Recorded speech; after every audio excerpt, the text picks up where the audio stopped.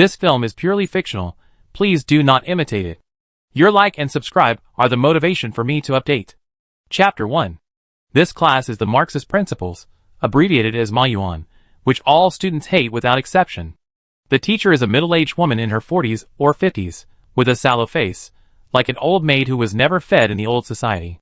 Her personality is like her appearance, old-fashioned. What she hates most is that students play with their mobile phones or skip classes in class, so she always rolls the roll. Chinjiala sat in the last row of the large lecture hall, with headphones in her ears, concentrating on watching the TV series on her mobile phone. Until she sensitively felt that the outside world seemed to have no sound, she hurriedly pulled off the headphones, and then met the teacher's gloomy eyes. Chinjiala, when did this old woman come over? How come she didn't feel anything at all? The eyes of the whole class were focused on Chinjiala, and most of them had an expression of watching a good show.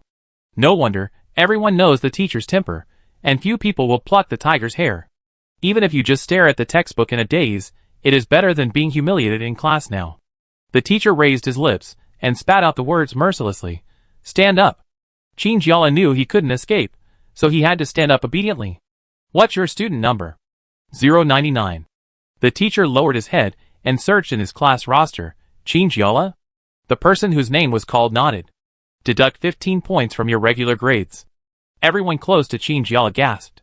You know, the lowest regular grade is 60, which means that you need to get at least 60 points in the final exam to pass. According to the usual rules, skipping class once is only about 10 points. It's just playing with your phone once. Is it so serious? Perhaps because he saw some resistance on Chinjiala's face, the teacher took the initiative to explain. I've said that I hate people who play with their phones in class the most. Of course, the punishment will be very severe if they break the law knowingly. You might as well not come to class to play with your phone. Great, Chinjiala thought rebelliously in her heart. Since that's what she said, she might as well not come next time. Perhaps the deduction made her feel better. The teacher returned to the podium contentedly, and opened the PPT that had not been played. When she clicked it, it was not the familiar slides, but a movie playback page. Chinjiala sat down, and stuffed the headphones into her pocket irritably.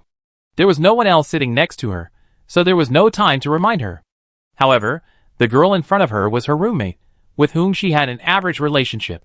She turned around with an apologetic look on her face. I'm sorry, Chinjiala. I only remembered to put away my phone when I saw the teacher coming, but it was too late to remind you again. It's okay. Chinjiala shook his hands, and pretended to be generous.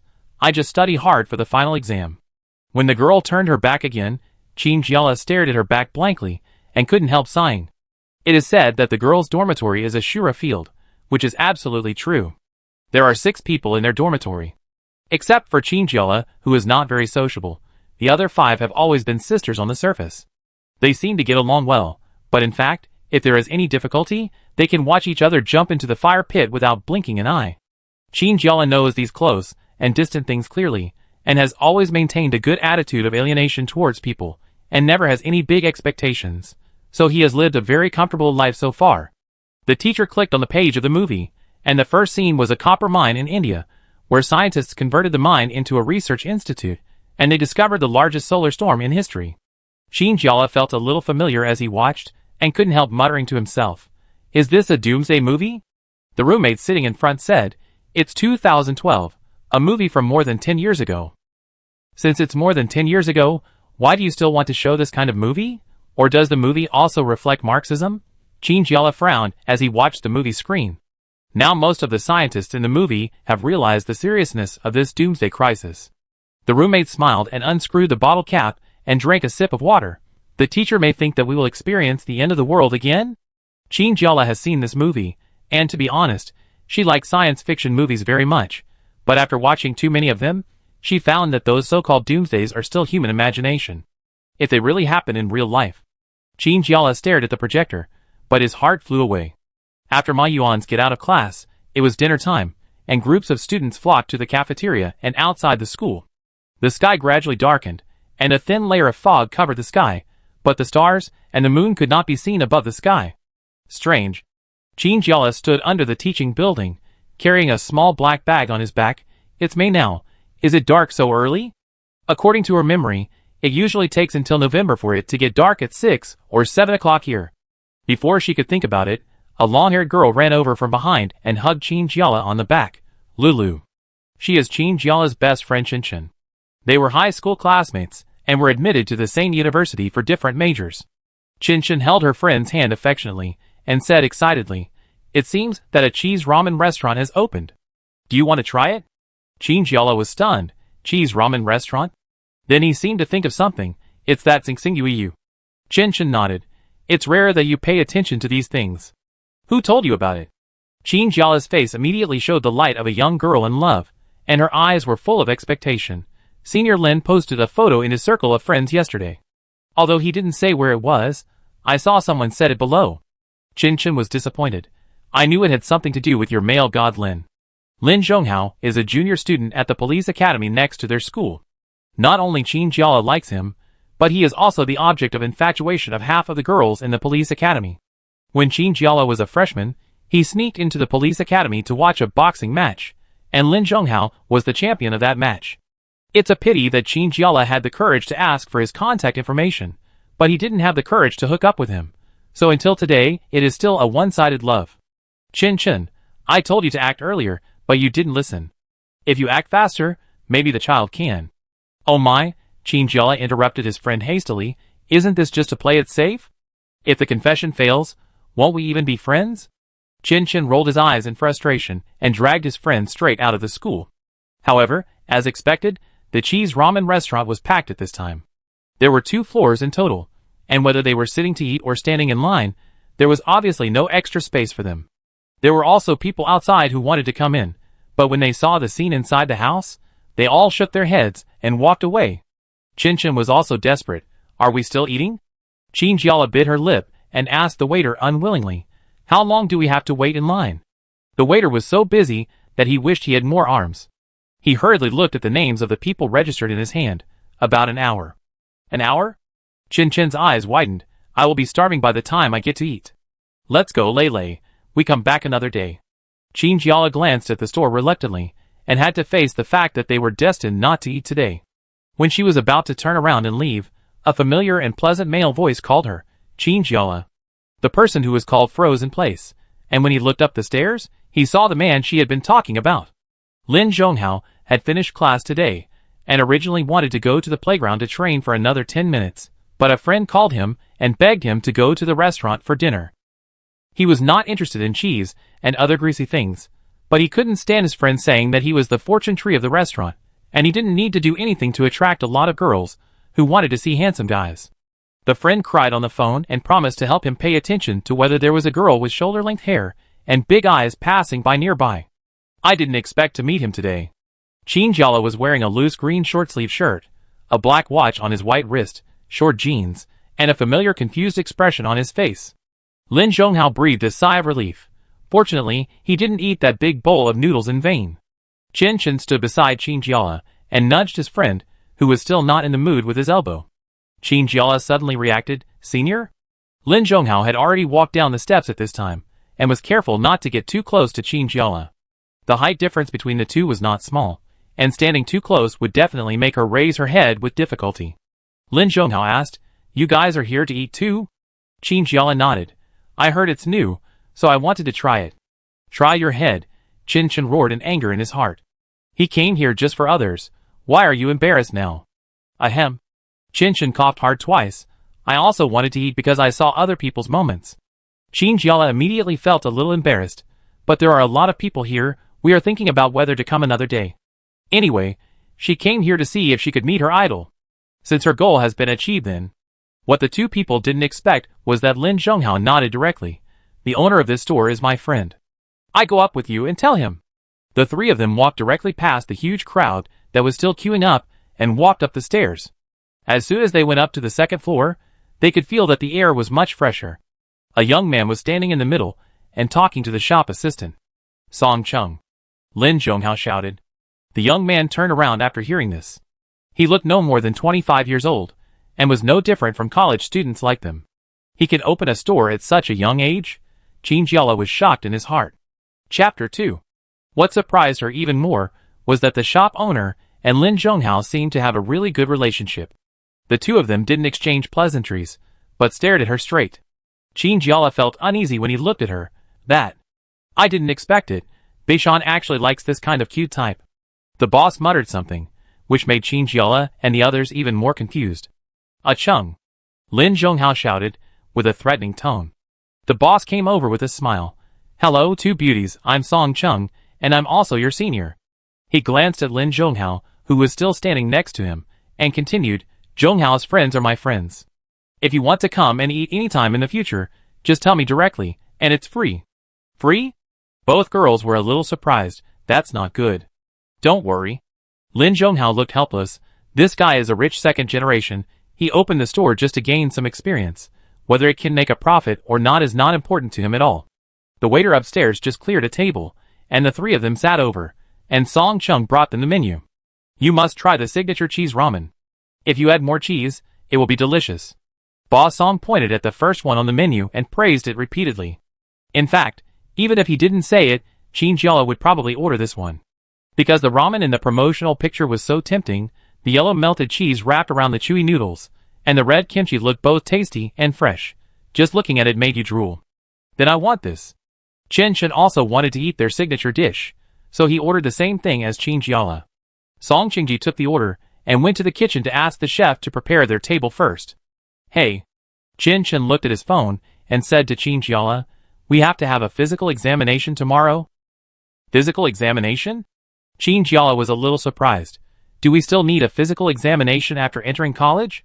Yes, it seems to be unified. Chen Shen said, I just saw the notice. See if your college has mentioned it. Lin Zhonghao, our school is also doing the physical examination recently, and it took 3 or 4 days. So long? Qin Jiala was a little surprised. I remember that a physical examination only takes 1 day. Even if it involves more troublesome items such as blood drawing, it can be completed in almost 1 day. That's not clear. Lin Zhonghao frowned. There may be some dangerous infectious diseases recently. For some reason, the 3 words infectious diseases suddenly made Qin Jiala's heart skip a beat, as if a small stone was thrown into a deep well, and he could hear a gurgling sound.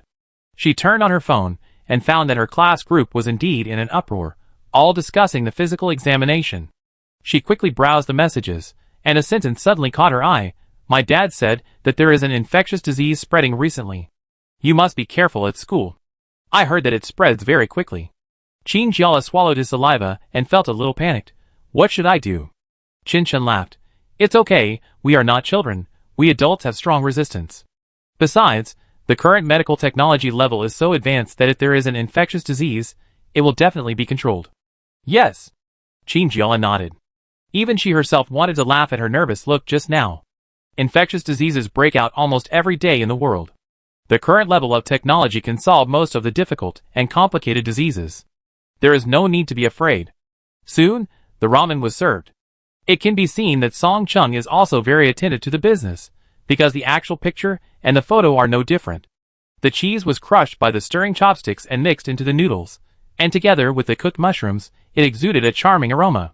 How is it? Song Chung sat next to him and asked, his eyes flashing with anticipation. Delicious. Qin Jiala did not hesitate to encourage him. If you like it, come more often. You don't know how much Zhonghao looks forward to it every day. Cough, cough, cough. Song Chung suddenly lowered his head and coughed hard. What's wrong? Where the other 2 people at the table couldn't see, Lin Zhonghao punched his friend's leg.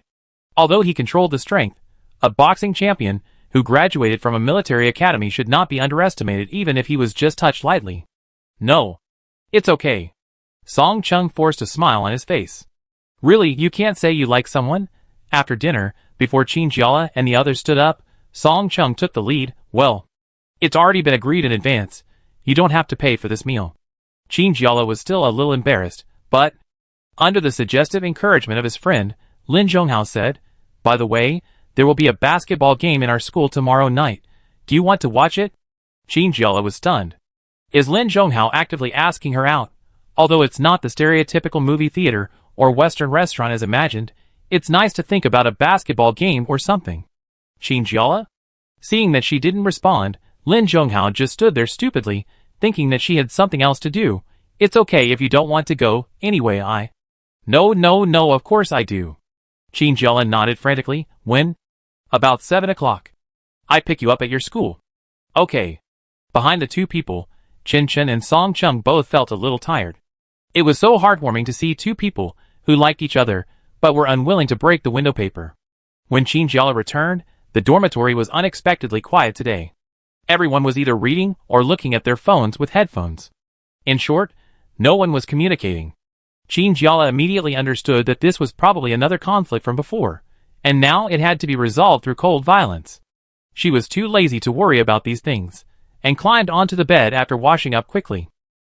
Lin Zhonghao's words before leaving seemed to still linger in her ears. He sent the two girls all the way back to school, and when they parted, he specifically reminded Qin Jiala, "This infectious disease seems to be a bit serious, and our school still takes it seriously. Drink more hot water, and pay attention to safety." These two sentences are like sweet candy, and the sweetness still permeates Qin Jiala's heart. She rolled silently on the bed, with the quilt in her arms, buried her head in the pillow, and fireworks exploded in her mind. It's great to get a little response from the other party for the secret love. But what kind of infectious disease is it? Qin Jiala stared at the doll on her bedside and thought. After all, the military academy must be more informed about this than ordinary universities, so it should be very serious, right? Thinking of this, she couldn't help but pick up her phone to search. To her surprise, there was no news about this at all. The only simple mention was that the official platform called on people to pay attention to hygiene. All relevant clues seemed to have been completely erased. Qin Jiala frowned, changed a keyword in the search bar, and finally found a useful message. "The strange infectious disease is spreading rapidly. Why don't the relevant departments take quick action?" This Weibo post seemed to hide a huge amount of information, and Qin Jiala couldn't help but want to click in to see what was going on. But just when her finger touched the screen of the phone, it suddenly became dark around her. She was startled. It was time to turn off the lights. However, her roommate's complaints told her that it was too early. The time on her phone was only 9 o'clock, and there were still 2 hours before the lights went out. What's going on? Qin Jiala's upper bunk opened the curtain and cursed, "My phone is almost out of battery. Why are the lights out now? I guess they turned the wrong switch," another girl said. Qin Jiala listened attentively to the noise outside the door. It seemed that some girls had gone downstairs to see what happened. It seemed that the whole school had a power outage. My roommate was still complaining. "Really? There's no air conditioning in the first place. Don't say the power outage was caused by overvoltage. Could it be that someone is using a prohibited appliance again?"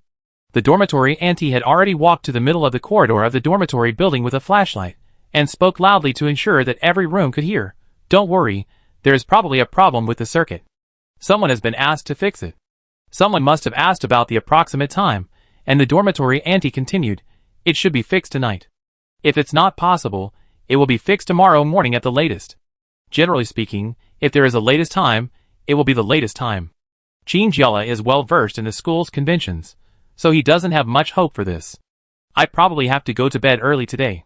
Just as I was thinking this, I suddenly received a message on my phone. "Is there a power outage in your school?" It was from Lin Zhonghao. Qin Jiala immediately became energetic and devoted himself to the chat. "It's out. Is it the same for you?" Lin Zhonghao, "Yes, but we have a backup power supply. It's okay." Qin Jiala, "It seems that the school will not notify you until tomorrow morning." Lin Zhonghao was lying on the bed holding his phone. Qin Jiala's helpless look seemed to appear in front of him, and he couldn't help but want to laugh out loud. His lower bunk heard this, and smacked his lips and said, "Who is the male god chatting with again?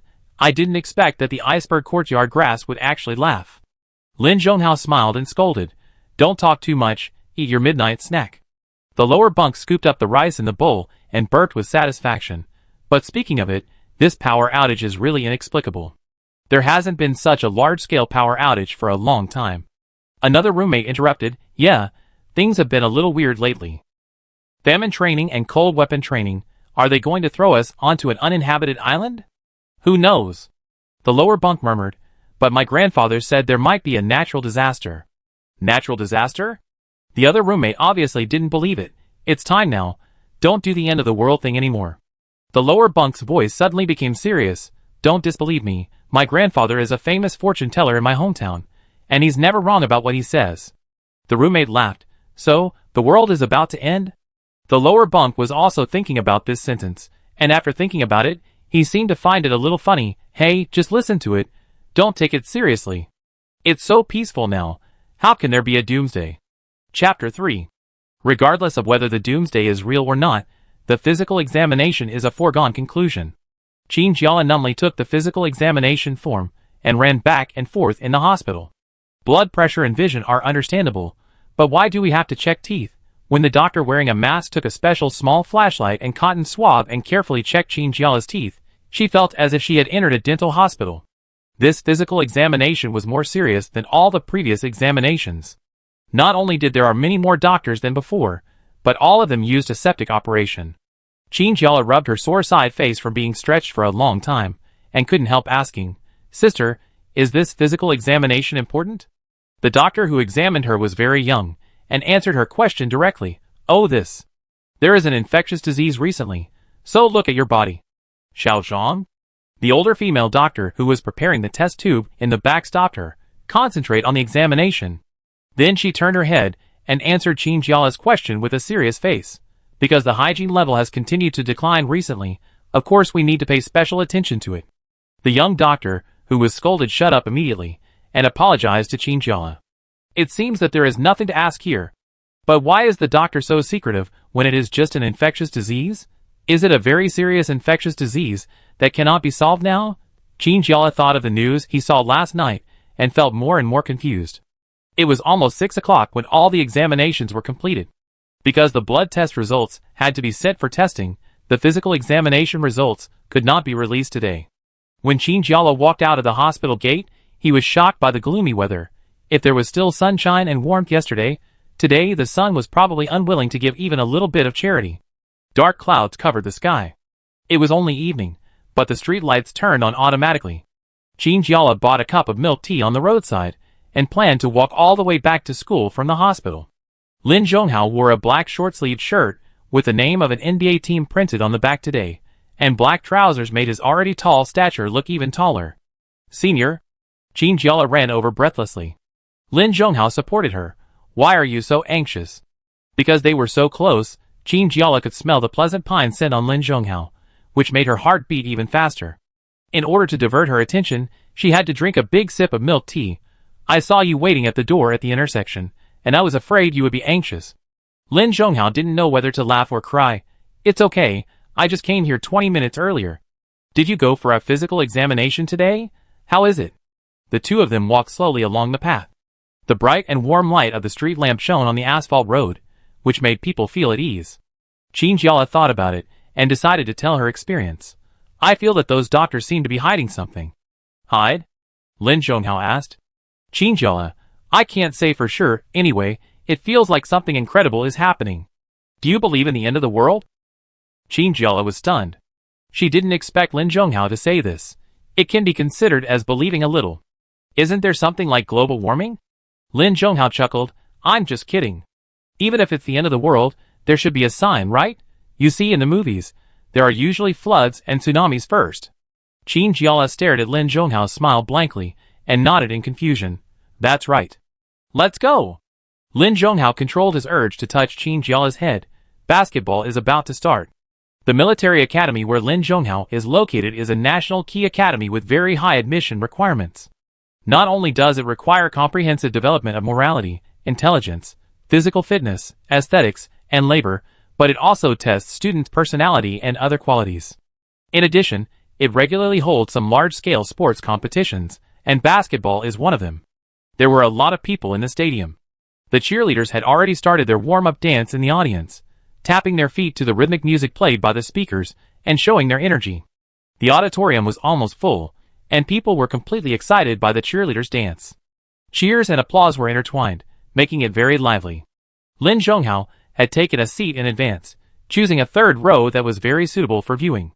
It was very close to the stadium, and he could see the expressions and movements of each athlete. The cheerleaders were on their left, and the music and the sound of sneakers hitting the floor were very close. "Wow, that's great." Qin Jiala couldn't help but sigh. Lin Zhonghao shrugged. "Actually, there are half boys and half girls here. The girls basically come here to see the handsome guys, and only the boys will calm down and watch the game." "Found it," Qin Jiala secretly complained.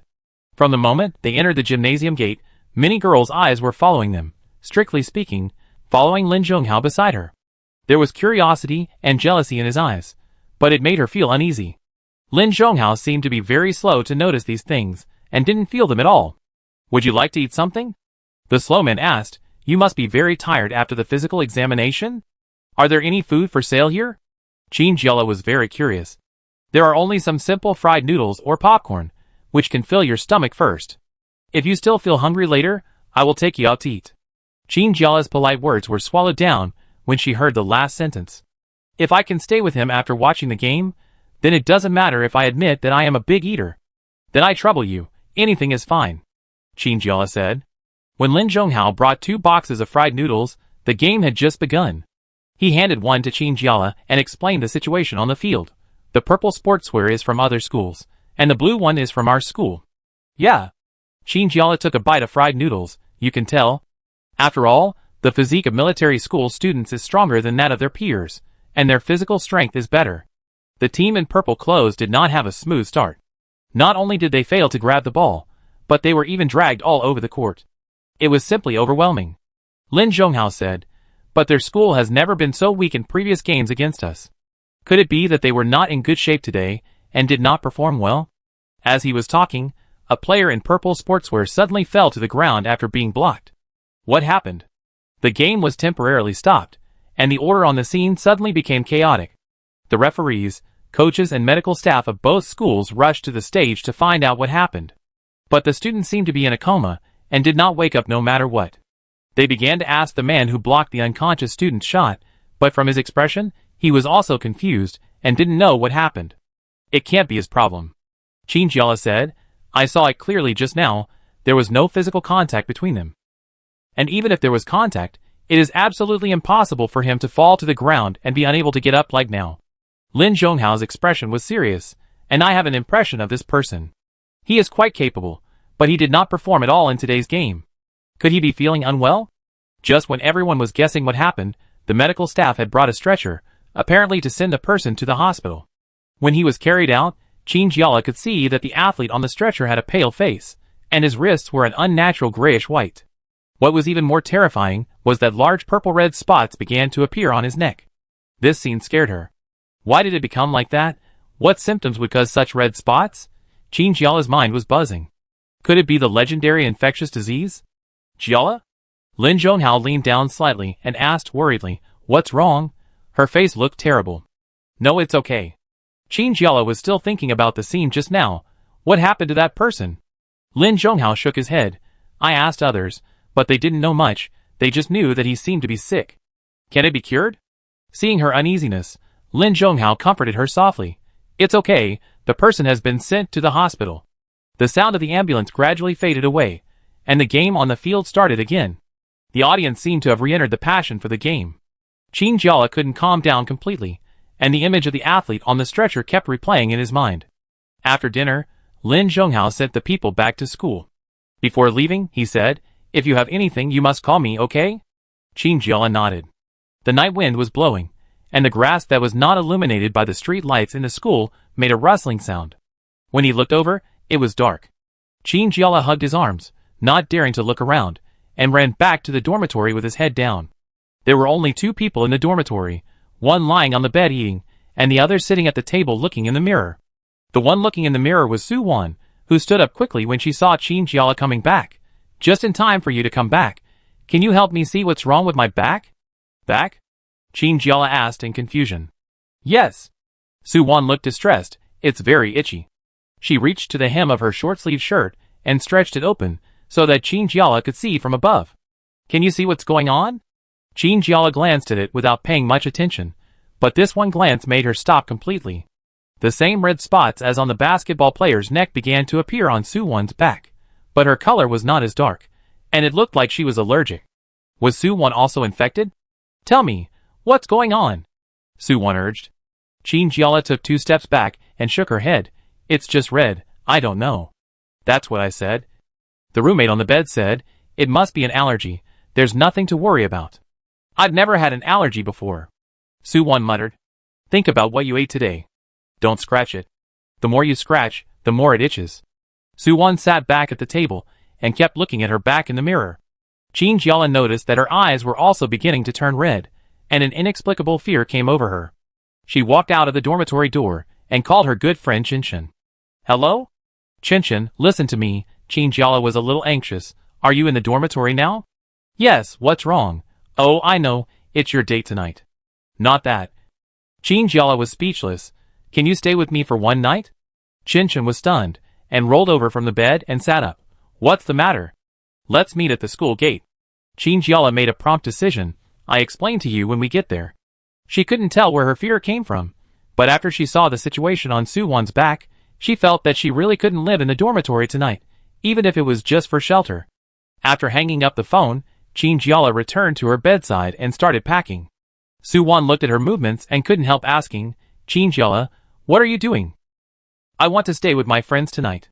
Chinjiala didn't even turn his head, not daring to look at Suwon at this time. Why are they all going back one by one? Suwon said.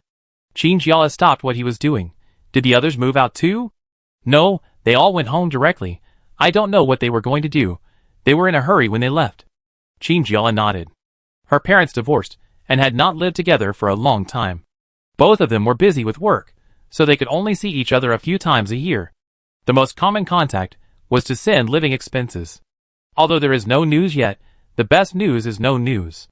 When he arrived at the school gate, Chinchin was already there, trembling with his arms folded. After seeing Chinjiala, he said, You'd better have a legitimate reason, otherwise I'm about to go to bed, and you're calling me again. Let's go to the hotel first. There are usually many hotels near the school, some with good conditions, and some with bad conditions. Chinjiala randomly chose a more formal one, and took Chinchin to register. The attitude of the front desk was not very good. He glanced at the two of them sideways, and took the ID card silently. The two asked for a king-size bedroom. The wallpaper was very old, and some of the edges were beginning to fall off. The bedside table was narrow and small, and there were 2 pairs of wide men's slippers underneath. The only thing that was very eye-catching in the whole room was the bed sheet, which was dazzlingly white. Chinchin sat down on the bed. Tell me, what's the matter? Chapter 4. Chinjiala frowned. Don't you feel something is wrong? What do you mean? Seeing his friend's serious expression, Chinchin couldn't help but adjust his posture from sitting lazily on the bed and straightened up. Do you know why they made the physical examination so complicated? Chinjiala said, I suspect that the infectious disease this time is not normal. When my senior and I went to watch a basketball game, one of the athletes seemed to be infected. Chinjiala began to recall. Even though several hours had passed, the boy's miserable condition seemed to still appear clearly in front of her eyes. The exposed parts of his body all turned into a grayish-white color like a dead person, just like plaster. There were also several purple-red spots on his neck. Spots? Chinchin thought, so, I seem to have seen it before. Where? In school? Chinjiala asked anxiously. Chinchin nodded. I ate it in the cafeteria at night. It was the ant at the second window. Her eyes were red. Did you eat the food she gave you? Chinjiala asked. Are you afraid of getting infected? Chinchin shrugged casually. Don't worry, I didn't eat much. A big reason why he didn't eat much was because it was really unpalatable. We don't know how this virus spreads yet. Since it is not allowed to leak out, there must be no measures that can completely save it now. Chinjiala fell on the bed, and the old big bed made a creaking sound under the weight. I always feel that things are very dangerous. You just think too much. Chinchin climbed to the head of the bed, pulled back the quilt, and got into bed with clothes on. Let's talk about it tomorrow, if there is any problem. If it doesn't work, we can go back to school to have a look. Chinjiala felt relieved after hearing what she said. This is indeed the case. Instead of worrying now, it is better to go and investigate tomorrow. Chinjiala was awakened by a gentle shake on her arm. She opened her eyes dazedly, but the heavy curtains blocked the light in the room, so she couldn't see clearly. What happened? Chinchin beside him said with a trembling and terrified tone, as if a thread would break if touched. Lulu, you. Look at what that is. What happened? Chinjiala pulled his hand out of the quilt and rubbed his eyes. After adapting to the light in the room, he looked left and right, but couldn't find the object that scared Chinchin so much. So he asked, What is it? Chinchin gritted his teeth and uttered a few words. Look next to the TV. Chinjiala originally thought that the remote control was placed next to the TV, but who knew that? Remote control. It actually stretched out its tentacles and moved slightly. Looking more closely, it turned out to be a giant cockroach, not a remote control. Chinjiala was shocked, and his whole body stiffened. Seeing a cockroach in the hotel is not scary. What is scary is that the cockroach is actually bigger than a human palm and is facing the big bed in the room, as if it is ready to move. The two girls collapsed their bodies like a string, and they prepared themselves mentally at the same time. If the cockroach wants to take action, then they will immediately roll down at their fastest speed and rush directly to the door. After waiting for about a century, the cockroach suddenly jumped up. But it didn't jump towards the bed, but towards the bathroom. It jumped to the ground and disappeared in a few seconds. Chin gasped like a dying fish suddenly touched the water. Is it gone? Chinjiala also sat up, moving his stiff limbs, and looked towards the bathroom. It should have gone. Chin was still frightened. This is the first time I have seen such a big cockroach. I was about to get out of bed to go to the bathroom, but I saw a black thing flying to the TV. It's so scary. Chinjiala was also scared. This is the north. The cockroaches in the south may not be this big, right? Hurry up. Chin urged. Go back to school first, otherwise what will happen if the big bug comes back later? The two quickly got up and washed up, and when they walked out of the hotel, they still looked back with lingering fear. The street where the hotel is located is only separated from the school by a road. At this time, I don't know what happened at the door, and there are many people around. Going closer, I can hear the security guard shouting loudly, and there are only two boys standing in front of them. It seems that they were stopped because they forgot to bring their campus cards, and could not prove their identity. The two boys looked quite pitiful. At the beginning, they knew that they had made a mistake, and lowered their heads with a good attitude. But later, as the security uncle was unreasonable, the two men seemed to be unconvinced. We are all college students, who wants to be scolded like a grandson, so the two sides argued endlessly, and quarreled in front of the school gate in a very uncivilized manner. Is it that serious? When passing by, Chin muttered, those two people are obviously college students. Although rules are rules, what's wrong with relaxing the requirements? Chinjiala didn't say anything. She clearly noticed that the security guard's body began to turn gray, and even turned a little purple. His eyes were full of red bloodshot, which looked a little scary. He's also been infected. What? Chin was surprised. You mean the security guard? Yeah. Chinjiala said solemnly. You can see that he looks obviously abnormal. Yes, a little bit. It was the first time Chin saw an infected person so scary. Since even the door was infected, there must be many people in the school. Don't get separated. Chin nodded. Let's go to your dormitory first. If it doesn't work, pack up and live outside for a while. It's better than staying in school. Chinjiala's dormitory is on the first floor. Go through the glass door and turn right. The dormitory auntie who usually sits at the door is nowhere to be seen. Someone broke a tea bottle at the water dispenser, and the silver inner shell fragments are everywhere. The two of them stepped over carefully and rushed into the corridor. The long dormitory corridor is cold and eerily quiet at this moment. Halfway through the walk, a loud noise came from an unknown dormitory, as if something was thrown from the upper bunk bed, which scared people. Chinjiala didn't stop for this. She took out the key and opened the door of the dormitory. The situation in the room shocked her. Many things were smashed on the ground, mirrors, teacups. Even brooms, hangers fell over, and all the clothes piled up into a small mountain. The whole ground was in a mess, as if it had experienced a war. Looking forward, Chinjiala's pupils suddenly shrank. The ground was dotted with blood. Chapter 5. What happened? Chin, who followed behind, obviously saw the scene. The blood on the ground became more and more, and the longer it passed, the darker it became. As the two people approached, the blood became more and more, which was shocking on the light yellow floor tiles. Chinjiala's heart began to beat faster. With such a large amount of bleeding, no matter who this person was, he was in danger. Finally, near the bathroom, a girl in pajamas fell in a pool of blood. I don't know what dug her neck, and it was mixed with a sharp weapon. The whole thing was bloody, and there were even scattered pieces of corpse meat not far from the body. Chinjiala felt a physiological nausea, and covered his mouth and retched. Even if you have seen such scenes in TV dramas and movies, it is another matter to see it with your own eyes, not to mention that this person is your roommate who you have known for 2 years. In addition to being disgusted, you are also terrified. Who did this miserable situation? Did someone break into the dormitory and no one else noticed? Chen seemed to be unable to bear it. She fanned her face with her hands, and her expression was painful.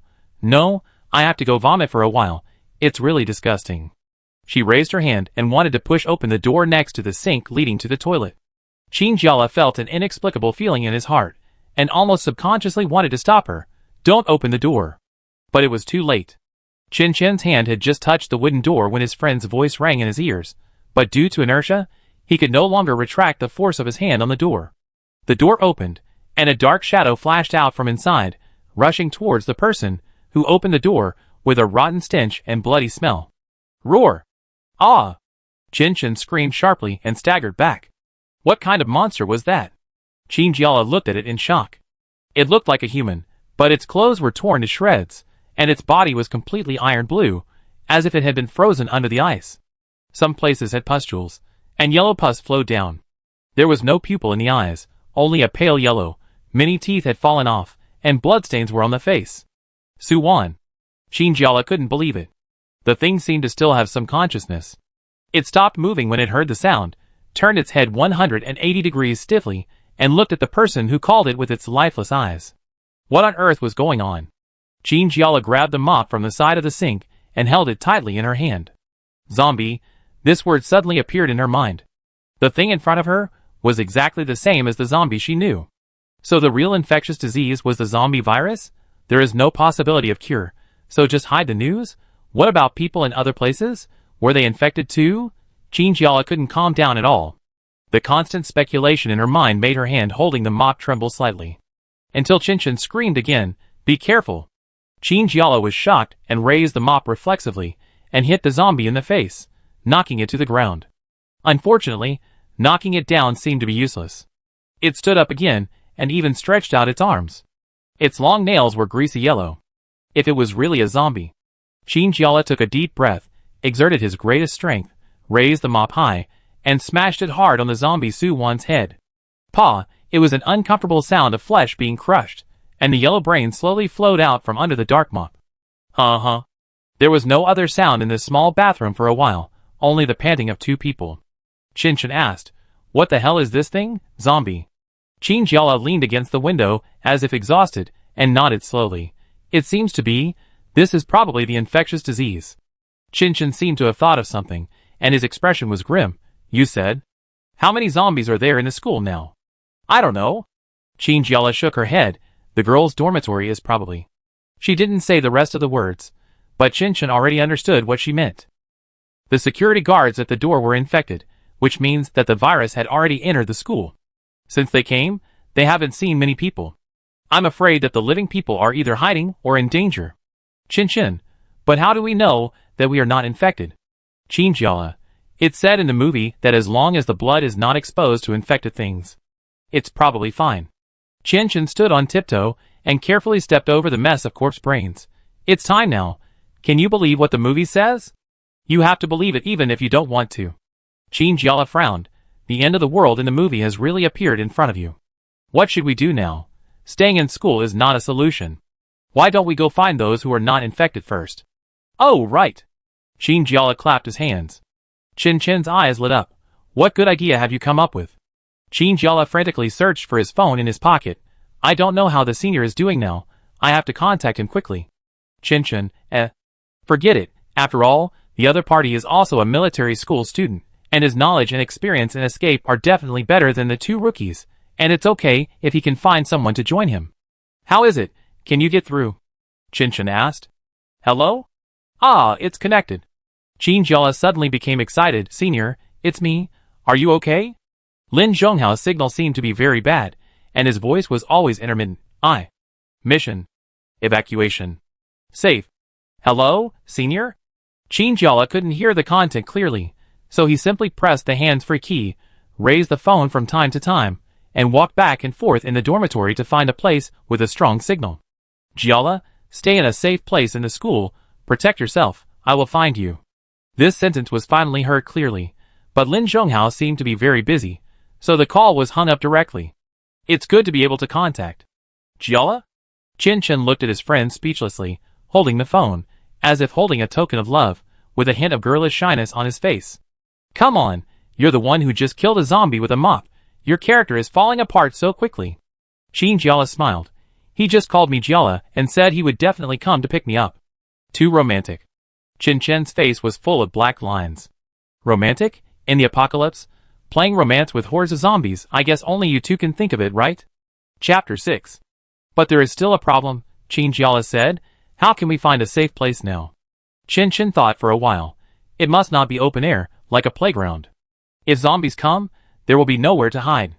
Perhaps thinking of the scene of being besieged by groups of zombies on the playground, the two shuddered at the same time. It's too scary. Shinjiala muttered to himself. We still need weapons and food. Then I watched Chinchin take out a fruit-cutting knife from the table in the dormitory, with some fruit pulp stuck on it. I don't know why, after the battle against the zombies just now, this knife seemed particularly small and fragile. What do you want to do with this? Are you going to peel apples for the zombies? I'm afraid that this knife will be overturned by a claw before it reaches the zombies. Chinchin was not convinced. What powerful weapons can there be in the girls' dormitory? Shinjiala walked around the room twice, and split the clothesline into two halves.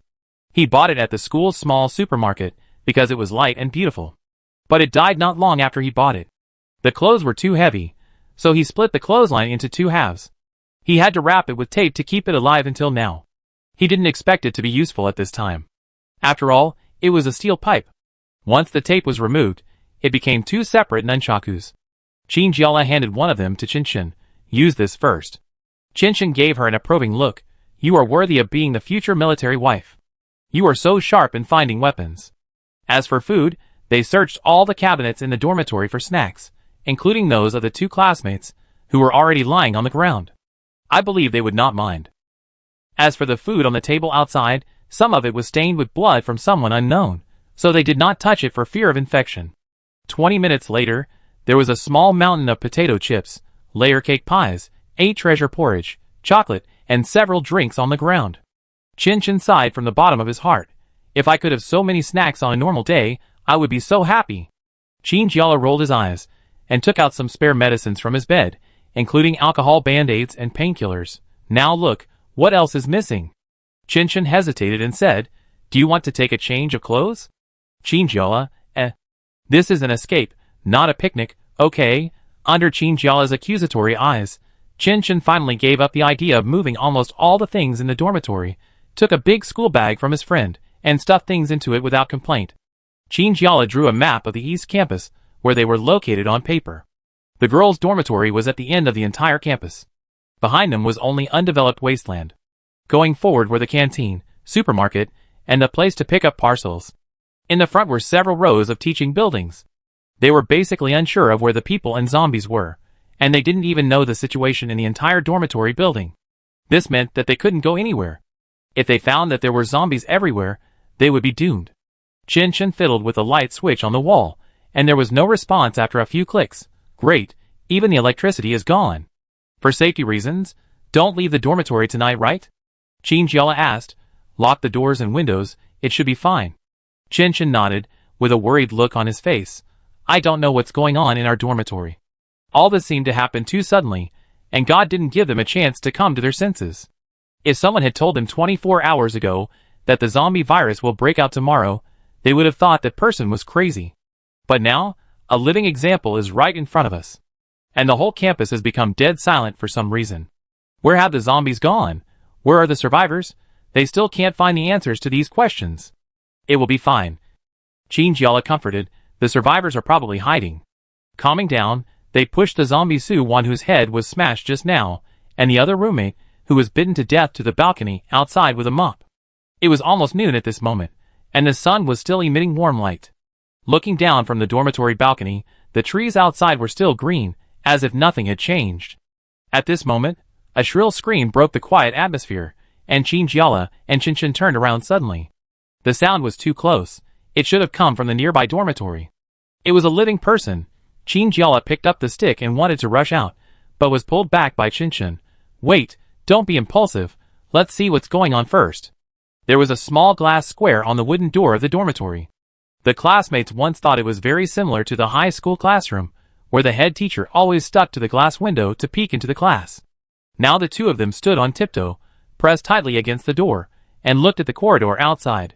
The girl in the corridor was in tears, with messy hair and a flamethrower in her hand. She was forced to retreat step by the zombies in front of her, and threatened tremblingly, Don't come over. The zombies didn't care about that, and pounced on them after a vague roar. The girl pressed the fire extinguisher reflexively, and a puff of white smoke sprayed out. Unfortunately, these dry powders had no effect on the zombies. At best, they could only hinder their vision. It lost its direction for a while, and its claws grabbed the girl's clothes. The girl struggled. Help! Cough cough. Help! Without time to think, Chinjiala opened the door and rushed out, raising the steel pipe in his hand and hitting the zombie's hand. The girl plopped down on the ground and rolled, and crawled towards Chin, who was standing at the door. Chin waved at her, signaling the girl to go into the house, and rushed out with a weapon to help Chinjiala. The two of them hit the zombie's head randomly. After dealing with this zombie, the white smoke in the corridor was almost cleared. Chin kicked the zombie that had fallen to the ground several times to vent his anger. Chinjiala probably choked accidentally, and coughed a few times with his hands on his hips, waved his hand, and said, "Early. Cough, go back early." When the two returned to the dormitory door, Chin first noticed something wrong. Damn, why did she lock the door? Then he knocked on the door and shouted, "Hey, the zombie is dead, let us in." No one answered. If he hadn't seen the girl come in just now, Chin would have suspected that he had found the wrong room. A sense of foreboding enveloped Chinjiala's heart, and she knocked harder. "Hey, are you in there? It's okay now, don't be afraid." Still no response. Chapter 7. Chin was impatient and banged the steel pipe a few times, not caring whether it would attract zombies. "Hey, what do you mean?"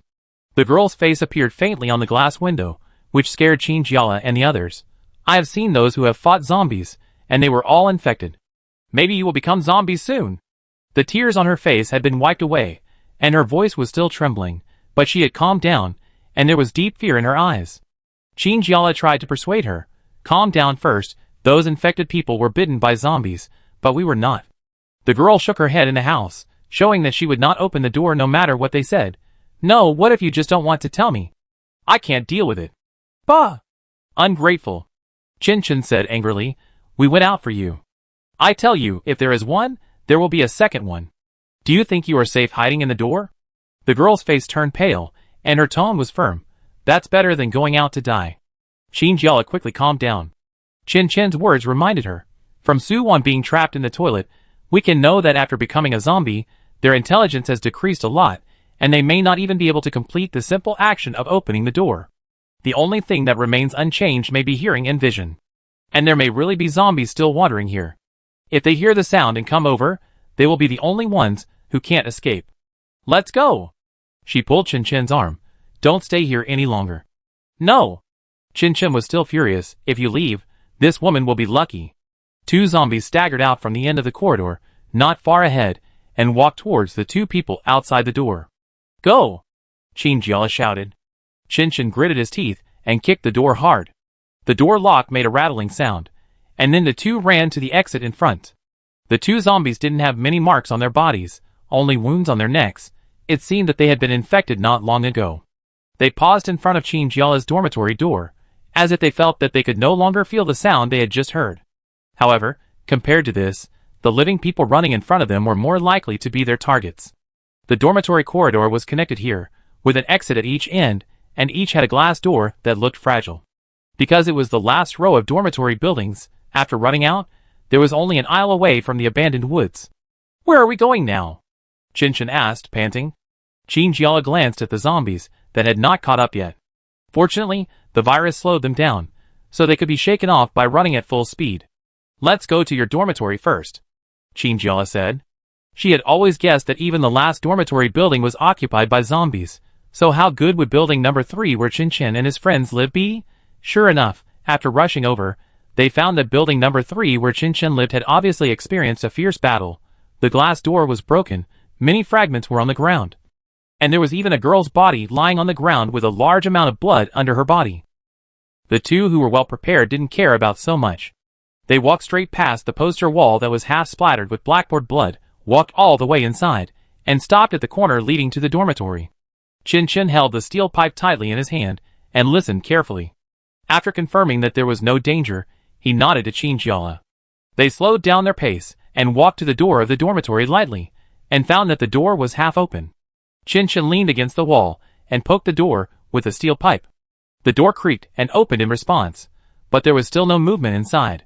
She quickly looked inside and confirmed that there were no zombies before waving to Chinjiala, and the two of them walked in quickly. They checked the bathroom and balcony in the same way. There were no bodies or bloodstains, only some signs of fighting, and things were knocked over on the ground. They quickly closed the doors and windows and held them firmly with a stool. Then they sat on the bed inside. Chinjiala thought very optimistically. Maybe a zombie came in, and they ran away. Chinchin curled up. I hope so.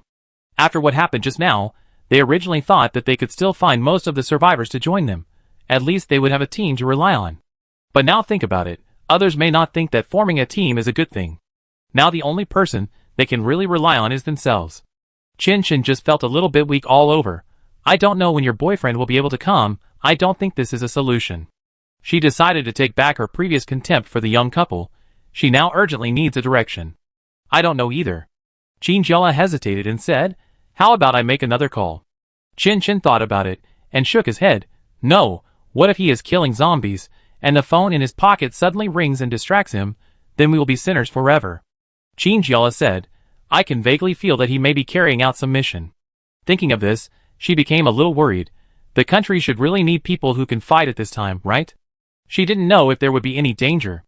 Just as the two frowned and thought hard, the school's radio, which would not sound once every 800 years, suddenly made a sharp noise, which made people cover their ears.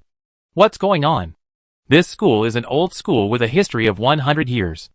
In the past, when mobile phones and other communication equipment were not so advanced, school broadcasts were often used to announce things.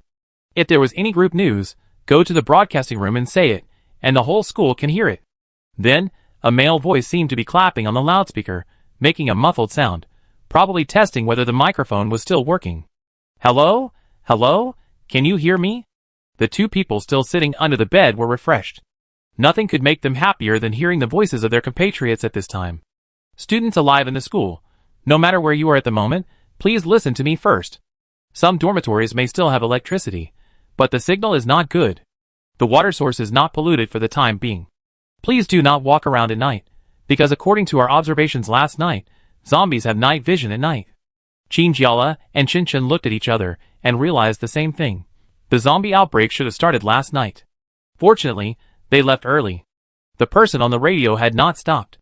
If you encounter zombies, I hope you don't go head-on, because they are very slow, and there is no danger if you run away.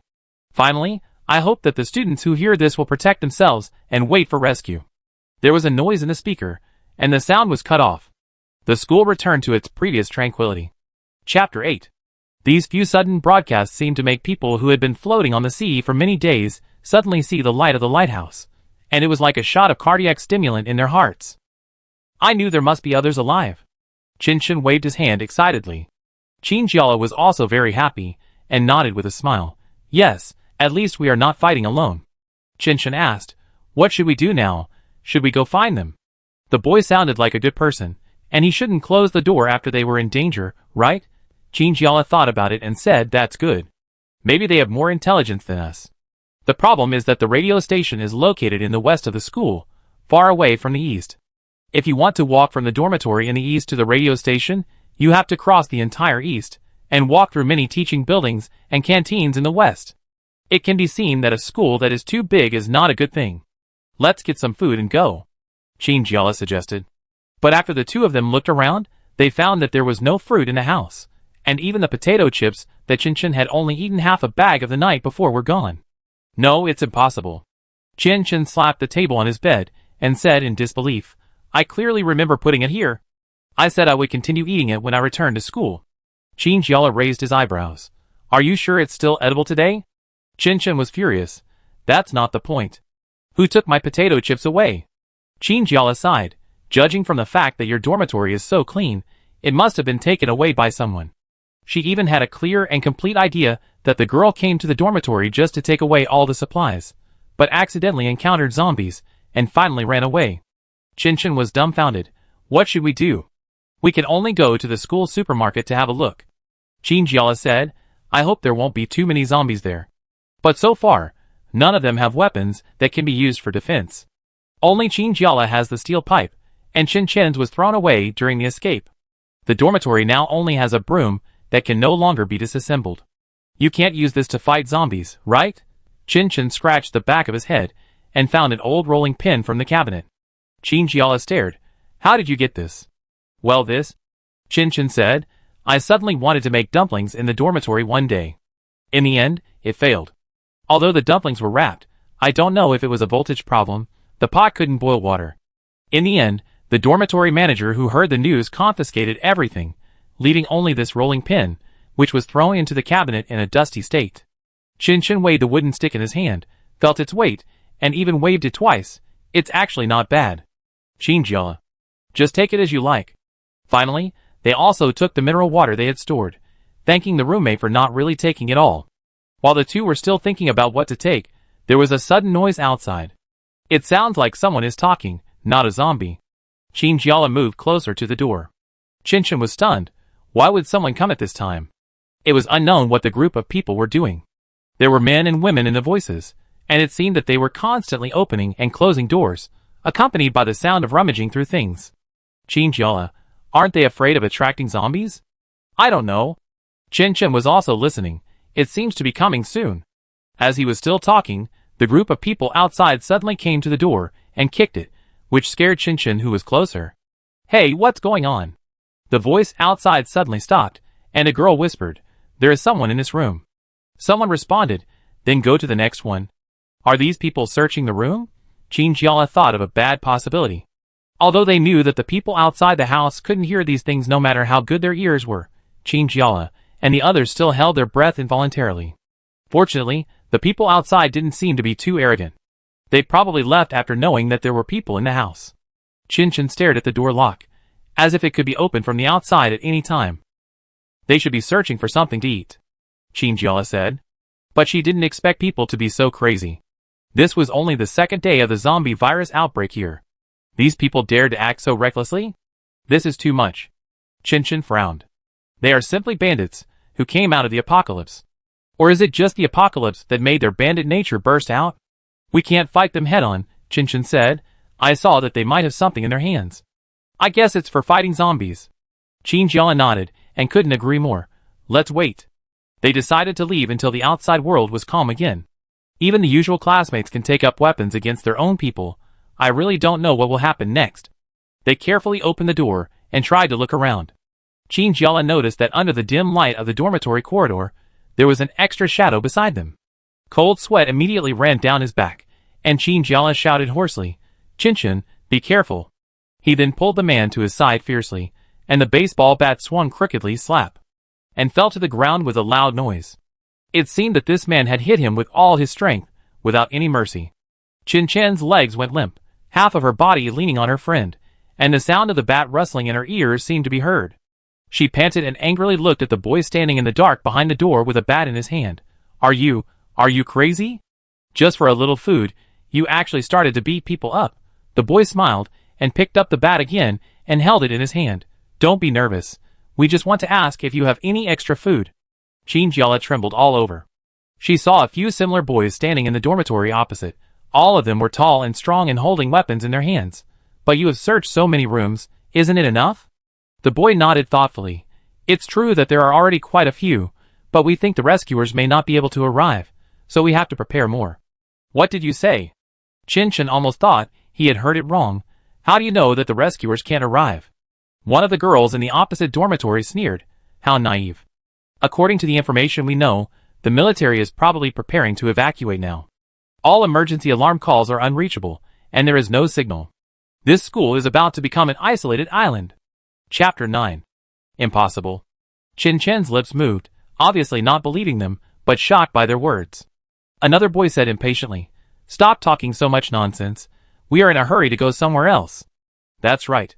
The sneak attacker standing behind the door swung his arms, the baseball bat swinging dangerously in his hands. His eyes were sinister, staring at the two people in front of him. Food, drink, or medicine? You must have one thing, right? Chin swallowed her saliva. The 2 bottles of mineral water found in the dormitory were now all in her small backpack. But she knew she couldn't hand them over. They were the only water left. They couldn't survive without them. We came here to search for things too, she said, but my roommate took everything away. Really, I'm not lying to you. The boy looked into the dormitory and continued to look at them. Perhaps because he saw that Chin obviously didn't bring anything with him, his expression relaxed. The girl on the opposite side yelled, her backpack.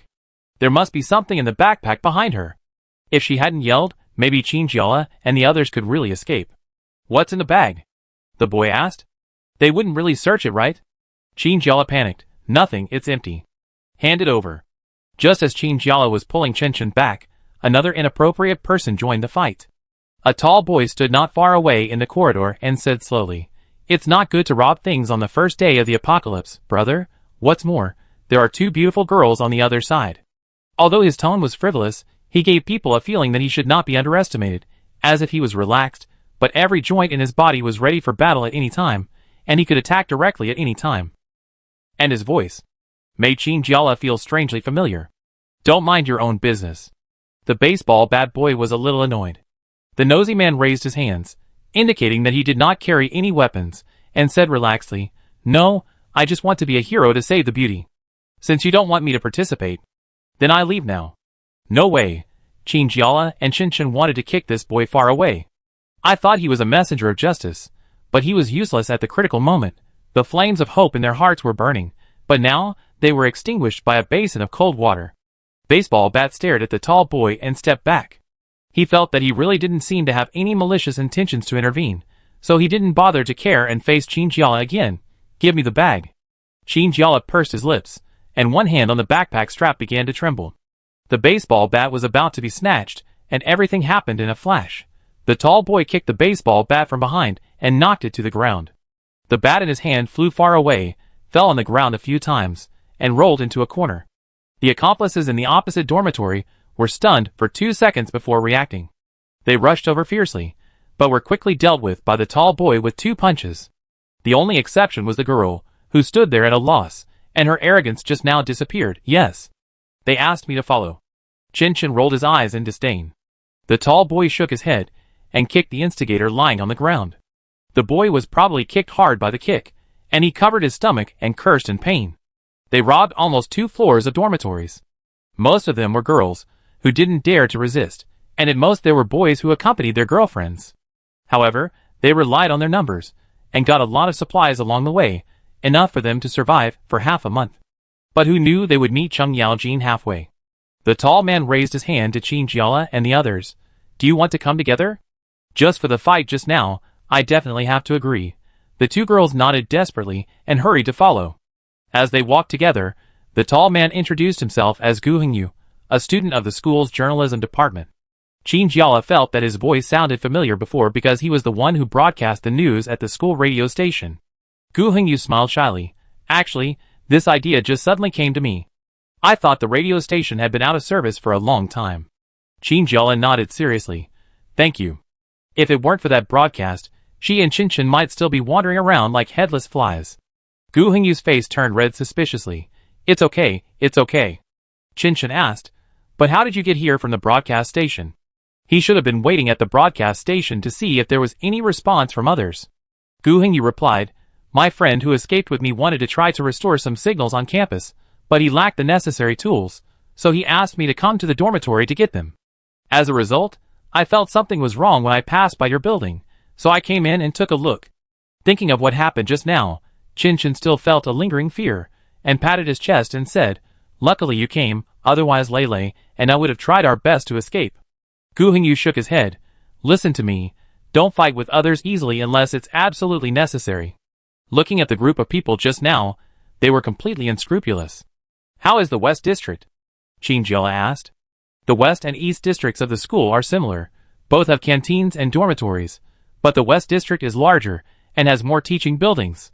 Basically, all classes in the school have to be taken in the West District, and the situation should not be much better than that in the East District. Not very objective. Gu Hengyu's face was solemn. It broke out in the dormitory last night. Almost 1/10 of the people have been infected with the virus recently, and they have bitten more people.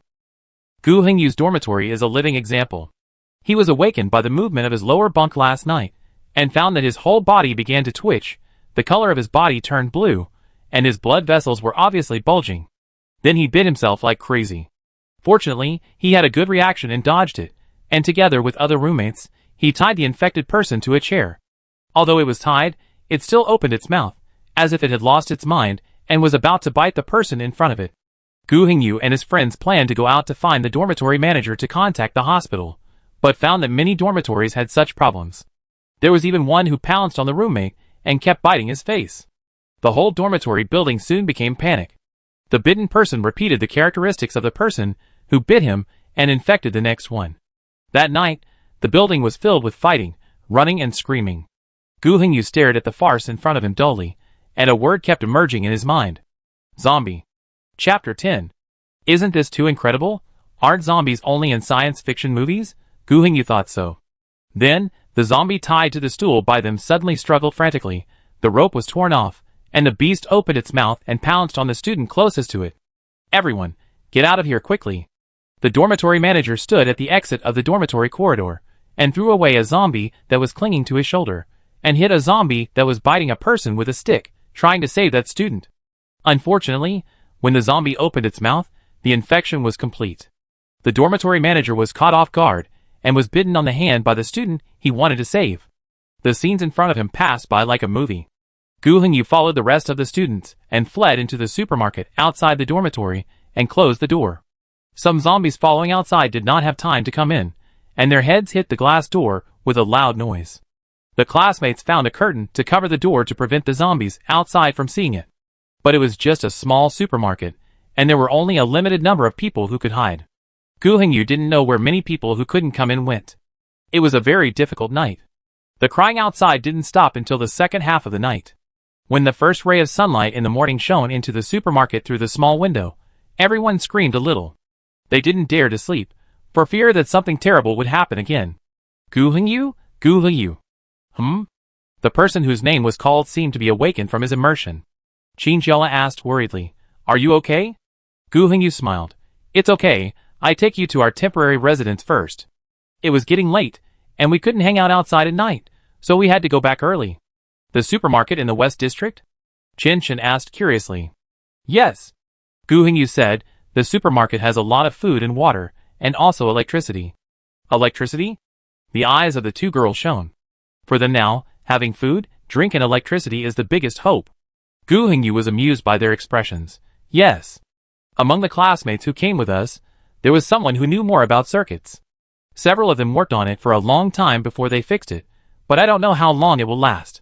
After all, the total source of electricity still depends on the city's main power station, and they can't decide how long it can last."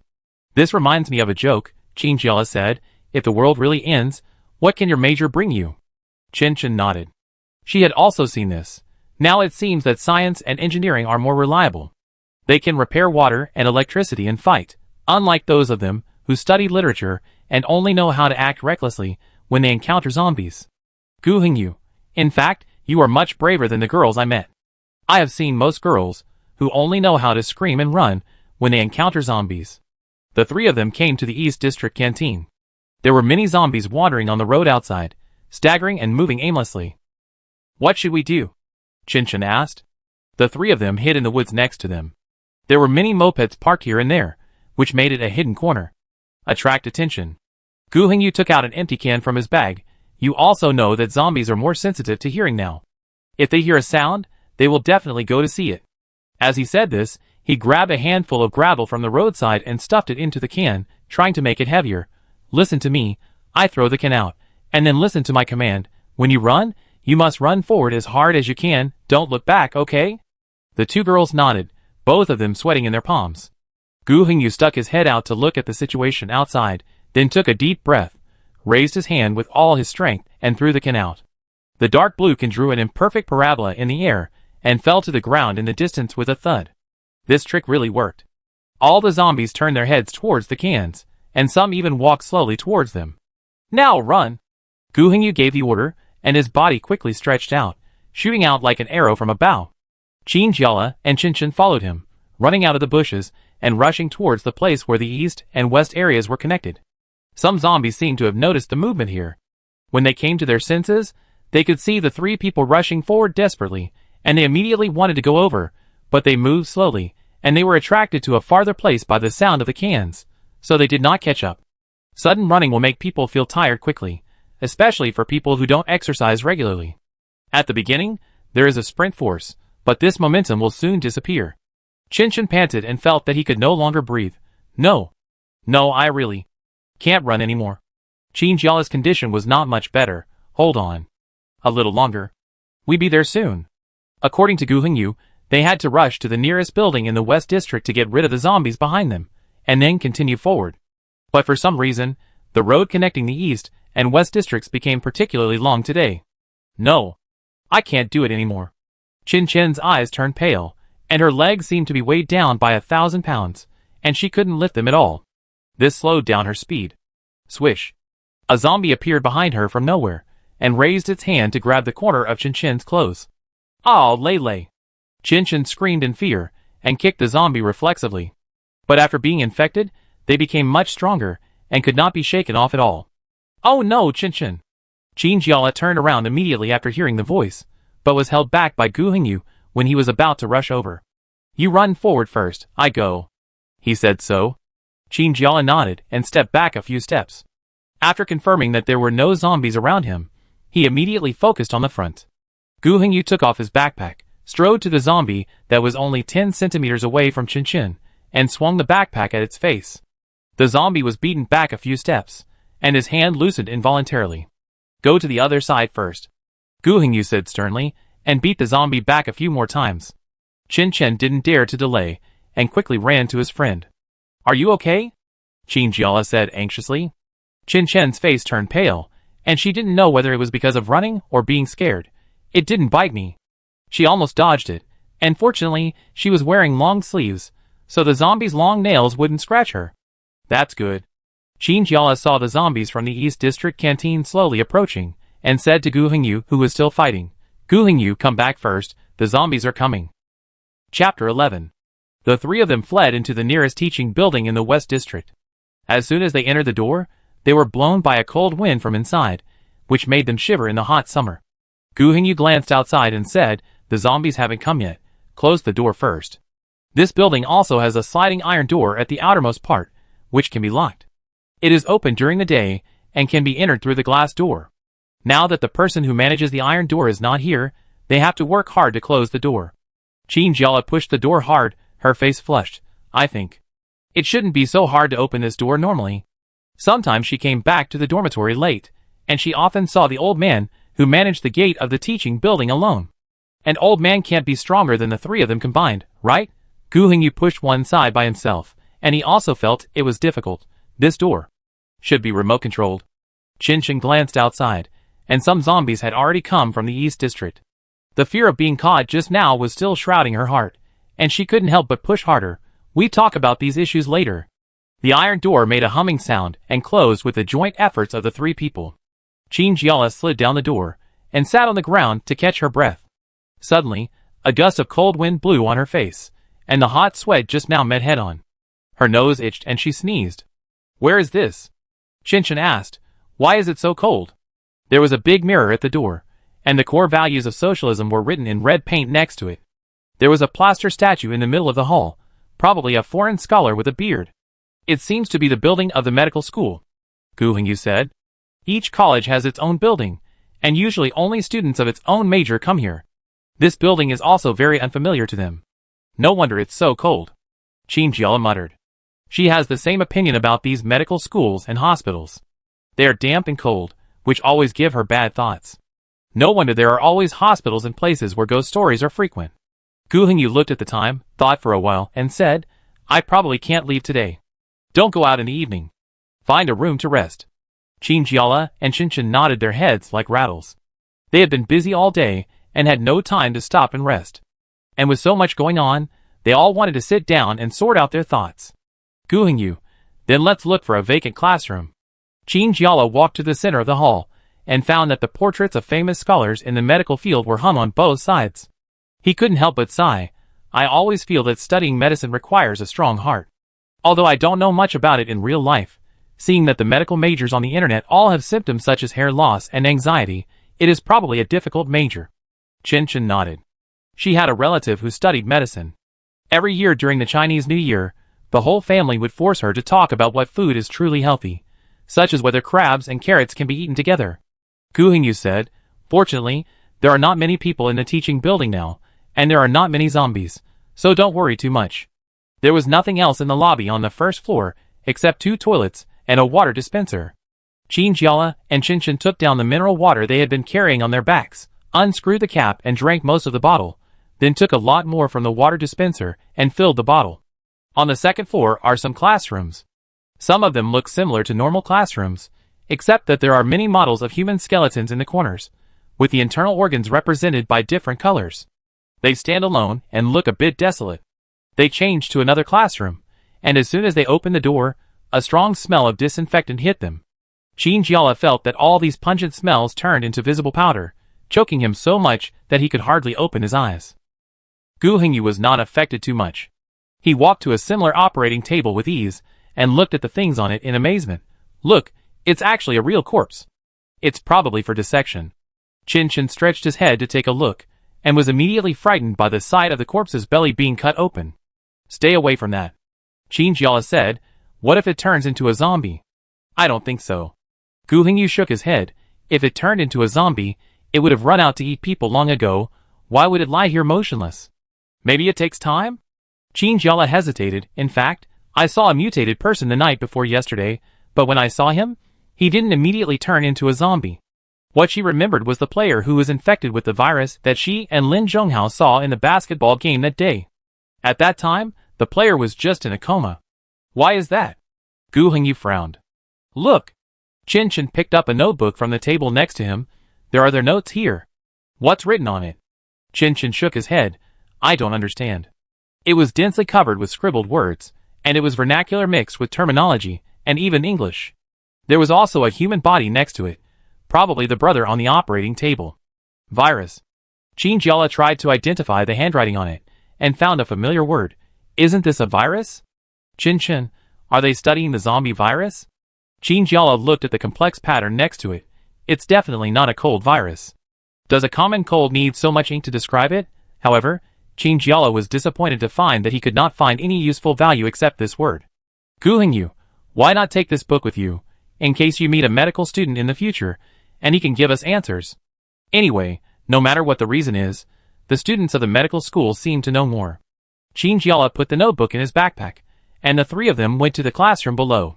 This one is relatively normal. It looks like an employee lounge, with a sofa and a large table, and on the sofa. Hey, is that a person? Qin noticed a large lump on the sofa in the distance. Probably. Gu Hengyu said uncertainly, I haven't seen any zombies lying still for the time being. If it's not a zombie, then it's easy to say. Qin bravely went over, and kicked the person on the sofa with his toes. The person on the sofa snored heavily, and moved his shoulders. Wow! Qin took a few steps back. This is a living person.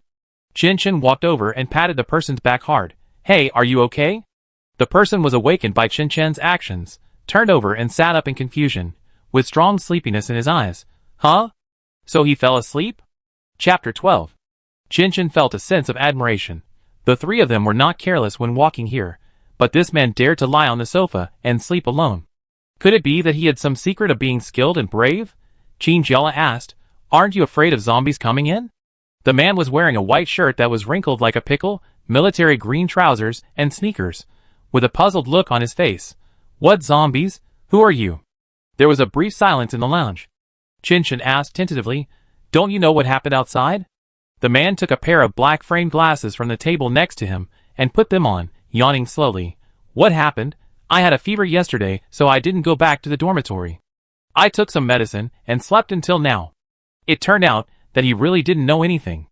Qin and Qin really couldn't bear to break this man's beautiful memory of being sick, so Gu Hengyu had to tell him. The zombie virus broke out, and half of the people in the school turned into zombies. The person who just woke up stared blankly at the stranger in front of him. What? Qin sighed. Zombies. Have you seen the Doomsday Crisis movie? The zombies in it are the living dead. The boy laughed foolishly. Are you kidding? 20 minutes later, the three people sat on the sofa with their arms folded, looking at Ming Xian, who was covering his ears, and in chaos on the sofa opposite with sympathy. He probably never thought that the whole world would change just when he had a fever. Qin took out the notebook he had just found from his backpack and handed it to him. I found this in the classroom next door. Can you understand it? Ming Xian took the notebook and flipped through it, and quickly shook his head. I am studying nursing, and these are not within my professional scope at all. But I have never heard of the virus on it. It should be the zombie virus you mentioned. He tried hard to recall the days before the zombie outbreak, and finally caught some useful information. But I saw some teachers and students secretly researching something before, and held several meetings. Gu Hingyu suddenly said, "Did they mention solutions like vaccines?" Meng Xian shook his head. "Sorry, I really don't know." The clue was interrupted. Looking out from the lounge window, it was completely dark. Some classrooms in the distance were still lit, like isolated islands in the huge dark campus. Qin Jiala sincerely hoped that the students in those classrooms with lights on were still hopeful, waiting for light like them. Qin Chen was already sleepy, and fell asleep leaning against the sofa. Gu Hingyu and Qin Jiala were also very tired, but what was more tired was their stomachs. They only drank a little water all day, and now they were protesting. Meng Xian, I know where there is an alcohol lamp. We can cook some noodles. Noodles. The word instantly aroused everyone's taste buds. Even just thinking about hot noodles can make them feel refreshed. Where is it? Qin Jiala asked anxiously. It's a bit far. It's in the preparation room for those who learn anatomy. Now he didn't bother to ask why there was an alcohol lamp in the anatomy room. Gu Hingyu sat up. I go with you to get it. No. Qin Jiala said, there must be someone here to watch Chen. What if a zombie comes in? After weighing the pros and cons, Qin Jiala and Meng Xian had to go together. Meng Xian was very excited about this. Will we see zombies? He had never seen one with his own eyes, so he was in a curious state of mind and always wanted to see what real zombies looked like in person. Qin Jiala interrupted his fantasy coldly. As long as you are bitten by a zombie, you will become a zombie, and you can slowly appreciate yourself at that time. This sentence extinguished Meng Xian's dream. The autopsy room was indeed far away, at the end of the upper floor. Two people walked over on tiptoe, each holding a flashlight. In order not to attract the attention of the zombies, they adjusted the light to the darkest, and could only vaguely see the road ahead. Qin Jiala followed Meng Xian, and bumped into his back while walking. He rubbed his nose and whispered, Why did you stop suddenly? Meng Xian's voice trembled. There seems to be a zombie in front. There seems to be a zombie in front. Qin Jiala sighed, and stretched his head to take a look. The zombie was standing in an open space at the exit of the corridor, facing the window on the wall and looking outside. It felt like reciting a poem to the moon. Qin Jiala whispered, Follow me. If it can't hear the sound, it won't notice us. Although Meng Xian looks like a science and engineering geek, he is actually about 1.8 meters tall. At this moment, he is timidly following Qin Jiala, who is only 1.6 meters tall, which looks very funny. The two people reduced their breathing to the minimum, even turned off the flashlight, and only relied on the sporadic emergency lights in the corridor to grope forward. Meng Xian, who kept shouting that he wanted to see the real appearance of the zombies, was also able to hold back and didn't say a word. Finally, they arrived at the door of the anatomy room, but they found desperately that the door was locked. What should we do? Qin Jiala asked helplessly. Do you have any hairpins or something like that? Qin Jiala took off the thin black hairpin from his head doubtfully. Don't tell me you can pick the lock? However, in fact, Meng Xian really took the clip, stuffed one side into the door lock, and turned it. Qin Jiala felt incredible. How can you do this? Meng Xian smiled embarrassedly. Because sometimes I always forget to bring materials when I'm busy with homework at night, but the classroom door is closed, so I learned this trick just in case. He squinted at the lock and continued to pry, but it's only limited to simple ones. Difficult ones won't work. Great. Qin Jiala instantly changed his view of the otaku in front of him and admired him. Okay. The door lock made a small click sound, and it opened with a light push of the finger. There were 2 or 3 operating tables in the room. Fortunately, there was no corpse on the table. There were also various surgical knives on the table. There were many unfamiliar instruments and a wash basin and disinfection cabinet next to it. The strong smell of disinfectant was lingering in the air. There was also a small compartment in the corner of the room, blocked by a blue curtain. Qin Jiala controlled his curiosity and didn't think about what would be there. He urged Meng Xian, Where is the alcohol lamp? Meng Xian opened the small cabinets under the wash basin one by one, and found a small milk pot for 2 people, and a bag of unopened noodles in a sealed bag, and found an alcohol lamp in the disinfection cabinet. He packed all these in a plastic bag and took them with him. Chapter 13. Perhaps because the completion of the mission made them feel more relaxed, the atmosphere on the way back was much more relaxed, and they were no longer as nervous as when they came. But just when they relaxed their vigilance a little bit, Meng Xian, who was originally following Qin Jiala, accidentally stepped on a can on the roadside, making a sound. Oh no! Qin Jiala immediately looked up at the zombie standing at the window in front of him. It seemed to have noticed the situation here, slowly turned its head, and slowly walked over. What should we do? Ming Xian was very nervous. Should we go back? Qin Jiala said coldly. No, if we go back, it will keep turning around here, and we can never go back. Should we kill it? Looking at the zombies getting closer and closer, Ming Xian suddenly showed a hint of surprise on his face. The zombie was very thin, with sunken cheeks, and looked like a medical student. The white coat on his body was stained with blood, and there was a large empty space on his chest, forming a bloody hole. There seemed to be an injury on his leg, and he walked with a limp. Fortunately, there was no light at this time, otherwise he would see everything more clearly. Get out of the way! Qin Jiala took out a long scalpel from the house at some point, pushed Ming Xian, who was still standing there in a daze, and directly stabbed the zombie's head with a knife. Its head flowed yellow and red liquid, and it shook twice in place. Before it understood what happened, it fell down with a thump. Qin Jiala's hands were shaking slightly, but Ming Xian seemed to be more exaggerated than her. His eyes were dull. What's wrong? Ming Xian slowly said. He is my senior. Qin Jiala, She pulled Ming Xian over, and decided to leave the matter of comforting others until everyone was safe. Back to the lounge. As soon as the door was opened, Gu Hengyu, who was originally sitting, jumped up from his chair and ran to Qin Jiala. Why did you take so long? Qin Jiala handed him the pot, noodles, and alcohol lamp, and pouted at Ming Xian's lonely back. I met a zombie, who happened to be this kid's senior. I guess he was a little stimulated. There is nothing more cruel than watching someone you once knew turn into a monster. Gu Hengyu set up the alcohol lamp, poured the water from the water bottle into it, lit the fire to boil the water, and sighed. Xiao Ming, you have to know that the most important thing now is to survive. Ming Xian sat on the sofa and said in a muffled voice. I know, I just feel a little uncomfortable. Qin Jiala patted his shoulder sympathetically. We may encounter more zombies when we go out tomorrow. You need to be mentally prepared in advance. They called Chen, who was still sleeping, and put the noodles evenly into the boiling water. They took some pens on the table as chopsticks, and ate the noodles in a small pot. If it were any other day, no one would be willing to eat the half-cooked noodles without any seasoning. But now this little bit of hot food was enough to make them feel a little happy. After eating, they all patted their bellies with satisfaction and felt sleepy. Ming Xian took the initiative to keep watch by himself, saying that he had slept enough for a day. Gu Hengyu told him to change shifts in 3 hours, and to wake him up quickly if he heard any strange noises. As a result, the night was peaceful.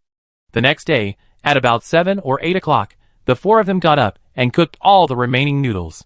Looking at the light soup in the pot, Qin Jiala couldn't help but sigh. It's true that you don't know how to cherish until you lose it. Now I'd be willing to eat the devilish stir-fried dishes in the cafeteria. There are always a few windows in every school cafeteria that want to try something new every day. Today they try stir-fried strawberries and cucumbers, and Ming Ming tries Lao Don Ma ice cream. They all seem to want to ruin the students' stomachs. Now it seems that even these dark dishes have some good taste. Chen waved his hand. Don't think about it. The more you think about it, the more excited you get. The more you compare, the more you feel that your life is not easy. The door of the lounge suddenly opened, and Gu Hengyu went out to explore and came back. How is it? Qin Jiala asked. She actually wanted to go with them, but among the 4 people, only Gu Hengyu had some fighting skills, so he was the most suitable person for single-handed investigation. It's about the same as yesterday, Gu Hengyu said.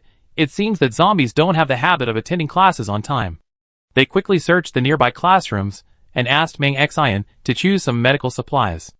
Although he kept muttering that if he was really caught by zombies, he wouldn't need these gauze and disinfectant, but Chen raised his hand and slapped him. Gu Hengyu, it's better to see if there are any data cables or something like that. There is still electricity at the radio station. Qin Jiala was stunned when she heard this, and Chen, as a friend for many years, thought of the same thing as her. While searching for supplies, he quietly ran to her ear and whispered, Did Lin Zhonghao give you any news? Qin Jiala bit his lip. I didn't check my phone much because I was afraid it would run out of battery. But I sent him a text message last night, and didn't receive a reply. Chen's eyes were not right after hearing this, looking at Qin Jiala as if he was looking at a woman abandoned by her husband. Qin Jiala was confused. I hope he's okay. Chen had a wild idea. Maybe the people in their military academy are harder to fight than ordinary people after they become zombies? And this sentence successfully made Qin Jiala's already worried heart even more unable to put down. There's nothing to take away, Gu Hengyu said as he stood at the door. Everyone should be careful when leaving. Watch out for zombies nearby. They decided to go out the back door, because the front door had been closed yesterday. Opening the door at this time might attract zombies from other places. When they reached the first floor, several zombies came in from nowhere and wandered in the middle of the hall. Gu Hengyu calmed down and said, I say 1, 2, 3, and everyone runs together. Result, 3. Before she could say anything, Qin Jiala had already rushed out, heading for the zombie group opposite the gate. Lei Lei. Chen Chen shouted. Meng Xian's eyes widened. Is she going to join the zombies? Qin Jiala turned her head while running. I get something and go back quickly. However, the zombies had already noticed her, and were slowly gathering around her. Qin Jiala dodged a zombie's claws, lowered her head, and crouched to the water dispenser, unscrewed the lid, put the water bottle under the water inlet, pressed the button a few times, and a small stream of water flowed out. Chen Chen understood what she meant, but seeing that there were more and more zombies around his friend, he might not be able to escape, so he suddenly came up with an idea. Chapter 14. Chen Chen stood there, raised her arms and shouted, Hey, zombies over there, look here. Her voice quickly attracted the zombies that were almost gathering around Qin Jiala. They twisted their heads and looked back awkwardly. Gu Hengyu and Meng Xian also quickly understood what she meant, and both stood there and shouted, Zombies, come here. Qin Jiala realized that they were attracting the attention of the zombies, and buying himself time to escape, so he stretched out his fingers and kept pressing the water outlet button on the water dispenser, wishing he could cut the bucket on top and pour it himself. There was not much water in the bucket, so the water flow was even slower. The zombies had already passed through the entire hall, and walked slowly and leisurely to Chen Chen and the others. They could only retreat while keeping an eye on Qin Jiala's situation. Lu. Chen Chen was anxious. Are you okay? If we don't run, it will be too late. Just when the next zombie was very close to Gu Hengyu, so close that it could reach out its claws to grab his cheek, the water in the drink bottle was finally filled up as expected. Qin Jiala snapped the bottle cap shut and twisted it as he walked. Hurry up! It was obviously unrealistic to pass through so many zombies, so Qin Jiala made a big detour and ran past the last few pillars in the hall. Zombies that had already chased out of the door seemed to be a little afraid of the sunlight above their heads, and their movements became a little slower. Chen Chen and the others were waiting in the office building in front of the medical school building, which was very familiar to Qin Jiala. It was specifically responsible for reissuing student cards and other matters. Qin Jiala, who always lost his cards several times every semester, was already familiar with it. Several people hid on the first floor, watching the zombies in the distance to see if they were chasing them.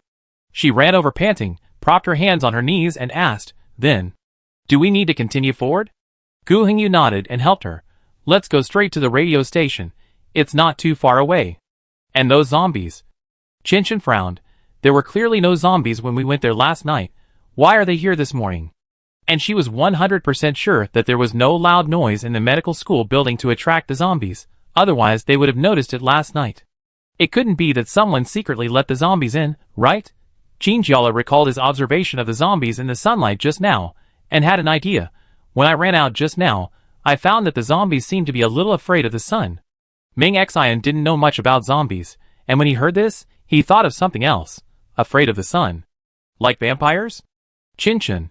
She probably meant that they can't move as freely in the sun as they can at night. Qin Jiala nodded. Today's weather is very good. Gu Hengyu. Then can we guess that it is at night that zombies are more active? You can say that.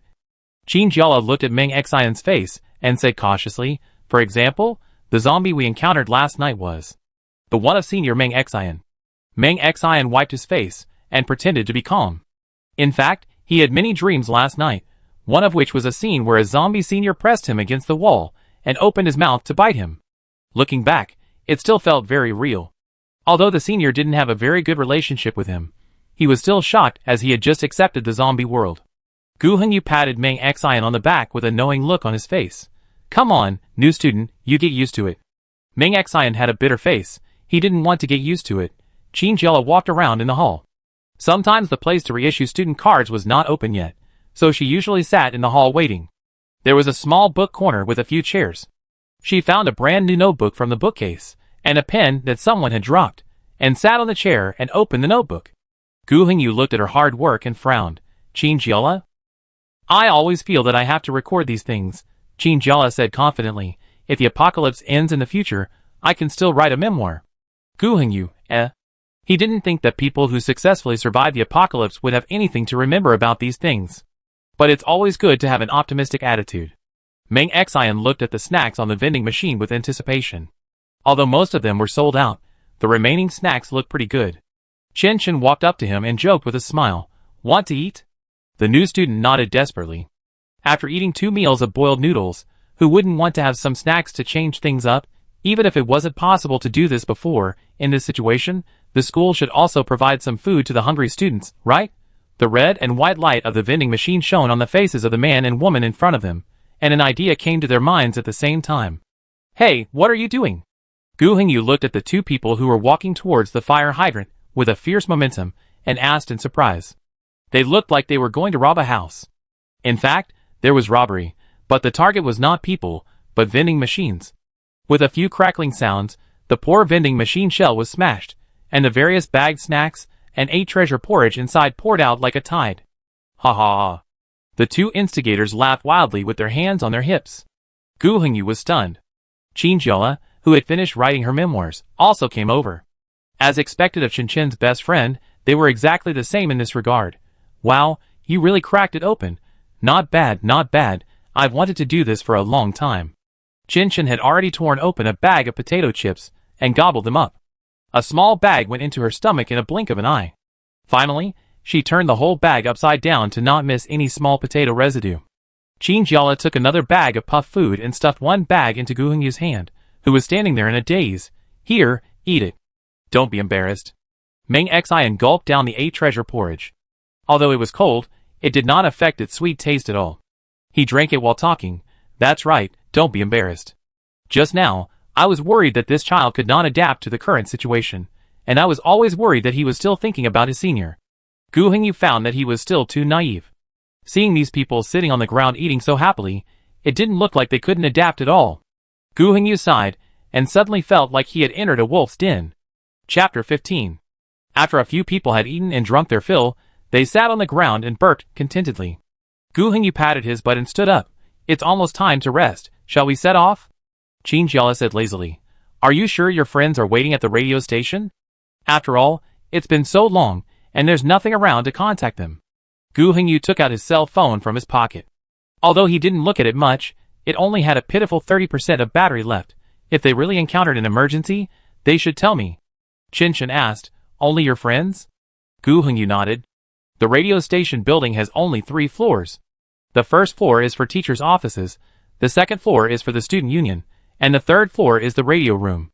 At that time, they were mainly trying to contact other people to inform students to evacuate, and they did not search the first and second floors carefully.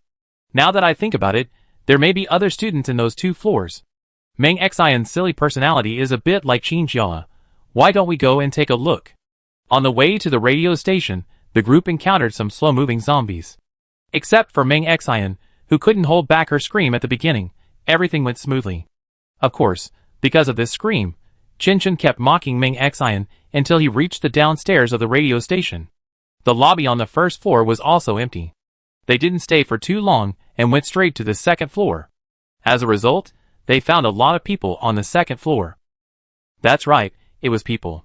When Gu Hengyu opened the door of a meeting room of the student union, he was surprised to find that there were at least 10 people sitting inside. They were talking in low voices, and were startled by the door that suddenly opened. Some of them took out weapons such as sticks. Gu Hengyu and the others stood there awkwardly, and couldn't help but raise their hands. "Relax, okay, we are one family." A slightly fat boy in the group stood up, and his face was full of excitement. "Gu Hengyu, you are finally back." He stood up and waved to the people next to him, walked to Gu Hengyu and pulled him over, and said solemnly, "Let me introduce you to everyone, this is my friend Gu Hengyu, we ran out together yesterday." Unfortunately, no matter how hard the fat guy tried to introduce, the rest of the people had no expression on their faces, and at most nodded coldly to indicate that they understood. Gu Hengyu didn't mind, and pulled Qin Jiala and the others over to introduce them. The fat guy looked very enthusiastic. "Hello, I'm Gu Hengyu's roommate Lu Haiyang." It was obviously inappropriate to discuss the issue with so many eyes in the room. Gu Hengyu pulled the fat guy out of the door, looking helpless. "You'd better explain why there are so many more people?" When they left, there were only about 7 or 8 people, including the students who ran away with them, and it seemed that there were people in other rooms. Lu Haiyang spread his hands. They all joined in later. If I were to ask you, it was because of your broadcast that some people came here. After saying this, he secretly glanced into the room and whispered to Gu Hingyu, and some people inside. You know, how should I put it, they are a little bit dissatisfied. They are not very united. Lu Haiyang's expression was serious, but his facial features were not aggressive at all, and he looked like a Maitreya Buddha who was deliberately pretending to be fierce. A large number of them are from the student union, and we had a fight when we first came. Why? Those who are used to controlling others have been emphasizing that this is their place, and that no one else is allowed to come. Gu Hingyu found it funny. Why are you still saying this now? Lu Haiyang rolled his eyes. Yeah, it took a lot of effort for both groups to calm down. The main reason is that those people from the student union brought a lot of food, and they probably didn't want to share it. After a few words, Gu Hingyu understood the current situation. What should we do next? I don't know. Lu Haiyang shook his head. You better explain it to your three friends. In fact, there was no need to explain at all. By the time of dinner, the conflict had already emerged. Because they took a lot of snacks from the smashed vending machine, Qin Jiala and his friends planned to rely on these snacks for dinner. But not long after they took them out, a tall girl with a ponytail came over and asked them to hand over all the supplies they had. Qin Chen was irritable. He glanced at the tall girl and didn't even stand up from his seat. He said in an extremely annoying tone, Why? The tall girl really couldn't stand this, just because the place you are resting now is ours. That's right. Behind the tall girl, there was a girl with short hair who was showing off. Do you know how difficult it is to find a place like this that has not been entered by zombies? Even though Qin Jiala had a good temper, he couldn't sit still at this moment. But I heard that Gu Hingyu and his friends came to this place first, and you are at most latecomers, right? The tall girl was angry. If you don't pay, please leave here. No. Qin Chen stood up from the sofa, looking at the tall man with ponytail in the eyes. We brought this with great effort. How can we give it to you? Some people who were in the same camp as the tall man stood up at the same time and expressed their attitude and position. Gu Hingyu went outside and came back to see such a scene, thinking it was not good. He said that there might be a conflict, but he didn't expect it to come so quickly. He rubbed his brows and walked to the center of the conflict. What's wrong? The tall man took the lead. We are with you because you are Lu Haiyang's classmate. Now you all understand the situation and must unite and cooperate. But your companions are completely uncooperative. What should we do? Good guy, worthy of being a student union, Qin Jiala was amazed in his heart. This girl's ability to speak in an official tone is really extraordinary. She put all the blame on them, as if they were here to rob. Qin Chen looked like he wanted to pounce on the tall girl and slap her twice. His eyes were filled with hatred. That's not the case at all. Gu Hingyu, you know it's impossible if you think about it yourself. Of course he knew that the other party was the first to cause trouble. Gu Hingyu sighed in his heart. But in the public eye, what should he say to be more reasonable? In this tense situation, Qin Jiala's phone suddenly rang at an inopportune time. For a moment, everyone's eyes were focused on her. Qin Jiala smiled and took out her phone from her pocket. Answer a call. But when she saw the contact displayed, she was stunned. It was Lin Zhonghao. Chapter 16. When Qin Jiala saw this name, she felt a surge of ecstasy in her heart, and she was overwhelmed with emotions. Qin Chen saw her strange expression and couldn't help asking, Are you okay? Who's calling? Qin Jiala didn't have time to answer, and pressed the call button with trembling hands. Hello, senior? After hearing this address, Qin Chen's face changed. Lin Zhonghao's originally low voice was a little hoarse through the current. Are you okay? Qin Jiala's eyes suddenly became hot. Yeah, how are you? The zombies in our school have been completely cleared out. I can pick you up now, Lin Zhonghao said. Really? Qin Jiala. Shoo. Straightened his back then. Tell me the exact location first, and then I come find you. Qin Jiala glanced at the student union members, who were all listening quietly, and became a little more defensive in his heart.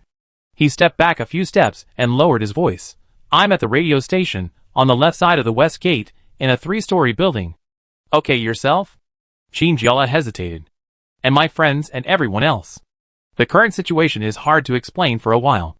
Then protect yourself, I'll be there soon. Lin Zhonghao's words gave Qin Jiala an indescribable encouragement. In short, when he hung up the phone, he looked much more energetic.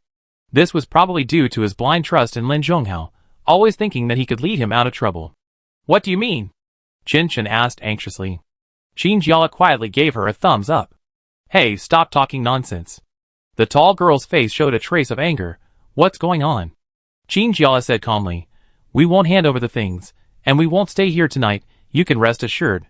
After this, not only the tall girl, but also Gu Hengyu and Meng Xian were stunned. What do you mean we won't stay here? Gu Hengyu was anxious. What are you talking about? And who called just now? Qin Shen said proudly. Of course, it's our Lele's boyfriend, a top student from the military academy next door. With him, we will definitely have no problem fighting zombies. Gu Hengyu was stunned. You have a boyfriend? Meng Xian, military academy student? Qin Jiala, we explain this later. The most important question now is, do you want to go with us? Go together? The two people opposite frowned. Now that they finally have an environment where zombies can't easily find them, why should they leave? And even if they want to leave, where can they go? Everything outside the campus is still unknown to them, and they don't know how many zombies there are on the street. In this situation, where can they go? Qin Jiala didn't know how to answer, and everything could only have a reasonable explanation when Lin Zhonghao came. At about 8 o'clock in the evening, Qin Jiala's phone rang again. Have you arrived? The sound of the wind outside can be heard on the phone. Well, which floor are you on? Second floor, I go find you. Qin Jiala's heart was pounding, and she didn't even care what Qin Shen was saying in her ear. Her palms began to sweat slightly, and she walked out through the meeting room. Almost at the same time, when Qin Jiala opened the door, Lin Zhonghao also came up from the first floor, and the two looked at each other from a short distance. Lin Zhonghao looked like he had been through a fierce battle. There were many stains on his black short-sleeved shirt, and his loose camouflage pants were wrinkled. The pair of black boots on his feet looked like a special forces soldier who had just come down from the battlefield. But none of this could stop him from looking heroic. His eyes were deep under his thick sword-like eyebrows, his lips were straight, and his nose was high. His lips were tightly pursed, and there was a scratch on the side of his cheek. Qin Jiala almost trotted to him. Are you okay? Lin Zhonghao restrained his sharpness and raised his hand to touch Qin Jiala's head. It's okay. Qin Shen followed Qin Jiala's, but and walked out with a playful smile. Senior Lin. Qin Jiala said, Where are we going? Can't we stay in school? Lin Zhonghao shook his head and slowly recounted his experience in the military academy. We received an order from the school to deal with zombies as much as possible, because they are still moving slowly now, but we don't know what the virus will look like. Qin Jiala's heart skipped a beat when he heard this. Virus development. Will they become something else? It's hard to say. It's not certain whether animals and plants will be in danger. Qin Shen also reacted. Yes, the virus does not seem to infect animals and plants. When they just escaped from the dormitory, the cats and dogs on the roadside seem to be safe and sound. School is not a place to stay for a long time. Lin Zhonghao said, when the government is not able to solve this problem, you can't get help if you are trapped in school, and the food will run out one day. What about outside? Qin Jiala asked. Anyway, many people in the city have turned into zombies. Lin Zhonghao said in a heavy tone, the virus spreads too fast. At some point, Gu Hengyu and Meng Xian also walked out of the house, stood quietly beside, and listened to these words, and their faces were complicated. Where can we go if we leave school? For now, we can only take one step at a time and resupply along the city. Qin Jiala nodded. She had expected this result. When do we set out? Lin Zhonghao asked. Aren't there other people here? Qin Shen shrugged. We can ask them if they are willing to leave, but I don't think we will get any consent. This is the fact. When Lu Haiyang gathered everyone in the building, Qin Jiala and the others found that there were nearly 80 or 90 people. When they told the news and judgment they heard from Lin Zhonghao, everyone's face was full of panic. They couldn't believe that their peaceful life was destroyed so easily, without even a sign. A timid girl burst into tears. Then outside, are there more zombies outside? Although there are many people in the school, there are more in the city. Another girl next to her shook her head firmly. No, we can't leave. Qin Jiala, but staying here is not the wisest choice. The timid girl cried even louder. It's better than going outside to feed the zombies. This sentence was unanimously affirmed by all the members. They have been here for a day or two, and are familiar with the environment. Regardless of whether they can hold on to the final military rescue, at least they are safe for the time being. Qin Jiala sighed, knowing that he could not convince them. Chapter 17. Everyone in the conference room had different expressions. Some stared at Lin Zhonghao, as if he was a ferocious beast that had just come in from outside and was going to eat everyone alive. Some were wavering, as if they were considering how credible the words of these people were. Qin Jiala took all of this in, and glanced at Lin Zhonghao, who was leaning against the wall as if he was lost in thought. He seemed to take these people's opinions seriously at all.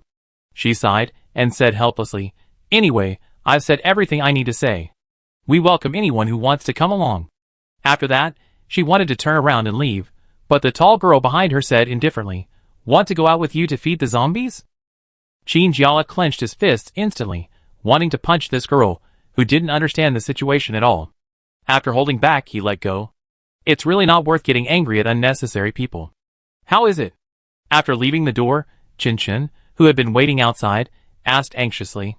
Chinjiala shrugged, saying that if no one wanted to leave, then she couldn't do anything about it. Gu Hengyu nodded. "I go with you." Chinjiala was a little surprised. "I thought you were going to stay here." After all, he has friends here. Gu Hengyu shook his head. "To be honest, I agree with your point of view. Staying here is really not a good way out. Let alone the disputes between the two groups of people here, the problems of food and accommodation cannot be solved. Those who choose to stay here are all out of fear of zombies, but in his cognition, sitting still is the biggest fear." Meng Xian smiled foolishly. "I can't contact my friends at all. You are the only ones I know here. I want to follow you." Chin coughed twice and winked at Chinjiala. Meng Xian looked like a high school student. He had been staring at people since the moment Lin Zhonghao came in, as if he had never seen a military school student. While watching, he also tried to pull Chin to ask questions. What do military school students study? Is Chinjiala really his girlfriend? Questions like these annoyed Chin, so he just said perfunctorily, "Yes, a handsome guy like Lin can beat 10 zombies with one punch." Meng Xian was overwhelmed. "Then we can walk sideways when we go out? Just think about it. It's so refreshing to beat up any zombie on the street. It can't be better." "You think too much," Chin complained. "They will only protect Lele, and you are destined to be a little follower." Although this sentence hurt the new student a little, he still showed his usefulness in front of everyone. "After all, I am a medical student. Although I am not a great surgeon, I know more medical care knowledge than you." Meng Xian tried his best to recommend himself. "That's true," Chinjiala said, "but you have to be prepared. There will definitely be more zombies outside than in the school. Leave it to me." Meng Xian patted his chest, and his eyes were filled with passion. 20 minutes later, everyone gathered downstairs, flashing flashlights, looking at the motorcycle in front of them in doubt. This was the motorcycle that Lin Zhonghao rode over, and it could only accommodate 3 people at most. Lin Zhonghao slowly said, "We need another one." Chinjiala was very excited. She had ridden before and had more experience. "I go." "No." Lin Zhonghao refused bluntly. "You stay with me." "Gu Hengyu, ahem, Chin, can you do it?" "Chun, usually, only Lele takes me." Meng Xian raised his hand weakly. "I know a little bit, but where can I find another car?" Everyone's eyes turned to him, as if Meng Xian asked a stupid question. In fact, this question is really stupid. Many students on campus buy bicycles and trams for the convenience of going to school. In the past 2 years, motorcycles have invented clean energy to replace the previous gasoline, and they can often be seen all over the campus. Meng Xian swallowed his saliva. Take someone else's bike?" Chin looked at him suspiciously, and even felt that the person who smashed the vending machine with him during the day was not him. The few people found a relatively new bike nearby, pulled it out from the roadside, and stepped on a pedal that supported the ground. After stepping hard, the roar of the motorcycle responded. Lin Zhonghao took Chinjiala, and Meng Xian took the other 2 people who couldn't ride a bike. Just as everyone turned around and left, Chinjiala inadvertently glanced at the upstairs of the radio station and was immediately shocked. Several people gathered outside the window, staring at them as they were about to leave. Although she knew that the other party was alive, Chinjiala still had a bad feeling. The wind was strong at night, blowing Chinjiala's hair into a mess, while sitting on the back seat of the motorcycle, completely blocking her vision. She was tidying up her hair, and suddenly the motorcycle under her bumped, and she staggered backwards, sweating all over in an instant. Then, she fell on Lin Zhonghao's back by inertia. A deep male voice came from the front. "Sit tight." "Oh!" Chinjiala didn't dare to move, and obediently stretched out his hands to hug Lin Zhonghao's waist. "Let the hair block the view. There is nothing to see outside. Besides, she is not the one riding the bike, so there is nothing to worry about." Chin's eyes widened. She clearly saw a small uphill slope that could have been completely bypassed. With Lin Zhonghao's skills, he could have avoided it, but he insisted on crossing it from the dirt slope, which led to the series of actions later.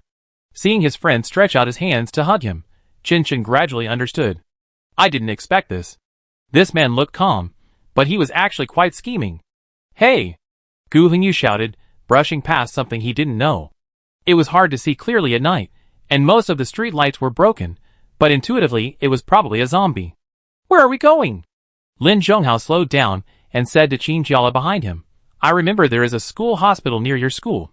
Yes. Qin Jiala nodded, then realized that the other party couldn't see it, and quickly added, at the entrance of the East District. Lin Zhonghao, go to the school hospital to get some basic medicine.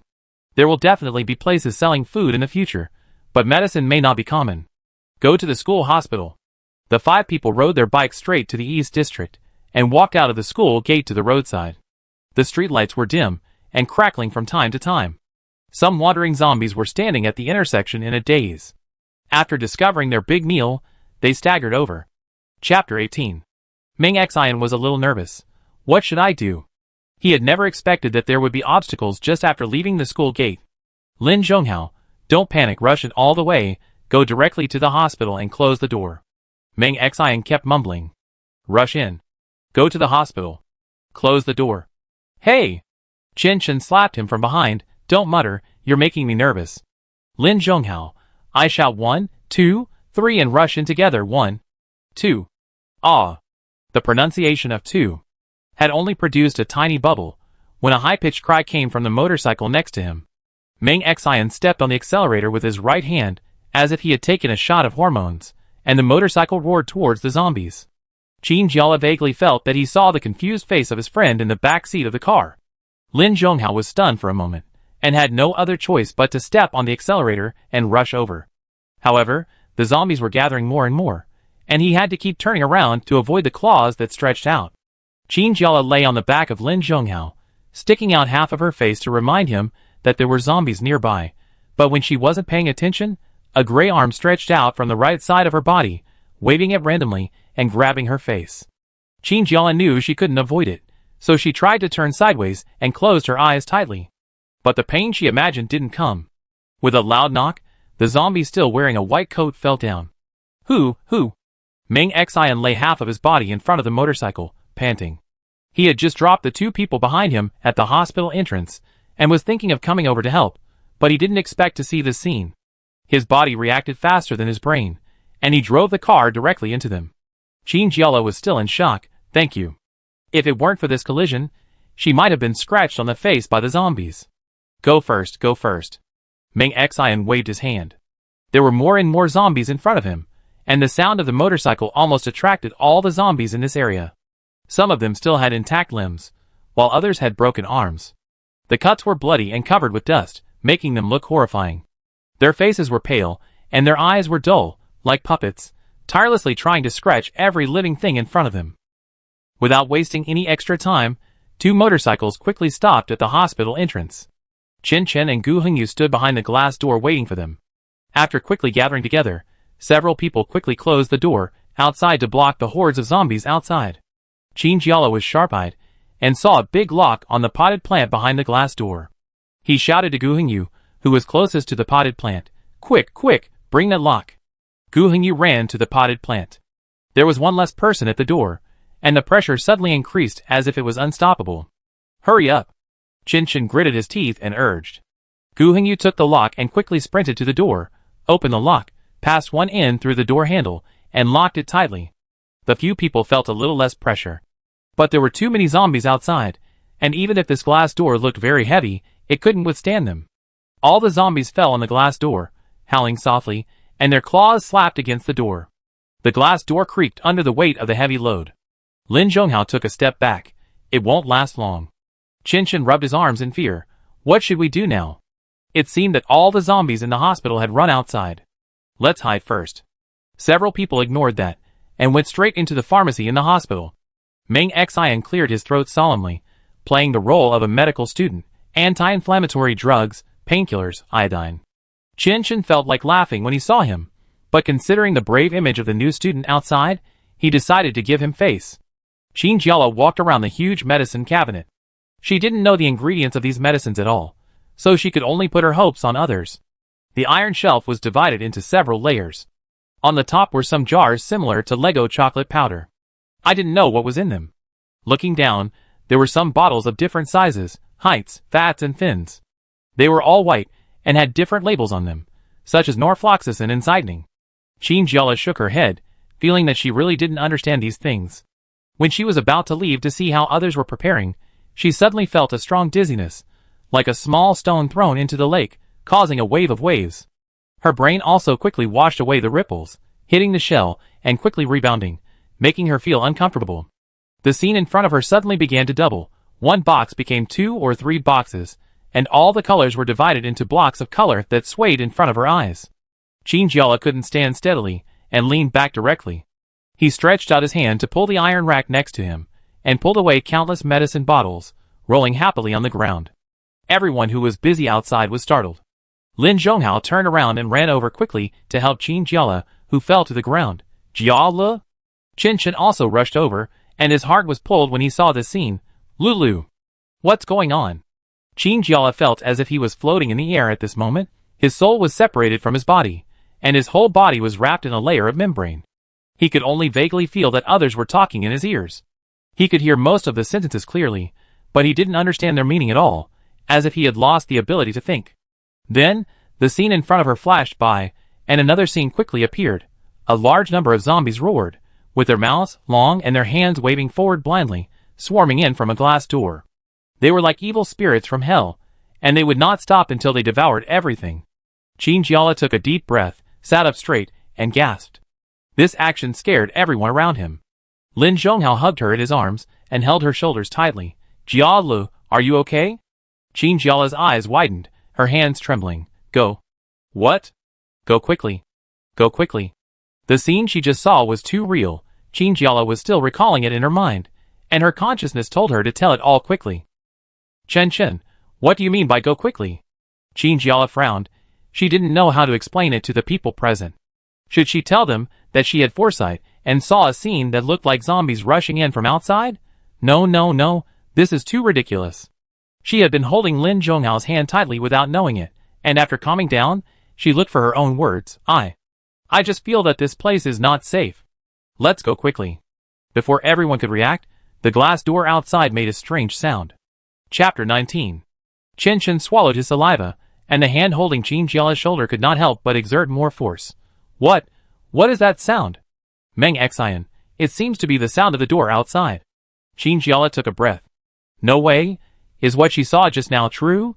Just like suddenly opening the third eye, the prophecy came true? But in reality, it is not their turn to investigate this matter carefully. Lin Zhonghao lowered his head and asked, Can you walk? Chinjiala was helped to stand up. Although he still felt a little uncomfortable after the dizziness, he should have no problem escaping. She shook her head. There is a second floor in the hospital. Let's go there first. After walking out of the pharmacy, the glass door outside was originally closed.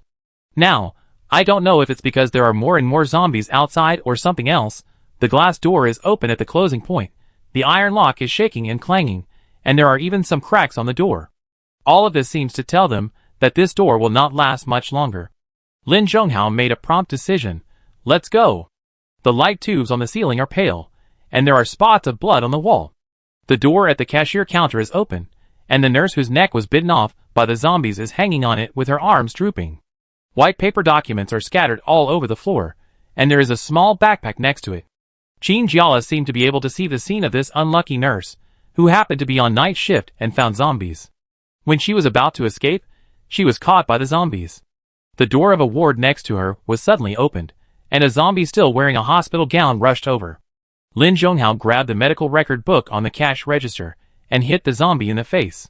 Behind the medical record book was a hard piece of thin iron, which slammed into the zombie's face. You can even see that the iron was deformed by the beating. Chinjiala noticed this and was slightly surprised. Is Lin Zhonghao so strong? After all, it was a piece of iron, not a soft sponge. This thought only flashed through their minds, and soon they saw the stairs. Looking back, the door at the end of the corridor looked like it could be broken down by the zombies outside at any time. They stretched out their hands and frantically scratched the wall between them and the living. Don't look at it. Lin Zhonghao pulled Chinjiala over. She looked pale at this time, and he was afraid that she would fall down like this. Several people rushed upstairs. This is a platform, which was originally used by the hospital as a storage room for discarded medical supplies. But later, because there were more and more patients and there were no more beds, this place was also cleaned up and used as a ward. However, compared with the individual wards downstairs, the floor here is all cement, separated by blue curtains, and looks very simple. Chin Chin was choked by the dust in the air and coughed. Fortunately, I have never lived here, otherwise I am afraid that healthy people will be infected with the disease. If it were normal, Qin Jiala would definitely agree with this statement and complain about it. But now she could feel herself getting cold, as if she had suddenly gone from summer to autumn, and the short-sleeved shirt she was wearing was not enough. Goosebumps quickly gathered. She hugged her arms and rubbed them, feeling a wave of cold air rising.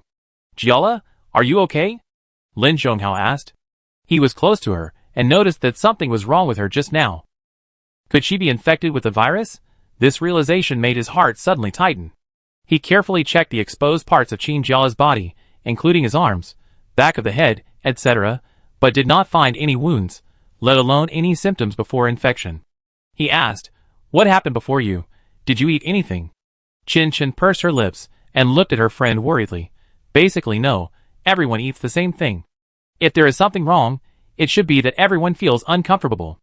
From the discovery of the zombies to now, she and Qin Jiala have been together. There is no reason not to find something. Jiala, Jiala. Qin Jiala felt that the air she exhaled from her mouth was cold, and she could even see small pieces of frost, as if her body was frozen. But she knew that there were a large number of zombies waiting downstairs, and she couldn't collapse at this time. Qin Jiala shook her head hard, wanting to tell her companions that she was fine. But her face betrayed her. "I can't stay here for long." "Hey, look, there are stairs here," Meng Xian said, standing at the window. The gray painted window looked like it had not been cleaned for a long time, and the night outside could be vaguely seen. And right next to the second floor, a staircase led down to the ground. Since there was a staircase, there must be a door leading to the staircase. After searching for a while, it was still Lin Zhonghao who opened a curtain and found the iron door hidden behind it. He reached out and pulled it, but the iron door was closed tightly, and it seemed that it could not be opened without a key. What should I do now? Qin Chin was deflated. He finally found an opportunity to escape, but found that the road was hidden in a place with a sign saying no way through. Guhengyu, but you see, the gap here is very big, maybe it can be pried open. He was referring to the distance between the edge of the door and the wall, which looked like a shoddy construction, about 2 centimeters. Meng Xian, but even so, prying the door open is a bit. It's hard to do. Although he didn't quite understand the theory of prying the earth, this is an iron door after all. In the 1 or 2 seconds of hesitation, the zombies downstairs seemed to have pushed the door open a little bit, and the sound seemed to be heard upstairs. "There's no time," Lin Zhonghao said. Qin Jiala's situation didn't look good. If he wanted to solve it early, he had to leave here quickly.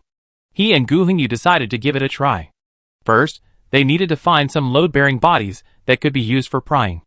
If they were too thick, they couldn't be inserted, and if they were too thin, they couldn't use their strength. Finally, it was Gu Hengyu who saw that they had taken down the iron pipes used to fix the blue curtains separating the patients. The thickness was just right. One person went up, and the other went down, inserting the iron pipe into the gap. It was a coincidence that the iron pipe and the gap were basically stuck together, and they were stuck inside in a posture that could not move forward or backward. They pushed the iron pipe back hard and used the opposite force to pry it. The iron door made a harsh sound.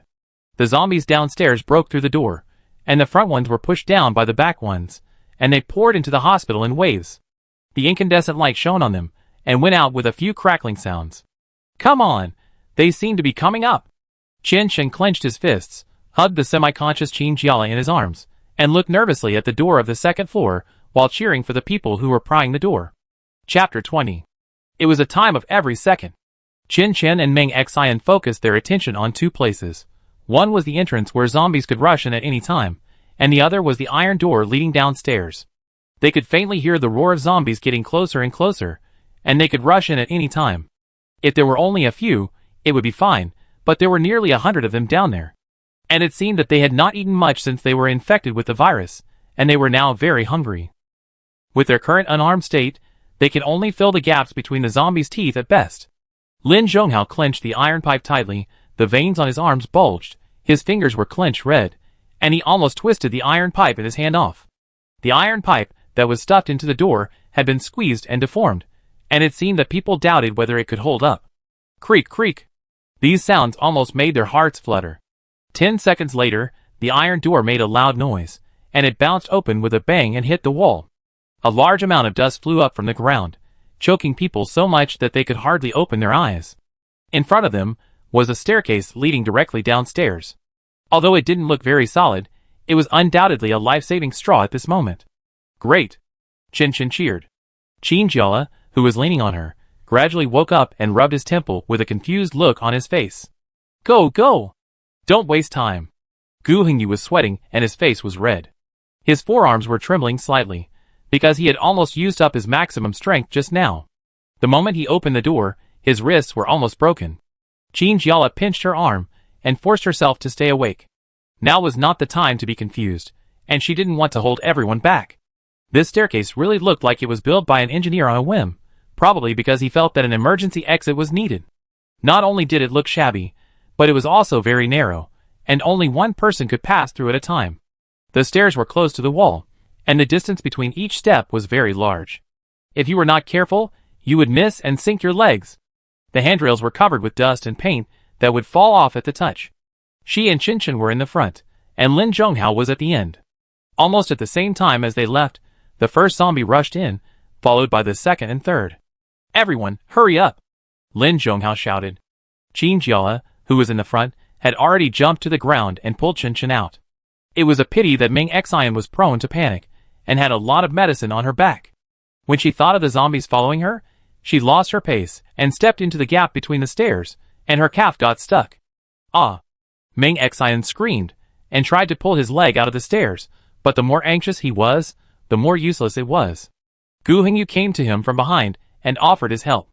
Ming Xian gritted his teeth, closed his eyes, and pulled his leg out with all his strength. He was in so much pain that sweat began to break out on his forehead. Lin Zhonghao also came at this time, and several people stood at the bottom of the stairs and ran forward. Zombies rushed out of the iron gate, but unfortunately they had no intelligence and did not know how to move. Many of them were squeezed down directly, fell from the second floor, and had to struggle to crawl towards them.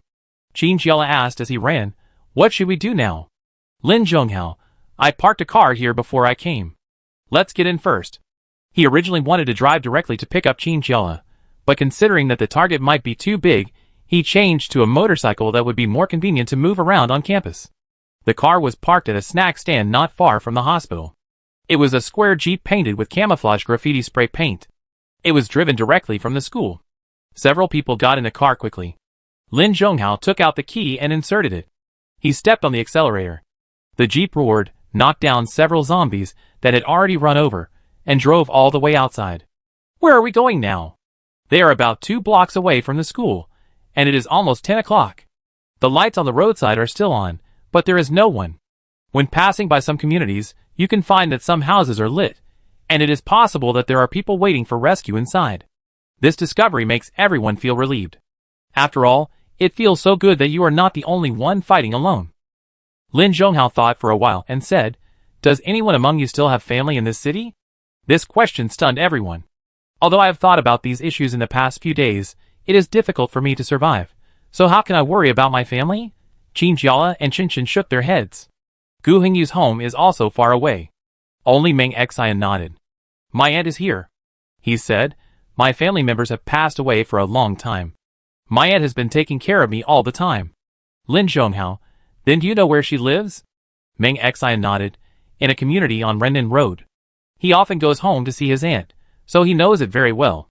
But it's too late to go now, so they decided to find a safer place to rest for a night and go tomorrow morning. And after this day, everyone is tired. In a convenience store near the roadside, seeing that it is open 24 hours, Lin Zhonghao decided to get off the car to take a look. When opening the car door, Chinjiala grabbed him and said, "Be careful. It's still unknown what the zombie virus has infected, because the school is located in a remote place. Maybe no one in the city center has been infected, or maybe people who have already carried the virus don't know it yet. In short, everything is hard to say." Lin Zhonghao knew it well and nodded. I know. The car door was closed, and Chinjiala stared at Lin Zhonghao's back through the car window. Qinchin, who was sitting in the back, laughed softly. Lulu, you are too worried about him. Qin Jiala said calmly. Of course I am worried. Qin Shen sighed. If Lin Zhonghao hadn't been here, we would have all been eaten by zombies. And unknowingly, everyone has regarded him as a leader and consciously obeyed his orders. As a medical soldier, Meng Xian remembered something very important. Qin Jiala, how do you feel now? Not bad. Qin Jiala hesitated. Just now when I was in the school hospital, I felt very cold, as if I was going to have a fever. But now I don't feel anything. Including the dizziness, it disappeared, as if it had never appeared. Meng Xian looked at her face carefully, but couldn't see anything, so he had to say, okay, if you feel uncomfortable, you must tell us. Chapter 21. Although she said it was okay, Qin Jiala herself was not sure. She had secretly wondered if it was a virus, but she had not seen the signs before the outbreak. She rubbed her arms nervously and looked out the window, hoping that Lin Zhonghao would come back soon. The small 24-hour convenience store was like an isolated island on this dark and deserted road, and the lights were on tirelessly, and the neon tubes were a bit dazzling. The glass windows outside were cleaned, and the shelves and people inside could be seen clearly. Lin Zhonghao walked in, and the clerk on duty was cleaning. He was busy sorting the goods on the shelves and putting them in order. Strictly speaking, those things were all neatly arranged. There were few people coming to the store today, but they all bought a lot of things, as if they were going to store them for the winter. Some people would move the goods around and mess them up, making it difficult for the people behind to choose. It was his job to sort these things out. I wonder if anyone will come tonight. If there are still no customers by 1 o'clock, I will just close the store early today. He thought so. At this time, he saw a young man walk in. His facial features were sharp and handsome, and he had a cold wind on him, as if he brought the cold air outside at night. Hello, what do you need? The clerk said politely. The man looked at him strangely, as if he wanted to say something else but didn't say it. Do you have any more 2-liter bottles of mineral water? Yes, yes. The clerk replied. I go to the back to get it. Lin Zhonghao walked to the counter and took away all the remaining chocolates, as well as some sandwich biscuits. Thinking of Qin Jiala, who seemed to have said that he liked chocolate flavor, he took some more. The clerk brought 2 barrels of mineral water to the cashier and asked, Are 2 barrels enough? Lin Zhonghao nodded. Taking too much would be a burden. He put the biscuits and snacks he took away on the shelf and planned to check out together. The clerk began to scan the code and input various information about the products attentively. Each time he input a product, the corresponding price would appear on the computer. Lin Zhonghao asked, Excuse me, has anything strange happened recently? Strange things? The clerk smiled. Strange things happen every year. For example, people with unusual signs on their bodies. Lin Zhonghao looked directly into the clerk's eyes, as if he wanted to read something from his eyes, such as suddenly starting to attack others. Or fainting. Fortunately, he was staring at it. The clerk's face suddenly changed after hearing this sentence. The line on the corner of his mouth that had been rising suddenly straightened, and his eyes began to wander. However, the movement of his hands seemed to speed up. I don't know what he was anxious about. Lin Zhonghao asked again, Really? Clerk, I don't know what you are talking about. If it is a patient who comes to buy things, we often see it here. After all, there is a hospital not far away, although it is not a good hospital. He suddenly started to talk more, which made Lin Zhonghao suspicious. But since no one else said anything, he couldn't force them. If there is something unusual, it's better to hide as soon as possible. The clerk muttered, and then returned to normal volume. The total is 428 yuan. How do I pay? By card. Lin Zhonghao said. Just as he put these messy things into the bag, he suddenly heard a slight sound. The sound was very light, like the leg of a chair scraping against the ground. If it was a few days ago, he might not have noticed the sound at all. But now, his hearing and intuition suddenly became much stronger, and he could easily catch these small sounds. The sound seemed to come from somewhere not far underground, possibly a basement. Lin Zhonghao stopped what he was doing and stared at the clerk. The clerk didn't understand, he didn't hear the sound at all, so naturally he didn't notice it, and even smiled. What's wrong? Is the amount wrong? Lin Zhonghao, did you hear any sound? The clerk's face changed drastically. What sound? I didn't hear anything. Lin Zhonghao, does your store have a basement? The clerk could hardly maintain the smile on his face and collapsed. Basement? How can there be a basement? Which convenience store have you seen with a basement? At this time, the sound rang again, loud enough for both of them to hear clearly, and it sounded like the sound of a stool leg moving. What is that? Lin Zhonghao asked, his suspicion growing stronger because of the unusual noise and the clerk's behavior. The clerk smiled awkwardly and waved his hand.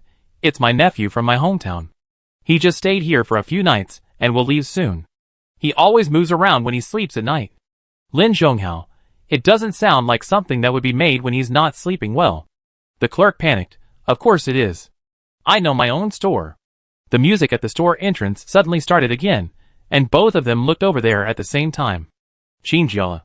I just came to see why you were so slow. I was afraid you might run into something. She originally thought there would be zombies in the store, but now it seemed so peaceful, as if the virus had never broken out.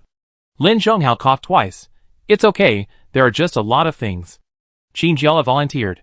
I help you. Lin Zhonghao divided the things into 2 bags, a lighter one full of small packages of snacks, and a heavier one filled with water and other things. The clerk didn't say anything, and silently watched their backs until they walked out of the store. What's going on? Xinjiala asked. I feel like the atmosphere seems a little off.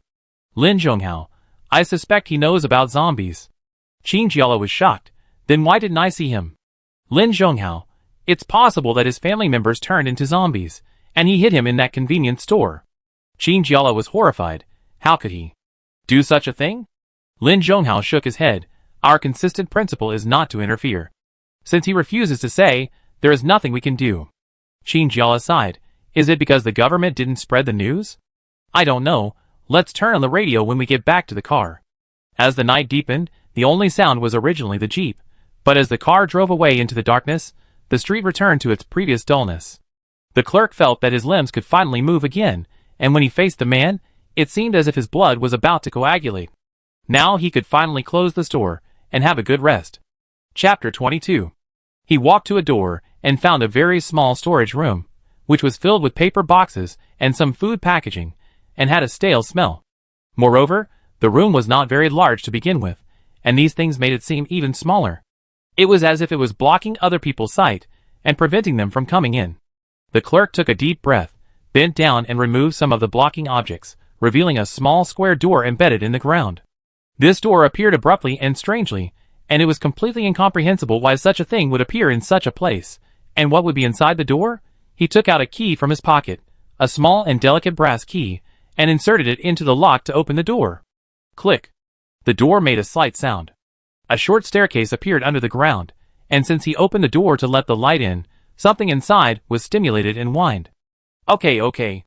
The clerk changed his expression completely, with a look of pampering and helplessness on his face, and a trace of heartache in his eyes. I'm here to accompany you now. Really? You're always so impatient. As he said this, he took out the steak that had been frozen in the freezer and went down the stairs. Below was a dark room, pitch black, with only a small table lamp emitting orange-yellow light, which could vaguely see the whole room. On the far left was a bed, with simple white sheets and a thin blanket, and in the middle was a thing that was no longer a human, tied to a chair. Its face was pale, and its eye sockets were black. Its skin was as dry as a road in the desert.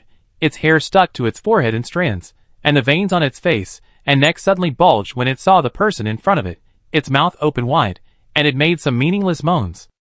It's okay, no one knows you're here. His expression was gentle, as if the thing in front of him was still his lover. I've driven away all the suspicious people, you can rest assured. His voice couldn't be gentler, close to the whisper between lovers. He reached out and took the steak in his hand, and said to it like teasing a child, Do you want to eat it? The steak was completely different from what humans usually eat. It seemed to be pulled directly from the animal. Some parts were dripping with blood. It looked bloody and fleshy, and it made people lose their appetite completely. The zombie paused for a moment, then groaned in pain. It looked like it wanted to eat not only the steak dripping with blood, but also the living person in front of it. He quietly reached out his hand and handed the steak to the zombie's mouth. The zombie turned its mouth and bit his arm. Hey! He quickly withdrew his hand. You are not a good boy. The zombie was tied to the stool and could not move. He struggled hard, causing the stool legs to rub against the ground and make continuous noises. Okay, calm down. The clerk said softly, Why are you sick again? I give it to you, he said, stuffing the steak into the zombie's mouth. It chewed it with big mouthfuls, and bright red blood dripped from its mouth and dripped onto its body, which was gently wiped away by the man. Gulyalu, the zombie whispered. The man shook his head. If you keep making noise like this, I can't control you. Do you know that someone almost found you today? He squatted down and looked up at the zombie's face. Although it looked completely different from the human it used to be, his eyes did not change. Do you know what would happen if you were found? You will be sent to the hospital. He said to himself, you hate hospitals the most, I know. So, the man reached out to touch the zombie's face again, and withdrew his hand when he was almost bitten. You must stay here and be obedient, okay? I don't know how the hospital will treat your illness, but I heard that the result will not be good. The man's eyes were full of worry. The zombie could not answer this sentence, but just moved uncomfortably. The stake seemed to have alleviated its manic symptoms. At least it was no longer struggling to leave. The man didn't get an answer, but he still smiled with satisfaction. He stood up and lay on the small bed next to him. He didn't turn off the light, and just stared at the zombie on the stool in silence. It was almost 12 o'clock. The camouflage jeep was parked at the entrance of the alley, with the ceiling light on. Shinjiala sat in the passenger seat, with 2 pieces of chocolate and biscuits on his thighs, still chewing in his mouth. Lin Zhonghao wiped the biscuit residue from the corner of her mouth and handed her the mineral water next to her. Shinjiala twisted the mineral water and took 2 big gulps, letting out a satisfied burp. Qinshan leaned back in the back seat and asked, what should we do tonight? Gu Hengyu, can we only sleep in the car now? Meng Xian choked on the water in his mouth and coughed twice. Sleep in the car? That. What? Meng Xian's face flushed. I want to go to the toilet. Puff. Qinshan laughed in a monosyllable. Meng Xian felt wronged. He didn't want to bring this up at this time, but people have urgent needs, and he just drank a lot of water. He was thinking about this problem 20 minutes ago. He couldn't hold it back now. Shinjiala also found it funny.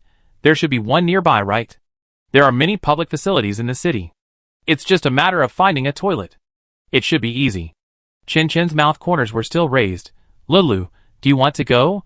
Let's just go together. Shinjiala nodded. Okay. The alley was dark. The street lights at the exit were completely out of service, and there were many bags of garbage piled up next to the trash can. There was no pedestrian on the street, so quiet that you could hear your own footsteps. The 3 of them got out of the car and walked along the roadside. Step by step on the asphalt road, you can seem to feel the friction between the soles of your shoes and the road surface. Qinshan hugged her arms and trembled. The dark grass on the roadside always scared her. Because she couldn't see clearly, she always felt that zombies would attack from different places. Hey, why don't you see any public toilets? She really didn't want to continue walking on this road. Shouldn't there be public toilets on normal streets? Or is it like the proverb that things you don't usually use always appear around, but when you really want to use it, you don't know where it disappeared? Shinjiala took out the phone that had been partially charged in the car, unlocked it, opened the map and searched for public toilets. Well, just go ahead. Chapter 23. Meng Xian narrowed his eyes and looked forward. Under the dim light, the road ahead seemed to condense into a small black mass, and he could not see anything else. But it was also possible that his mood affected him. He always felt that there seemed to be something else hidden in the darkness.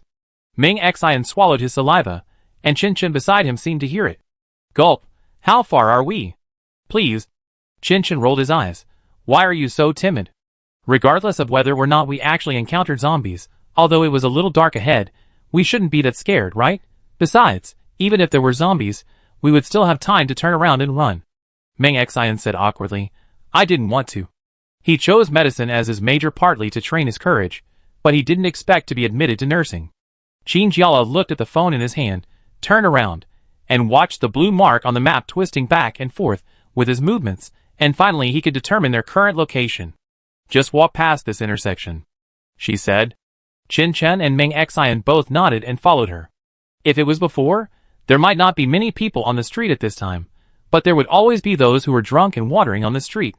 But now, after walking for almost 10 minutes, they didn't see a single person along the way. Is it true that they are all hiding at home? Shinjiala thought so. If this is really the case, she thinks that going to Meng Xian's aunt's house tomorrow will not be too smooth. The 3 of them kept walking at this speed and passed the corner of the intersection. Sure enough, everything was almost the same as what was said on the map. The red sign of the public toilet could already be seen. Meng Xian suddenly perked up, and his pace could not help but speed up. Qinshan, hey, aren't you scared now? Meng Xian whispered, we are almost there. What are you afraid of? Qinshan seized his timid weakness and deliberately tried to scare him. His expression began to pretend to be mysterious. Haven't you heard of ghost stories about toilets? For example, What would happen if you handed a tissue to a stranger, or a face might appear under the cubicle? After all, the toilet is one of the most common places for ghost stories. Ming Xian had obviously heard these things before, and his neck shrank. Ghost stories. How can they be as scary as zombies? Ghost stories may be made up by people to scare people, but he has seen zombies with his own eyes, and they are real. Finding that he might not be able to scare him, Chin Chin sighed in disappointment. Then don't shout for help if you see anything later. It turns out that sometimes such words cannot be said.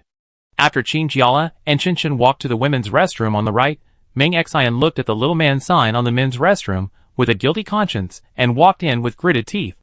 The light in the restroom was very bright, a warm yellow color that gave people peace of mind. There was also incense burning in the room, but it may have not been changed for a long time, and the smell was very faint. However, all these familiar things gave Ming Xian a little more courage.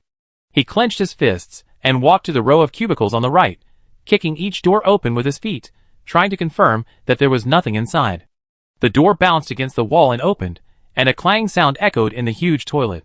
After confirming that the place he was in was absolutely safe, Ming Xian calmed down and walked to the pool on the left to solve his physiological problems. What kind of ghost story zombies? He didn't believe that such a small place could hide them.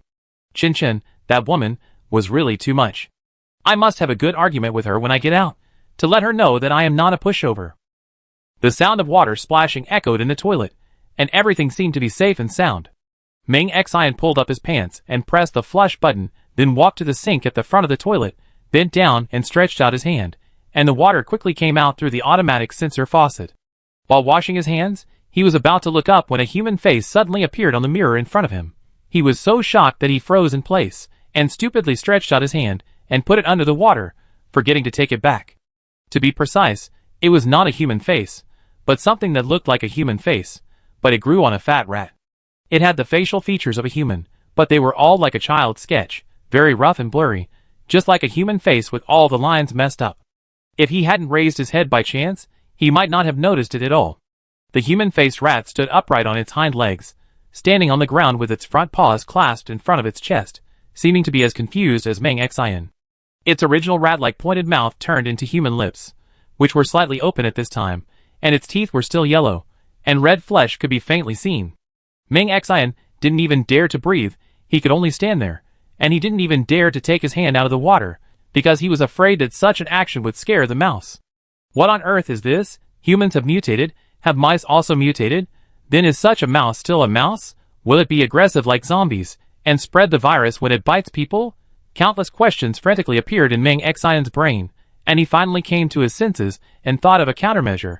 If this mouse dared to come over, he would immediately rush to the door of the toilet and hit the mouse with a seemingly thick mop. He pulled his hand out of the water, and did not continue to sense the faucet closing automatically. Ming Xian stood in front of the mirror, and watched the unusual mouse's movements through the mirror. What relieved him was that the mouse did not even look at him, it just stood there. Will the mouse think after being infected with a virus? Ming Xian could not help but think of this question. After about a few seconds, the strange mouse made 2 squeaks, and quickly moved forward, crawling into a sewer and disappeared. Ming Xian stood there, suddenly breathing heavily, as if he had regained his life, and his tense nerves relaxed. Fortunately, it left, otherwise, with his own reaction nerves, he might not be sure that he could run to the door and get the mop safely when the mouse rushed over. Compared to this side, the women's restroom can be said to be safe and sound. Chin Chin vividly described to Qin Jiala some actions that Ming Xian might be afraid of in her imagination, which made Qin Jiala laugh. It's normal to be afraid at this time, right? She said. Chapter 24. Chin Chin said sternly, but it's really funny to see him so scared. I always feel that after meeting Ming Xian, her little thoughts of teasing others will come out again. Qin Jiala nodded. I thought that medical students would be very brave, but I didn't expect. He must have gone back to study medicine to train his courage. The two of them left the bathroom while talking and laughing, and when they went out, they met a black figure standing there motionless. There was a row of sinks and a hand-drying machine at the front door of the toilet, and then it was divided into 2 sides, men on the left and women on the right, and he was standing at the entrance to the toilet, facing the street outside. Chin Chin was stunned for a moment. Ming Xian? You, what are you doing standing here?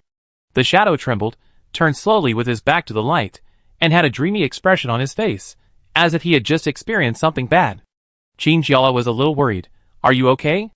Did he encounter something in the toilet just now? It couldn't be a zombie. But they were so close, but they didn't hear anything in the next room. Ming Xian swallowed his saliva, shook his head, and had a complicated look. How should I put it? It wasn't a zombie. In fact, I don't know if it was a zombie. Qin Chen was impatient, stepped forward and waved his hand in front of Ming Xian's eyes. Hey, are you okay? What do you mean you don't know if it's a zombie? Is it still in there? Ming Xian shook his head. I suspect it's a rat infected with the zombie virus. Animals? Qin Jiala was surprised. You mean there are rats infected with the virus? Where are they? She and Qin Chen were almost alert at the same time, looking around. Unfortunately, except for the yellow marble walls and the dirt on the ground that no one had cleaned, it was so quiet that you could hear the sound of water dripping from the faucet. It's gone. Ming Xian frowned. It was in the men's room just now. Qin Jiala still had questions. Is it like a human? She really couldn't imagine what a zombie mouse would look like. Qin Chen thought of a more critical question. The mouse didn't bite you, did it? It's not certain whether you will be infected with the virus if it's an animal, but it's better to be careful. Ming Xian breathed a sigh of relief. That's not the case. Where is the mouse now? Ming Xian panicked. He didn't want to go back and face the scary rat again. Do you want to go in and take a look? Qin Jiala was calm and even had a hint of exploratory impulse when facing unknown creatures. Of course, if it is really a rat infected with the virus, then we must investigate it thoroughly. If we encounter it in the future, we will have experience. Ming Xian's palms began to sweat immediately. He really didn't understand how these girls could be so brave. Qin Chen was more cautious. Lulu, don't be anxious. What if animals are different from humans? Qin Jiala shrugged. It's just a mouse after all. We have seen humans before. How powerful can it be? Ming Xian and Qin Chen looked at each other helplessly. They couldn't get rid of her, so they could only follow her into the men's restroom. Qin Jiala walked in carefully, and saw the broom used for cleaning leaning against the door at first glance. He took it and held it in his arms. Where is the mouse? Ming Xian. Just now it was behind the sink. I saw it go into the sewer not long after. I don't know if it came out later. The sewer Ming Xian mentioned is actually the vent. Sometimes in an environment where ventilation is inconvenient, the vent can be installed under the wall. Qin Jiala squatted on the ground and bent over to look at the opening.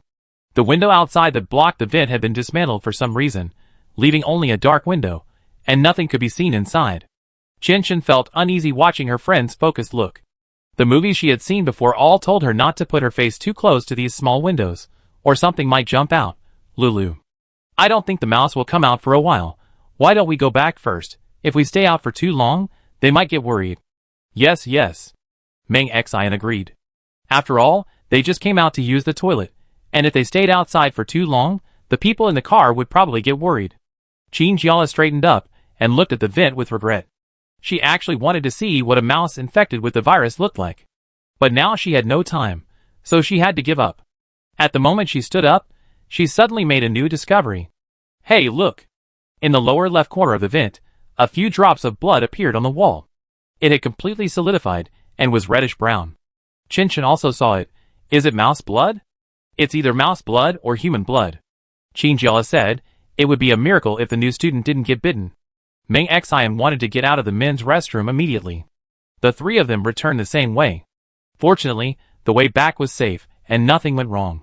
Gu Hengyu in the car had almost fallen asleep. He was awakened by the sound of the car door and rolled over and got up. Who? Qin Chen and Ming Xian came in. Don't be nervous, it's us. Gu Hengyu rolled his eyes and continued to sit, ready to return to his previous sleeping state. I thought. Qin Chen, please, if the zombies have the intelligence to open the car door, I'm afraid you won't be sleeping comfortably here. Lin Zhonghao asked, why did you take so long? 40 minutes had passed, and he wanted to get out of the car several times to look for it. Qin Jiala said tactfully, I found something unusual.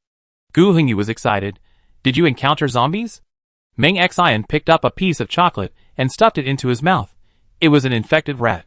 This discovery was simply explosive. After all, they had never seen infected animals in the past few days, so they always believed that this virus could only infect humans and was ineffective against plants and animals. What does it look like? Has it changed? Gu Hengyu asked anxiously. Ming Xian recalled with difficulty, trying to describe the not-so-good memory in detail. The facial features are a bit like humans, but they grow on animals. This picture would make anyone feel a little disgusted. Qin Chen, who was sitting next to Meng Xian, even felt a little nauseous.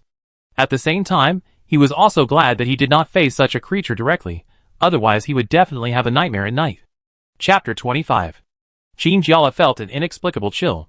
She turned her head to look at her friend sitting in the back seat and asked, Qinshan, do you still remember the big cockroach I saw in the hotel when I took you out to stay? Hotel? Qinshan chewed on the term slowly, and slowly seemed to remember. Ah, it was that day. What happened? What cockroach? Lin Zhonghao asked.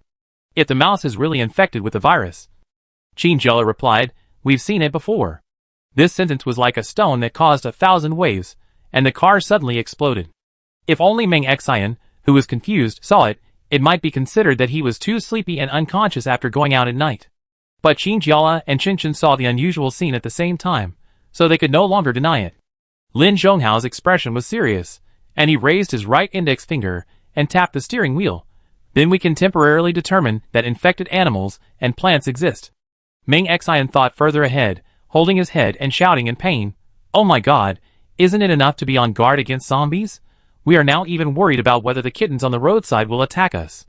Qin Jiala thought more optimistically, but at least so far, those things haven't actively attacked others, right? I don't know if the zombie virus controls their ability to move or something, at least in her opinion, not actively attacking is good. Qinshan also thought of this. That's true. The atmosphere in the car fell into silence. No one spoke anymore, thinking about different things. Finally, Lin Zhonghao spoke up. Let's do this for today. Everyone stay in the car for now, and get ready to leave tomorrow. Gu Hing, you couldn't agree more. He was about to fall asleep just now. If it wasn't for the discovery of the animals turning into zombies that slowed him down, he wouldn't have the energy to think so much. He got up from his seat, lay on the backrest, and took out some thin blankets from the trunk to distribute to everyone. The temperature will be very low at night, and it is best not to turn on the air conditioner in the car. In order to avoid catching a cold in the morning, it is better to wear something on your body. Qin Jiala took the blanket and curled up in the seat, but she was not sleepy at all. She opened her mobile phone and searched for the latest news. The first few were, viruses of different scopes broke out across the country. Please pay attention to travel safety and avoid going out alone. And, please find a safe place to wait for government rescue. There seemed to be no valuable clues after flipping through them. She sighed softly, pulled the blanket up, and wrapped it thickly around her neck. She liked the feeling of being tightly wrapped in the blanket the most. Qinshan always laughed at her, because she lacked a sense of security. At this time, who would still feel safe? She smiled self-deprecatingly. Suddenly, the hand that was still holding the phone was gently wrapped by someone, and the palm of the person was hot, and there was an endless flow of warmth. Lin Zhonghao's facial features could only be seen roughly at this moment, and only the outline of his facial features could be captured, but he was still so handsome that Qin Jiala's heart was hot, and couldn't stop beating. Is it cold? He asked in a low voice. Qin Jiala shook his head. From the small wide mirror in front of the car, he could see that the three people in the back seat were almost asleep. I'm fine. Lin Zhonghao's eyes moved slightly. If you are worried about infected animals. He was obviously afraid that the discussion of the few people just now would affect Qin Jiala. Qin Jiala chuckled. It's okay. I have always used the sky falling as a blanket to cover myself. Who cares if it's a zombie? At worst, I can run away. This was also her true words. When life was peaceful before, she had thought about what would happen if the world really came to an end. Now, the world really came to an end. Although she was fine, she felt warm in her heart when she was comforted so clumsily. Lin Zhonghao nodded. All problems will be solved. Qin Jiala couldn't help but check the time. Go to bed early. She had a hunch that tomorrow would be another busy day. However, Qin Jiala didn't sleep well that night. Perhaps it was because it was her first time sleeping in a car. No matter how she adjusted her posture, she felt something was wrong. Moreover, she, who always had a good sleep quality, had nightmares that night. She dreamed of the weird cockroach she and Qinshan saw in the hotel, her former classmates, who snatched snacks from others in the dormitory, and the zombies that kept wailing behind her. One short fragment after another was combined without any rules, forming a series of intermittent dreams. Qin Jiala suddenly woke up from her dream. The whole terrifying face of the zombie seemed to be very close. She could even smell the strong smell of blood in the zombie's mouth. But then she put this unrealistic dream behind her, and began to tremble all over. Why is it so cold? Did the air conditioner in the car turn on automatically? Qin Jiala sneezed, And then she found that the problem was not with the air conditioner, but a thin layer of frost on the window next to her co-pilot. Just like the ice that you often see on the road in winter, it was a very light layer, and even the seat under me felt cold to the touch. What's going on? Lin Zhonghao, who was standing next to her, woke up when he heard her sneeze, and turned his head to find the abnormality here. Ice? This is amazing. It's not even close to winter now. Qin Jiala reached out to touch the ice, and found that it was real frost. It broke into small pieces as soon as it touched it and fell off. She looked at the window suspiciously. Was it so cold last night? Lin Zhonghao didn't understand. If that's the case, why isn't there a window on my side? Qin Jiala shrugged, treating this as a small phenomenon of the world changing the rules after the virus began to spread wildly, and called out to the 3 people who were still sleeping in the back. Hey, wake up. Get ready to work. Gu Hengyu was the first to wake up. He stretched his stiff limbs. For tall people, curling up and sleeping in the car is really not a good idea. Chen Chen and Meng Xian were sleeping sideways. Chen Chen held a blanket to his chest and leaned on Meng Xian. Meng Xian also frowned in his sleep. He didn't dare to resist being pressed down. He looked very aggrieved when he didn't move. This picture was just like a comedy sketch on the Spring Festival Gala. Qin Jiala couldn't help laughing. Hey! Wake up! Chapter 26. Chen Chen shivered, rubbed his temple and climbed up, muttering in a low voice, my head hurts. Meng Xian, who had been pressed down all the time, was the worst. Half of his body was numb, and he had a nightmare of being pressed down by zombies without any ability to resist. When he woke up, he couldn't even move. Chen Chen didn't feel anything about it. He slapped him mercilessly. The numb feeling spread throughout his body like an electric shock. It was really painful. Meng Xian was so uncomfortable that he grimaced and couldn't say a word. Hey, look at you. How come you are even more delicate than us little girls? Chen Chen helped Meng Xian stretch her muscles and bones carelessly, and even taunted her rudely, you can get numb even when you sleep. Why don't you move? It's just silly. Meng Xian had a look on her face that said I dare not move, and was wondering why everyone else was fine, but she was the only one who was uncomfortable like this.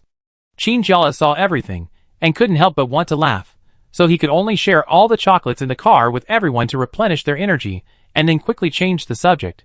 So are we going to your aunt's house today? This was said to Meng Xian. If you want to escape the Doomsday freely, you must not have any worries, at least you have to see your relatives settled. Meng Xian nodded. Are you going now? Lin Zhonghao looked at the time. It was 7:30 at this moment, and there was still a faint fog on the street. However, the sun had already shone through the fog and projected onto the earth. With the sun, you can't help but feel that there is still hope in life. He nodded. Let's go now, go early. Meng Xian's numb feeling had almost disappeared. He shook his arms and cheered up while eating chocolate. On Renmin Road, you can take the road to the vegetable market, which will be closer. Lin Zhonghao found a map from somewhere. It should be of the city. There were many winding bus and subway lines on it. Even the bun shop on the street was marked. Qin Jiala felt strange. Where did this map come from? She didn't think that convenience stores on the street would sell maps. Lin Zhonghao circled the neighborhood where Aunt Meng Xian lived with a pen and said lightly, this car belongs to the school. It may be used for missions sometimes. The map is in the storage box next to it. Qin Jiala immediately rekindled his high respect for the military school students. They looked at the map when walking in the city. They were really serious. Lin Zhonghao showed the circle part to Meng Xian. Is it here? Meng Xian nodded and pointed out a winding path on the map to Lin Zhonghao. It will be faster to walk this way. When he first went to college, he always had a mysterious attachment to home. He felt uncomfortable living in the dormitory and left school from time to go home. He had already found a faster way, which was clearer than the subway route. Lin Zhonghao took back the map, folded it, and put it back. Everyone sit down, we are ready to go now. Qin Jiala fastened his seat belt excitedly, without any fear at all, and even felt a bit like a primary school student going out for an outing. Meng Xian was a little worried about the situation at his aunt's house. After all, he had seen the miserable situation at school, maybe.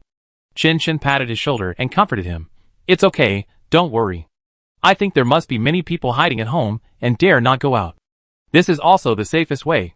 Now the government has announced that this is a new virus that has no solution yet, and the survivors will definitely see this news. Meng Xian forced a smile, but his heart was beating. His aunt was not the kind of person who would stay at home and wait for rescue. The jeep turned into a bend, and there were few pedestrians in the car. When passing a small road, they saw a few young people walking together, walking hurriedly. Chinjiala said, maybe they are out to buy necessities? But why do they look sneaky, not like ordinary people? You are quite brave. Chinchin said, stroking his chin, those who can come out at this time are all heroes. Lin Zhonghao glanced at them calmly and said indifferently, it's okay, it won't hinder us. The tallest of the group of young men, who was surrounded in the middle, said, how long will it take? The people around him seemed to listen to him very much. As soon as he finished speaking, someone took out his mobile phone and started searching, and handed the result to the tall man. Brother Su, it seems to be just around the corner. Su Guang nodded. His face was abnormally pale, as if he hadn't seen the sun for a long time. He was thin and wore a loose black sweater with a large hood. The hood was buckled directly on his head, revealing only a pointed chin. Listen to me. After all, we have limited time. I don't care how much you can take. As long as you can carry it, it doesn't matter if you empty it. His voice was also hoarse, which made people feel uncomfortable, like two pieces of metal rubbing against each other. This sentence obviously inspired his brothers, and each of them had an abnormal ecstasy on their faces. The most attentive one grinned. Brother Su, do you think the end of the world is an opportunity for us? Su Guang chuckled. I don't know if it's an opportunity or not. I only know that those who seize the opportunity first will win. They have been observing for several days. The police were summoned to nowhere. There was no one in sight. Other residents rarely came out. They were probably scared and stayed at home, afraid of being infected with the virus. But he found that zombies can only be transmitted through blood. That is to say, only when the zombies bite you and bleed or cut your skin, there is a possibility of infection, and they move slowly, so as long as they are not in large numbers, they can escape. Su Guang pulled up the corners of his mouth, drawing a strange arc. Brother Su is still wise. I have been out for 2 days, and it has been very safe every time.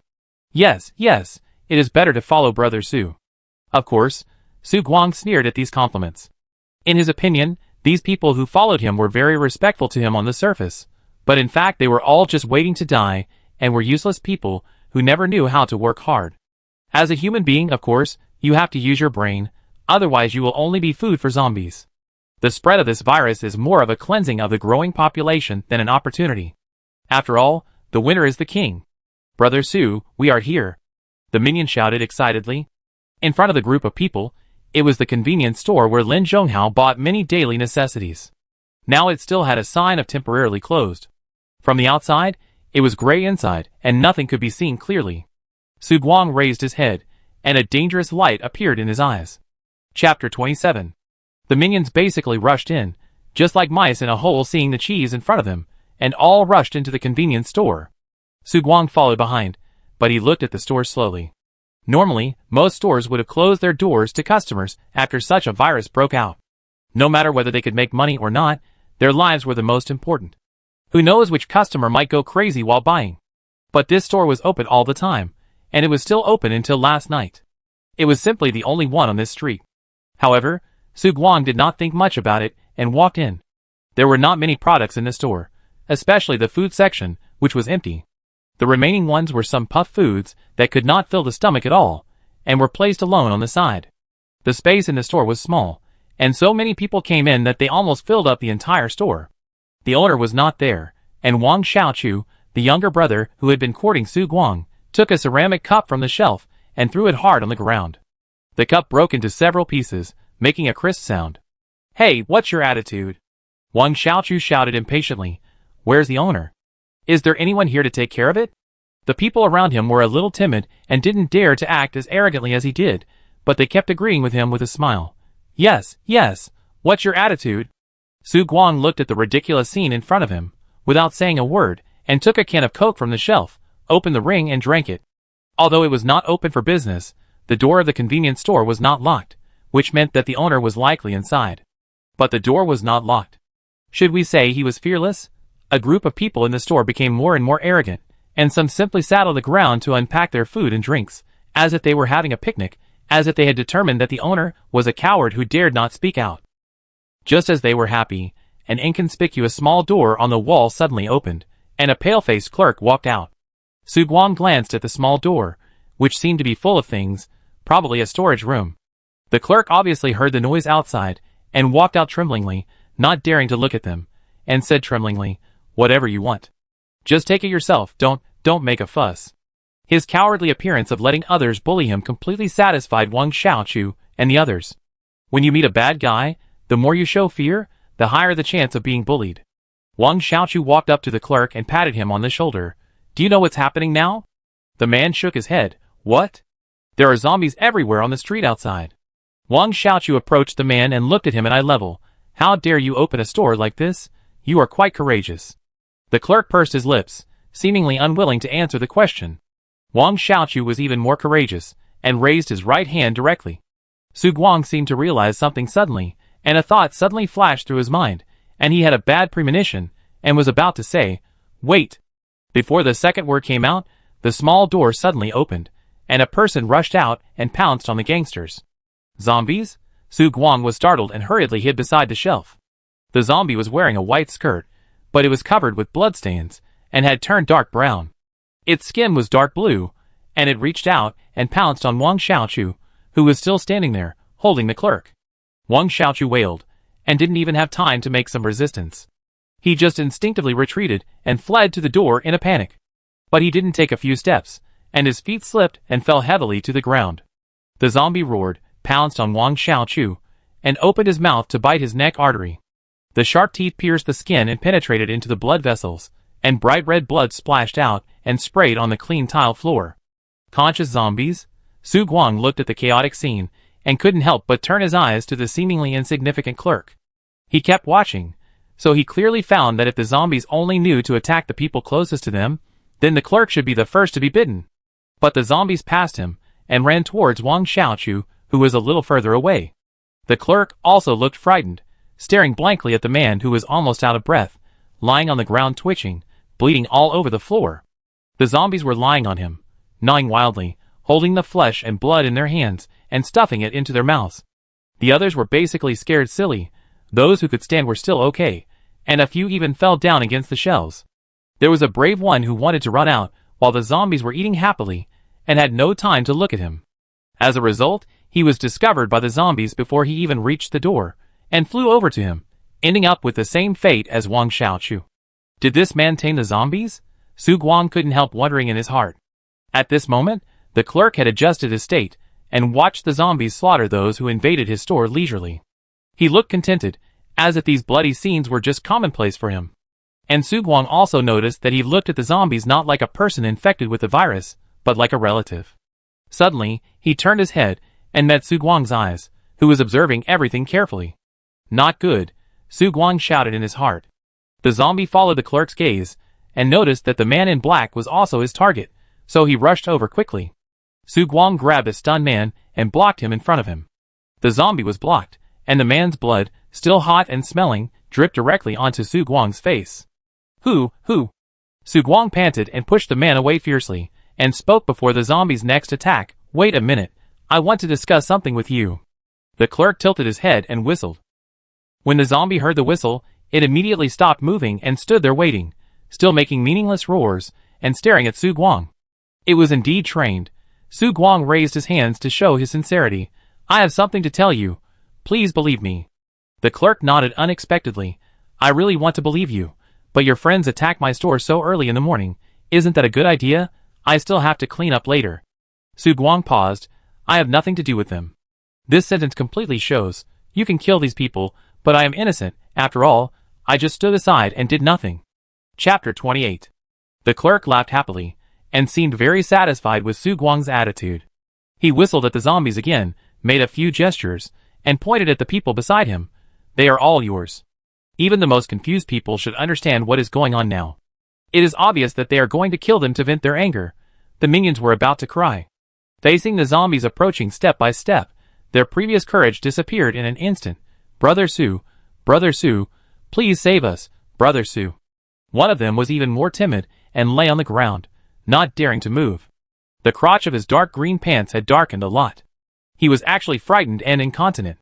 Su Guang also noticed this, and turned his head away in disgust, not wanting to see the scene. The clerk laughed happily. "I thought they were your friends. Now it seems that they don't even have the minimum rights of being a follower. They are completely abandoned." The zombies pounced on them, and started their delicious meal. While the teeth were gnawing and tearing flesh and clothes, Su Guang replied coldly, I don't need such a friend. Cowardly, conceited, hypocritical, and most importantly weak. In front of zombies, they don't even have the ability to resist. What's the point of keeping such so-called followers? Su Guang wanted to speak again. Zombies. Did you train them?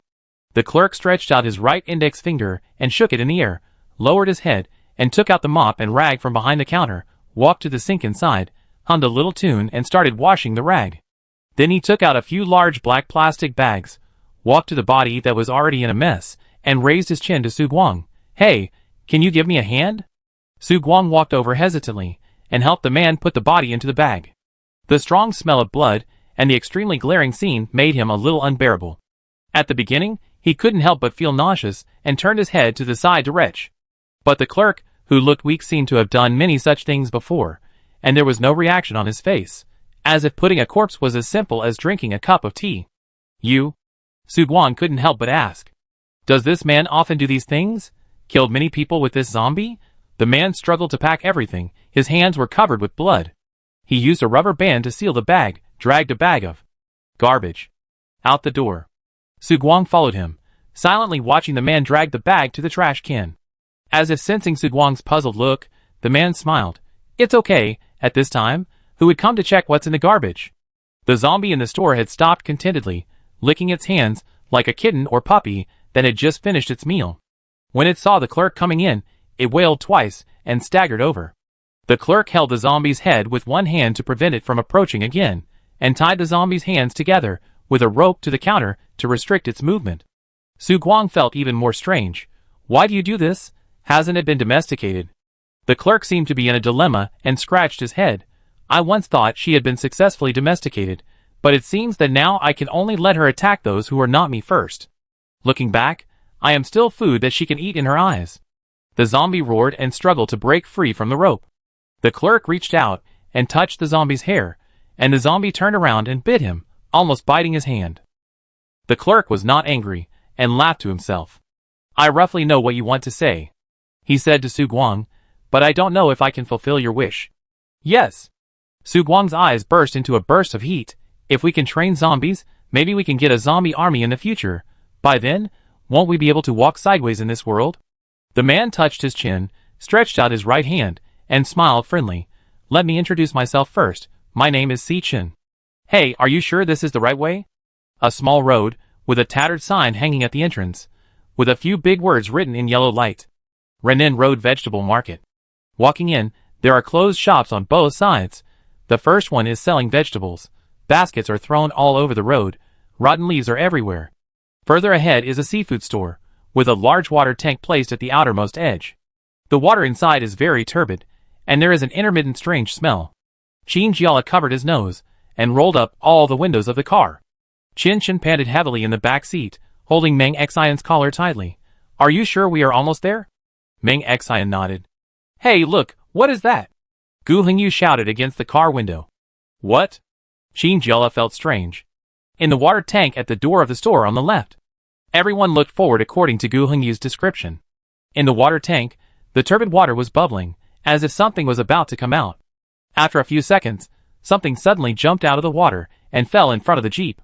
Everyone held their breath and stared at the thing. Qin Chen and the others were sitting in the back and couldn't see clearly.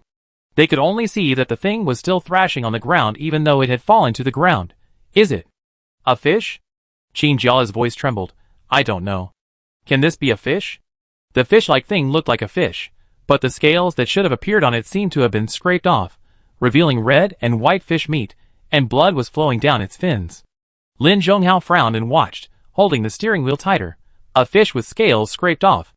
Can it survive? Qin Jiala swallowed his saliva. This question was obviously not answered by anyone present. Lin Zhonghao stepped on the steering wheel, the car roared, the wheels began to turn rapidly, and ran over the fish that was still jumping. The wheels rolled over the fish, and red blood mixed with meat splashed out. Everyone breathed a sigh of relief. Meng Xian said, it should also be an animal infected with the virus. Qin Chen nodded. There are more and more unusual animals. Rats, cockroaches, fish. What else is waiting for them? How do I get to your aunt's house? Lin Zhonghao quickly adjusted and drove the car out of the vegetable market smoothly and came to the side of the road. Meng Xian hurriedly replied, "Turn left, and it's the community." Qin Jiala asked, "Do you need to contact her?" What if he rushed in so rashly and his aunt had already taken refuge somewhere else? Chapter 29. Meng Xian shook his phone. I called, but no one answered. There was an awkward silence in the car. There are almost two reasons why the call was not answered. One is that the caller really didn't hear it, or there was something wrong with the phone, and the other is that there was something wrong with the person. No matter which of these two reasons, the ending is quite uncomfortable. Meng Xian obviously thought of this, and he tried to pull open the corners of his mouth to pull out a forced smile, and said with all his strength, "It's okay, maybe Auntie is in trouble. It's normal not to answer the phone at this time." Everyone stopped talking and focused on the itinerary. After walking for a few minutes, the community that Meng Xian mentioned appeared in front of everyone. It is a community with good conditions, tall buildings, many small shops nearby, and it seems that the public facilities and greeting are well done. It's just that the iron gate in front is closed, and you need to swipe your card to enter. No way. Chen lowered the car window and squinted at the guard. Is it still necessary to go through these procedures at this time? Qin Jiala saw that the horizontal bar blocking the car looked thin and weak, and immediately suggested, "Why don't we just drive through it?" Good idea. Lin Zhonghao nodded, stepped on the accelerator, and rushed to the gate. Bang! The white horizontal bar was directly knocked over by the off-road vehicle, hitting the front hood of the car, and the tail of the guard booth was broken. Qin Jiala looked at the front of the car with heartache. It won't be damaged. This car has been with them for so long. Lin Zhonghao smiled handsomely. It's okay, they are all school cars. If it really breaks, get another one. When he left school, he didn't think much about it, and drove his teacher's car temporarily. Because he was in a hurry, he didn't even say hello. Gu Hengyu coughed twice in the back. You are a student of the military academy, at least pay attention to your image. He always sounds like a bad person. Meng Xian directed the direction. Turn right, go straight to the building. Lin Zhonghao, why is there a kindergarten? Aunt Meng's house is in the last row of buildings in this community, close to the back door, and there is a small kindergarten between the buildings. A kindergarten in a building? Qin Jiala pondered. Meng Xian nodded. It seems to be the idea of the property people. It's a private kindergarten. I guess they just want to be convenient. The car stopped at the door of the building. Gu Hengyu said vigilantly, let's see if the area is safe first. Lin Zhonghao, I didn't see any zombies along the way. Yes. Qin Jiala said, there was no feeling of zombies at all. You know, they ran away from a place like the school that was already full of zombies. Compared to that place, this community is peaceful and peaceful, as if the virus has not spread here at all. Qin scratched his head. I didn't see any living people either. This sentence reminded the people present that their purpose was not to come here to investigate zombies. Several people quickly walked into the corridor. As expected, the elevator was also broken, but according to Gu Hengyu, it should not be a power outage, but just a partial circuit failure. Qin Jiala looked at the long staircase in despair and asked, which floor is your aunt's house on? Meng Xian's voice became smaller. 11th floor. Qin, When they climbed up the stairs and stood in front of the door, Qin swore that if she opened the door and saw a zombie, she would rather be bitten to death. She really didn't have the strength. They were so tired that even Gu Hengyu, who had better physical strength, had sweat on his forehead. On the other hand, Lin Zhonghao looked like he had taken an elevator up. His face was not red, his heart was not beating, and his breathing rate was maintained at a normal speed. Qin really felt dissatisfied. Are military school students so physically fit? Lin Zhonghao said honestly, if it was before, I might still pant a few times, but it seems that my physical strength has indeed increased a lot during this period. Qin turned his head away speechlessly, and had to watch Meng Xian lower his head to find the key. Qin Jiala stared at Lin Zhonghao, and doubts arose in his heart. Even if the physical strength is good, if you climb up 10 floors in one breath without stopping to rest in the middle, even a normal person should have a little change, right? This enhancement is just like eating Popeye's spinach. Before he could think about it, Meng Xian had already taken out the key and opened the door. The house was large, but the light was dim because the curtains were drawn. There was a short corridor at the entrance, followed by the dining room and bedroom. There was a half wall between the corridor and the living room, and there were a few paintings hanging on the wall. Meng Xian shouted, Aunt? The house was quiet, without any sound. There were no zombies, and no people. Qin, how could this happen? Gu Hengyu, do you have any other relatives? Your aunt knows them. Meng Xian shook his head. I don't know, but it should be gone. He has a good relationship with his aunt. If there are other people he knows, he should have heard of them. Qinjiala comforted him. It's okay, maybe he went to another friend's house, or found a place to hide. Gu Hingyu and Lin Zhonghao walked around the house. The furnishings in the house are very simple, but some broken bowls and plates were found under the living room, and some inconspicuous bloodstains were spilled on the living room floor, dotted all the way to the corridor. When the few people came in, they were too anxious to notice that there was a darkened handprint on the snow-white wall. Meng Xian followed Lin Zhonghao and the others to the door. He obviously saw the traces along the way. He lowered his head and fell silent. Chen Chen also felt a little uncomfortable. It was okay for the relatives not to be around. The mess on the floor clearly showed that something had happened at home. If you think about the worst, Aunt Meng might. Meng Xian turned his back and raised his arm to wipe his face hard. The others stood there, not knowing what to comfort at this time. Meng Xian sniffed, trying to keep his tone steady. I'm actually nothing. I thought about this long before I came here, when I couldn't get through on the phone. You don't have to worry about me. People are so stubborn, how can we not comfort them? Qinjiala sighed and went to the kitchen to see if there was any water, at least boil some hot water to drink, and warm the body. When he turned on the faucet in the kitchen, Qinjiala breathed a sigh of relief, although the water was only coming out intermittently. She started looking for a pot to boil water in the kitchen. As soon as she walked to the window, she accidentally saw the scene below. A small group of zombies poured in from the back door, and there was a person running madly in front, probably trying to escape the zombies. Qinjiala was dumbfounded, and after a while, he remembered to shout, "Hey, come and see!" Chapter 30. What happened? Lin Zhonghao ran in first, grabbing Qinjiala with a worried look on his face. When he heard her shouting, he thought something had happened. Qinjiala blushed slightly and pointed outside the window. Look, it seems someone is being haunted by zombies. Several people leaned on the window and looked down. The 11th floor was really high, and it was impossible to tell whether the poor person was a man or a woman. They could only watch the person rush into the building where they were. Qinjiala, Chen Chen stood by the window, stunned. Is it a resident of this building? Gu Hingyu, is it possible? Otherwise, why would they come in? Several people were speechless about this scene, and they were all stunned. Suddenly, there was a sound of water flowing. Qinjiala slapped his head and drove these people out like chickens. Don't make trouble, I'm going to boil some water. The small pot under the faucet was already full. Qinjiala tried the gas stove, and blue flames came out. Several people walked to the living room and sat down. Meng Xian silently took a mop and tried to clean the blood on the floor. Chen Chen looked at him, wanted to say something but closed his mouth again. They were silent for about 10 minutes, and the water in the kitchen finally boiled.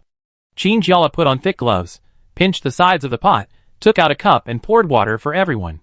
Gu Hingyu tried to liven up the atmosphere and just opened his mouth. Then The sound of unlocking the door suddenly rang. Everyone turned around alertly.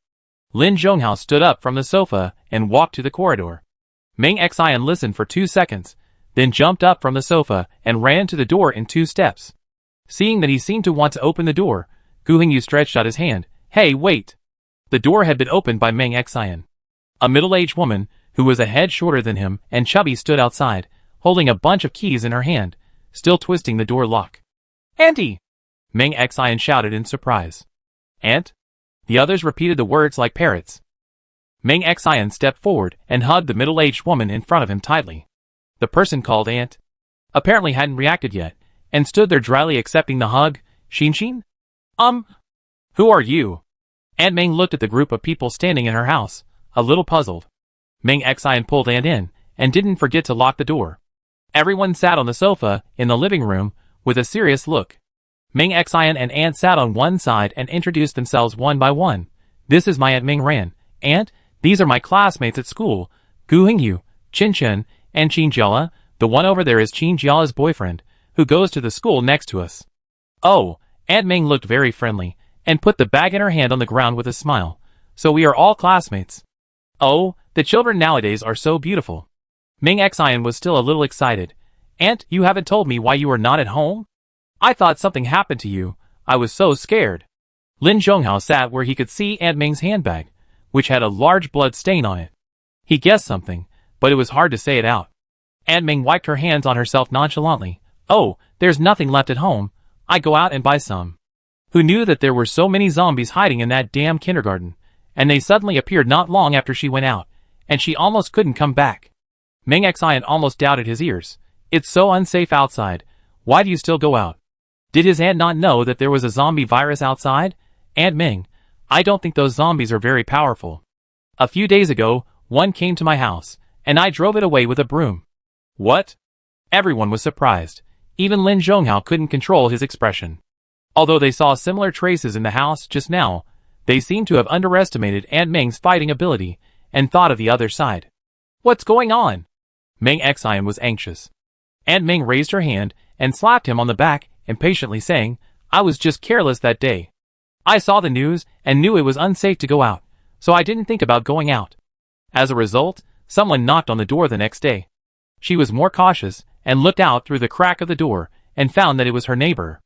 Although they didn't talk much, they still nodded and greeted each other when they met. Moreover, at this time, she thought she would help if she could. As a result, as soon as she opened the door, the person fell directly towards her. His face was pale and sweaty, as if he was about to have a relapse of a serious illness, which scared her. It took a long time to carry the person to the living room, and as soon as she put him down, she found something wrong. The man's eyes began to bulge out, bloodshot, and the fingers holding her wrist began to turn blue-black, and the strength was frightening. Aunt Ming instantly thought of the zombies in the news before they became ill, and she was frightened. She took the rag on the table, rolled it into a ball, and stuffed it into the mouth of the zombie, which was not a human or a zombie at the moment, to prevent it from biting her. At the same time, she grabbed the person and threw him to the door. Who knew that the zombie had finished its transformation halfway through, and struggled to attack her. She turned her head to avoid it, but ended up hitting the table, scratching something, and a bloody mark suddenly appeared on her arm. Aunt Ming couldn't drag the zombie, so she thought about knocking it out first. So she picked up a cup and hit it hard on the head, but her hand was numb and the zombie's head was broken, but it still pulled her. Aunt Ming was completely helpless, and she struggled with it all the way, and finally got it out. Several people listened to Aunt Ming's thrilling story of the battle between humans and zombies, which was as plain as boiled water, with respect in their eyes. In comparison, they knew how to dodge in a panic all the way, which was simply too cowardly. Ming Xian thought about it, and still felt something was wrong. Why didn't you answer my call? He was so anxious. Okay. Aunt Ming took out her phone from her pocket, and the black screen shattered, as dense as a spider web. It was broken when I was fighting the zombies that day. I wanted to buy a new one, but I didn't have the chance. Ming ran inside and looked at his nephew. But I can imagine that it must have been very difficult for you to escape along the way. The world suddenly changed, and it would be difficult for anyone to accept it. Ming Xian went to the kitchen to pour a glass of water for his aunt. As long as you are okay. Lin Zhonghao thought of a key question. Did those zombies downstairs come in too? Chapter 31. Everyone fell silent, having never thought about this question. Yes, those zombies followed Aunt Ming closely. Even if they were a little bit away, they should all gather downstairs, right? They are quite safe hiding in the house now. But what will they do if they have no food in a few days? Are they trapped here? Aunt Ming felt a little regretful, and sat down in frustration. This is my fault. I should have led them to another place, and then ran back. If we had taken a detour, we wouldn't be in this predicament now. Xin Jiala comforted him. Who could have thought of this? It's good that you can come back. It's hard for a person to think about these future things when he encounters so many zombies. Qin Shen also nodded, and sat down from his standing position. Yes, I don't think this matter can be rushed. There will always be a way. The two girls sat down to cheer each other up, and Lin Zhonghao and the others couldn't show anything. Gu Hengyu shook his arms, stood in the living room to stretch his body, and looked nonchalant. Yes, at least I can sleep well tonight and have a peaceful meal. He couldn't stand eating snacks and canned food in the car. Aunt Ming also laughed, looking at the college students in front of her, with a trace of heartache in her eyes. I think it won't be easy for you to run away from school these days. I saw the news that the school was the first to fall. I don't know how anxious I was at that time. Every student is a treasure in the palm of their family. Parents would rather these things happen to themselves than see their children get hurt or even become zombies. But such a thing happened. Gu Hengyu thought of what happened at the radio station, and his face darkened instantly. According to this, the students who stayed in the school are in danger. If I had known, I should have taken a few people with me. Qin Jiala was keenly aware of Gu Hengyu's regret and patted his arm. It's okay, maybe they will find a way. Aunt Ming suddenly thought of something and asked, You should all be tired, right? You can take turns to take a hot bath, eat some food, rest, and take a nap. This sentence completely touched the hearts of several people. After running around for so long, they suddenly heard such a comfortable itinerary, and they almost cried. Gu Hingyu was so touched that he nodded repeatedly. No problem. Aunt Ming smiled, went to the bathroom to check the water heater, and then came out and said, "The water is not very hot, and it's a little small. Everyone hurry up, and it should be enough." Meng Xian, ladies first. Chen Chen walked in first. Aunt Ming prepared some of her old clothes for the two girls. "I'm really sorry. I didn't buy anything this year. I can only let you wear old clothes." Qin Jiala was very touched. Aunt Meng was so kind to take care of them so meticulously. How could it be said that she was wronged? When it was Qin Jiala's turn, the bathroom was already covered with a light mist, and the mirror in front of the sink was blurred. The small cabinet above was filled with toiletries such as shampoo and shower gel. Qin Jiala took off her clothes and turned on the shower. The warm water poured down, making her feel like a small grass that was about to grow vigorously in the spring rain. She squeezed the shampoo out of the bottle, rubbed it in her hands for a while, and made a fragrant white foam, and began to apply it to her hair. There was the sound of water in her ears, and the pleasant smell of shampoo in her nose. While washing, Qin Jiala felt something was wrong, as if something was secretly watching her when she closed her eyes. This feeling became stronger and stronger. She couldn't help it. She hurriedly washed away most of the foam, wiped the water on her face, and opened her eyes to see clearly. It was this glance that made her stiff all over, as if she fell into an ice cave. In this small area of the shower, at the front was a white 3-layer small cart with soap and other sundries, and in front of the cart was a zombie rat that had been infected by the virus. It was just as Meng Xian described, with a human face that was somewhat similar to that of a human, but when it appeared on a rat's face, it always felt a bit out of place and a bit weird beyond common sense. The rat looked at her with red eyes. Qin Jiala didn't dare to move, and the whole bathroom was filled with the sound of water splashing. Should I call for help? She thought vaguely. What if I called and startled the rat? Meng Xian had said before that he just kept silent, and the rat went away by itself. Are they going to stand against each other like this? Qin Jiala was a little desperate. Suddenly, the mouse moved. It took a step forward, shaking its head and tilting it to one side, just like a human observing someone else. Qin Jiala could no longer bear it. Even if there was something she could pick up for defense, at least to protect herself, an ice cone suddenly appeared out of thin air and pierced straight into the mouse's heart, making a very slight puff sound. The mouse swayed in place and fell to the ground, blood flowing into the sewer along with the bath water. Qin Jiala was even more at a loss. If the bathroom wasn't so small, she would have suspected that someone had come in. But what was going on with this ice cone? She took 2 steps forward and looked carefully. It was an ice cone that looked like it had been knocked off the ice directly, without any deliberate modification, with a pointed head and a large tail. Qin Jiala confirmed it again and again, before she truly believed that everything in front of her was real. But these were really a bit psychedelic, and she planned to call her friends to see what was going on. But when she just went out wrapped in a bath towel and looked out, she found that Chen Chen and Aunt Ming were already happily discussing what to eat for lunch in the kitchen. Qin Jiala sighed and hesitated whether to put on clothes and call for help. Lin Zhonghao happened to walk out of the bedroom next door, and was a little stunned when he saw this scene. What's wrong? Qin Jiala thought about it, weighed it in her mind, and found that she trusted Chen Chen and Lin Zhonghao equally, so she didn't hide it, and said directly, "Can you come in and take a look? I found something wrong." Lin Zhonghao was a little confused, but he still followed in. The shower head was turned off, but a little water was still dripping down. The dead zombie rat was lying on the ground, with the ice cone stuck in its chest, and the blood and water under its body mixed together and flowed away. Lin Zhonghao's pupils shrank slightly. What's going on? Is it a zombie rat? Qin Jiala nodded. It appeared when I was taking a shower, but the strange thing is that the ice cone on its body appeared out of thin air. Lin Zhonghao squatted down to look, and was a little confused. Isn't it you? Chapter 32. Qin Jiala didn't know whether to laugh or cry. How could it be me? Lin Zhonghao touched his chin, paused, and said, Actually, I heard some rumors from professional teachers in the military academy. Rumors? Qin Jiala was curious. Yes. Lin Zhonghao nodded. It is said that in recent years, some people with superpowers, or special abilities have appeared one after another. Special abilities? Qin Jiala's eyes widened in disbelief, and he felt that he was talking too loudly, so he quickly covered his mouth. Aren't these things only in science fiction movies? And they're not very scientific movies. Actually, this kind of thing has always existed. Lin Zhonghao said, such as telepathy, such as human self-immolation, and some people say they can communicate with spirits, but there has never been a clear answer. However, with the gradual development of technology, these things seem to be no longer impossible. There are more and more people with this kind of power, and the teacher said that the country has been conducting these researches in secret. He knew this because he performed well in school and had a good relationship with the teacher. And the teacher told him not to tell anyone. But Qin Jiala is not an outsider, it doesn't matter. After saying this, Lin Zhonghao looked at Qin Jiala's chin, which could not be closed, with amusement, and stretched out his hand to scratch it like a kitten.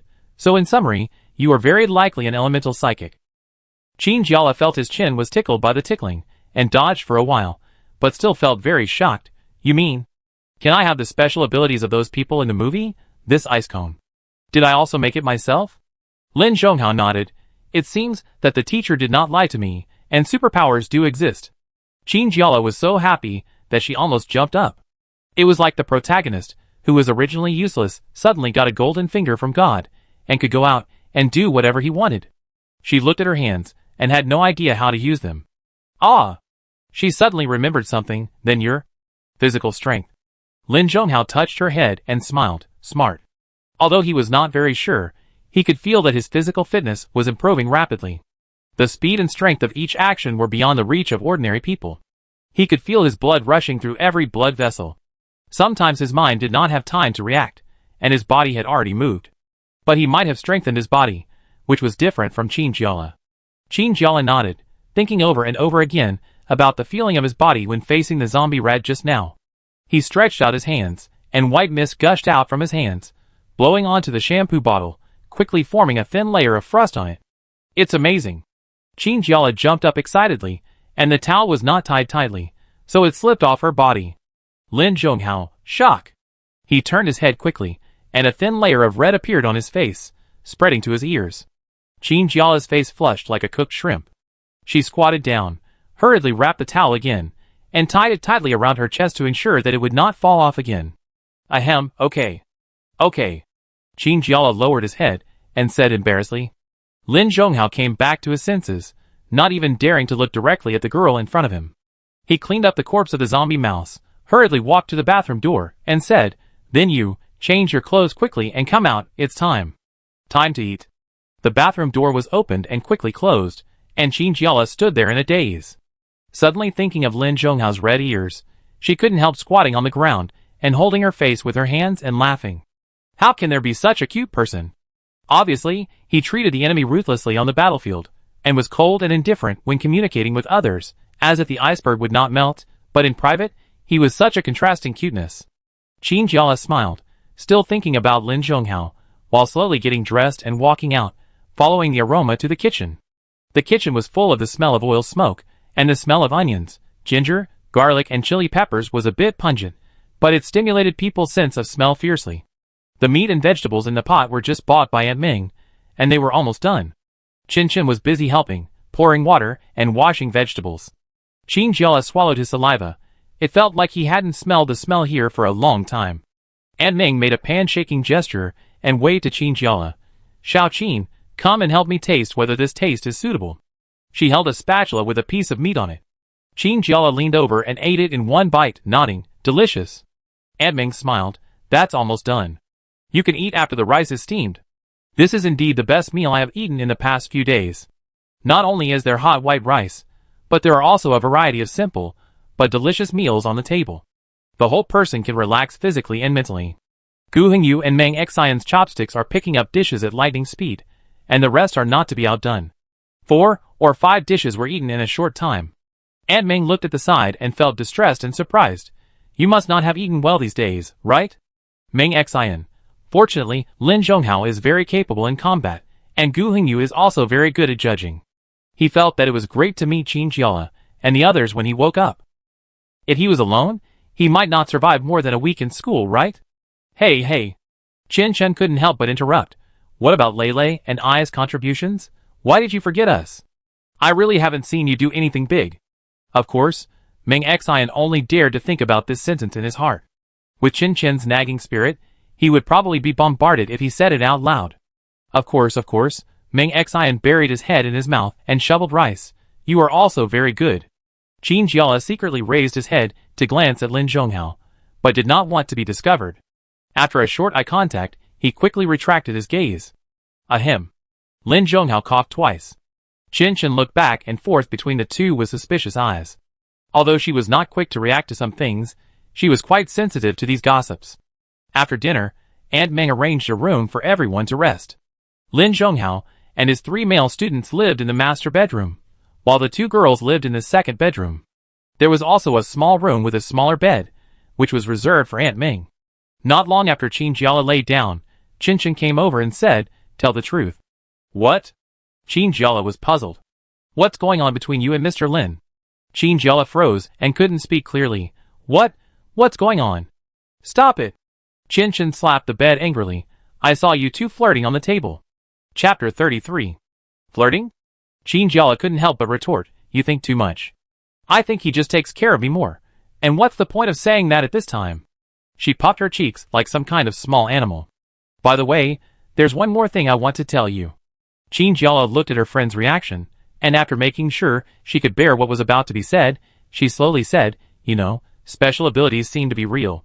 She later asked Lin Zhonghao if it was okay to tell her about this, and Lin Zhonghao just replied that it didn't matter if the secret was kept under the current circumstances, and there would definitely be more people with special abilities in the world.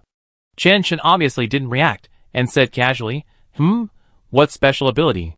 Qin Jiala thought about it, and decided to show it to her directly. She thought about the feeling of exerting power, raised her fists in the air, and then suddenly opened her palms and waved them at the wall. White mist spread from her palms, carrying some fine ice fragments, and directly formed a piece of ice on the wall, distributed in irregular shapes. Qin Shen looked at her old friend as if he was looking at a ghost, as if what she had just waved out was not ice, but some biological weapon. Then he suddenly grabbed Qin Jiala's hand, turned it over and over, and decided that she was performing a magic trick. There must be something hidden in her palm, just like the spider silk in Spider-Man's hand. Qin Jiala was so amused that he pulled his hand back with great effort and waved it in front of his friend's eyes. "This is what I want to tell you. I don't know when I got superpowers." In the next 10 minutes, Qin Shen pestered Qin Jiala to perform countless icing performances for him, until half of the wall was covered with frost. Even so, she still looked at her friend's hand like a treasure, with envy in her eyes. "This is too good. Isn't this the fate of the heroine in a science fiction movie? In the future, you can deal with zombies like magic." Ahem. Qin Jiala pulled back his hand and interrupted his friend's fantasy. "I'd better not show off my little tricks in front of an expert. It's only good for emergency." The few people spent a few harmonious days at Aunt Ming's house, and finally found the feeling of a stable life before, but in the afternoon of the next day, something else happened. First, during the meal, Lin Zhonghao's cell phone suddenly rang, and everyone looked at him in confusion. Lin Zhonghao took out his cell phone from his pocket, and was stunned when he saw what was displayed on the screen. "What's wrong?" Qin Jiala asked. Lin Zhonghao hesitated and said, "My teacher sent a request for location."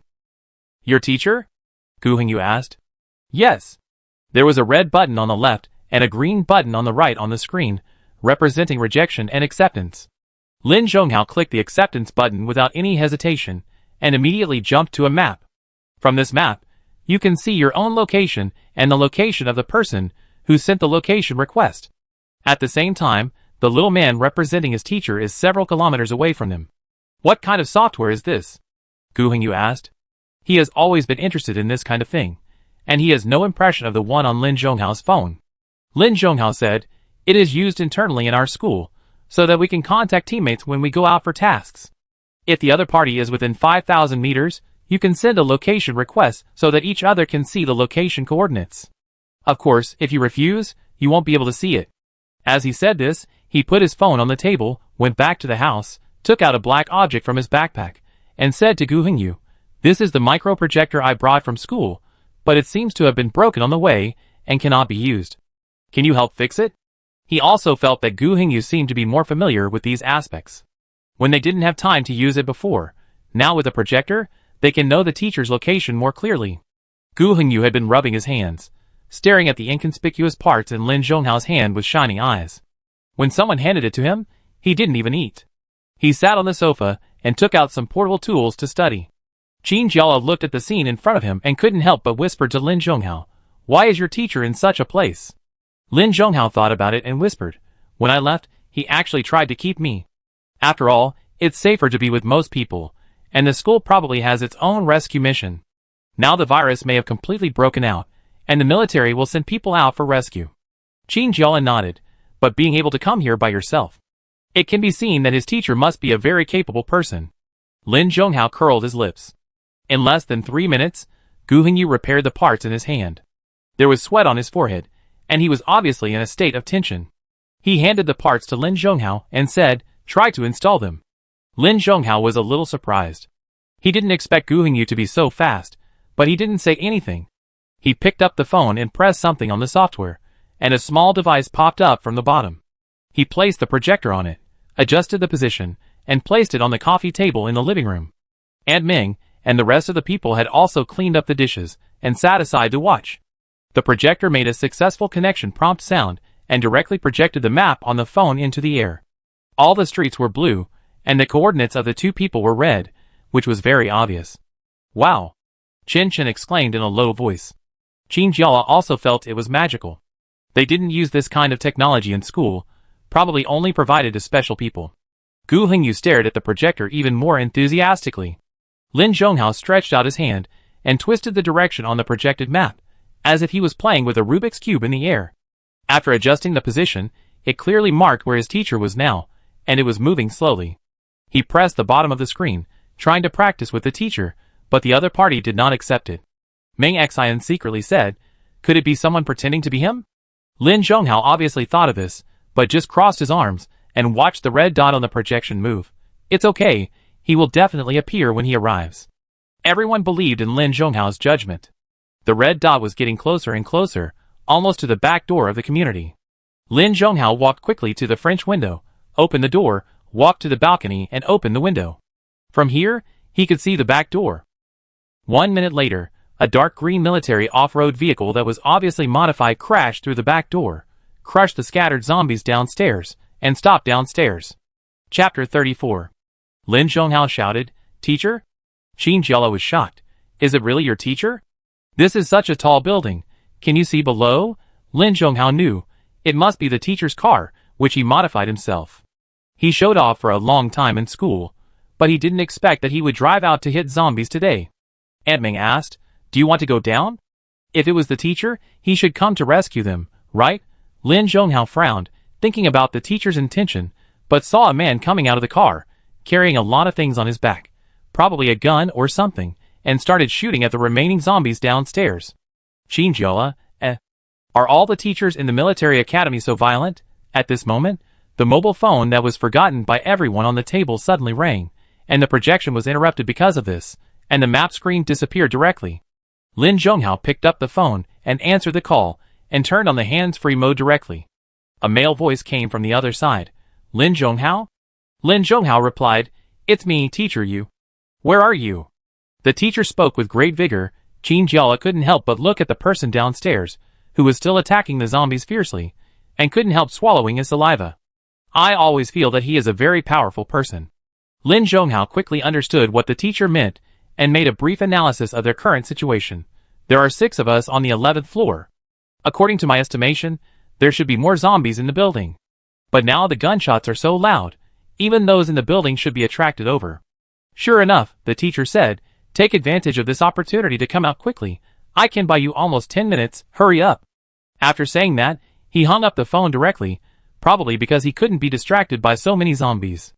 Lin Zhonghao quickly turned around and said to others, take the important things, we will leave in 2 minutes. He believed in his teacher. If he said he could delay for 10 minutes, he would definitely do it. They could use this time to go downstairs, and then move out from here. In fact, it didn't take 2 minutes. They didn't have much luggage.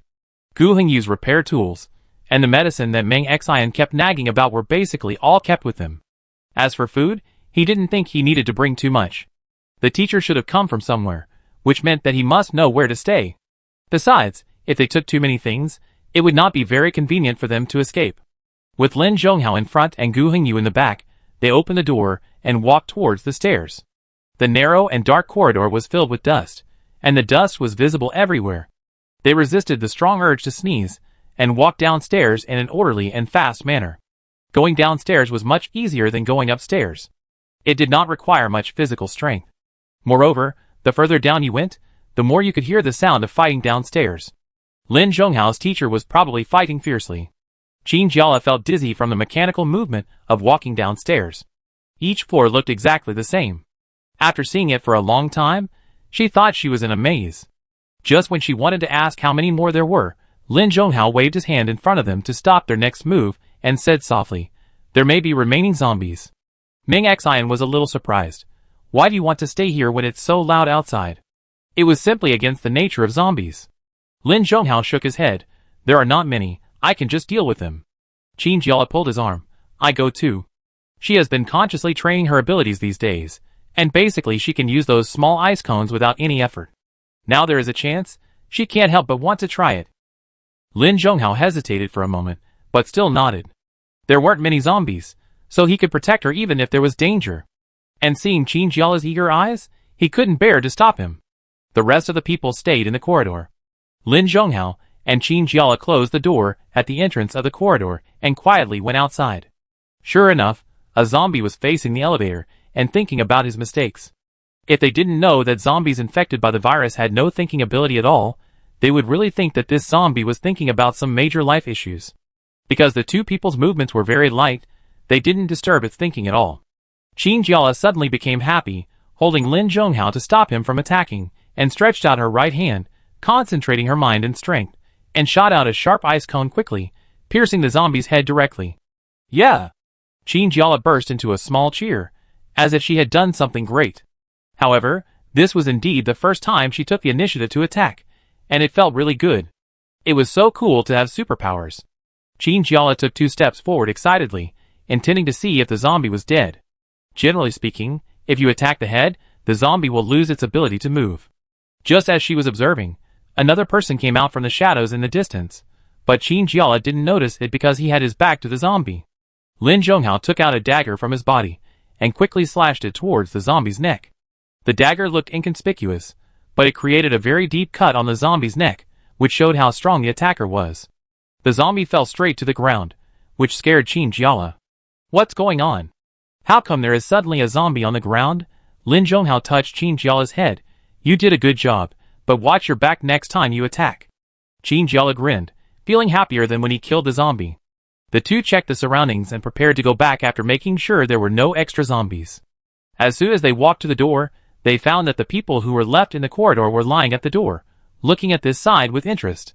Lin Zhonghao, Qin Jiala, what's going on? Ahem. Qin Chen left first, not forgetting to flatter, "Lulu, you are really amazing.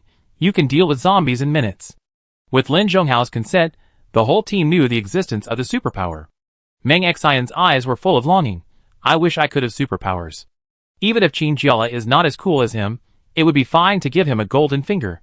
They continued to walk down. There were no zombies in the remaining 2 floors, probably because they were too close, and they were all attracted by Lin Zhonghao's teacher. After that, they quickly ran to the car. Everyone got in the car. Lin Zhonghao turned the key and stepped on the accelerator, and the off-road vehicle roared past the zombies, and came to the teacher who was alone. The teacher threw away a bunch of empty magazines, opened the back door of the car, and got in quickly. "Let's go!" Chapter 35. The off-road vehicle rushed out of the community, and came to the street outside. Lin Zhonghao began to slow down. In the mirror, the teacher sitting behind him was counting his ammunition. He put the pure black gun on his legs, and the smell of gunpowder was all over his body. There were several metal shells on the ground. The off-road vehicle was modified to allow people to sit on the opposite side. Aunt Ming and the others sat on the opposite side, looking at his teacher with doubts in their eyes, and even a little nervous. After all, ordinary citizens were still a little timid when they suddenly saw such a fierce person, who was almost like a special forces soldier. Gu Hengyu ignored all this, and excitedly began to study the modified interior of the car. He wanted to dismantle everything and understand the structure first. The teacher looked at the young man strangely and said nothing. Lin Zhonghao wanted to laugh, but he couldn't help but tighten his lips and asked, "Teacher, where are we going next?" The teacher nodded. "The military has a secret base at the Tianhe factory on the outskirts of the city. Just go there directly." Secret base or something. Qin Jiala looked back secretly. Aunt Ming and the others were all staring. feeling that they had heard something extraordinary. The teacher tried to act kind and approachable, and stretched out his hand in front of Aunt Ming. "Hello, I am Lin Zhonghao's teacher, Zheng Herong." Aunt Ming looked at the hand that had been raised in front of her, nodded, and introduced herself and several students around her. Zheng Herong explained, "The military base we are going to now has been started a long time ago, just to provide help to everyone if there is a disaster one day." Ming Xian gritted his teeth and asked, "Excuse me, has the city been infected by the virus now?" Zheng Herong's eyes darkened, and he nodded. "I'm afraid so. The virus seems to be spreading faster and faster, but there are still many people in the city waiting for rescue. I came out today to carry out the mission. I just saw Zhonghao's location on the map." "Aunt Ming, then your mission?" Zheng Herong shook his head. "It doesn't matter. I just came out today to detect where there are living people hiding. Now I send you back to the base first. In addition," he continued, "besides Zhonghao, have any of you shown any unusual characteristics, such as a sudden increase in strength or a sudden increase in speed?" Everyone in the car was shocked. This was obviously asking if there were any people with superpowers. Qin Jiala secretly glanced at Lin Zhonghao, who nodded slightly, meaning that the teacher could trust him, so he was relieved and turned to Zheng Herong and said, "Me." Zheng Herong was surprised and said, "What kind of superpowers?" "Probably ice. But now we can only have some ice cones and air conditioners." Zheng Herong laughed as if he had found a treasure, clapping his hands while laughing, and said, "This classmate. Qin Jiala, right? Xiao Qin, what we need most now is a superpower." After the military's testing, although some people were unfortunately infected and turned into zombies with the outbreak of the virus, a small number of people evolved in the virus and gained some unusual abilities. There are about 20 people in the base at present, and they are the superpowers we have gathered. 20 people? Qin Jiala was a little surprised. This number is actually more than she thought. Zheng Herong nodded, but the superpowers of the 20 people are different. I can explain this to you in detail when we arrive at the base. There are very few people like Zhonghao who have enhanced physical fitness. In the future, they will become the key training targets of the country, which is very beneficial in the battle against zombies. But your element type is also very rare. According to the existing data, if you can be strengthened, you will also be a rare talent. Qin Jiala chewed on this long paragraph and nodded slowly. That is to say, people with special abilities can be trained. Zheng Herong, yes, through training, you can better master your abilities. I can't explain the rest now. I will talk about it when we get to the base. Qin Jiala's heart was pounding, and he became more and more curious about the base mentioned by Zheng Herong. What do other superpowers look like? Are there superpowers similar to mine? With these questions, Qin Jiala found himself a little restless. It seems that the more you look forward to something, the slower time will go, as if playing a joke on you. It was not until the evening that they arrived at the factory. The Tianhe factory looked shabby, and even felt like it had been abandoned a long time ago. There were piles of steel and concrete outside, and the Tianhe. The two words hung crookedly above the factory made people feel very unreliable. And from the outside, it didn't look like there was anyone inside. Is this really a military base? It doesn't look like it. Qin Jiala was silently suspicious in his heart. Zheng Herong confidently stepped over the garbage outside the factory, walked directly to the factory door, and waved at them. "Hey, come here." Qin Chen didn't move, standing beside Qin Jiala and muttering, "I don't think it's right." "What?" Qin Jiala glanced at her. Qin Chen moved closer to Qin Jiala and lowered his voice. "Look, his teacher appeared inexplicably. How can he find us? And you see this place? Is it really a base? I wonder if someone is pretending to be his teacher." Qin Jiala thought so too, but she still believed in Lin Zhonghao's judgment. She said, "Let's go in and take a look first. After all, he saved us." That's right. If it weren't for Zheng Herong's appearance, they would most likely be trapped in that community. There were too many zombies, and they were all gathered downstairs. Even if there was a very good fighter like Lin Zhonghao, it would be difficult for him to get out without a group attack weapon. And what do you think? What good would it be for him to pretend to be a teacher? Not to mention that their overall combat ability was not high. Lin Zhonghao had already walked past a pile of building materials, and seeing that Qin Jiala was still standing there, he thought that the road ahead was difficult for her to walk. So he stretched out his hand and said, "I pull you." Qin Jiala immediately ignored what Qin Chen said in her ear, and responded hastily, "Go in first." After that, she stretched out her hand, and put it into Lin Zhonghao's hand, and was held tightly, and pulled to the other side. Lin Zhonghao's hand was warm and strong. Although she could walk through all these things in front of her completely independently, but how could she waste such beauty? Chen looked at the scene in front of her, curled her lips, and began to be self-reliant. Chapter 36. Zheng Herong urged impatiently in front. Hurry up, why are all the young men so slow? He reached out to help Aunt Ming. After all, Aunt Ming was not as young as the young people, so she was a little slower, and she was not used to this kind of road. Fortunately, Zheng Herong took this into consideration and followed her all the time. If she saw someone moving unsteadily, he would help. Teacher Zheng was about 40 or 50 years old, with broad shoulders and not very tall, but wearing camouflage combat uniform. He looked like a charming uncle. His facial features were very sharp, which was different from Lin Zhonghao's cold and reserved appearance. He always gave people a serious feeling. Qin Jiala followed him breathlessly, and Chen behind him muttered, "It seems that he is not pretending. How can an uncle of this age have such good physical strength?" "Keep your voice down," Meng Xian said beside Chen. "I'm worried that people will hear it." From the messy materials outside, it can be seen that this factory is very large.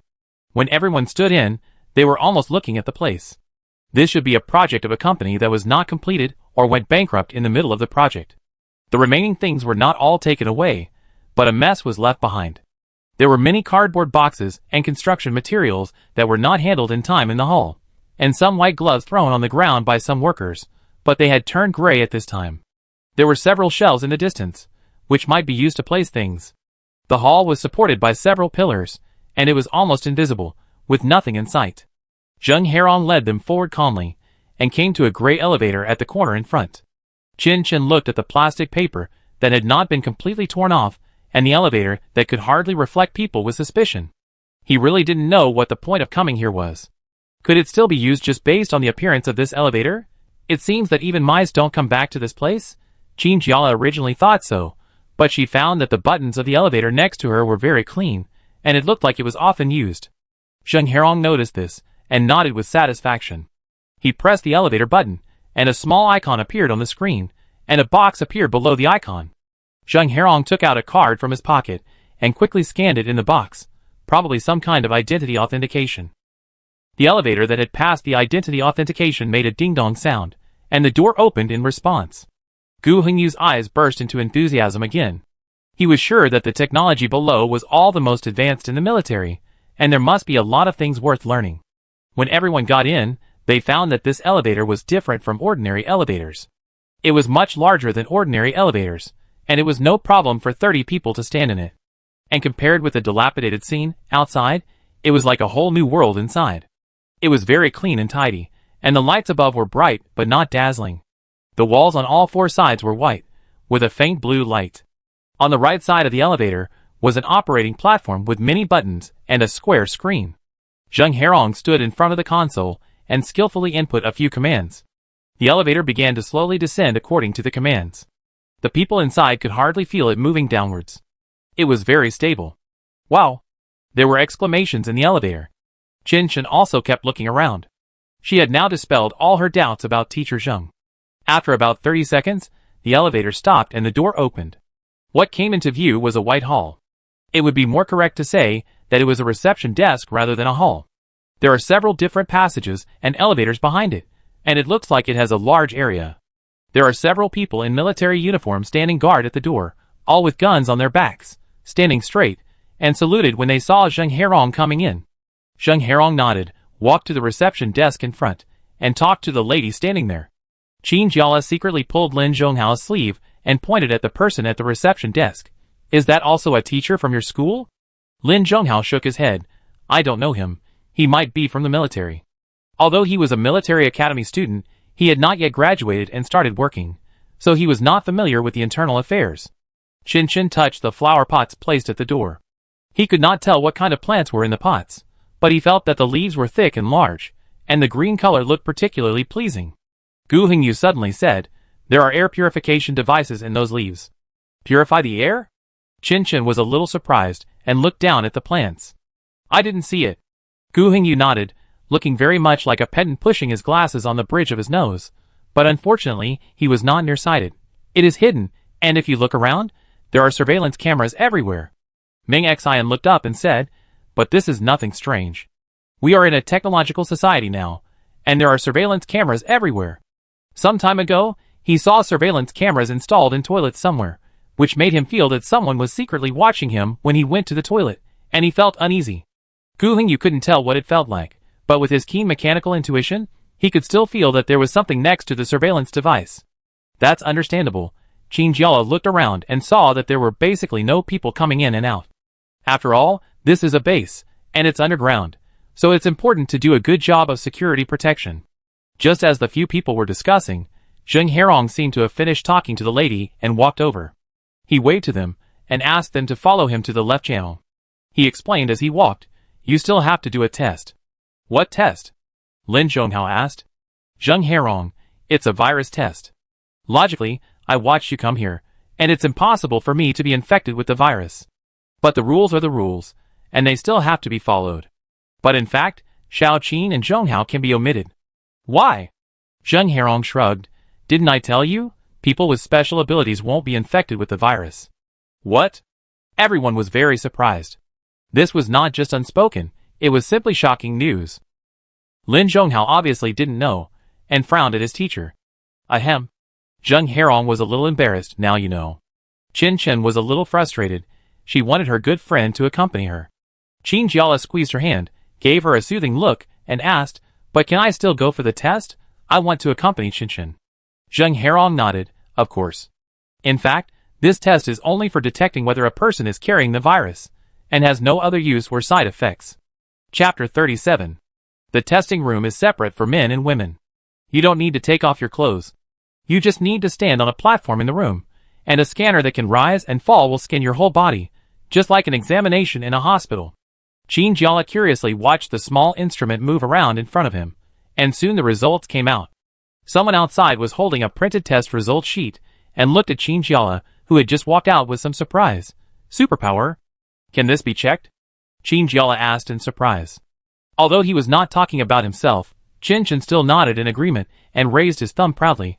"Of course. It feels different to have a friend who is cheating. It feels like someone is protecting you everywhere."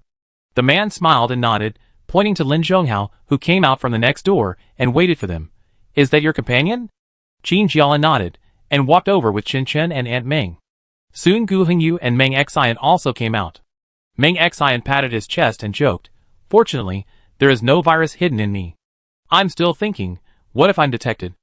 Although this sentence was said in jest, Meng Xian did think about this problem. He didn't want to become one of those terrible zombies. Qin Chen directly gave him a crutch. For some reason, when she heard such words, she imagined Meng Xian really turning into a zombie, which made her feel very bad. "Don't talk nonsense, we are safe now."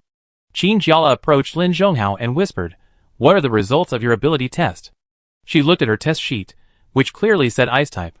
Lin Zhonghao replied, "Body function is enhanced." It was the same as what she guessed. Qin Jiala nodded knowingly. These words seemed very plain, but she had witnessed Lin Zhonghao's terrible power with her own eyes. How could it be summarized by more than just these few words? Skill enhancement? And when it comes to practicality, this kind of thing is more reassuring. Zheng Herong came over from the other side, looking very happy. No one knew what he had been through, but he just said he would take them to visit the interior of the base, and several people agreed happily. This is the first floor underground. In addition to the reception area and the testing room they just passed, there is also a place where they need to register. Zheng Herong led them there to fill out a few forms, and was very attentive to the two superpowers. When Meng Xian was in front, the two responsible persons just threw a white form over coldly, but when Lin Zhonghao walked over, they suddenly smiled and presented their hands.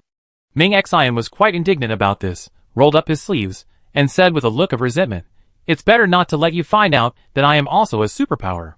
"What's so great about it?" Qin Jiala was very calm about this. She felt that people didn't just want to watch superpowers, but more likely to be attracted by appearance. The lady was drooling, and staring at Lin Zhonghao. This made her feel a little uncomfortable, and she slammed the form on the table with a little force. Qin Chen smiled maliciously behind him, and pulled the corner of his friend's clothes. "You have to keep an eye on him. On the right side of this floor is the cafeteria, which is very large and can accommodate hundreds of people." It was obviously past noon at this time, and there were only a few people in white uniforms in the restaurant. Zheng Herong quietly explained to them, "The people wearing these uniforms are all scientific researchers. They are managed differently from our military department, and I don't understand them either." Those people were sitting inside eating slowly. They had been talking in a low voice. When they saw Zheng Herong and his group coming over, they all shut up and looked at them with a look that was not exactly welcoming. Meng Xian curled his lips. We won't steal their food. Zheng Herong, are you hungry? Would you like to eat something first? There should be many windows open now. Meng Xian touched his stomach and nodded. The others also swallowed their saliva. It was really exhausting to rush. Zheng Herong smiled, took out another card that was different from the one when he opened the elevator, and walked to a window. Just then, the group of people in white uniforms stood up. They put all the dishes they had finished eating on the sink and walked towards them. The leader wore glasses and looked arrogant. Like a duck. Chen Chen complained in a low voice. Qin Jiala almost laughed. The duck-like man walked up to them, looked them up and down with a very annoying look, and made a disdainful sound. Qin Jiala frowned. Why was this man so hostile to them? They obviously did nothing. Lin Zhonghao took a step forward, half of his body blocked in front of Qin Jiala, and the shadow fell on her face. The leader seemed a little timid and left first. The last person in their group looked like an apprentice, not tall, and a little timid. When he walked in front of them, he didn't dare to look up and look at people. He nodded hurriedly. Sorry, he didn't mean it. Qin Jiala said patiently, maybe you can tell us, how did we offend you? The little guy shuddered and looked at Qin Jiala timidly, making her think that he was a bad guy who was going to attack the weak boy in front of him. The apprentice muttered something, and Qin Jiala frowned and leaned down to hear clearly. What? The apprentice seemed to be frightened and ran away directly, following the pace of the people in front. Probably because he felt that he came back too late, the leader pushed him directly, and almost shoved him to the ground. Qin Jiala was puzzled. What is going on? Aren't they supposed to have a good relationship? Hey you guys. Zheng Herong shouted at the food window, come and help. In front of him were several bowls of different sizes, with hot rice noodles, pickled cabbage that made people salivate, and fragrant rice. Qin Jiala and the others were excited, each took some, and found a seat in the cafeteria. Gu Hengyu and Meng Xian had already started eating, and Lin Zhonghao was still thinking about the strange behavior of those people just now, and asked, Teacher, is there any conflict between scientific researchers and the military? Zheng Herong thought for a moment, and waved his hand carelessly. It's nothing, but there are always those radical people there. Those who are engaged in technology always feel that the military is full of reckless people who can do nothing but fight. But the fact is just the opposite. A qualified soldier also needs to learn a lot of scientific knowledge. Chapter 38. Gu Hengyu opened his mouth and wanted to say something, but he chewed and swallowed the rice in his mouth. When he first heard about this department, he was still very excited. This is also his specialty, but Lin Zhonghao and others are all his friends, and the relationship between the two parties is so disharmonious. Zheng Herong touched his head. It's better not to tell you kids so much now, lest you think this place is complicated. Just live here peacefully. No one mentioned this matter again, and they all decided to put it behind them. After dinner, Zheng Herong led them to the next floor. If the first floor was still in line with the modern world, then the second floor was completely high-tech that they had never seen before. There were machines with a faint silver light here, and well-maintained green plants were placed in every corner. On the left side was a hemispherical entrance, which also required a card to enter. Inside were rooms, and the walls of these rooms were all translucent. It was very spacious, and some people even practiced martial arts inside. Zheng Herong patted the rooms with some pride and said, This is the training room developed by the military for people with special abilities. It can withstand high temperatures and severe cold, and is relatively resistant to damage. Even if it is damaged by some people's special abilities, it can be repaired immediately. Qin Jiala's eyes lit up, and he couldn't wait to go in and experience it. Chen Chen asked, Training people with special abilities? What do you want them to do? Zheng Herong. Of course, we hope that people with special abilities can work for the military and go out together to complete the mission. He clicked a few times on a control panel on the wall and pulled out a data for them to see. It showed every joint and part of a person's body. For example, a person with a strengthened body would have much higher body flexibility than an ordinary person. Judging from the data, such a transformation is very amazing. Lin Zhonghao stared at the string of data with a strange look in his eyes. Zheng Herong said, Based on the different powers carried by the superpowers, we will also make different allocations for them, but before that, physical training is essential. If a person has powerful superpowers, but his physical fitness cannot keep up, he will need time to prepare when the zombies attack him, which will of course be a big loss. Qin Jiala asked impatiently, When will it start? She wanted to practice in these small rooms right now. Zheng Herong laughed. I like your personality, you are energetic. Not bad, much better than those girls before. The girls in front were too scared to go when they heard that they had to face zombies.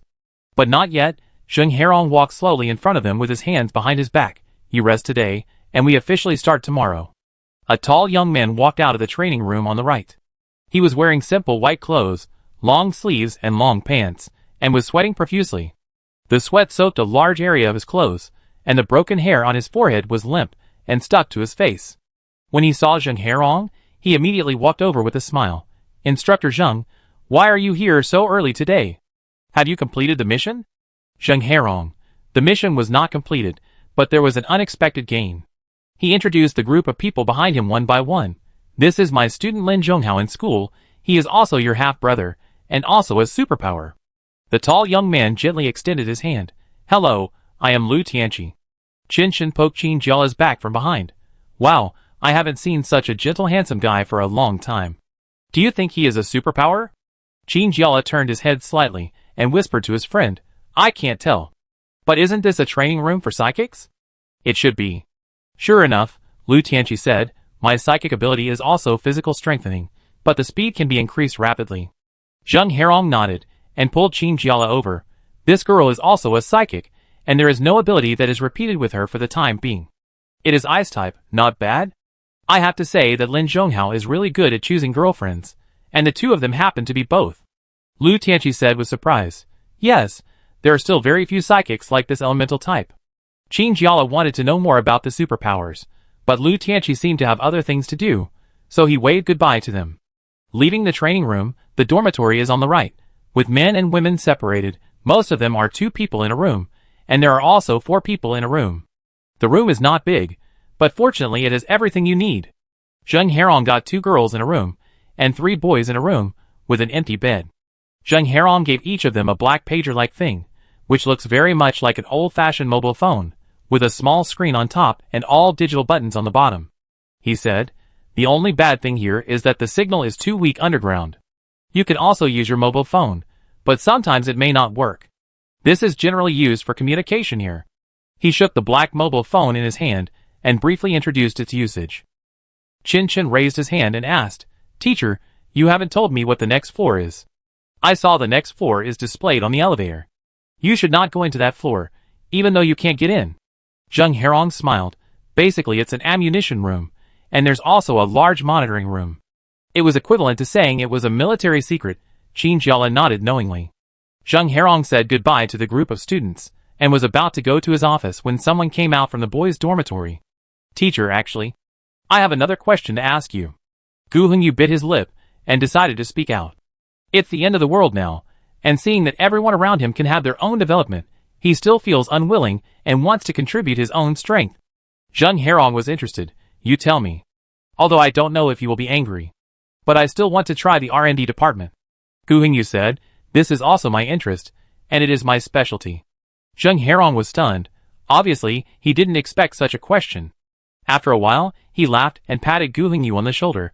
I thought, this is no big deal, of course you can go. Gu Hongyu's eyes lit up. But didn't you say that the military and R&D are not harmonious? Zheng Herong looked serious. You should know that talents are welcome no matter where they go. I didn't say it at first because I can help take care of you in the military, but I don't know anyone in the R&D department, and I'm afraid you won't have a good time.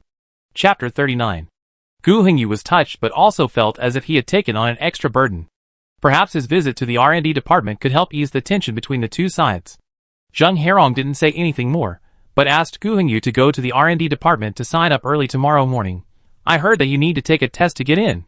I don't know what the test is, but just do your best. Gu Hongyu nodded. I understand. When he returned to the dormitory, Meng Xian and the others immediately surrounded him and asked him, How is it? Did Teacher Zheng say anything? Gu Hongyu touched his head and smiled. As long as I can pass the exam of the R&D department tomorrow, it will be fine. Ah? Meng Xian's face fell a little. Why is there an exam? What he feared most in school was the exam, and he didn't expect that he would have to face it after coming here. Gu Hongyu shrugged and said it was nothing. He had expected that it might be difficult, but if he passed, people in the department would probably not say much. Lin Zhonghao nodded. Keep going. He saw Gu Hongyu's persistence, and had no doubt that if the R&D department said that the condition for joining was to pick the stars in the sky, Gu Hengyu would probably work hard without hesitation. By the way, Meng Xian, Gu Hengyu thought of another thing. What are you going to do in the future? What are you going to do? Zhonghao and I are both planning to do something we are good at, aren't you going? If I stay in this dormitory all the time, I'm afraid I get bored after a while. Meng Xian felt a little embarrassed when he heard this.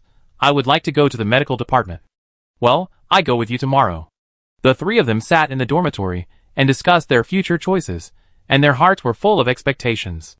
Everyone woke up very early the next day, probably because they came to a strange new environment and were unfamiliar with everything, so they didn't dare to sleep too deeply. Lin Zhonghao packed up early and put on a black training suit, which was similar to Lu Tianqi's yesterday, and made him look taller. He waited in front of the door of the girls' dormitory. Occasionally, people who passed by would cast a surprised look at him. Qin Jiala pulled Qinshan out, stretched his waist, moved his neck and shoulders, looked up and saw Lin Zhonghao, and ran over happily. Why are you here so early? Lin Zhonghao's eyes were full of smiles. Qin Jiala was so excited yesterday, but she couldn't participate in the training due to restrictions. He guessed that she must be looking forward to it today. I want to take you there early. Before Qin Jiala could say anything, Qinshan next to him clenched his right fist to his mouth, coughed, and said, "Be careful of the impact. Don't hurt a single dog like me by mistake." When they reached the left side of this floor, the three found that there were already many people in the training room, and basically 3/4 of the room was full. There were many superpowers with cool moves inside, and it was like watching a martial arts movie when looking from the outside. You are earlier than I thought. Lu Tianqi leaned against a training room and looked at them with a smile. Senior Lu, why are you here? And it seemed that he was waiting for them. Lu Tianqi said, Instructor Zheng asked me to come to assist you in practice today, fearing that you don't know how to use your abilities correctly, so I will be your instructor for now. Of course, Lu Tianqi was not just talking. When the training really started, Qin Jiala found that this seemingly gentle senior was also very swift and decisive, and never showed mercy. Be stronger. Are you trying to tickle the zombies by swinging your fists so weakly? Lu Tianqi stood in front of the training room, staring at Qin Jiala, who was squatting and swinging his fists. Qin Jiala really felt that she had no strength left. After running around the training room 100 times and doing 50 squats, she really felt that she could not hold on any longer. Her physical fitness is indeed not very good. When she was in school, the 500-meter test every semester was the most painful for her. And now Lu Tianqi. Qin Jiala secretly glanced at her, and really felt like Zheng Herong. Lu Tianqi keenly noticed her gaze, and sternly taught her, Are you still not concentrating on practicing? Qin Jiala shuddered all over, quickly changed one hand, and hit the sandbag in front. Lu Tianqi turned around her, and ran to Qinshan again. As expected of good friends, their situations were almost the same, with expressions of collapse on their faces, and even vaguely began to regret why they ran over. There was no need to worry about Lin Zhonghao. He was originally from a military school, and he had the supernatural power of physical enhancement. At this time, he stood in another training room and hooked his finger at the person in front of him, signaling him to go ahead. This was a challenge match spontaneously organized by the supernaturals, who were training here, using a very traditional fighting ring mode. Before Lin Zhonghao came up, someone had already defeated 10 people in a row. And there were only 22 supernaturals in the military, which meant that he defeated half of them. However, there was one thing about this man that Lin Zhonghao felt bad about. He seemed to like to use insidious means to attack people when he beat them, such as hitting the ears, which was not a big deal, but it would seriously distract the challenger. When Lin Zhonghao was off the stage, he had clearly seen that 2 people who were definitely stronger than this man were beaten down because of some incredible moves, and when they went down, they were covered in wounds and their faces were bleeding. Lin Zhonghao frowned in disagreement. Before he could say anything, the champion had already noticed him in the audience and made a few rude gestures at him. Hey, you over there. Are you a newcomer? I've never seen you before. Do you want to come up and give it a try? Someone nearby kindly pulled Lin Zhonghao back. Don't go. It's only your first day here. How can you get hurt? Hey, are you scared? The man continued to provoke, as if he had guessed that Lin Zhonghao was a coward who didn't dare to cause trouble. The corners of Lin Zhonghao's mouth curled up. He moved his fingers, pushed aside the crowd in front of him and walked onto the stage. Okay. The man was stunned, his face darkened, and he continued to shout, You have the courage, but I have a condition. If you lose, you have to crawl under my crotch. Everyone exclaimed, Isn't this punishment too much? And it's just a challenge. These two people have no grudges at all. Why do they have to go to such lengths? Lin Zhonghao's eyes darkened. Okay. If you lose, you will wear a skirt and stand outside the cafeteria at noon today and shout I am a pig 3 times. How about it? Chapter 40. Everyone burst into laughter. This was clearly a joke. The man's face turned red with anger, and he gritted his teeth and said, You don't just stand here and talk. Let's have a competition first to see if you have the ability. Lin Zhonghao calmed down. Although he was confident that he would not lose, he still decided to take it seriously. He paid attention to every subtle movement and expression of his opponent, ready to face his attack at any time. Suddenly, at the moment when his eyes moved slightly, the right hand came towards him with the sound of wind. Lin Zhonghao had already prepared himself, dodged to the side, and then took advantage of the situation to grab the man's hand before he could retract it, and threw him to the ground with a force, throwing him hard. There was a burst of cheers all around. This man always used his little tricks to bully others in the military, but no one had ever really defeated him. The newcomer in front of him, although he looked like a vase, his strength was indeed not to be underestimated.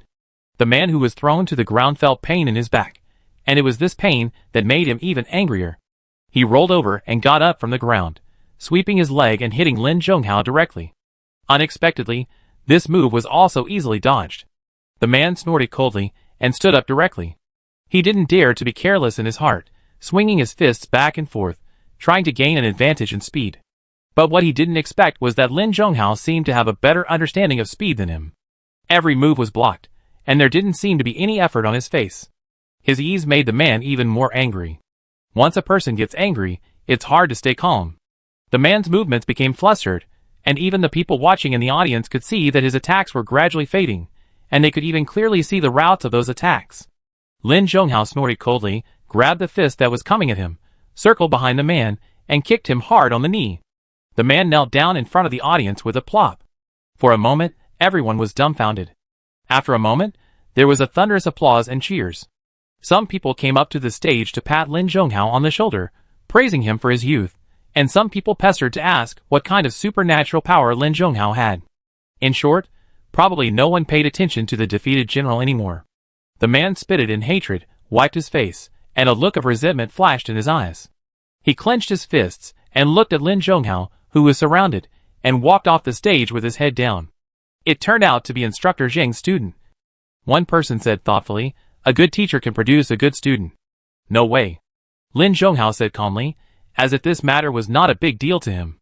But it was completely different when heard by others. "Wow." Xin Jiala smacked his lips, too amazing. After finishing his own training, Lin Zhonghao went to the training room where Xin Jiala and the others were, and successfully rescued the 2 people who were tortured by Lu Tianqi. Xin Jiala rubbed his sore shoulders, and dared not take big steps when walking. Lu Tianqi said to them at the time, "Your boyfriend is really amazing. He defeated the person who was very rampant recently, and made half of the military feel angry. To be honest, if Lin Zhonghao didn't show up, he might not be able to hold back. But this way, it also lets others know how powerful they are. If they want to find fault in the future, they have to think twice." Xin Jiala shook his head and waved his hands frantically. He is not my boyfriend yet." Chen Chen tied the hem of his training suit into a knot, and was sitting on the ground to rest. Hearing this, he had to get up and say a few words. "Aren't you 2 boyfriends just like you two? You just need a proper identity certificate, right?" Xin Jiala blushed, but Lu Tianqi nodded. "Aren't boyfriends and girlfriends supposed to be so nice to you?" He saw Lin Zhonghao send someone to the door in the morning before he went to train. The 2 were teasing Xin Jiala, but they didn't expect the real boss to come over. "What's wrong?" Lin Zhonghao asked. Xin Jiala's face flushed, and he lowered his head, completely losing the look of fighting for the crowd just now. "Nothing." Lin Zhonghao was confused. "Are you going to eat?" Chen Chen burst into a thunderous laugh, and lay on the ground unable to get up. Even Lu Tianqi couldn't bear to watch it anymore, and tried hard to maintain his cold personality and hold back his laughter.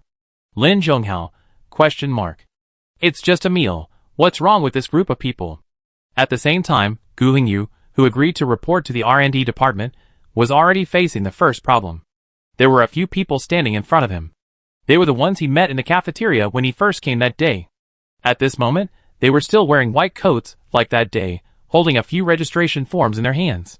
When they saw someone coming in, they were stunned, and then a weird smile appeared on their faces. Hey, who is this? The man smiled slightly, but his smile did not reveal his emotions. Why aren't you with your friends? Gu Hengyu raised his hand to indicate that he had no ill intentions at all. I'm really just here to take the selection exam. Please don't misunderstand me. And don't ignore my sincerity. It's really bad luck. The R&D department is so big, why did we have to run into these hooligans? The man knocked on the pen in his hand, hitting the form in his hand again and again. Gu Hengyu felt as if it was knocking on his heart again and again. He had no idea what this man was going to do. Tell me, should I give you this form? He held a white paper in his hand and shook it back and forth, making a rustling sound, with a look of wanting a beating on his face. Gu Hengyu, calm down. Taking the exam is an opportunity for everyone. You can't block me out like this. He also specifically asked Zheng Herong about this, and it was indeed clearly stipulated in the regulations. It was precisely because of this that he dared to come here alone without fear of being intercepted. Ha ha, the man laughed, and the group of people around him couldn't help laughing. You go ask, I, Chung Feng, am the boss of this R&D department. It's easy to prevent anyone from entering. There were several wrinkles on his face due to twisted pleasure, and his laughter was chilling. He was indeed right. His family had some connections, and it was natural for him to manage part of it after entering here. Gu Hengyu couldn't sit still, feeling very unwilling. He had come this far, why should he go back? So he stood there and said angrily, believe it or not, I can complain about you. Complain? Chung Feng opened his eyes exaggeratedly. Listen, this is too ridiculous. Okay, if you have the ability, go ahead. Chapter 41. What's going on? A deep male voice sounded behind them, and everyone turned around in surprise. The man who spoke was a man wearing a dark blue military uniform, about 30 years old, but his temperament showed that he was not a simple person. He had sharp features and tightly pursed lips, and had a kind of imposing aura without anger. Chung Feng's eyes widened immediately after seeing him, and he seemed a little bit unbelieving of what he saw. He hugged the stack of forms tightly in his arms. Major Luo? Major Luo? Major? Gu Hengyu was also very surprised. There is such a high military rank as Major here? The man walked over slowly, his steps were very slow, and his shiny leather boots could even reflect his face. And every step he took was accurate in everyone's heart. Major Luo glanced at them. In his eyes, they were just playing around. What are you doing? Chung Feng was a little panicked. We are preparing for the new employee assessment of the R&D department. Gu Hengyu, who had been silent, suddenly interrupted. Report to the major, he deliberately made things difficult for me, and did not allow me to sign up. He was not a kind and easy-to-bully person. There was someone in front of him who could tell on him, so why did he hold back? Before Chung Feng's angry eyes looked over, Major Luo said indifferently, What? Chung Feng hurriedly waved his hands to explain. No, Major, it was this kid who disobeyed orders and disrespected his seniors. Damn it, why did the situation become like this? Gu Hengyu sneered. Tell me, where did I violate the regulations? If I remember correctly, there are surveillance cameras everywhere here, so you should have some basic basis for what you say. Fortunately, they usually pay more attention to the surrounding environment wherever they go, and he thought of surveillance at the last minute. Chung Feng's face turned ugly in an instant. Major Luo did not speak, but under his silent gaze, he could not speak at all. Chung Feng took out a form under pressure and handed it to Gu Hengyu with a pen. Register. There is nothing more interesting than looking at Chung Feng's face now. He is obviously unwilling in his heart, and even his eyes can kill him, but he still has to agree to his request. Gu Hengyu took the paper and pen with a smile, and quickly wrote down his personal information. But what he didn't expect was that Major Luo also said beside him, I just happen to be going to the R&D department. Let's go together. This sentence is a declarative sentence. Gu Hengyu did not answer. Yes. Or no. But even if he saw that Major Luo had helped him successfully obtain the qualification for the exam, he would not refuse. The two pressed the button on the wall, and Major Luo swiped his card to enter. The semicircular door opened automatically, and then closed automatically after the two entered. Chung Feng looked at the backs of the two people entering, his face gloomy, and the poor form was crumpled in his hands, wrinkled and unreadable. The people around him carefully looked at the boss's face and asked, What should we do next? Chung Feng gritted his teeth. I want to know, why did Luo come here suddenly? Several younger brothers were silent. I don't know. One of them looked smart and whispered in Chung Feng's ear. I heard that Major Luo is recruiting people with special abilities recently. I wonder if it is related to this matter. People with special abilities? Chung Feng asked suspiciously. That guy is not a special ability. But there is one among the group of people with him, maybe. After entering the department, Gu Hengyu sneezed twice in a row. He knew that Cheng Feng and the others were so angry that they were scolding him behind his back. But since he had entered smoothly, those things were not important. Major Luo nodded to him. The examination for the R&D department should be on the left. Gu Hengyu glanced at him and gave Major Luo a grateful smile. I really want to thank you today. Although he knew that the man in front of him might not intend to help him. As expected, Major Luo nodded coldly. It's okay. Then I won't waste your time. Gu Hengyu said goodbye very politely and walked towards the examination place. Major Luo stood there and took a deep look at Gu Hengyu, who was leaving, and his eyes suddenly became turbulent. The examination classroom was very simple, similar to the classrooms they used to go to school. There were automatic scanning tools at the door, which would scan the electronic devices they carried and hand them in. In addition, Gu Hengyu guessed that there should be signal shielding equipment like the test site. Standing at the front was a woman wearing a white R&D uniform and glasses. She nodded to the newcomers and asked them to find a seat. This test was quite casual. Gu Hengyu found a seat by the window and sat down. The lady in charge gave each of them a bunch of parts and gave the requirements of this test. Make a simple metal detector within 2 hours. It is not difficult to make a detector. For someone like Gu Hengyu, who is obsessed with mechanical manufacturing, it only takes a little recollection. The problem is that you need to hurry up. 2 hours is not a long time. Gu Hengyu tried to remind himself of the manufacturing principles he had read in the book, and his hands began to fumble with the parts one by one. He must first be familiar with the appearance and type of each part, and then make them according to their different characteristics, so that these parts can be better integrated. The invigilator looked at the people who had already started making the parts in a panic, and then looked at Gu Hengyu, who was still familiar with the parts slowly, and nodded slightly to Gu Hengyu. Keeping calm in the face of danger is also a very important quality. After Gu Hengyu was familiar with all the parts, he started to make them. The outline of each part appeared very clearly in his mind, and he constructed a rough route in his mind on how to combine and analyze different parts. Unconsciously, he was immersed in the exam. It was not until the piercing bell rang that he realized the exam was over. Gu Hengyu caressed the best detector reluctantly, which could be said to be his most perfect performance. The invigilator came to collect the finished products they had made and asked them to wait here. The test results would be announced in about 10 minutes. The people who came in together sighed, stretched and talked. I think I can't do it. I didn't expect that the exam was to make the finished product. This is too difficult. Yes, and there is so little time. It turns out that there are hidden dragons and crouching tigers in the R&D department. Chapter 42. A boy next to him patted Gu Hengyu on the shoulder and smiled friendly. What about you? Do you also want to join the R&D department? Gu Hengyu nodded. I'm very interested. Me too. The boy seemed very touched, but I didn't expect it to be so difficult. After all, I used to work in that kind of factory, but this place actually gives newcomers such a big challenge. Hey, let me remind you first, if you are screened out, don't feel sad. Gu Hengyu nodded. He knew that this person was also doing this for his own good, but he felt that he might not necessarily lose. Not long after, the invigilator came over with something like a score sheet, and his face was full of excitement. Only one student passed this time. The name is Gu Hengyu. Who is it? In the surprised and disappointed eyes of the other people, Gu Hengyu slowly raised his hand. Especially the man who had just greeted Gu Hengyu. At this moment, he couldn't even close his jaw. How could it be? This boy looks very young and doesn't seem to have been trained. I have never seen him here before. He is a complete newcomer. The invigilator was very excited.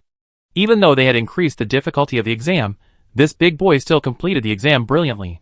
And according to the teacher's comments later, the detector they made is indeed effective. This means that they may have unknowingly recruited a genius. Is that you? Several teachers want to meet you. Is that okay? Gu Hengyu scratched his head. This. Okay. In the eyes of others who couldn't believe it, Gu Hengyu followed the lady out. Before leaving, she turned back and reminded him, don't be disappointed if you don't pass the exam. You can participate in the assistant training of the R&D department. There are still job opportunities. The door closed behind them. The group of people looked at each other, and the one who was talking to Gu Hengyu's side, is it a superpower? People with special abilities should go to the military, not here. Who knows? Gu Hengyu became the talk of many people this morning, but he himself was unaware of it, still immersed in the joy of being able to successfully enter the R&D department. And judging from what the lady said, his work seemed to be favored by the teachers in the department. The lady took him into a meeting room where two elderly people were sitting and discussing together, and the metal detector that Gu Hengyu had just completed was placed on the table in front of him. An old man with half-white hair, with sharp eyes, looked over from the moment they came in. Is this the man? Nu Shu nodded, let Gu Hengyu in, and she stood aside waiting. The old man looked him up and down, and suddenly laughed. Not bad, young man. I have to say you are very talented. The person next to him looked over. Do you have superpowers? Gu Hengyu shook his head very honestly. I don't know, I don't think so. The old man disagreed at first. Don't talk about superpowers and everything. I don't believe that you can't get things done without superpowers at this time. Did I say that? I just asked casually. I think you are the one who attaches too much importance to the superpowers. Seeing that the two old men were about to quarrel, the lady beside them coughed lightly, trying to get back to the point. Oh, the white-haired old man said, your work is pretty good. Come and learn from me tomorrow. They asked a few more simple questions, just to understand some of the principles and ideas that Gu Hengyu used when making the work. After hearing the truthful explanation of the man, the two old men smiled with satisfaction. The lady then took Gu Hengyu away. In the spacious corridor, she couldn't hide her excitement. Do you know, those people inside are all respected seniors in the R&D department. They were specially transferred by the central government to participate in our R&D work. You should learn from them, and you will definitely be treated very well in the future. She was right. This young man who worked calmly was very capable. Gu Hengyu smiled. I will work hard. The lady only sent him to the entrance of the department and was about to leave, saying that she had things to deal with.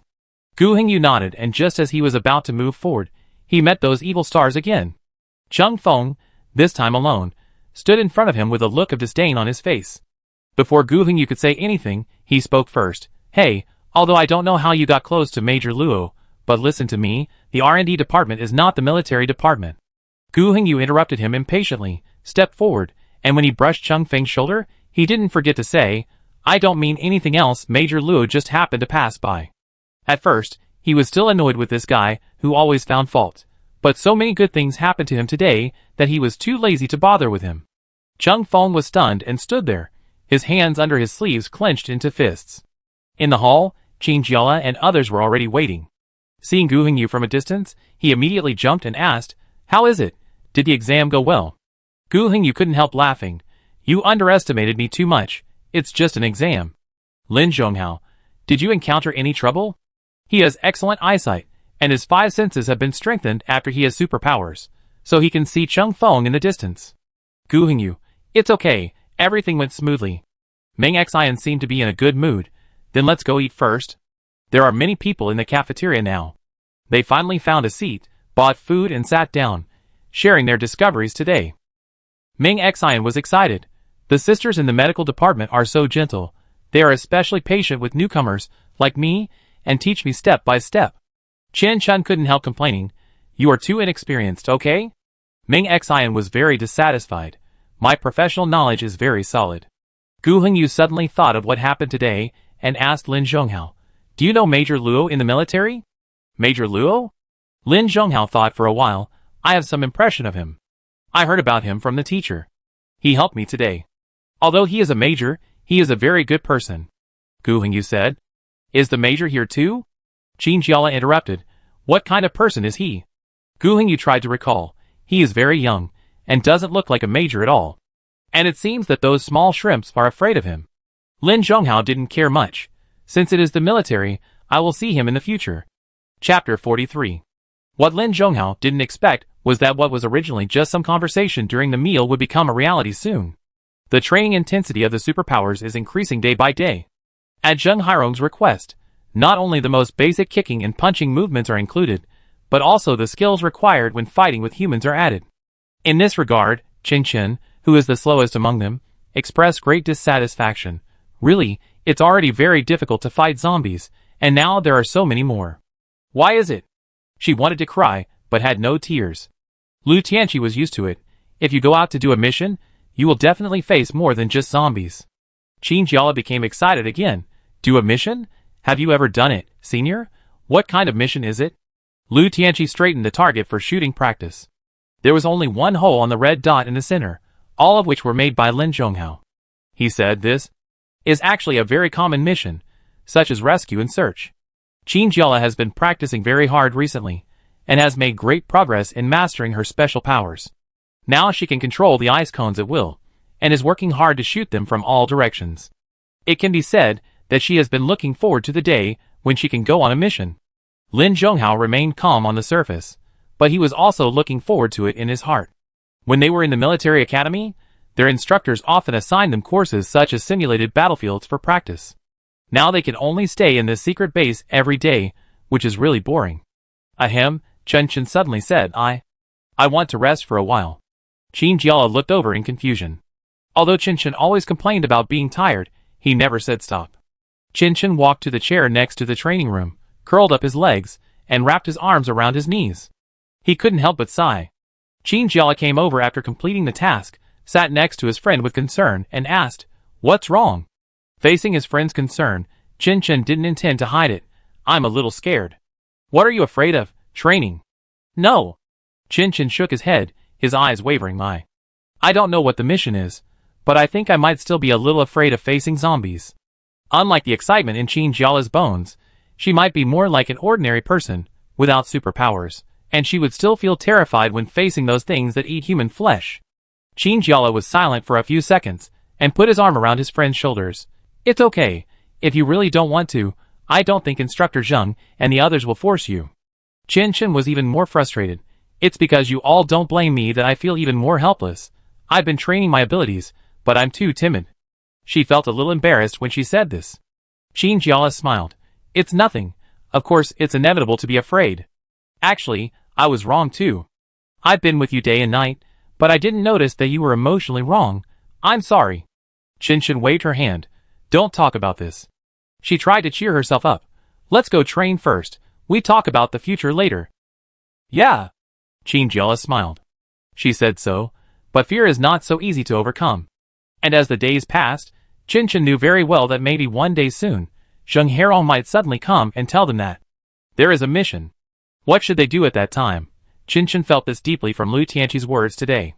She didn't want her friend to worry too much, but these emotions were really tormenting her repeatedly, making her unable to sleep at night. Chen Chen sat up from the bed, sitting in silence for a while, without turning on the light, and got out of bed quietly. She could hear the breathing of Qin Jiala on the upper bunk. She opened the door and walked out. She didn't know where she wanted to go, she just wanted to relax. As a result, when she was about to leave the girls' dormitory, she met Meng Xian, who hurried over from other places. Chen Chen, shock.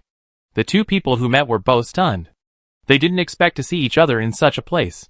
Chen Chen wondered, "It's so late, what are you doing here?" Meng Xian seemed to have lost some weight and looked handsome. There was a dark spot under his eyes.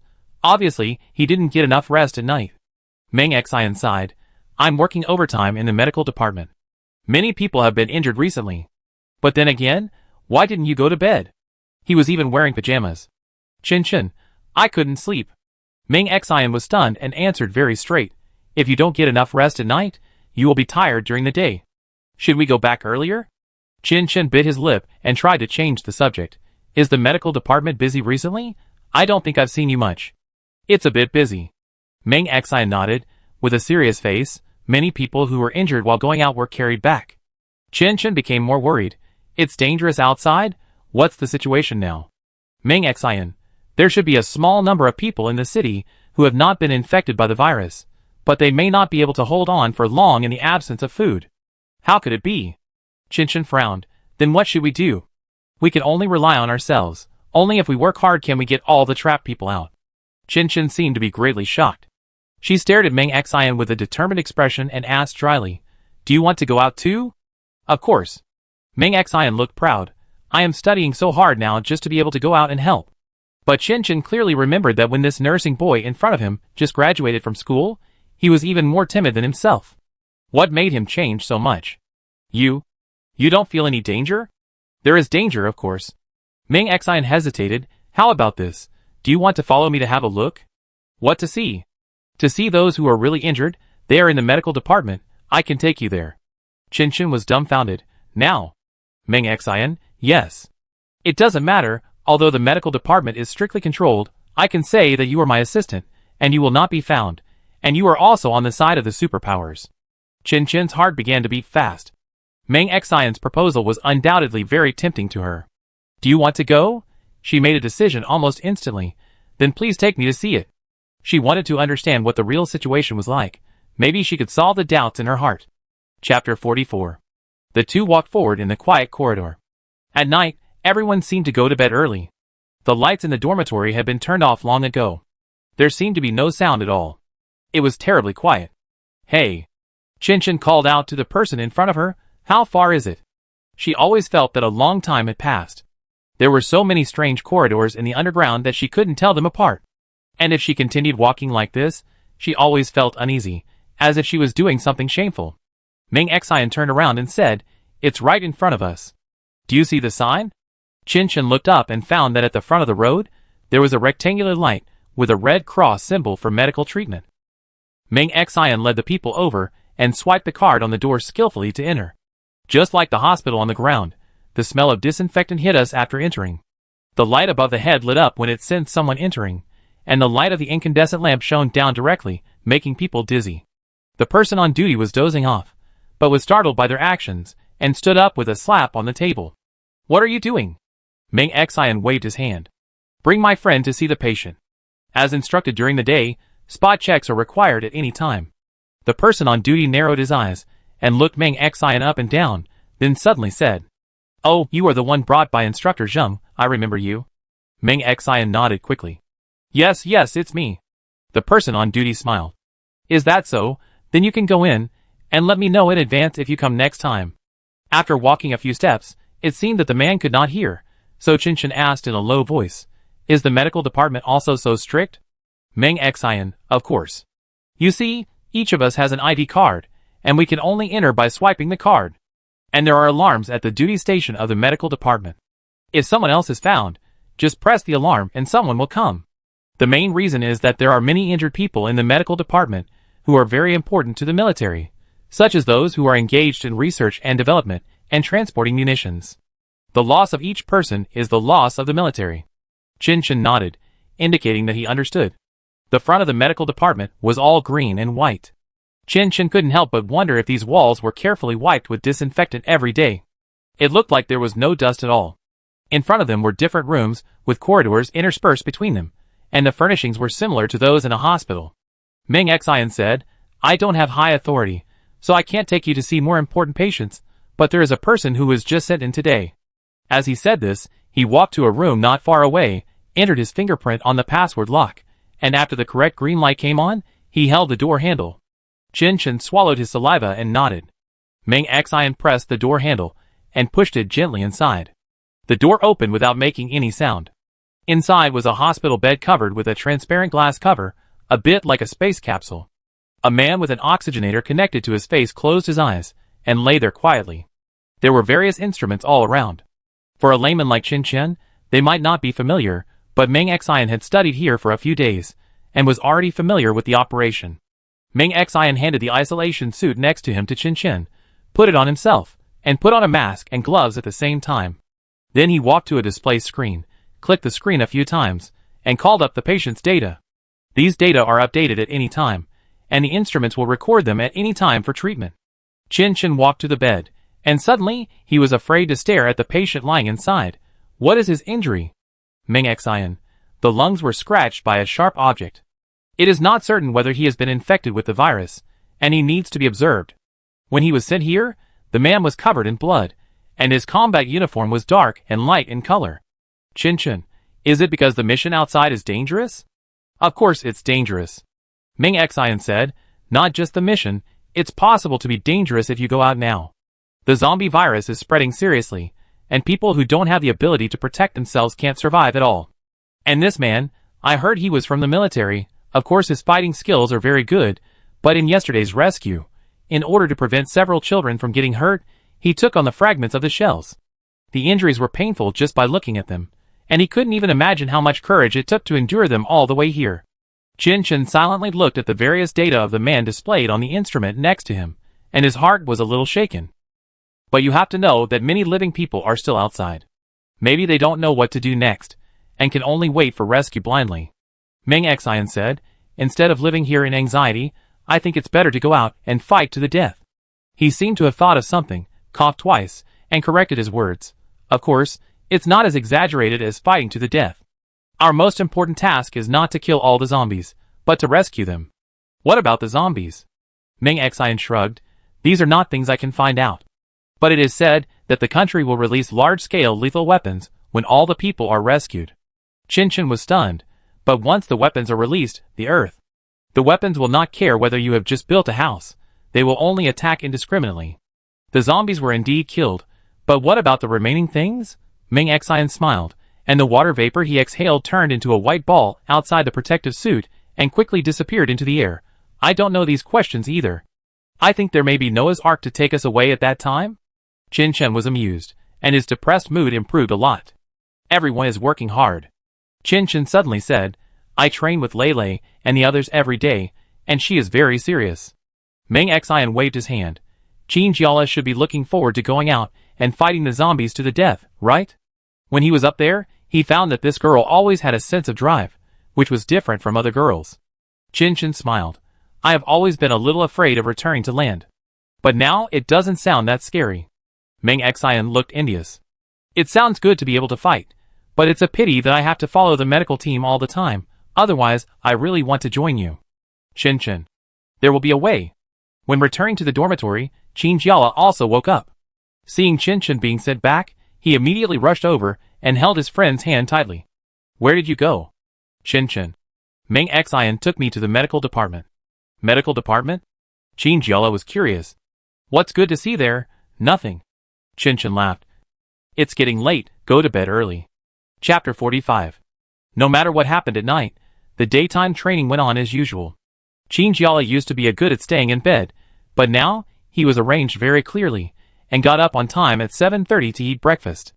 No matter whether it was steamed buns, soy milk, fried dough sticks, or bread and milk, after eating, he would rest for 10 minutes and quickly return to the training room. Originally, Lu Tianqi had always led them in training, but today there were two other people standing in the training room. One was Zheng Herong, and the other man looked very young, but he had a kind of imposing aura without anger. He stood straight with his hands behind his back in a dark blue military uniform. Is he an officer too? Chen asked. He looked so young. The military badge on the shoulder usually indicates how high the person's military rank is, but the badge on this man doesn't look much less than Zheng Herong, but their ages differ by more than 10 years. Lu Tianqi stood in front of them and took the initiative to introduce. Let me introduce you first. These two are Colonel Zheng and Major Luo from the military. Today we are here mainly to conduct an assessment for everyone. Assessment? Qin Jiala was a little flustered. These two words immediately brought back painful memories of her college days. Even if she practiced very hard every day, she would still get nervous instinctively when faced with a sudden exam. Ahem. Zheng Herong took 2 steps forward. The students here were familiar with him. Don't panic, it's just an ordinary assessment. Qin Jiala listened absent-mindedly below. Ordinary assessment? She didn't believe it. If it was really ordinary, how could there be 2 military leaders? Lulu? Chen squeezed her hand beside her. Is this Major Lu, the one Guheng you mentioned that day? Ah.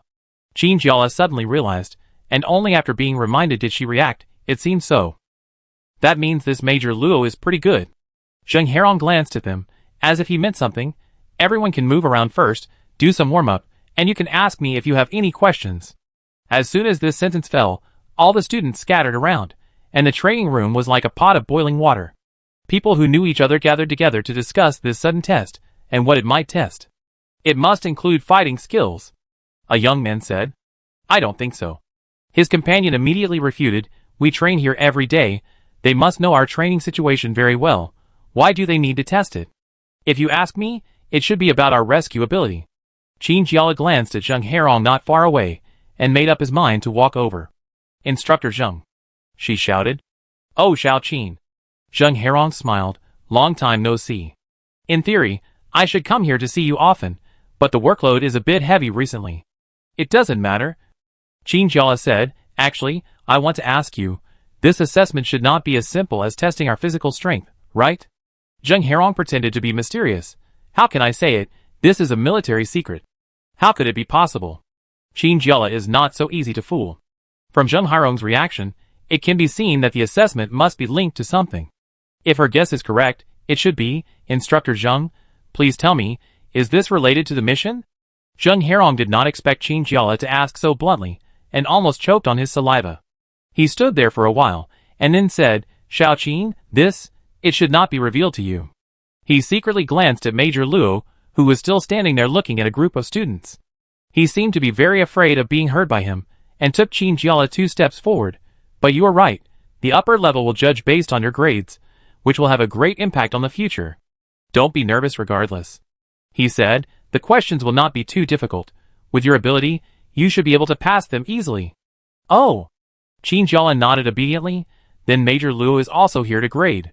She noticed that Zheng Hairong's face was not very good when he mentioned Major Luo. "Major Luo. Maybe I shouldn't say this to you." He deliberately lowered his voice at the end. "But you should be careful. Major Luo's strength is definitely above the position of Major, and he is assigned by the military, and it is unknown what he will do specifically." It sounds mysterious, Qin Jiala thought, but still nodded. "I won't tell anyone." "Okay, get ready." Zheng Hairong's eyes were gentle. He had always recognized Qin Jiala's strength. In addition to her rare talent, this girl seemed to be ambitious, which was good. "Everyone, assemble now." Major Luo spoke. This was the first time he spoke since he entered here. His voice was low but magnetic. Perhaps his aura was more difficult to deal with than the gentle Zheng Hairong. Everyone immediately stopped what they were doing and stood in order. Lu Tianqi opened the door. He disappeared for a while, just to get some things for the test. Qin Jiala noticed that there were a lot of things, like headphones in the cart in his hand. He didn't understand what he was doing. Did he want them to start the test here with headphones on? "In order not to put pressure on you," said Major Luo, "I will not talk about how to evaluate the scores here. The test is divided into 2 rounds. The first round, which is now going to be conducted, is to test your psychological quality." Among the people who were discussing heatedly just now, one of them cheered silently. He had just guessed that there might be training other than physical fitness, and he was right. "Everyone, come here in order, and put on a headset. This is the environmental simulation equipment issued by the military. Wearing it, you can feel the environment different from the outside world. The first test is to overcome the difficulties in the simulated environment and escape successfully." Wow, Qin Jiala couldn't help but want to make a sound. She knew about this kind of headphones, but they were very expensive. Even though she wanted to buy one to try, she never had the chance. It seemed that the military was really generous and attached great importance to the trainees who were about to leave. "I've used this." Lin Zhonghao, who finally stood together this time, whispered. They had simulated exercises in the school, and in order to let them adapt to various environments, the school had obtained a lot of equipment. "Really?" Qin Jiala was not surprised at all. "How does it feel to wear it?" Chapter 46. What does it feel like? Lin Zhonghao almost laughed out loud. How should I put it? The environments it can simulate are all very random. For example, places like volcanoes and ice springs, of course, are also to help you adapt to different environments. Sounds so cool. Chen also joined their conversation. At this time, the first person had already stepped forward, and under the eager gaze of everyone, he tremblingly picked up a headset. The headset was white, with a circle of gold around the round earlobes, which looked very beautiful. I don't know who designed it, but it looks good. Qin Jiala was a little distracted. But you still have to be careful. Lin Zhonghao watched the man put on the headphones and closed his eyes. Recalling the process of using the headphones at that time, the simulated environment is very real. Be careful not to really fall into it. As soon as the voice fell, fear appeared on the boy's face. His lips trembled, his hands were raised tremblingly, and he took a few steps back, as if he had seen something very scary. Is everyone in a random environment? Qin Jiala thought. The person being tested was obviously encountering such a situation for the first time. From the perspective of the bystanders, they could only see him waving his fists weakly, trying to resist the opponent's attack, but still retreating step by step. Major Luo glanced at the time, and a trace of disdain appeared on his face.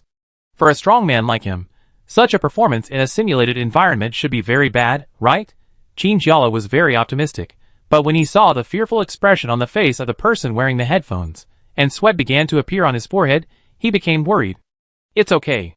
Lin Zhonghao next to her seemed to see what she was worried about, and reminded her softly, the advantage of this device is that no matter what kind of attack you receive in the simulator, it will not affect your feelings in real life.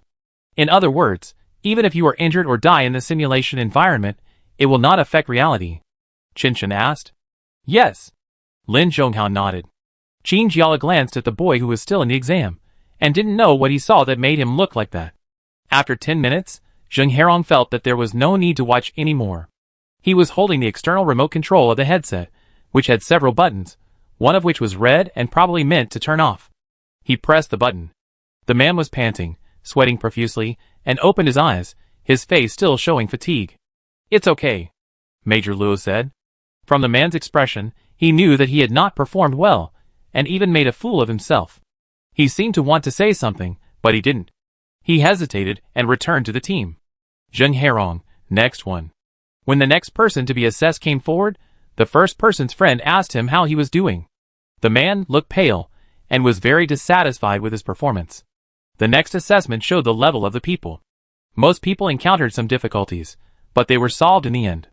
A few people did not break through the difficulties in the end. Those who did not break through the difficulties were all frustrated, and some were indignant, and thought they could do better. However, the two impartial instructors did not give them this opportunity. Even if it was just a small test, it was the same as facing zombies. Could it be that when facing danger, there is still a chance to choose again? Being strict with them now is to prevent them from leaving themselves a way out in the future. Next. Qin Chen was shocked and nervously grabbed his friend's hand. "Lulu, it's your turn." Qin Jiala found it funny. "The next one is me, not you. Why are you nervous?" Lin Zhonghao touched Qin Jiala's hair and said gently, "Come on." Qin Jiala nodded and turned to walk to the instructor. She stopped in front of the pile of headphones and noticed that Zheng Herong seemed to wink at her, and the tension that was still there disappeared a little. She was not bad. So many people in front of her could pass the test, so of course she could do it too. She had the confidence. Qin Jiala picked up a headset from the headphones at random, nodded to Zheng Herong who was holding the remote control, and indicated that she was ready. The moment Zheng Herong pressed the button, she closed her eyes. First, the deep darkness swept over her. Qin Jiala felt like she was floating in the air, unable to feel anything else, as if she was in a completely weightless environment. Then, a white flash appeared in front of her, and the light became brighter and brighter, making it difficult for her to open her eyes. When she saw the things in front of her again, Qin Jiala found herself in an ice field. Yes, the endless ice field was all light blue and white. There were tall icebergs in the distance, and thick ice underfoot. One could even feel water flowing under the ice. These scenes were so realistic that if it wasn't for a fleeting thought that told her she was in a simulation chamber, she would have thought she had really come to a world of ice and snow. So what should she do now? Qin Jiala wondered. At this moment, she was just walking slowly on the ice, and could hear the creaking sound of the ice and her soles. The surroundings were empty, except for white, nothing else. This feeling is very strange. I can't explain it, but my mood seems to become lonely with these scenes. Qin Jiala walked slowly. Her reason told her that she should be alert. Zheng Herong said that there would be some difficulties waiting for her. But for some reason, looking at these icebergs, she felt an inexplicable feeling in her heart, as if she was already very familiar with these things. Has the scenery in front of her been seen a long time ago? She couldn't help thinking so. And she seemed to have lost her mind and her direction in this place. In the training room, seeing Qin Jiala, who seemed to be in deep sleep, Lin Zhonghao and the others became anxious. Why do others look like they are facing a great enemy when they put on headphones? But when it comes to Qin Jiala, it becomes hypnosis. Lin Zhonghao didn't feel good, and even became impatient. At this moment, Qin Jiala's body finally moved. Her ankle was entangled by something, and it was difficult to get rid of it. She was trying to get rid of it, but it seemed that there was no way. She was indeed entangled by something. Just below the ice surface, something suddenly broke through the ice surface, making a loud noise. She wanted to look back, and her ankle was suddenly wrapped by a green plant. Chapter 47. What on earth is going on? Qin Jiala panicked and struggled to break free from the green vines. But unexpectedly, more plants broke out from under the ice. These green plants were slippery, and it felt very bad to wrap them around the ankles. Qin Jiala waved her hand, and several ice cones shot out from her palms and pierced directly into the vines. The ice cones were very sharp, and some of them directly cut the plants. But one was broken, and more plants came up from under the ice. It never ends. Qin Jiala gritted her teeth and increased the number and strength of the ice spikes, but she could never catch up with the speed of the vines. Finally, under the power of all the vines, Qin Jiala fell onto the ice, and her cheek hit the ice hard. The cold temperature was secondary. The most important thing was that the ice was very hard, making her feel like her teeth were about to break. What was even more terrible was that these vines seemed to have their own consciousness, and they kept dragging Qinjiala to the broken ice surface, as if they wanted to pull her into the ice lake. Qinjiala just fluttered her hands weakly. She didn't expect that she would face such a problem. Before putting on the headphones, she always thought that the difficulties inside were at most some zombies. But what she faced was obviously a bit beyond the scope, right? She used her nails to sink into the ice in vain, trying to grab something, even if it was just a little bit of cover that could slow her speed. But the glacier here is endless. I don't know who is responsible for setting this scene. It's obvious that they want her life. No. No. Qinjiala was still struggling. She climbed desperately regardless of the pain in her body, and was about to get closer and closer to the ice where the vines were. In the training room, Chen watched his friend go from being relaxed at the beginning to suddenly encountering some problems. Now, Qinjiala's expression was very painful, and no one knew what had happened. What should I do? Chen asked anxiously. Lin Zhonghao frowned and stared at Qinjiala. He didn't believe that this match would endanger the lives of their students. There must be other ways to help Qinjiala escape. Zheng Herong, who was standing in the front, didn't look very good, but he didn't show any intention to stop them. When he noticed the anxious look of Lin Zhonghao and the others, he said, "There can be no outside interference in this match. The candidates must conduct it independently. As I said at the beginning, this is a test of psychological quality and other aspects. If others interfere, the purpose of the test will not be achieved." Of course, as a teacher, he could understand Lin Zhonghao and the others' feelings, but whether he could pass this test still depended on Qinjiala's own efforts. Moreover, if they were allowed to intervene, it would be very unfair to others. Because many candidates before also encountered difficulties during the assessment, but they did not receive assistance. Qinjiala certainly could not be that exception. Regardless of the situation outside the venue, Qinjiala was about to lose consciousness at this time. It must be said that this simulation scene is very realistic. Even the temperature of the iceberg is like the real thing. The cold air hit her face, mixed with snowflakes rolling down from nowhere, hitting her face hard, like a knife stabbing into her flesh. Qinjiala didn't have time to think so much at the moment. The temperature was too cold. Even if she was struggling desperately, she still couldn't resist the attack of the outside temperature. In the increasingly cold environment, she has gradually lost the ability to think. Her vision was blurred, and she could only see the snow-capped mountains and the vast ice surface. If she wasn't in the middle of the exam, she might have appreciated the natural beauty in front of her very much, right? I didn't expect that the iceberg I always wanted to see would be seen in this situation. Qinjiala thought vaguely. Stand up. Suddenly, a man's voice sounded in her ears. Who is it? This voice was so abrupt that Qinjiala, who was about to faint, suddenly perked up and looked around. But apart from the snow and ice, she didn't see anyone else. Stand up! Hurry up! The voice rang again, and Qinjiala vaguely felt that the voice seemed to come from above her head. She tried to look over, but there was nothing except the blue sky. Do you want to lose? Just admit defeat? The voice was loud and clear, like a big hammer, hitting Qinjiala's heart hard. Lose? These two words were infinitely magnified in her mind. No, of course she didn't want to lose. She still wanted to participate in the military's mission and go out to save more people. An invisible force suddenly poured into her body, and Qinjiala woke up suddenly, as if she had a long nightmare. Now she was awakened by someone outside, and could finally escape from the dream. Her blood began to boil again, bubbling in her body, urging her to act quickly and leave the predicament in front of her. She put her hands together, and a long ice cone appeared from her palms.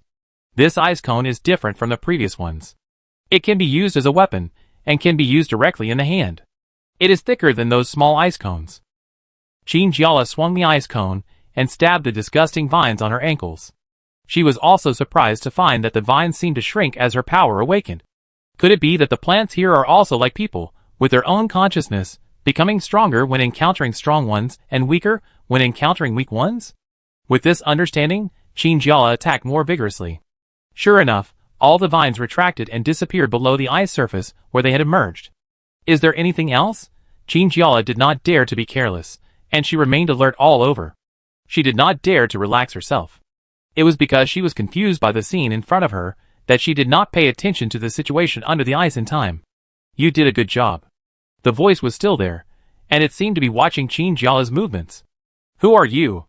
Qinjiala asked in confusion. I can't see you. Could it be that, like in the game, an NPC that can appear beside the protagonist and provide some clues when they encounter difficulties? But this person's voice appeared suddenly, and just before he encountered difficulties. It doesn't matter who I am. What matters is that you have passed this test. Passed? Chinjiala was delighted, but before he could say anything, his brain felt dizzy. Chapter 48. Chinjiala suddenly woke up from the scene. She had a layer of sweat on her forehead and nose. Her pupils also dilated unconsciously, and she was breathing slightly. The strong dizziness lasted only a short time, and then disappeared. It did not affect her for too long. But Chinjiala was still a little dazed. What happened just now was too real. It was as if she was really entangled by those vines, and finally found herself on the vast ice field without any familiar people. No matter what, she passed the test. Chinjiala slowly put down the headphones in her hand, and put them back into the box. Zheng Herong saw that her face was not very good, and asked with concern, "How is it? Are you okay?" Strange, he seemed to have no idea what happened in there, Chinjiala thought. She thought those few words that seemed to come from outside were said by Zheng Herong. If it wasn't him, who else could it be? Chinjiala's legs were still a little weak, and her steps were a little unsteady when she walked, but she still nodded slightly to her two invigilators, and then returned to the team. "Lele, how are you? Are you okay?" Chen had already seen his friend finish the exam, so he pushed all the people in front of him aside, grabbed his friend's hand, and asked with concern. Chinjiala's expression relaxed at this time, and she smiled slightly. "It's okay, I made you worry." Chen looked at her, as if to make sure that Chinjiala's words were credible. After seeing that she was indeed fine, he nodded. "But you seem to be different from others when taking the exam. Did something happen?"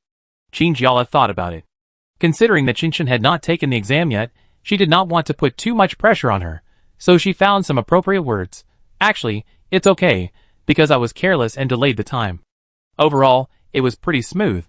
Somehow, she didn't say anything about the extra sound in the exam.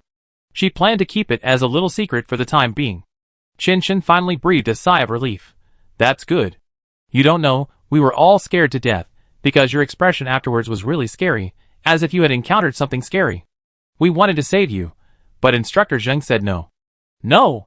Chinjiala was very surprised. "Yes." Chen nodded. "He said that people outside the examination room cannot participate in the exam, and he stopped us directly." "No way?" Chinjiala tried to control her surprise, and didn't show it on her face. If it wasn't Zheng Herong, nor Chen and the others, who else could remind her during the exam? Chinjiala thought of this, and couldn't help looking at the students around her. Although she had a good relationship with everyone, she couldn't think of anyone who could really be so nice to her. "By the way, Major Luo seems to be paying attention to you," Chen suddenly said. "Paying attention to me?" Chinjiala didn't understand. "Yes. When other people were taking the exam, Major Luo basically didn't pay much attention. Only after you went up did he focus on the exam." Chen said seriously, "Hey, do you think Major Luo is interested in you?" Chinjiala was listening to the first half of the sentence seriously, but the second half was a joke to her. "Don't talk nonsense. How can you connect two things that are totally unrelated?" Chen scratched his face, and seemed to think that his imagination was a bit too big.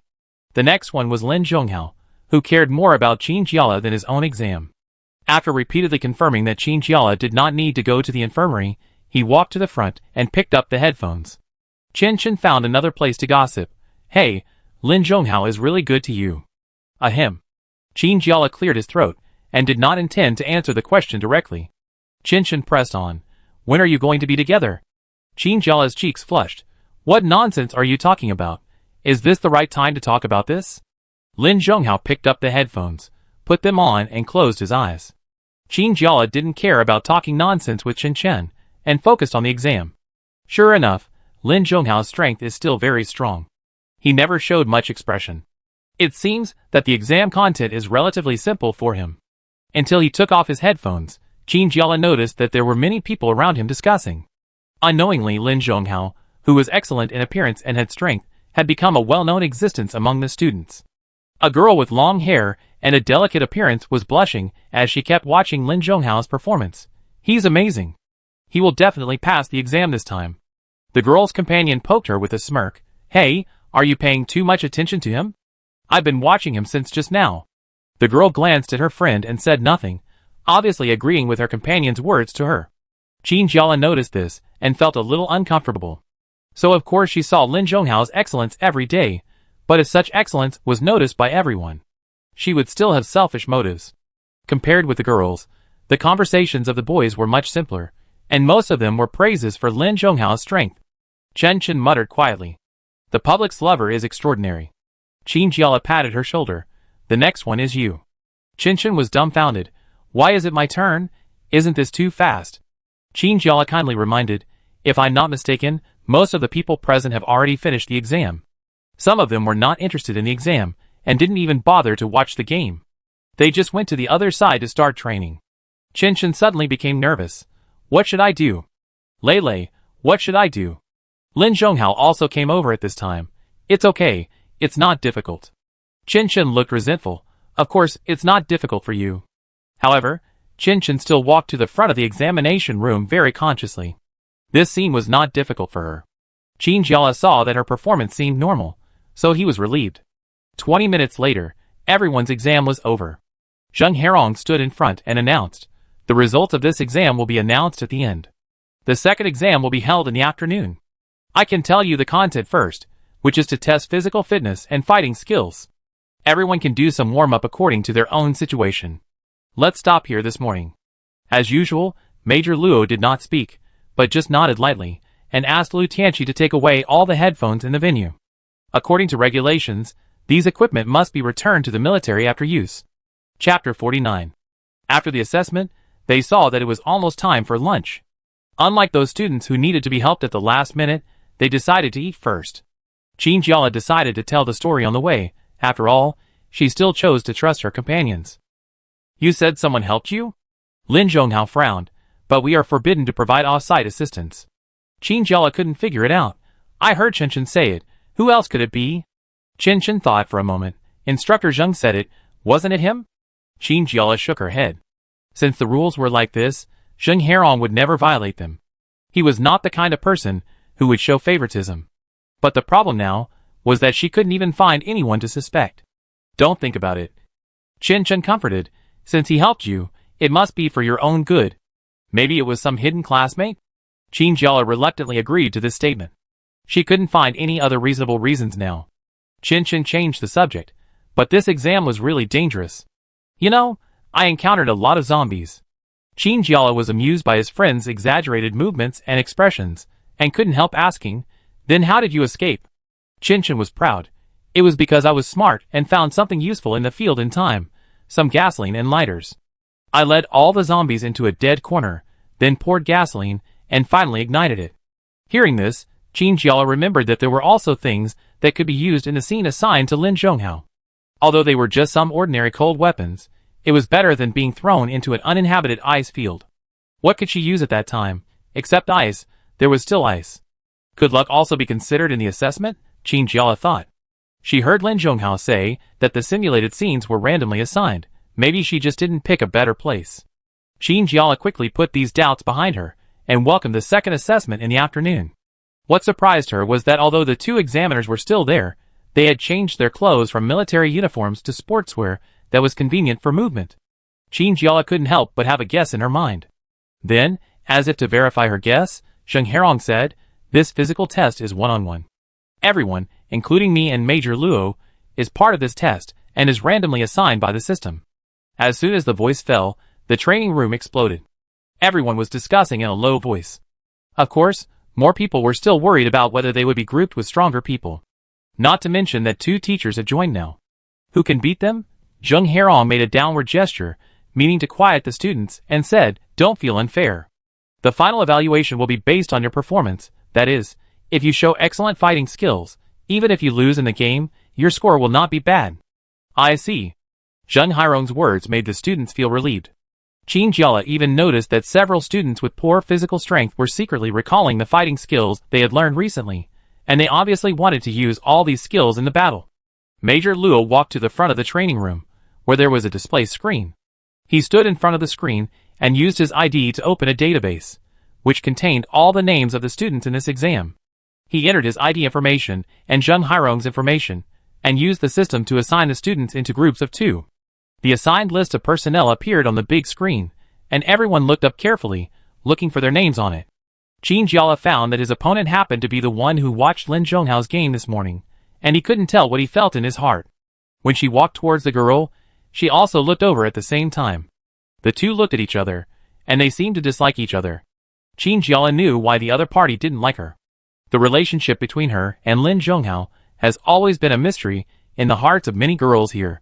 Although it was not clearly stated, Lin Zhonghao's relationship and care for her were indeed obvious to all.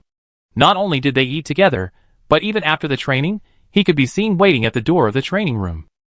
Qin Jiala became a thorn in the eyes of some girls. Qin Jiala scratched her head. Although she didn't pay much attention to the girl in front of her named Su Xiaoxiao, she was confident that this girl should not be her opponent. On the big screen, next to Lin Zhonghao's column, there were 3 words Luo Yunshin. Luo Yunshin? Qin Jiala was stunned. Isn't that? She looked slowly into the distance, and saw that Major Luo was walking towards Lin Zhonghao. Major and Cadet. Although she had confidence in Lin Zhonghao, she was a little doubtful now. Major Luo rarely speaks. It was just the first day they met him, and no one knew his strength. This was not good news for Lin Zhonghao. Are you worried about him? Qin Jiala suddenly asked from behind. Although Su Xiaoxiao was talking to Qin Jiala, her eyes were also on Lin Zhonghao in the distance. Qin Jiala didn't want to say much to her, but just said lightly, I believe him. Do you know? Su Xiaoxiao suddenly said, in fact, all the girls here have talked about you. Me? Qin Jiala was puzzled. She always thought she was very low-key, and never showed off when doing things. How could she get the attention of girls? Because of your relationship. To be honest, I am also very curious. Su Xiaoxiao looked at Qin Jiala with a different look. Qin Jiala was too lazy to pay attention to her provocative remarks like a love rival. She lazily said, then you do your best. Then she went to see Qin Chen. Su Xiaoxiao, who was standing there, did not expect to be treated like this. It was like a punch on cotton. It was really heartbreaking. Qin Chen's opponent was a fat boy. Qin Jiala felt relieved the moment he saw him, because this boy was one of the ones who had just secretly memorized the skills. Qin Chen seemed to feel lucky, and even bought a bottle of drink before the exam. She saw Qin Jiala coming over and immediately greeted him excitedly. How is it? I just saw Su Xiaoxiao looking for you. Did she say anything? Qin Jiala was powerless to complain. They were all some incomprehensible words. I guess they thought I was a rival in love. Qin Chen smacked his lips and teased with a look of watching a play.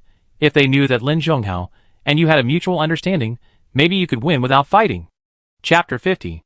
Qin Jiala was so scared that he quickly covered Qin Chen's mouth, fearing that the girl would say something else.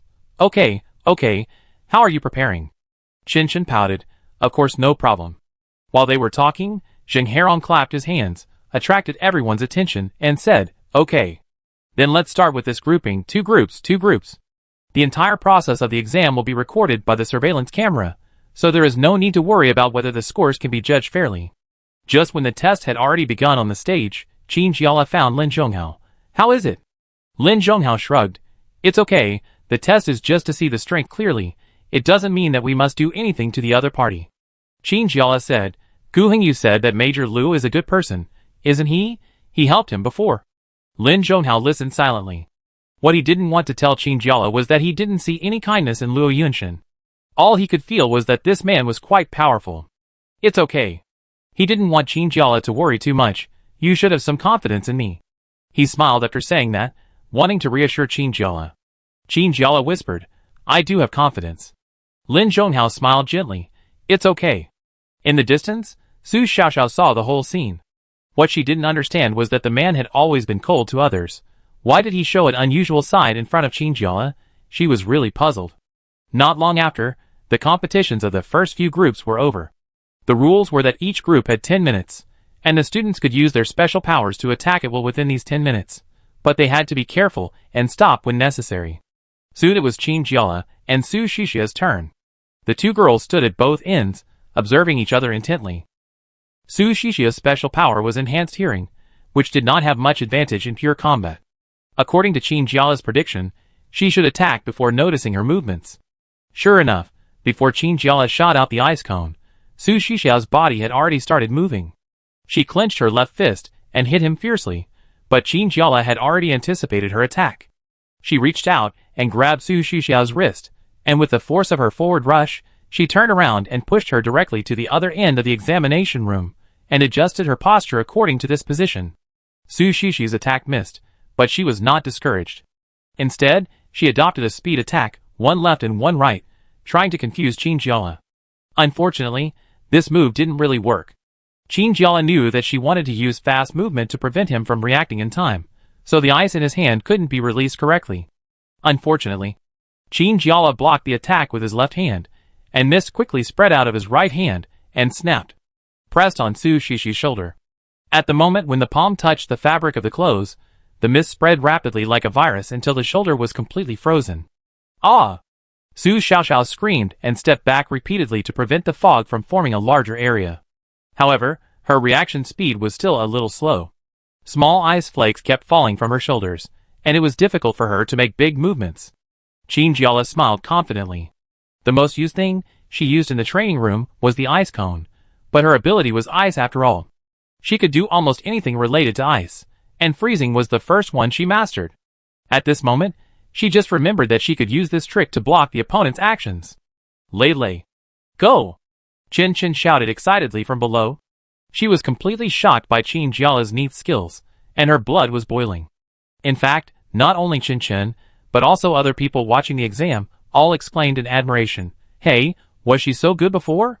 I don't know. Is it that she has been hiding her strength all along? Chen Chen was immediately unhappy when she heard this, and turned her head to prove for her friend word by word. She was so good to begin with, and now she is just getting serious. There was a lot of noise from the audience, and even Zheng Herong beside him couldn't help but smile. He accidentally saw Luo Yunsha beside him from the corner of his eye, and was surprised to find that this silent man's eyes were full of admiration. Damn! Su Xiaoxiao patted his shoulder with his movable left hand, trying to knock off the ice, but found that it was very hard and didn't look like it could be frozen by the mist. Qin Jiala was not a good person. Seeing that his opponent's actions were successfully blocked by him, he immediately took this opportunity to attack, while persuading him kindly. One more thing, it's useless for you to pat like that. Such ice can only be melted by itself if time is allowed, or it can only be solved by people with conflicting attributes.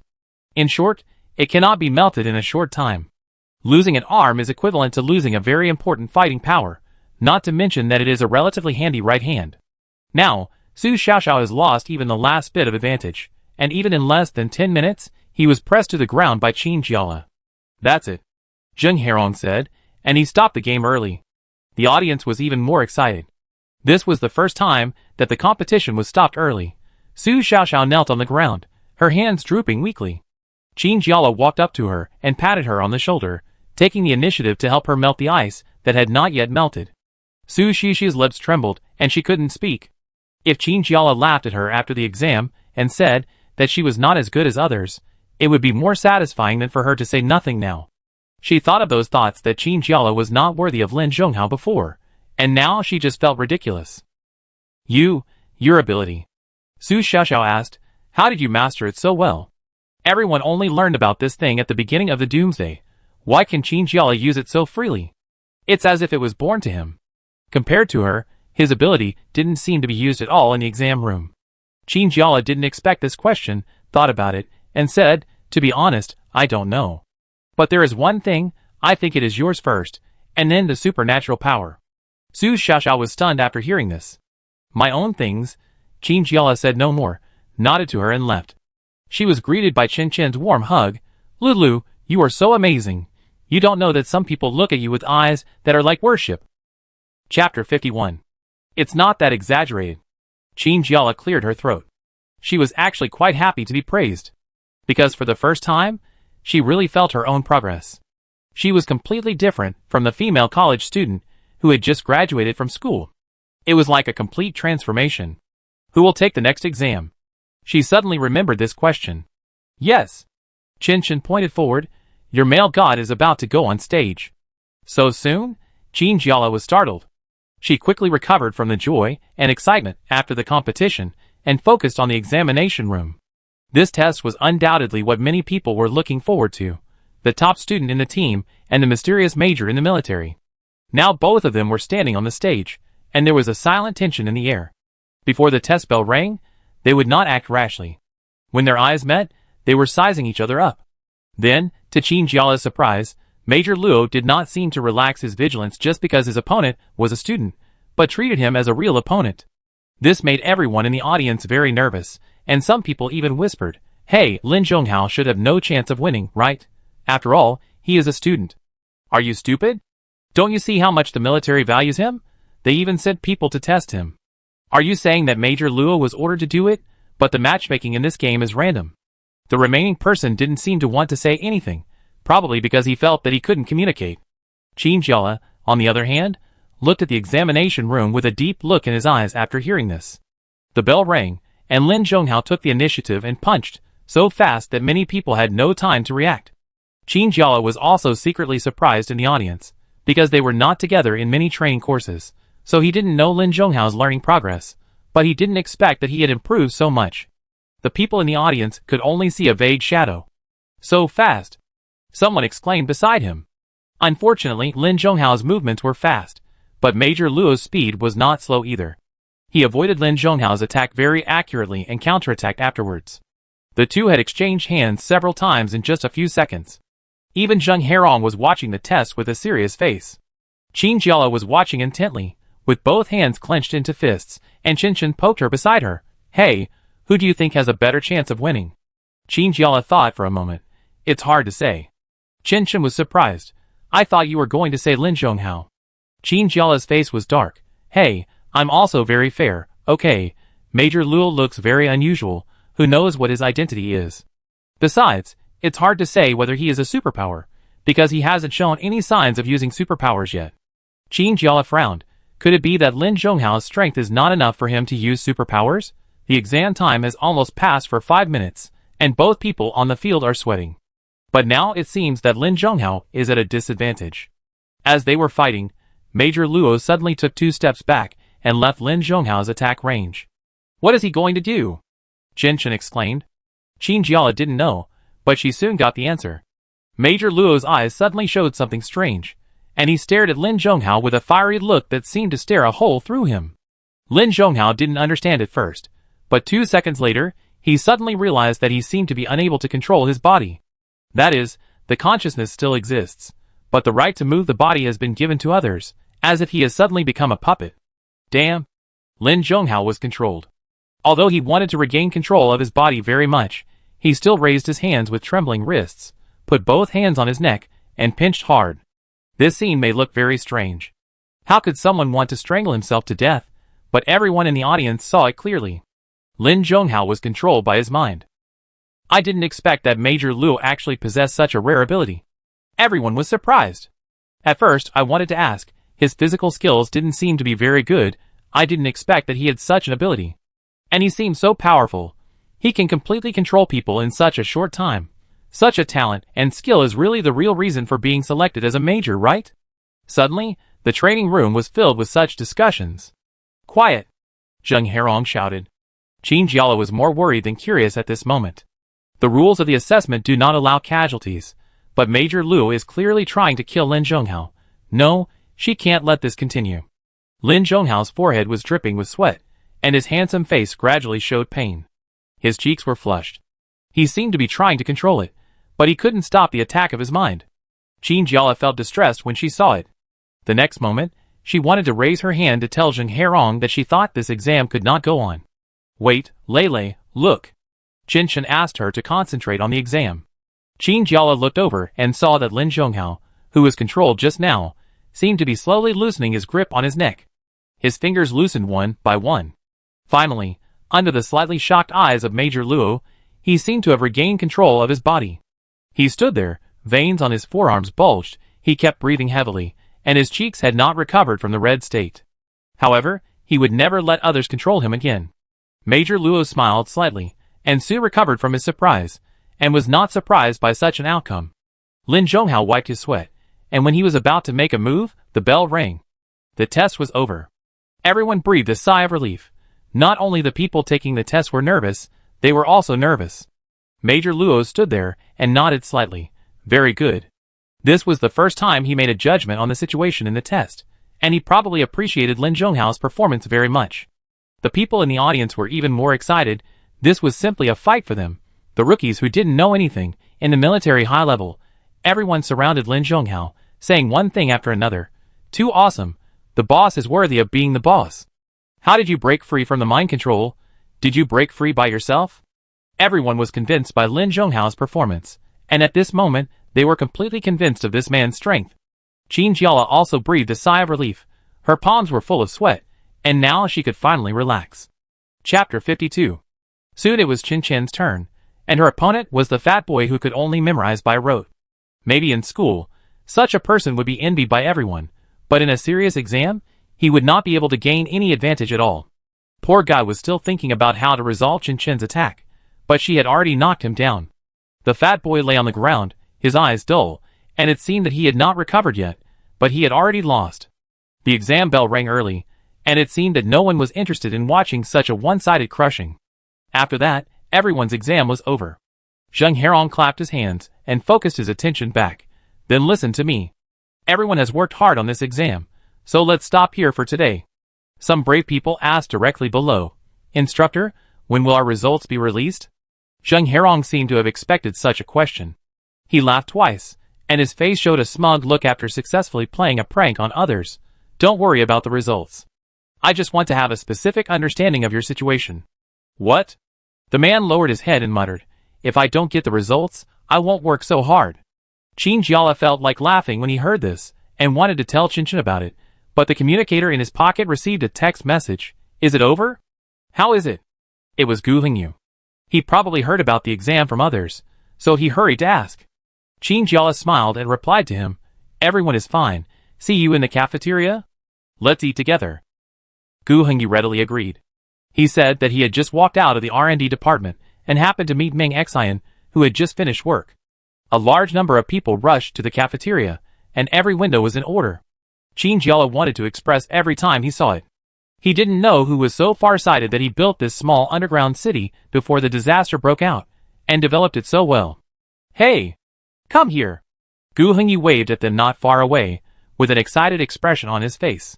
Until Jiala and the others approached, he couldn't even control his joy.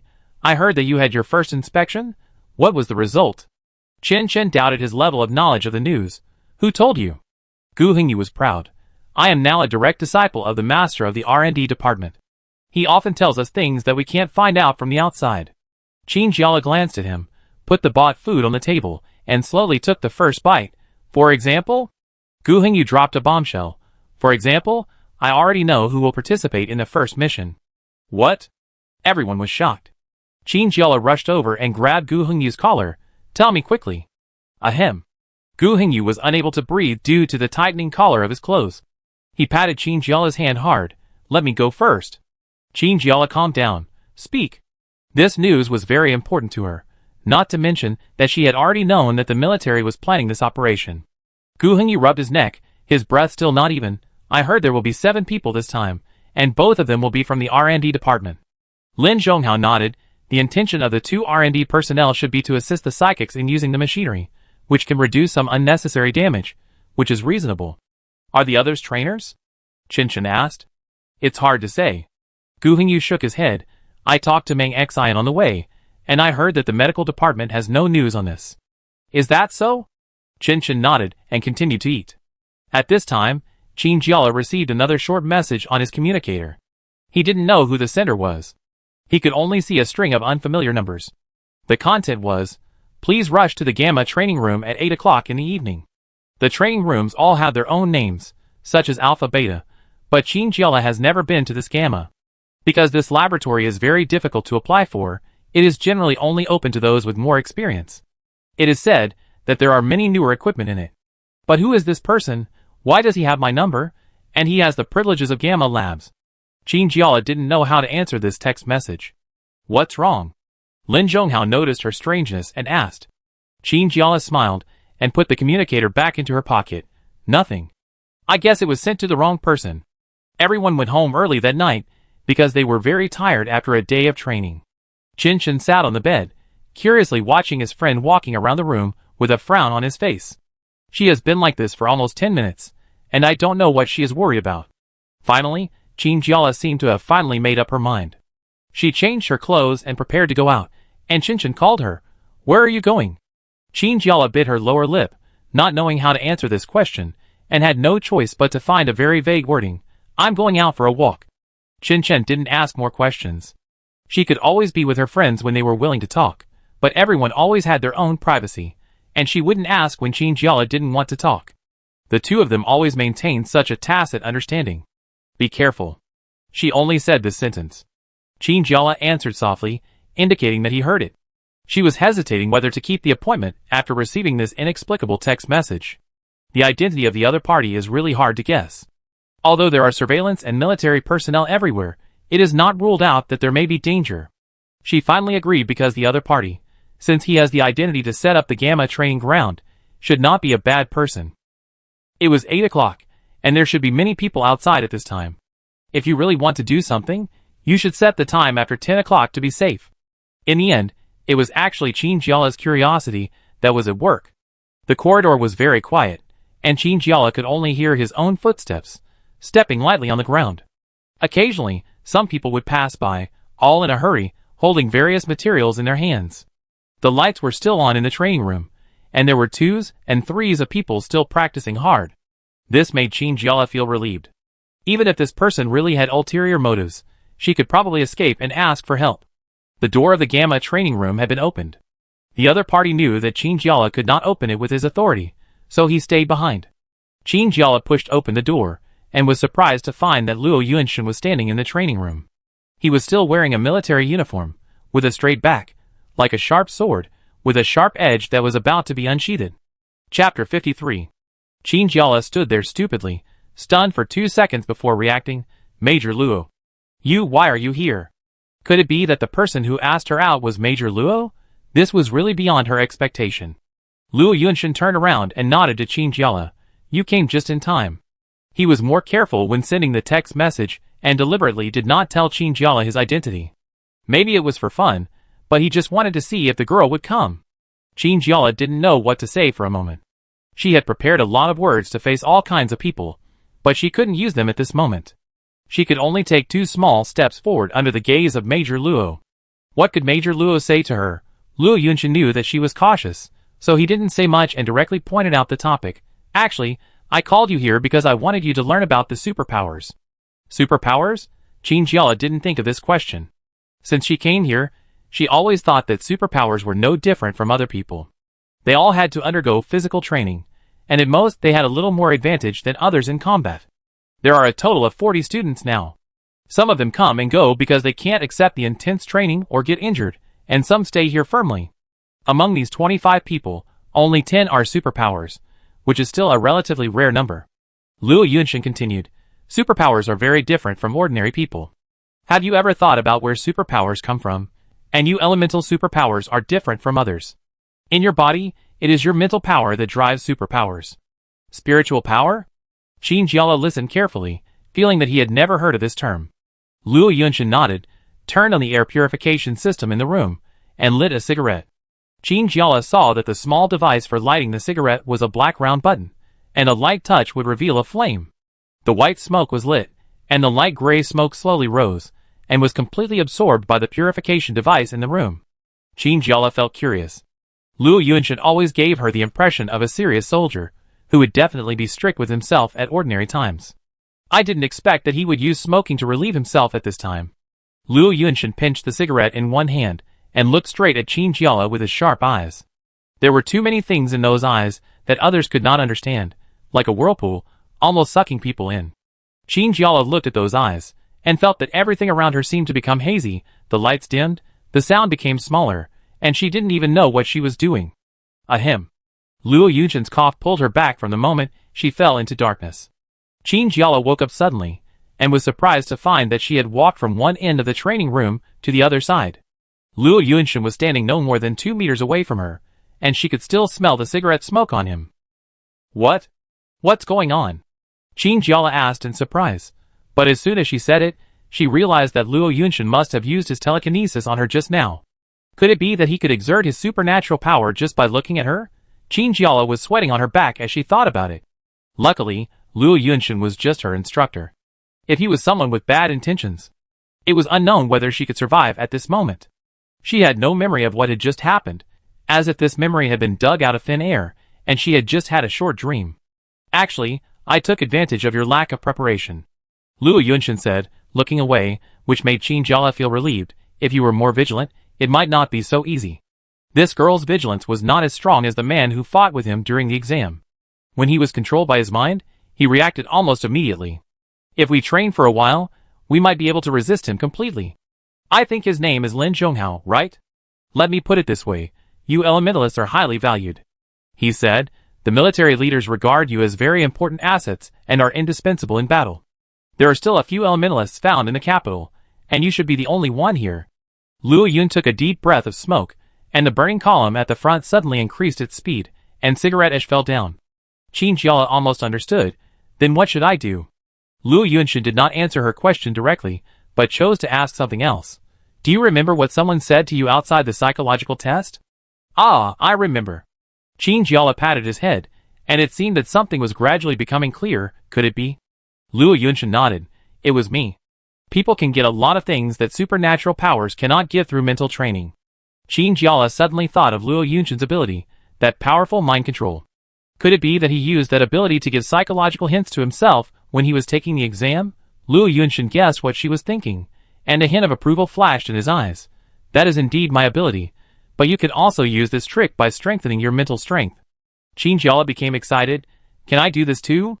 If you can use this skill, wouldn't you be able to tell others what you are thinking without speaking? Luo Yunshin extinguished his cigarette, but in the sink next to him, and then turned on the tap to flush the butt away. Of course you can. So next I hope you can take time out of your daily training to accept my spiritual training. No problem. Qin Jiala agreed very readily. Then this matter. You can tell your friends, but because it is confidential, I still hope that not too many people know it. After Qin Jiala agreed, he turned around and left the training room. When she was about to reach the intersection, she met Lu Tianqi, who was finishing the activity in the Alpha training room. He walked out by himself, with an extra piece of clothing on his body. Brother? Qin Jiala shouted. Shao Qin. Lu Tianqi asked in confusion, you are so hard-working. It's so late now, are you still training? Qin Jiala thought of what Luo Yunshin told her, and could only smile dryly, without telling the real reason why she came. By the way, I just met you, and I can tell you something. Lu Tianqi said, I just heard from Instructor Zheng that the list of personnel for your first mission has been released. Huh? Qin Jiala was startled. So soon? It's only been half a day since the end of the exam. Chapter 54. Lu Tianqi himself felt that it was a bit too fast. Yes, but Instructor Zheng said that there might be a shortage of manpower recently, so there are more things to do, right? After all, these people have not trained many times, unlike those who have experienced various things before. Many of the trainees are young people who have not graduated or just started working, and they don't understand the unknown difficulties. But now they have hurriedly accepted the training, and are about to step onto the battlefield. Qin Jiala asked cautiously, then brother, can you tell me who they are?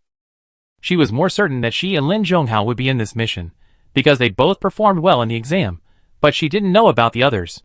Lu Tianqi scratched his head. It's nothing, it's better to tell you. In addition to you and Zhonghao, there is your friend surnamed Chen, and I don't know the other one. It seems there is another one, Wang Yu. I heard there is also one in the R&D department, but I don't know if you know her. Wang Yu. Qin Jiala's face was full of black lines. She knew this girl, the one who liked Lin Zhonghao, and was beaten down by her during the exam. But fortunately, everyone she knew was there, which made her feel relieved. Thank you, senior brother. Hey, that's nothing. Lu Tianqi smiled and waved his hand, and at the end, his face was solemn, and he reminded again, but this time I have to remind you that there are more and more zombies outside, and there are many people with other intentions. Be careful when you go out. Although the mission is very important, your life is also the only one. There will be people injured in every mission, including his friends.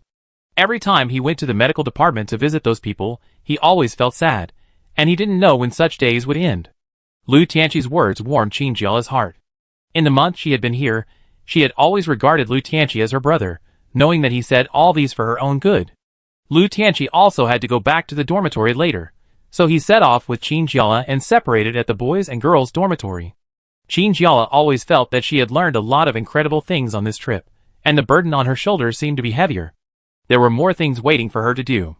The most important thing now was to share these things with others. As soon as she walked to the door of the dormitory, she saw Lin Zhonghao wearing black clothes, leaning against the wall, holding a communicator in his hand. Why are you waiting here? Qin Jiala walked over and asked in confusion. Lin Zhonghao seemed to be relieved the moment he saw her. He put the communicator back into his pocket and asked, Chen Chen is a little worried about you, And I don't know what you are doing, so I can only call me. Qin Jiala was a little moved, took out his ID card and swiped it on the door. Come in and talk, there are indeed a lot of things. In the room, Chen Chen didn't sleep either. She curled up on the bed with a pillow in her arms and thought. When she saw Qin Jiala coming back, she finally couldn't help letting go of the things in her hands and rushed over to ask, "You're going to make me anxious to death." Qin Jiala stretched out his hand to pinch his friend's face. "I'm here, what can happen?" She briefly told the two people everything that happened a few nights ago. After listening, Lin Zhonghao sat on a stool and thought. Chen Chen's jaw could no longer close. Oh my, oh my! She stammered, "I'm here too? I really didn't expect it." She thought that she had no special powers, and was not very good at fighting, so she was prepared that she would not go out with her friends this time. "Yes," Qin Jiala said, "at least there are people I know outside, so I can feel more at ease." After all, it was the first time, and there would definitely be many inconveniences in working with strangers. Lin Zhonghao asked, "When was the mental training that Luo Yunshin mentioned?" Qin Jiala was stunned. She could clearly hear Lin Zhonghao's dissatisfaction with Major Luo from this sentence. But why is there dissatisfaction? If it was because of the previous exam, there was nothing wrong with Major Luo using his own strength. Despite this, Qin Jiala still replied, "Since there are tasks soon, it should be these few days, right? Major Luo said that he would notify me if I need to attend classes." Lin Zhonghao hesitated and did not say anything else he wanted to say. In that exam, because he resisted Luo Yunshin's mind control and bounced back, he happened to see a little bit of the Major's inner world. Maybe everyone's mind is different. Lin Zhonghao had never thought about this problem before, but when he resisted the mind, he saw that the man's mind was full of confusion, messy lines and strokes, and he didn't know what he wanted to express. In short, he felt palpitations at a glance. Perhaps it was out of instinct. He really didn't have a good impression of Major Luo. Now there is another place that wants to teach Qin Jiala the so-called spiritual power training. Even if it is really an order from the military, they should find a suitable way. What kind of operation is it to send a text message to someone privately without signing the name? After the exam, he specially found Zheng Herong to ask, wanting to know who this major is. Zheng Herong looked very secretive, and just said that this man is not simple. Although he is very young, his strength is far above the position of major. There are many rumors that he has deep connections in the military. In today's apocalypse, it will not be safe with such people around. Be careful. Lin Zhonghao just said this at the end. Qin Jiala and Chen Chen were left looking at each other. Qin Jiala, I think he has something else to say. Chen Chen, don't worry, you are an important person now. Ha ha, the superpowers are really amazing. Qin Jiala suddenly said seriously. Chen Chen, don't you want to know what it's like outside now? We haven't been out for so long. I do think so, Chen Chen said. I guess there should be a lot of zombies now, right? Without humans, the earth might become a little cleaner. After all, they are always building things on themselves. Qin Jiala thought of what someone had said before, saying that this apocalypse might be a cleansing of the earth. She was not satisfied with humans, who always emitted various pollutions and cut down trees wantonly, so she decided to simply put the virus on herself and use zombies to clean it up. Qin Jiala sighed, a little worried about the upcoming mission. Anyway, she was about to go out. Before going to bed, she received a text message from Major Luo. The content was still very simple. Tomorrow at noon, the first training will be carried out. Qin Jiala sighed, holding the communicator, and slowly fell asleep. Chapter 55. The next day's training started as usual. Qin Jiala and Chen Chen walked into the training room together. Instructor Zheng was already standing there waiting. Many people were whispering, curious about why they saw him today. Because in normal times, if there is nothing to do, experienced seniors usually lead the training. They quickly guessed that it might be related to yesterday's exam, so they all got excited. Zheng Herong cleared his throat and said, "Now that everyone is almost here, let me tell you something. Regarding the first mission for new students, the list of participants has been finalized." The crowd burst into laughter. Really? I'm so scared. Will I be included? Are you worried about you or not? Qin Jiala remained calm. For those who have already known the inside story, this little splash can't cause any waves at all. But after hearing this, she still looked back at Wang Yu's reaction. The girl had a ponytail, and her pretty face was full of worry. It was hard to tell what she thought about this matter. Zheng Herong, okay, everyone be quiet. I will announce the list of members. There are 2 groups in total. Group A members Lin Zhonghao, Qin Jiala, Chen Chen, Wang Yu, Gu Hingyu, Meng Xian. Qin Jiala couldn't help but jump up. She turned her head excitedly, and exchanged excited glances with Qinshin. I thought it was very good to have two other people I was familiar with, but now I am even more surprised that there are Gu Hongyu and Meng Xian. Lin Zhonghao smiled and nodded. It seems that Gu Hongyu is doing well in the R&D department. His name is on the first outing. Zheng Herong finished reading the names of the two groups and continued, that's about it. If there are any inappropriate things, please solve them privately. This is the unanimous decision of the military after discussion. I hope everyone will perform well in the first mission. He waved to Lu Tianqi at the door, indicating that the training could proceed on time. At about 10 o'clock in the morning, Qin Jiala greeted Lin Zhonghao and told him that he was going to participate in the special training of Major Luo. Lin Zhonghao thought about it, but still hesitated and said, be careful about everything. Qin Jiala smiled, don't worry, I'm fine. Luo Yunshin was already waiting in the training room, still with that cold expression, standing with his hands behind his back. Qin Jiala looked around and found that there were no mysterious instruments as she imagined. Only an ordinary glass bottle was placed in the open space in the center of the training room. Qin Jiala walked over curiously. Could there be some mystery in this bottle? But after looking at it repeatedly, she really couldn't come to any conclusion. So he had to ask, Major Luo, what do I need to do? Luo Yunshin still started with a seemingly completely unrelated question. Do you know how people in ancient times started practicing physical skills? Qin Jiala shook her head honestly. She had read many fantasy novels about ancient martial arts, which described those martial arts as magical, but weren't they all fabricated? You must learn to concentrate your own strength. Luo Yunshin said, your current superpowers are completely scattered in various parts of your body. Only by concentrating them all together can they play the greatest role. Gather together? Qin Jiala tried to exert force on his hands, but found nothing. Qin Jiala, She originally thought that there would be special effects like those in the movies, such as white tangible things, but she didn't feel anything at all. Suddenly, it seemed that having superpowers was not so cool.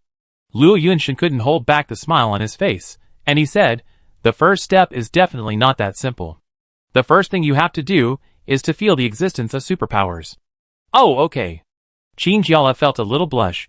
She quickly concentrated, took a deep breath, and stared at the palm of her hand. But after half a day, she still didn't feel anything. Qin Jiala was discouraged. Major, I think this training method may not work for me. Luo Yunshin sighed. This girl looks smart. Why is she so impatient sometimes? Try again. Maybe you won't feel anything for a minute or 10 minutes, but you will definitely feel it if you persist. Qin Jiala nodded and continued to practice hard. After about 10 minutes, she finally felt a warm current slowly flowing from the blood vessels in her limbs to the palms, as if something was attracting blood to flow there. But it seemed different from blood. It was hotter, more powerful, and gave her a completely different feeling. I feel it. Qin Jiala cheered. Luo Yunshin nodded approvingly. He had seen the several elementalists in the capital, and although they were all strong, they were not as talented as Qin Jiala in comprehension. There was a hint of darkness in his eyes, and the way he looked at Qin Jiala was more like looking at something very valuable than looking at a student. Sure enough, he had found a treasure. Luo Yunshin gave instructions for today's task. From now until 11 o'clock, you keep perceiving like this, and don't let this feeling stop. Do you understand? Qin Jiala didn't even raise her head, and kept staring at her palm. If the pupil could be ignited, her palm would probably have been burning.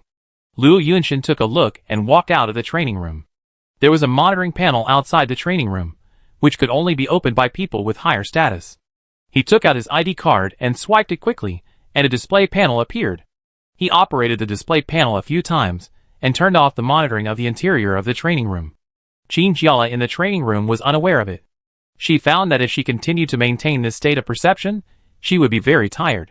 Her entire forearm was trembling slightly, as if she couldn't stand the power in her body. However, it was this difficulty that made her feel that the training was particularly meaningful. If everything could be done easily, there would be no point in training. Qin Jiala's back had begun to sweat, and beads of sweat appeared on her forehead. She didn't dare to move much, because she was afraid that the feeling would disappear with her movements. She didn't know what time it was, but she felt that time seemed to pass very slowly every minute and every second. When can it end? She shouted in her heart. Fortunately, Luo Yunshin counted the time for her before leaving, and just at 11 o'clock, the bell in the training room rang harshly. Qin Jiala sat down exhausted, only to find that her back was completely wet. Chapter 56. Qin Jiala wiped the sweat off her head, feeling that she hadn't been this tired for a long time. She had heard a saying before, which roughly meant that if a person keeps doing things that don't make him tired, he won't make any progress. Now it seems that this saying makes sense.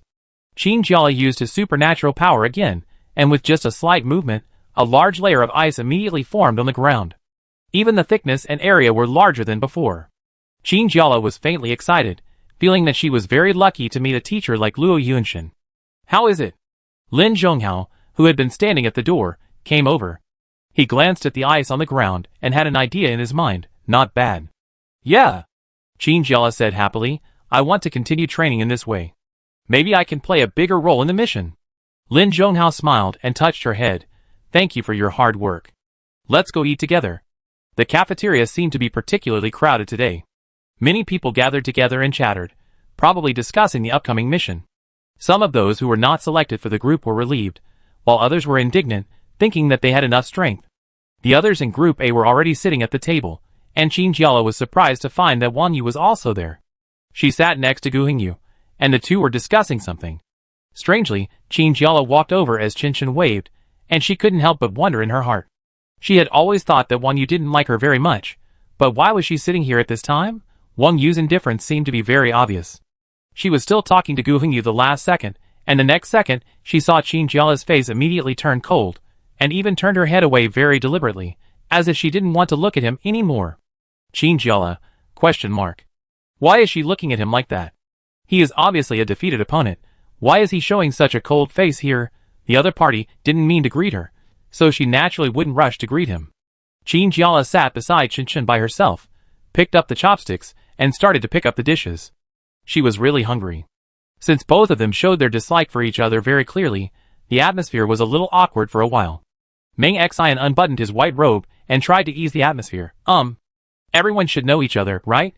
This is Wang Yu, a member of the same group." "Of course I know her," Qinjiala said indifferently. "I just met her yesterday." She meant to point out that Wang Yu lost to her in the exam. As expected, Wang Yu's face became even uglier after she said this. Her lips moved, probably wanting to say something to save the situation. Qinshin secretly nudged Qinjiala with his elbow under the table and sent her a message through the communicator. "Don't be like that. She's a nice person, and she was very polite to us just now." Qinjiala quickly replied, "Nice attitude? Are you kidding me? Look at her expression. She wants to pull out a knife from the table and stab me." Qinshin replied with a helpless expression, "I don't know either. Her attitude suddenly changed when you were sitting here." Qinjiala was furious when he saw this. It seemed that there was no conflict before, but they had to become a group at this time, and they might even have to live and die together. How could she cooperate? Others hadn't noticed the little movements of the two girls in the audience, and other uninvited guests had already arrived. The man was wearing the uniform of the R&D department, walking in a sloppy manner, with his hands in his pockets. He seemed to be wandering in the cafeteria, but in fact his goal was very clear. He walked straight towards Qinjiala and the other's table.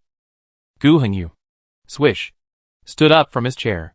Since he performed well in the R&D department, he has been studying alone with his teacher and rarely interacted with other people. As for this Cheng Feng, he has not seen him for many days. Why is he here now? Qinshin glanced at Cheng Feng with disgust and whispered, "Isn't this the person who provoked us on the first day we came? Why is he here?" "Oh," Cheng Feng said in his usual drawling tone, "Who are these? 1, 2, 3. So many people?" Cheng Feng narrowed his eyes and said, "Oh, I remember. These are all my teammates who will fight side by side." Teammates? Qinjiala immediately became alert. In fact, she didn't pay much attention when Zheng Herong announced the list that day. She just listened to a few names in a hurry, because after knowing that Wang Yu was there, she didn't want to know the others. There is still this annoying guy now. Gu Hingyu didn't expect that the R&D department only told him that he would join Group A this time. Cheng Feng kept talking and continued to mock. "But you can rest assured that I will only feel that I am a hindrance if I have teammates like you." The group of minions around him laughed strangely, obviously agreeing with Cheng Feng's statement. Lin Zhonghao said lightly, "You can quit." Cheng Feng's face was gloomy. "Quit? Of course I will quit. Who wants to be in such a team?" Gu Hingyu sat down slowly, intending to ignore this person's boring provocation. "Then you can leave." Cheng Feng raised his eyebrows, took 2 quick steps forward, and stretched out his hand, looking like he was going to grab Gu Hingyu. Qinjiala was shocked, and her body had already moved before her brain could react. A strong cold air burst out from her body, whistling and wrapping around Chung Feng's body in an instant. In that instant, Chung Feng's entire upper body was frozen. His eyeballs rolled around in his sockets, and it seemed that before he could react to what was happening, his body was out of control. Everyone else was stunned, especially the group behind Chung Feng, who stared at what was happening with their mouths wide open. It took them a long time to remember what to do. Boss. Boss. Hey, what are you doing? Don't you know that you can't just fight privately in the military base? Basically everyone nearby saw Qin Jiala using his supernatural powers, and their expressions were different, but none of them looked friendly. Chen Chen nervously tugged at her friend's sleeve. Lulu. You should melt the ice. She always felt that this was not a good idea. However, the person involved was already dumbfounded. The power in her body seemed to have its own consciousness, or was it obeying her subconscious? She reached out to melt the ice, and watched Chung Feng, who had recovered, pointing at her nose and cursing. It seemed like she was in trouble. Chapter 57. Qin Jiala stood outside a room, where there was a row of benches, and she sat on the second seat. 10 minutes ago, Lu Tianqi called her out of the dormitory, led her here, and told her to wait a moment, and someone would come to inform her when to go in. Qin Jiala tugged at Lu Tianqi's sleeve and whispered, Brother, what will the punishment be? She actually had a rough idea in her mind, because she also knew that fighting in private was absolutely prohibited. Moreover, he blocked the other party's ability to move with just one move, so this matter must be no small matter. Lu Tianqi smiled helplessly. Although he had worked for the military privately before the outbreak of the apocalypse, he was powerless in such a situation. Lu Tianqi thought for a while and said, After entering, no matter what the people inside say to you, your attitude must be good, and it is best to have the expression of realizing that you have done something wrong, okay? Qin Jiala always felt that this was a bit like the way he waited outside the class teacher's office when he made a mistake in junior high school, and he must sincerely express that he had done something wrong. Lu Tianqi sighed. In short, you still have to be cautious. I don't have much contact with the senior military officials, but I shouldn't make it too difficult for you. This kind of thing is just a small fight between people. Even if Chung Feng has some background, he shouldn't do anything to a little girl. While thinking about these questions, the door next to him opened, and a very beautiful sister in military uniform walked out. She nodded to Lu Tianqi and waved to Qin Jiala. Come in. Qin Jiala took a deep breath, and the anxious expression on her face made the sister laugh. She smiled gently and comforted. It's okay. Although Qin Jiala wanted to ask what kind of punishment she would receive, she didn't ask in the end. The sister pushed the door open for her, and Qin Jiala stood at the door. Lu Tianqi behind her gave her an encouraging smile. Qin Jiala made up her mind and strode in. The door closed behind her. To her surprise, the inside was not as serious as she imagined. This was a large conference room. Several middle-aged people stood in the front, discussing something in a low voice. Some of them sat on the sofa smoking and chatting. In short, they didn't look like they were going to interrogate him. Qin Jiala coughed twice, trying to attract their attention. A middle-aged man raised his head, his face a little confused. Oh, you are Qin Jiala, right? The one who was fighting. What is fighting? Qin Jiala resisted the urge to complain and nodded. He reminded himself in his heart that he must remember not to be impulsive. If he used his supernatural powers here, the matter would probably be even bigger. None of the senior executives seemed to care. One of them said, What's the point of bringing this up? It's just that the young man was a little impulsive. Just put him in solitary confinement for a day, right? Although 1 day of solitary confinement didn't sound very good, it was much more lenient than Qin Jiala thought. Just when she was relieved, another person's voice suddenly interrupted. No, it's because you guys are always like this. What do you mean by just that? Qin Jiala looked up in surprise, and found that the person who spoke looked familiar. She squinted her eyes and looked again, and found that the reason why he looked familiar was that he was actually somewhat similar to Chung Feng. He was just about 10 years older. Qin Jiala's heart sank, and she felt something was wrong when she saw this person. So Chung Feng had always emphasized that he had connections in the military, and he was referring to this person, who looked like his brother. She secretly said in her heart that it was not good. After all, it was a matter that made his brother very embarrassed. How should this man deal with himself? The middle-aged man at the beginning looked at Qin Jiala and scratched his head in embarrassment. Well, Xiao Chung, don't be anxious, after all. Chung Yu answered fluently. After all, if you make a mistake, you have to take responsibility. I understand what you said. I think this matter is not a small matter. Chung Feng was hit without doing anything. His arm is not healed yet. Qin Jiala almost laughed out of anger. Chung Feng was the one who provoked first. The middle-aged man frowned and felt that the matter was very difficult. Because first of all, he didn't want to offend Chungyu. They all worked in the same place. It would be very difficult to do things if the relationship was not good, especially in the current situation. But he also knew about Chung Feng's situation. This kid relied on his brother to do evil and bully others in the military. In just this month, he had heard a lot of bad rumors. He glanced at Chungyu, who was staring at Qin Jiala, and sighed in his heart. It seemed that Chungyu had no intention of letting this little girl go. That was really a pity. A girl who looked good and seemed to have performed well in the military, but unfortunately, she offended someone she shouldn't have offended. The middle-aged man opened his mouth, as if he was about to say his verdict on Qin Jiala. Qin Jiala's heart tightened. The door of the conference room was pushed open again, and the sister's voice even rang out from outside. Major, please don't be impulsive, there is. Qin Jiala looked at Luo Yunshin, who was walking towards him in shock. Why did he appear here? Others didn't seem to expect it either, and the middle-aged man hurriedly stood up. Major Luo. Chungyu frowned at Luo Yunshin, and his words seemed to be thorny. What are you doing here? He had a bad feeling that the reason why Luo Yunshin appeared here was to help this girl. Luo Yunshin glanced at Chungyu indifferently, not taking him seriously at all. What I am doing here has nothing to do with you. After hearing this, Qin Jiala finally let go. Luo Yunshin dared to say this. He must not be afraid of this man. Although she didn't know that a major had such power, she felt that Luo Yunshin would not make her sad. Luo Yunshin went straight to the point. This girl is very important to the military, and her identity cannot be removed. Remove her identity? Qin Jiala thought to herself that it was not good. So this was what Chung Feng's brother was thinking? Just to make her lose her status as a student? Fortunately, Luo Yunshin came. If she really got such a result, she was not sure whether she would be angry. Chungyu slapped the table. You said no, so no? Luo Yunshin, don't forget that no matter what your purpose is, you are just a major.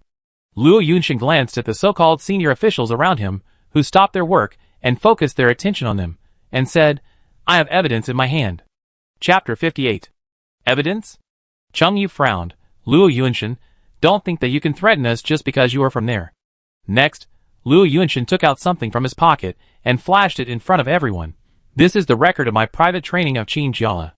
Through the record, we can find out her supernatural power fluctuations yesterday at noon. That was a side effect of the training, not her intentional behavior.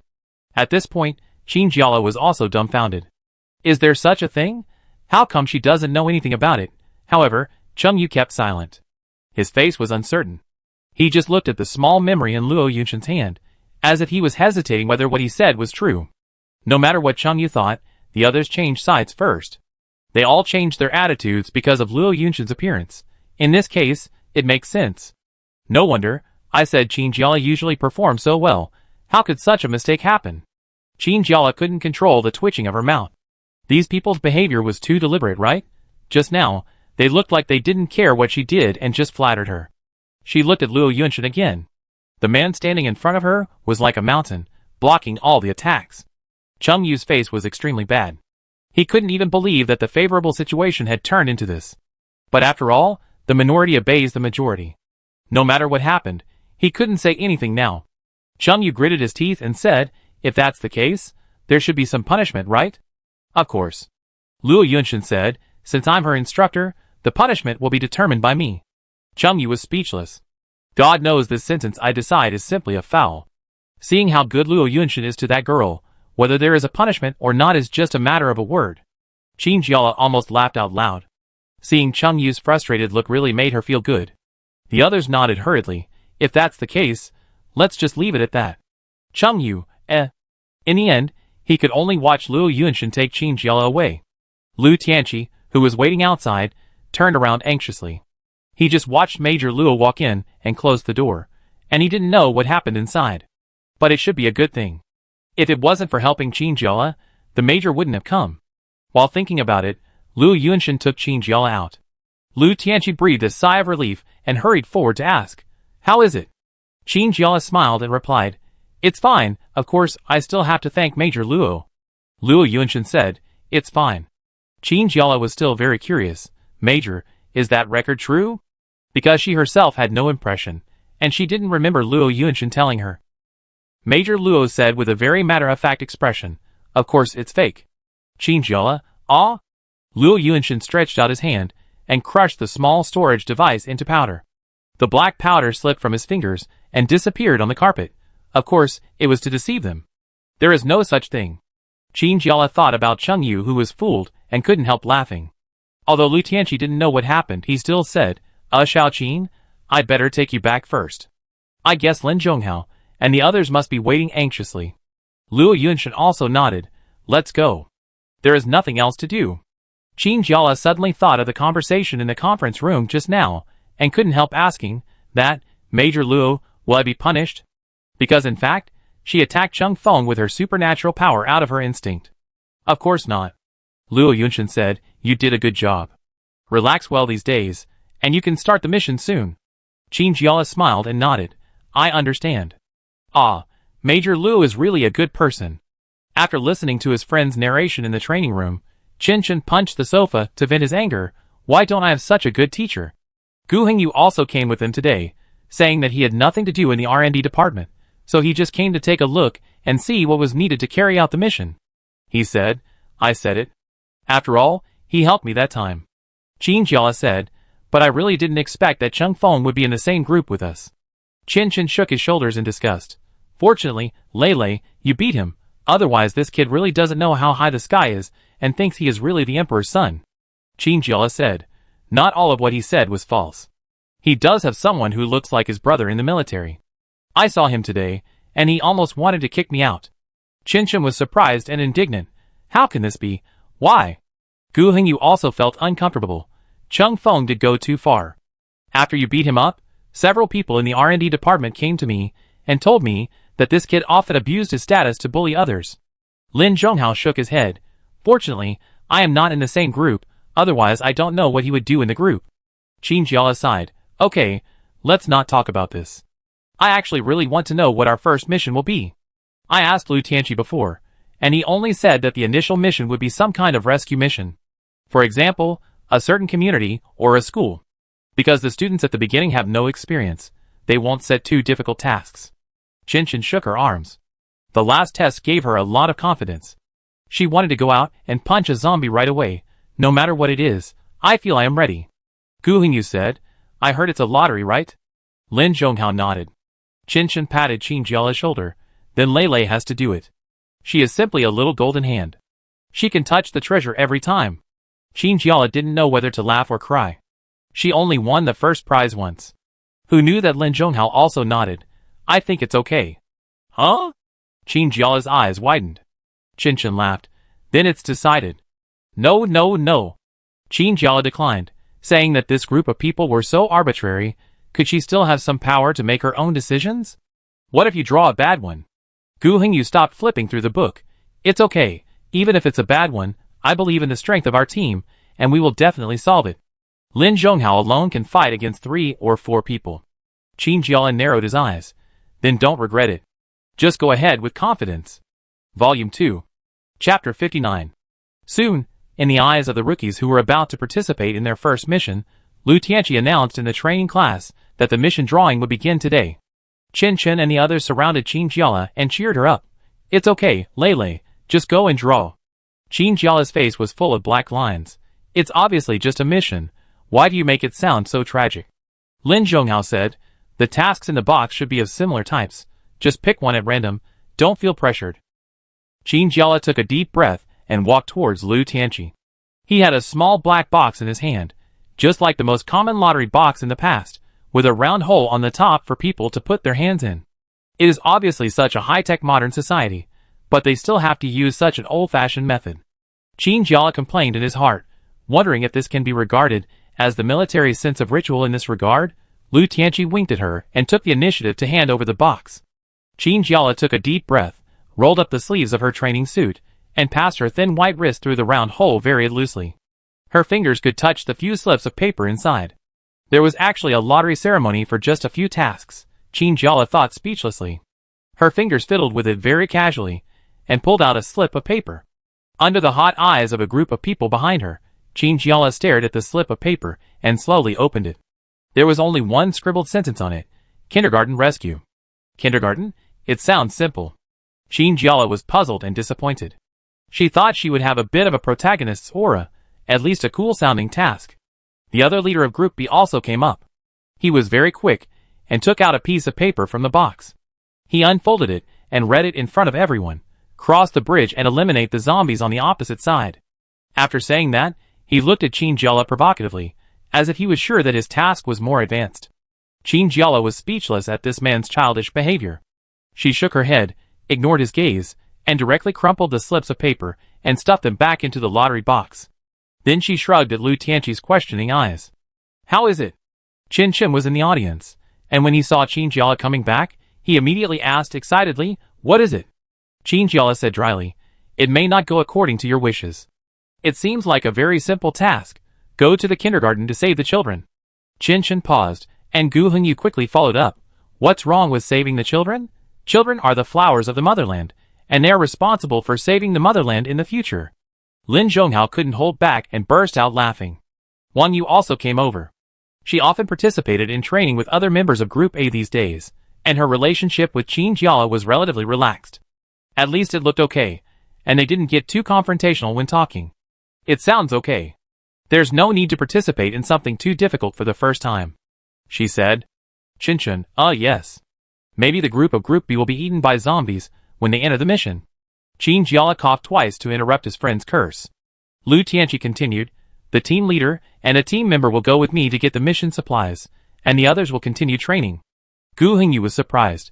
Are you going to the munitions department? My god, that place is off limits to outsiders. Qin Chen said, I heard that the munitions department of this base is only a small part. Gu Hengyu burst into a strong enthusiasm for munitions. Take me, Chingyala. Lin Zhonghao said sullenly, I want to go too. Qin Chen seemed to want to draw a line between herself and these boys. Arms and other things were not attractive to her. She waved her hand. I forget it. Chingyala glanced at Gu Hengyu, whose face was beginning to turn red, and then looked at Lin Zhonghao, and said without hesitation, Gu Hengyu, you should continue to train here. Senior Lin, come with me. Although she had left school now, she still called Lin Zhonghao senior for a while, as if this title had a different meaning to her. Lin Zhonghao smiled. Gu Hengyu first stayed where he was, then shouted in disbelief. No, I don't agree. Why? I want to see it too. Chingyala explained. You have been staying in the R&D department and don't know anything about our training tasks. We are going out soon. Don't you think you should practice more? Although she said this, her feet did not slow down at all. Gu Hengyu's face was full of disbelief, and he pulled Qin Chen to emphasize repeatedly. Do you think this is the case of the one who is close to the water gets the moon first? Is it because of Lin Zhonghao's special relationship? Qin Chen patted his shoulder sympathetically. Just accept your fate.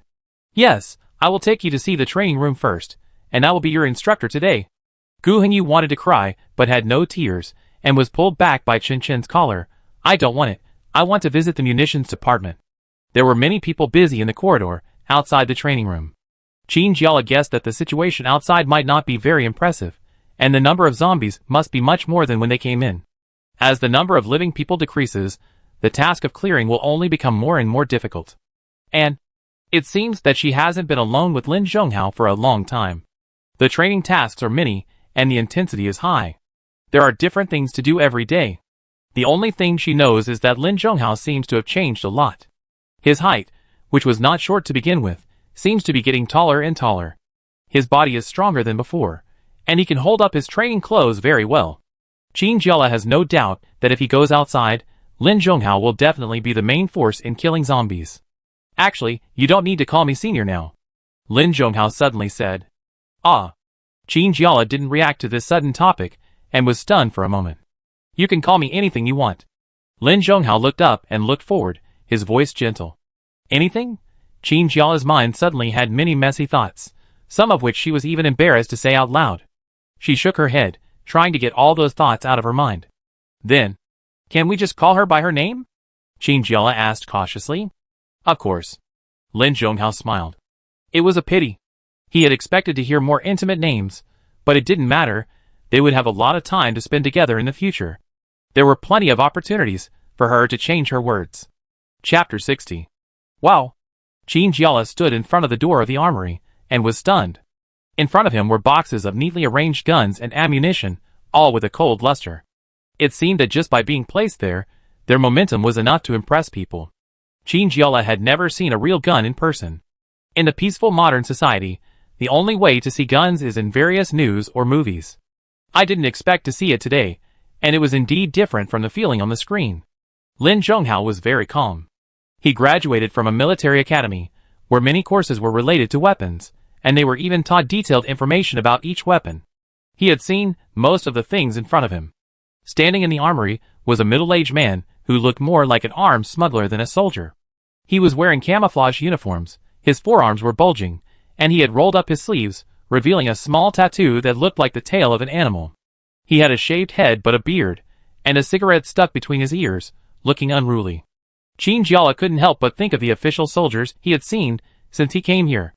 Although Luo Yunshan and Zheng Herong had no similarities in personality, they both wore their uniforms neatly. The man in front of him didn't look like a decent person at all. Sure enough, the person in charge of the arsenal glanced at Qin Jiala with disdain in his eyes. Why? A girl was sent for this mission. His voice was rough, as if it had been polished on gauze paper. Lin Zhonghao was about to speak when he was stopped by Qin Jiala. She knew that her appearance was not convincing at all. She looked white and clean, and she didn't seem to have experienced any setbacks. She was not even tall, and she stood there thin and weak.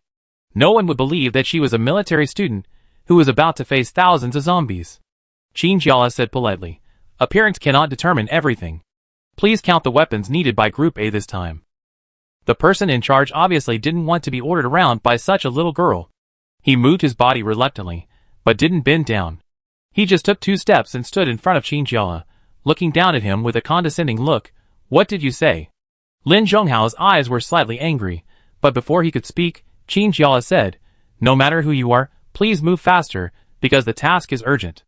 If you delay, I'm afraid we won't be able to explain it." The person in charge snorted coldly, and just when Qin Jiala thought he was finally going to compromise, he suddenly turned around and his hands moved very quickly to hit him. Lin Zhonghao and Qin Jiala stretched out their hands almost at the same time, and in less than a second, they both blocked the fist at the same time. A light flashed in the eyes of the person in charge, and he retracted his hand, but still said stubbornly, "The little girl is quite fast, but don't rely on men when you go out in the future. Zombies don't have eyes."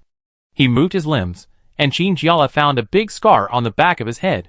The scar, like the core of a spider web, condensed the surrounding flesh together in a small way. It should have been sutured, and there were traces of stitches. The person in charge was very sensitive, and noticed Qin Jiala's sight almost immediately. He stretched and said slowly, I got it during a mission." He stretched out his hand and made a gun gesture, moving his thumb as if pulling the trigger, and stretched out his index finger to the back of his head. Pop! A bullet just grazed past. He said it as if it was very easy, but Qin Jiala felt thrilling when he heard it. That's the brain. Even if it was only a scratch, it was obvious from the scar that it was not that simple. And now medical technology is very advanced. It is very easy to leave no trace on ordinary wounds. This person's scar is so big that it seems impossible to remove it. The person in charge slowly took out a piece of paper from his trouser pocket, and there seemed to be something written on it. He squinted his eyes and read slowly, "Famas, clock 18. Heh, it's not a small amount." He memorized the names of all the guns after reading them once, and found the box corresponding to each gun very skillfully, and took one out from it. He took a small pistol in his hand and turned it around, took out a magazine of gunpowder and stuffed it in, and hooked his finger at Qin Jiala. "Hey girl, can you use a gun?" Qin Jiala said steadily, "I have practiced. Because the fastest way to deal with zombies is to use hot weapons to shoot. Although cold weapons can be made silent, they are too slow after all. Moreover, there are only 3 people with special abilities in the list of personnel participating in the mission this time." The person in charge took the gun in his hand and swung it, then spun it handsomely and hung it on his finger. He thought for a while and threw the gun to Qin Jiala. "Let me try to shoot it." Qin Jiala took the flying pistol and was still frightened. This man threw it so boldly, he really was not afraid of accidental discharge. However, she still had some hesitation. She came to get the gun, but suddenly asked to shoot. "Isn't it inappropriate?" She turned to look at Lin Zhonghao. Lin Zhonghao nodded without hesitation, as if he was full of confidence in Qin Jiala. With the backup, Qin Jiala felt that he had nothing to worry about. The person in charge walked to a wall, took down the map hanging on it, and used the back of a black marker to make some corrections. Qin Jiala was surprised to find that the circle of the target drawn by this person was just like drawing on an instrument, and every turn was smooth. The person in charge bit the pen cap, hung the sloppily drawn map on it again, then knocked it and said, "Yes, let's start." Chinjiala took a deep breath, not nervous at all, holding this small pistol in her hand, as if she had held it many times before. She raised her arm, and aimed the muzzle of the pistol directly at the bullseye. She exhaled a long breath, calmed down, squinted her eyes slightly, and fired with a bang. The bullet rushed out quickly along the trajectory. For her usual practice, the recoil of this gun was already very small. The bullet hit the center of the bullseye, making a black hole in the wall. The person in charge probably didn't expect Chinjiala to be so decisive. He touched his head, and turned to look at the small black hole. After a moment, he grinned, "Oh, not bad, girl, it's quite accurate." Chapter 61. Chinjiala's face was expressionless, but he was already very happy. When the bullet was fired, the area around the muzzle smelled of gunpowder, and it was still hot to the touch. The person in charge touched the beard on his chin. Chinjiala doubted whether it would prick his hands. "In that case, I show you something else." "What?" Chinjiala asked curiously. The person in charge did not answer, but walked straight to a blank wall, and groped on the wall with his big hand, as if he wanted to find something different from the large piece of white. Jiala only saw that he seemed to press something, and before he could see clearly, a rectangular piece on the wall suddenly moved. Like the hidden doors in the movies, the door that was usually completely integrated with the wall slowly turned around. As it moved, something inside was emitting cold white mist. Chinjiala took a breath and secretly asked Lin Zhonghao, who was standing next to him with his arms folded, "What is this?" Lin Zhonghao said, "It should be some precious weapons, right? Many military bases will have such a place. The weapons outside are for those who come to visit to see, but in fact, all the real good things will be hidden." "Is that so?" Chinjiala was a little excited. She really wanted to know what was there. As the secret room inside was gradually opened, Chinjiala's mouth gradually opened into a shape. Inside were 2 rows of guns and cold weapons arranged in different sizes, all fixed on the wall, and the background was transparent ice cubes emitting dark blue fluorescence. "Wow! This is too amazing!" Chinjiala couldn't help but admire. The person in charge patted the weapons with satisfaction, took a pistol from it, quickly moved it in his hand, pushed the magazine, pulled the trigger to try it out, and said, "These are guns secretly developed between countries. For example, this one, codenamed Rose, can load 6 bullets at a time, has a fast firing rate, and is very suitable for petite girls." Chinjiala's eyes lit up. "This pistol is dark pink, beautiful and not gaudy, with a small gun body and a beautiful rose metal color. Can I have a look at it?" Just looking at this gun is enough to make her feel excited. Of course. The person in charge did not be stingy because these weapons were more precious, but just threw the gun over casually. Chinjiala hurriedly caught it, fearing that such a hard-won weapon would be broken. The moment she got the gun, her fingers touched the gun body, and she felt a sudden feeling in her heart, which was hard to explain. After carefully examining the gun, she found a small rose pattern on the base, which was very unique and looked very thoughtful. "Can I have this one?" she asked eagerly. It felt like she and the gun resonated in some sense. The person in charge smiled and said, "Yes, you can. But the guns here are all specially customized. I don't know about other guns outside, but there is only one in China. To be honest," he said, "the guns here are not chosen by you, but they choose you. Only when the guns truly obey you can you truly get the ownership of them." Chinjiala nodded as if he understood. "Then how to do it?" The person in charge said, "You need to experience it yourself. But in my opinion, your current level is not enough, wait a little longer." Chinjiala looked at the gun reluctantly, feeling full of regret. "Then can I still see it when I come next time?" Chinjiala asked. "Of course." The person in charge laughed and felt that Chinjiala's expression was like a child asking for candy, afraid that he would be late and there would be no candy. "Okay." Chinjiala decided secretly in his heart, "Excuse me, what should I call you?" Just call me TA." As he said this, he turned his head and said to Lin Zhonghao, "Wouldn't you like to take a look at this handsome boy?" Lin Zhonghao shook his head. "I appreciate your kindness, but I don't need it now." It's not that he is not interested in these weapons, but as early as a year ago, the capital military sent people with many customized guns to give them to those who performed well in the assessment when they officially entered the military. Although it is the end of the world now, but he really likes the gun, maybe he can apply for it from the military after completing the mission.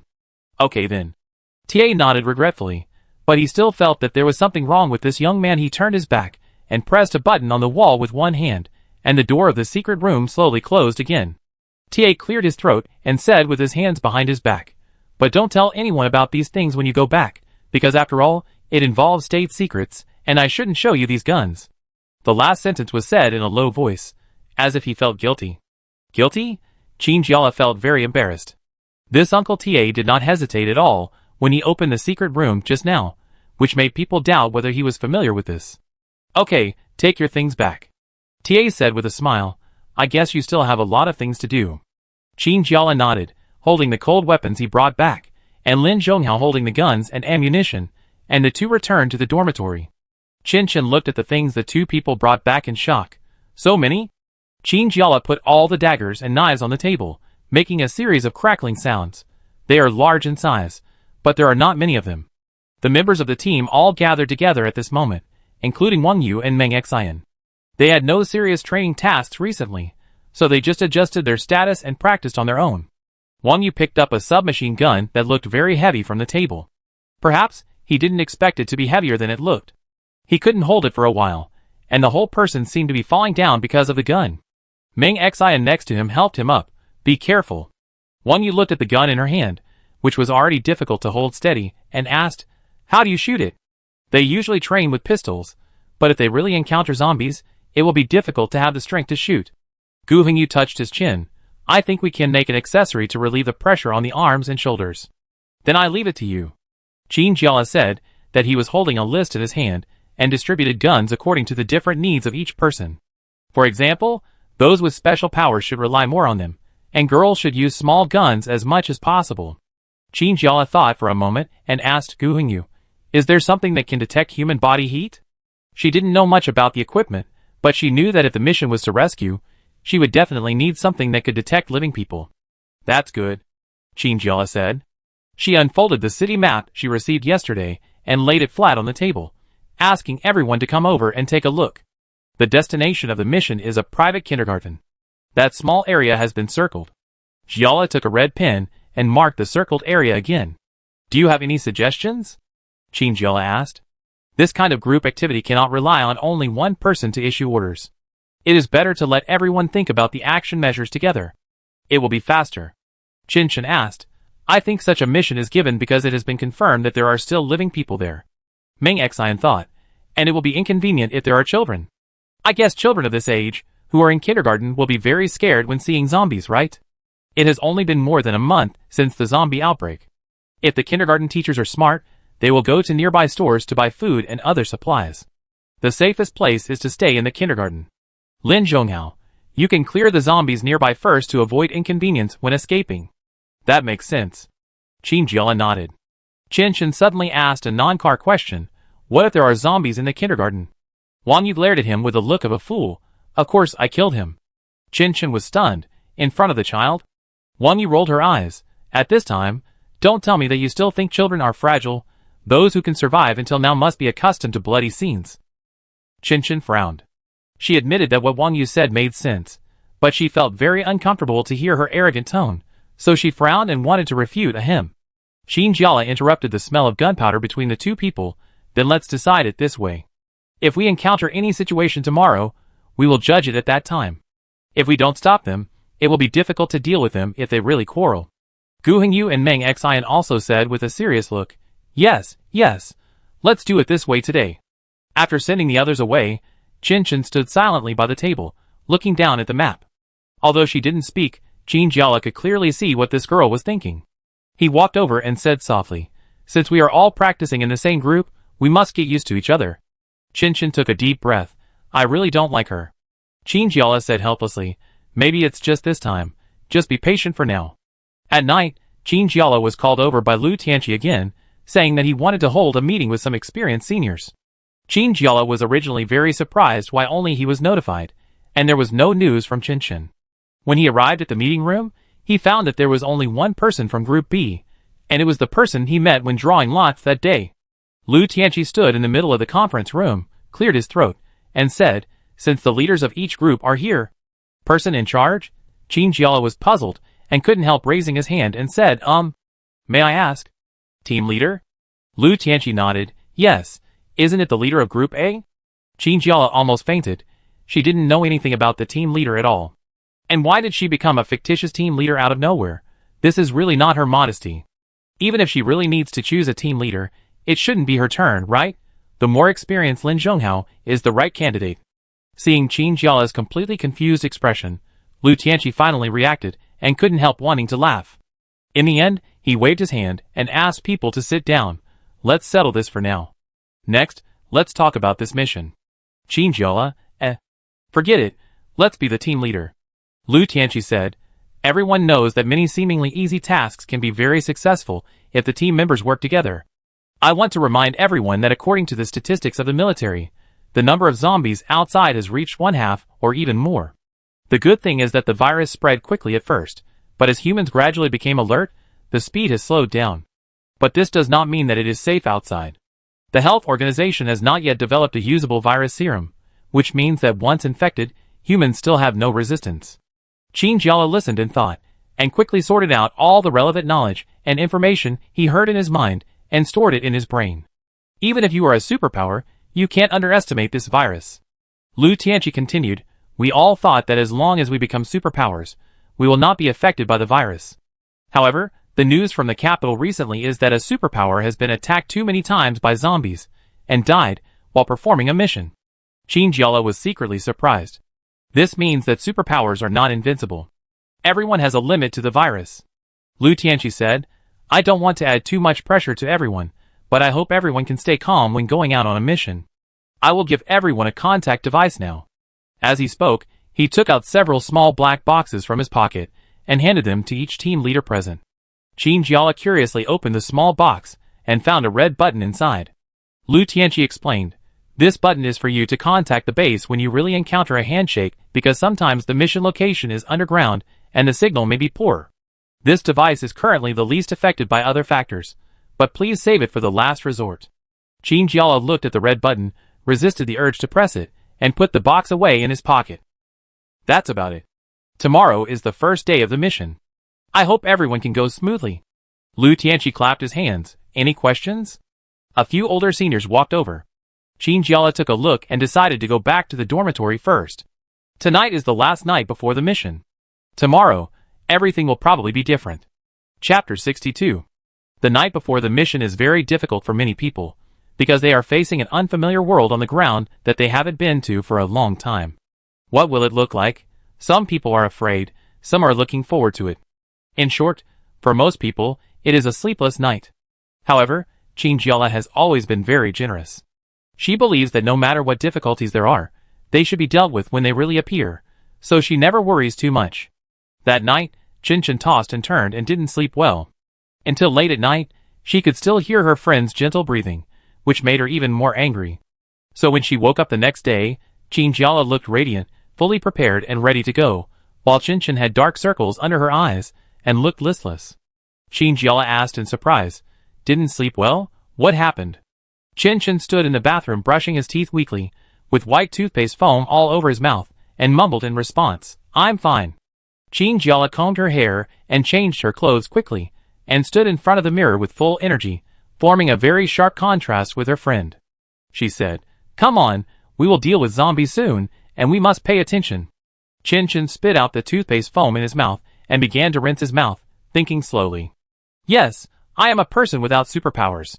If I am really bitten by a zombie, it is equivalent to having only one life, so of course I have to cherish it. They packed up and prepared to leave, and all the members of the group gathered on the first floor of the base. Qin Jiala looked at the familiar first floor and couldn't help sighing in his heart. When I came here to register, I was still a newcomer who knew nothing. It always felt like a long time had passed. Others seemed to have the same idea. Gu Hengyu was carrying a large military green backpack, which seemed to contain a lot of equipment that might be used. Of course, not only Gu Hengyu, but everyone else also reached a unified dress. All military members changed into dark blue combat uniforms, with tight-fitting tops and jodhpurs with black boots. There is a string tied around the waist, with a dagger on the body, a pistol and ammunition that can be easily taken out. The military emblem with his name engraved on his chest looks like a very inconspicuous golden disc, but it is actually a communicator that can communicate with each other. The R&D department has specially made a circuit here that can provide team members with communication when they are acting together, ensuring that only their own people can hear it, and it will not be stolen by other outsiders. As for the heavier guns, they all carry them on their backs. If they encounter a large number of zombies, they will use it. Because the sound will attract more zombies, if it is not absolutely necessary, they will try to adopt a covert combat plan. Lu Tianqi stood among them, his eyes serious. Are you all ready? Ready! Everyone answered in unison. Although the volume is very loud, who knows if there will be 1 or 2 people who intend to fill in the numbers. Qin Jiala rubbed her hands on her pants, and her palms began to sweat. Half of it was because she was nervous, and the other half she couldn't even tell why. Don't be afraid. Lin Zhonghao stood beside her. He didn't turn his head, but said this very calmly. Yeah. Qin Jiala nodded. In that case, I wish you all the best, Lu Tianqi said. They all took the elevator to the factory. The first floor still looked very shabby, and it was no different from when they came. It was like a very normal abandoned factory. Lu Tianqi led them to the factory gate, where 2 military off-road vehicles were parked. In addition, there were 2 people standing next to the vehicles, both wearing sunglasses and uniforms, and they looked like they were also soldiers. Lu Tianqi said, because considering that none of you may know how to drive, I said 2 experienced drivers. Do you need them? Qin Jiala glanced at the members of his team, and before he could speak, Lin Zhonghao said, It's okay, I can do it. Can you? Qin Jiala was a little surprised. When did you learn it? Lin Zhonghao smiled slightly. After graduating from high school. That summer vacation was long and boring, so I thought about taking the driver's license test. Qin Jiala nodded. Although he wanted to ask something else, he decided to answer Lu Tianqi's question first. Our group doesn't need it. Okay. Lu Tianqi didn't look surprised at all. He turned his head and said to the people in Group B, What about you? The team leader who had provoked Qin Jiala hesitated for a moment, but still said, We need it. After such a simple assignment, the 2 groups drove to different places because of their different destinations. In the car, everyone looked at Qin Jiala, confused, not knowing what she had done. What's wrong? Gu Hengyu joked. Of course we are waiting for team leader Qin to issue an order. How can we take the initiative? What is issuing an order? Qin Jiala couldn't help rolling his eyes. These people are just teasing themselves. Ever since Lu Tianqi suddenly decided at that meeting. Team leader. Once they were told about this, these people often joked about it. Qin Jiala reached out and turned on the screen in front of the car, which stored a lot of information they might use, even a map of the whole country. Qin Jiala used his thumb and index finger to gradually enlarge the mission area, so clearly that he could see every store on the street, and then turned on the navigation. Go here first. I don't know if the virus has also damaged the natural environment. Today's weather is foggy, and everything you can see is dull gray. There was no sun or clouds in the sky, it was just dark, no light could be seen, and visibility was very low. They were walking in such weather. Qin Jiala twisted his body with difficulty in the passenger seat, opened the sunroof on the car, and took a device that could monitor weather data and put it next to it. There was an antenna on the device that could receive data, and the data was synchronized with the display in Qin Jiala's hand. Qin Jiala looked at the device in his hand intently, and the blue font on it kept jumping, showing a lot of messy things. Gu Hengyu leaned over to look. How is it? The car is divided into 3 parts. Lin Zhonghao is in the driver's seat, Qin Jiala is in the co-pilot seat, Qin Chen and Gu Hengyu are in the second row, and Meng Xian and Wang Yu are in the last. Qin Jiala sighed. Not very good. The air must be polluted, and there are not very clean substances in it. Remember to wear isolation masks when you get off the car. Gu Hengyu nodded. They had foreseen this situation a long time ago. Qin Jiala continued to debug the data, speeding up the weather record, and looked at the weather half an hour later. It's bad. What's wrong?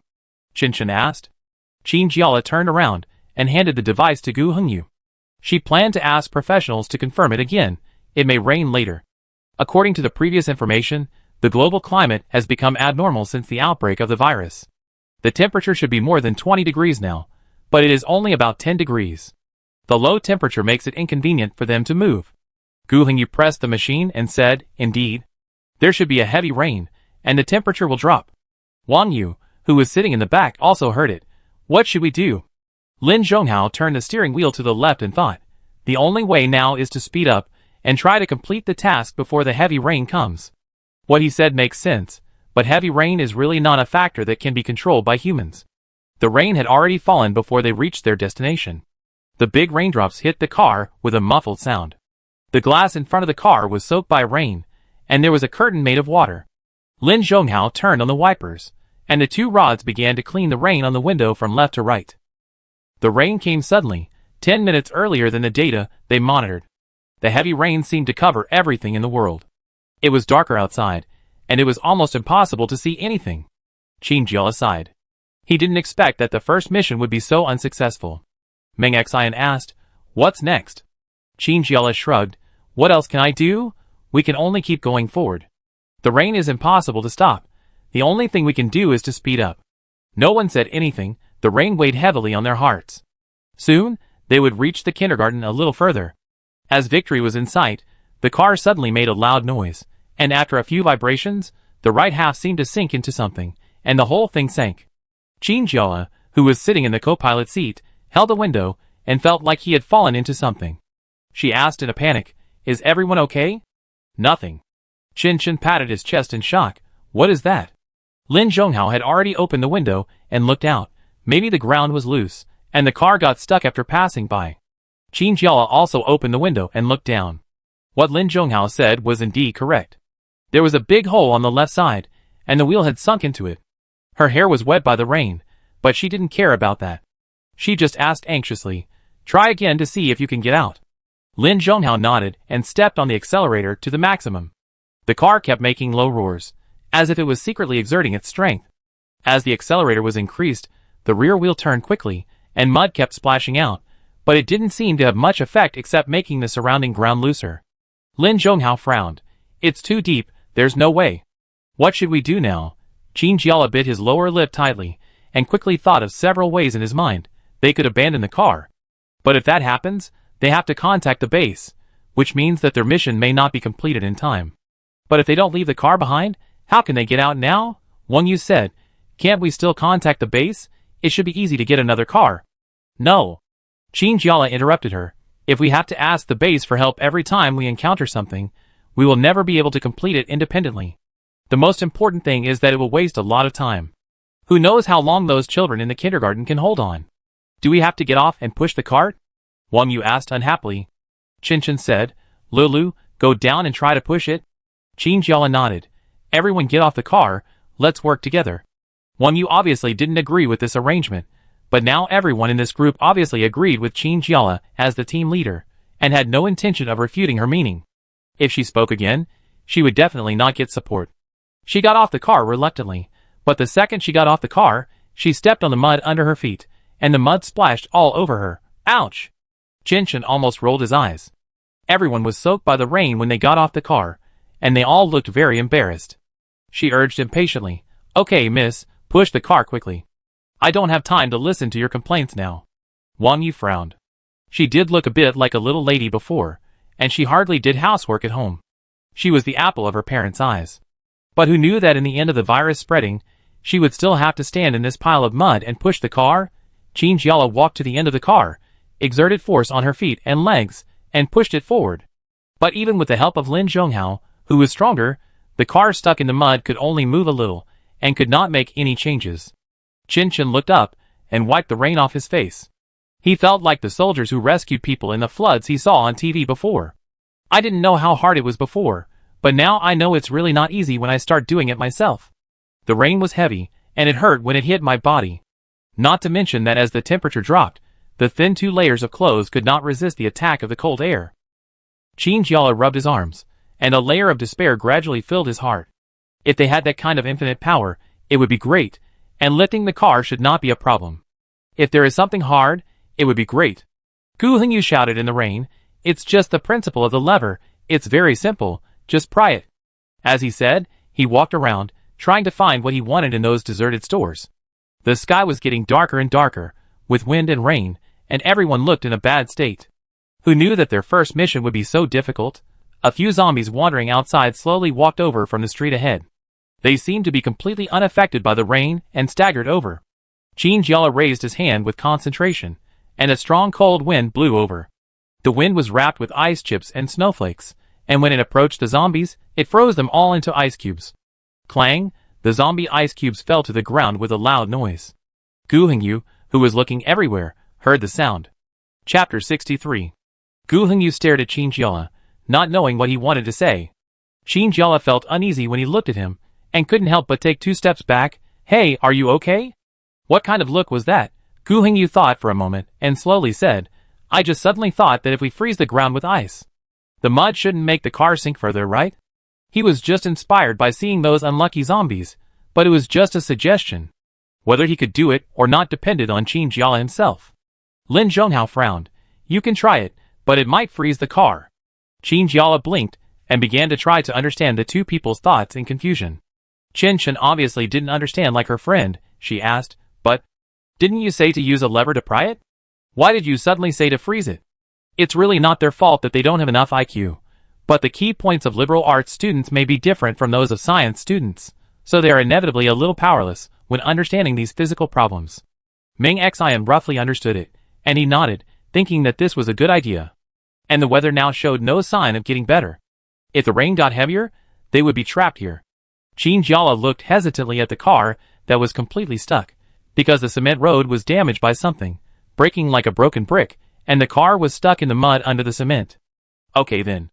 Qin Jiala said, tell me what to do.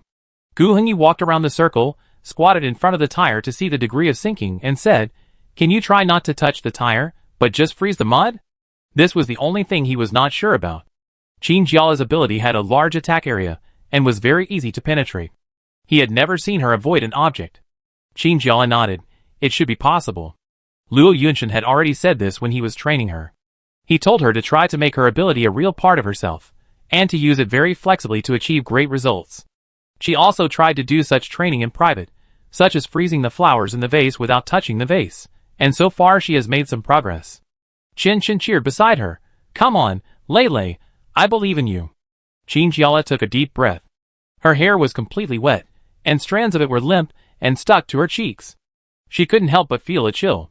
Despite this, she still endured it and stretched out her hands. The cold white mist with a hint of blue gushed out from between her fingers and went deep into the ground. Qin Jiala couldn't feel what was going on underground. She could only vaguely persist and let the mist be careful not to touch the tires. Success? She finally heard Gu Hengyu shouting excitedly. Everyone ran to the side of the car to see that although there were some broken ice crystals hanging on the tires, the soil next to it was completely frozen. Qin Jiala sighed that she was lucky to have learned how to use her mental power. If it weren't for Luo Yunshan's guidance, she would not be able to do this at all. However, because she was too focused, she felt a little dizzy, and the scenery in front of her kept blurring out. Lin Zhonghao noticed that something was wrong with her, and was a little worried. Are you okay? Qin Jiala pulled up the corners of his mouth and smiled. It's okay. What's next? Gu Hengyu held 2 pipes that he had just taken from the hardware store on the street and handed one to Lin Zhonghao. Start prying now. They inserted the pipe into the ground, creating an angle with the tire ground, and then began to try to pry the car like a toy they played with when they were children. But at this time, some other sounds seemed to be mixed in with the rain. Qin Jiala quickly turned his head, and found that something seemed to be coming from the corner of the street. A bolt of lightning struck from the sky, illuminating the small area. With the help of the lightning, Qin Jiala saw clearly what was standing on the corner. It should have been a dog before it was infected with the virus, but now it had lost all the cuteness of a normal dog. All of its white teeth were uneven, and all turned into pointed canine teeth exposed, and even saliva was dripping down these teeth. Its eyes were bloodshot, staring at these humans, who might be a delicious meal without flinching. It let out a gurgling roar that was not friendly. Its claws tightly grasped the ground, and its body was slightly lowered, obviously preparing to attack. And it seemed that one of its ears was bitten off, and the place where the ear should have been was bloody, and blood was dripping down its fur. But it seemed that it could not feel the pain of losing its ear. Like those zombies, it could not feel anything. Chen Chen felt scared after taking a look. Is this a dog infected with the virus? Qin Jiala nodded. It should be. Chen Chen glanced at the boys who were still prying the car out of the corner of his eye. At this time, Ming Xian also went to help, leaving Wang Yu standing aside with her arms folded. She also noticed the 2 zombie dogs.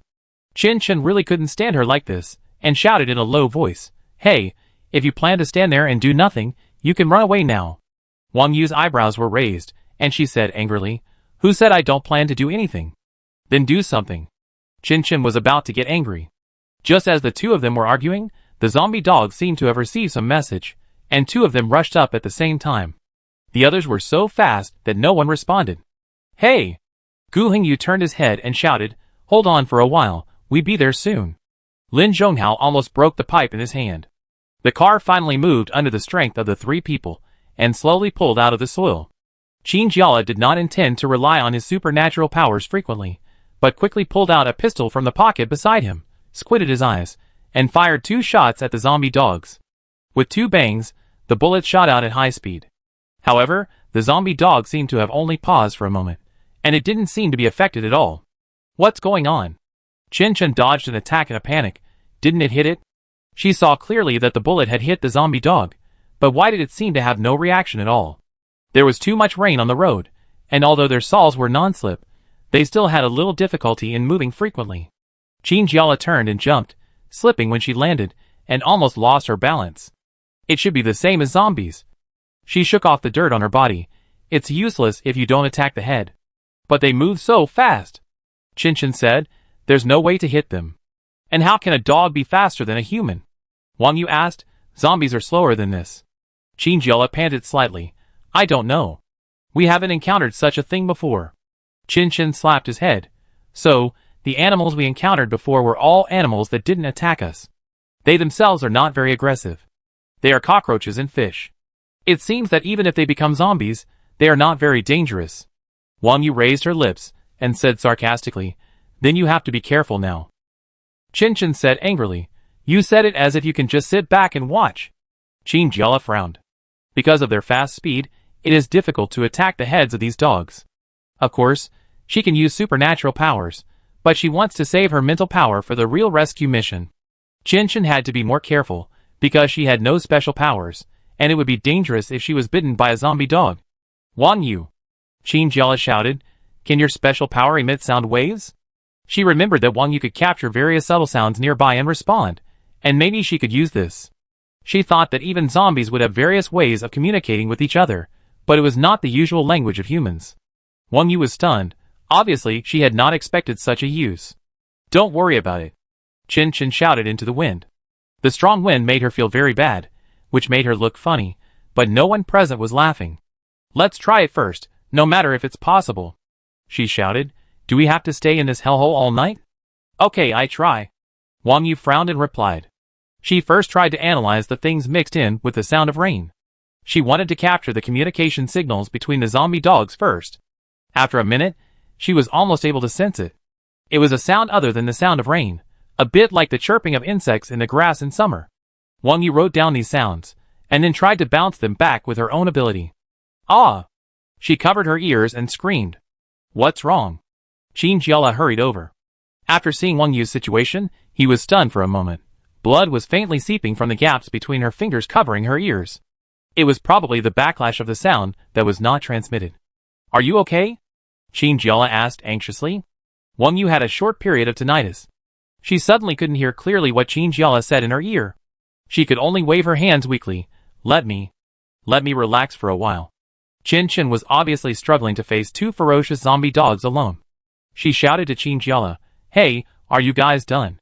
Suddenly, the zombie dog rushed over. Qin Chen couldn't control himself for a while, and fired several shots with the gun in his hand. The zombie dog let out a wail, twitching all over and lying on the ground, finally stopped moving after 2 seconds.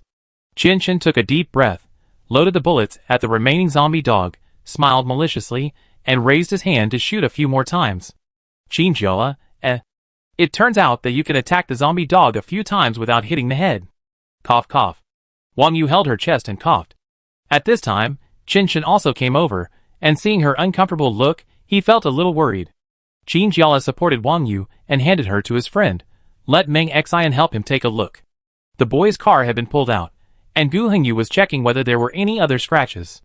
Meng Xian noticed that Wang Yu was injured, and came over to help Qin Chen get her into the car.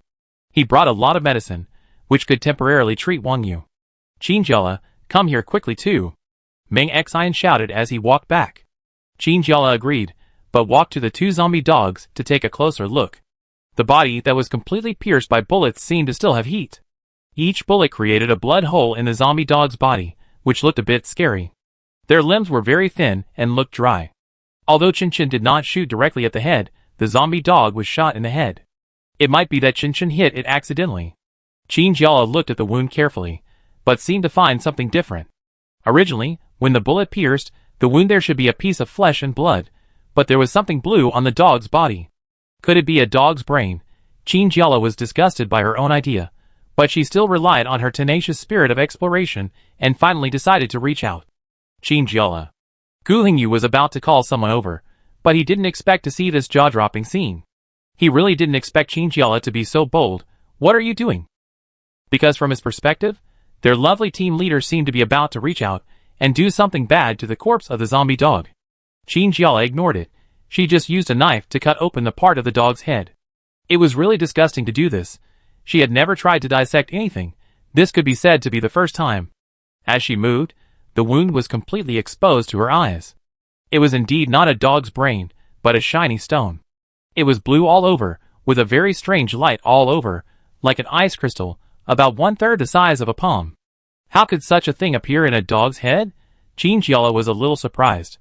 Could this be considered a kind of condensation of the virus? She was a little uncertain, because she had never seen the brain of a zombie with her own eyes, so she couldn't say what exactly formed it. What's more, zombie animals have only appeared one after another, and even the military doesn't know much about them. Qinjiala took a deep breath, took the ice crystal in his hand, wiped it on his pants without any hesitation, put it in his pocket, and patted it with satisfaction. No matter what it was, she just had a hunch that it would be of great help to their research on zombies.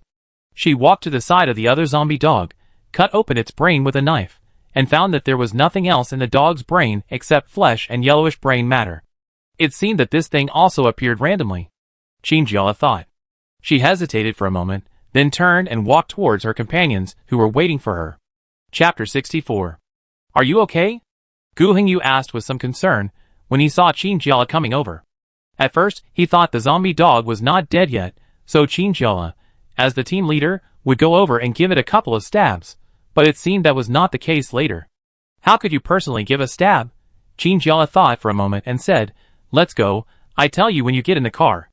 Gu Hingyu was a little confused, but he followed Qinjiala into the car. In the car, Meng Xian was carefully helping Wang Yu treat her wounds.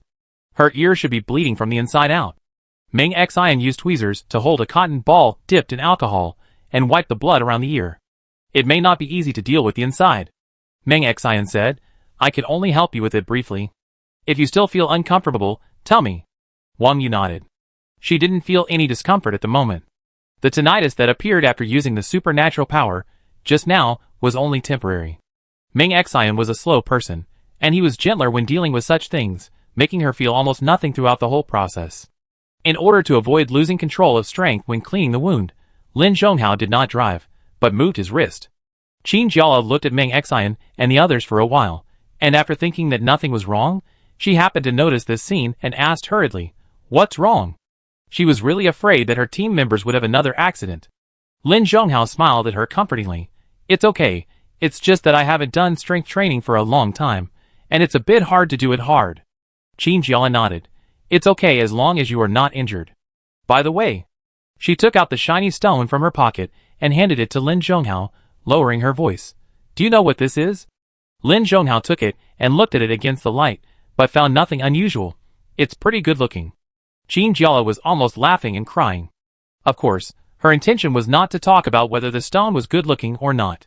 I pulled it out of the zombie dog's head, she said simply. Lin Zhonghao's face changed unpredictably in an instant, and he hesitated. Did you dissect the zombie dog's brain? Qinjiala admitted openly. I just wanted to know why they are different from simple zombies. And I found this. And the strange thing is that only one dog has it. Lin Zhonghao looked at the stone and pondered. Could it be related to the virus? The virus strengthens the dog's body, but it has little effect on humans? No way. Qinjiala said, if you say this virus, it first started to spread in humans. Lin Zhonghao shook his head. I can't say for sure. Have you told anyone else about this? Qinjiala, not yet. I want to ask you first. Lin Zhonghao has always been very powerful in her mind, not only in terms of ability, but also in dealing with all aspects of things. So every time she encounters something, she will habitually go to him to discuss it. Lin Zhonghao closed his eyes. It's better not to say it. I think you can keep it first, but don't put it close to your body, in case it is related to the virus. Then putting it close to your body becomes the best way to spread. Okay, I know. Qinjiala agreed. In the back row, Meng Xian was holding a cotton swab. and part of the cotton tip was saturated with yellow potion and became swollen. He held the cotton swab, turned on the light with his left hand, and rotated it to wipe Wang Yu's cochlea. Chen watched from the side and said in disbelief, "What is this potion?" Meng Xian explained sloppily, "It is developed by the medical department to help relieve the symptoms of supernatural power outbreak. It's amazing that it can be taken orally or used externally." He took a few more bottles on purpose this time. Wang Yu's ear bleeding should be the discomfort after the superpower exploded. The teacher in the medical department explained this situation to them. If a superpower user cannot control his superpower, it is very likely to explode and backfire, causing certain damage to himself. And Wang Yu's situation is relatively mild. Meng Xian has seen those who lie directly on the hospital bed, which is simply horrible. "What will happen?" Wang Yu asked nervously. "No big problem," Meng Xian replied. "Just don't rely too much on superpowers in the near future." Qin Jiala sighed when she heard this, and she didn't know whether she should say that this mission was simple. It's been less than a day since they came out, and someone was injured. The good thing was that they found a zombie dog infected with the virus, and also found something hidden in the zombie dog's brain. Qin Jiala touched the small stone through her clothes pocket. She didn't know if it was her illusion, but she felt that the stone seemed to be slightly warm. "Keep going," Qin Jiala said. "We're almost there."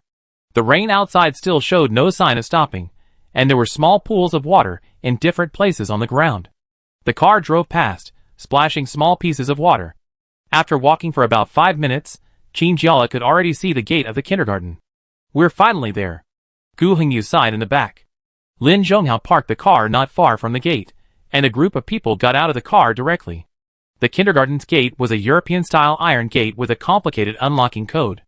Lin Zhonghao fired 2 shots at the door lock, and the poor display screen clicked, fell to the ground and broke into 2 pieces. Gu Hengyu said, "This is the sign of the private kindergarten showing its security work to the outside world, and you destroyed it like this?" Chen said coldly from behind, "They can only show it to the zombies now, but the zombies don't know how to use fingerprint unlocking." Qin Jiala shivered at the cold jokes of the 2 people. "Don't say anything more, keep going." The kindergarten was quiet, but it was normal. Adults with a little bit of brains would protect the children. Zombies might come over when they hear the sound, so the safest way is to keep quiet. Opening the iron gate and walking inside is a large playground for children. There are all kinds of toys in it, artificial grass and sand, and there are piles of trampled sand castles on the sand, as well as toys left after playing scattered, small shovels, small bowls, and so on. There is also a big slide and swing next to it. Qin sighed. Private kindergartens are really rich. When I was a child, I could only play with plasticine. In addition to these tourist facilities, there are 3 buildings. The one on the left looks older, the one on the right is new, and the one in the front looks like a residential building.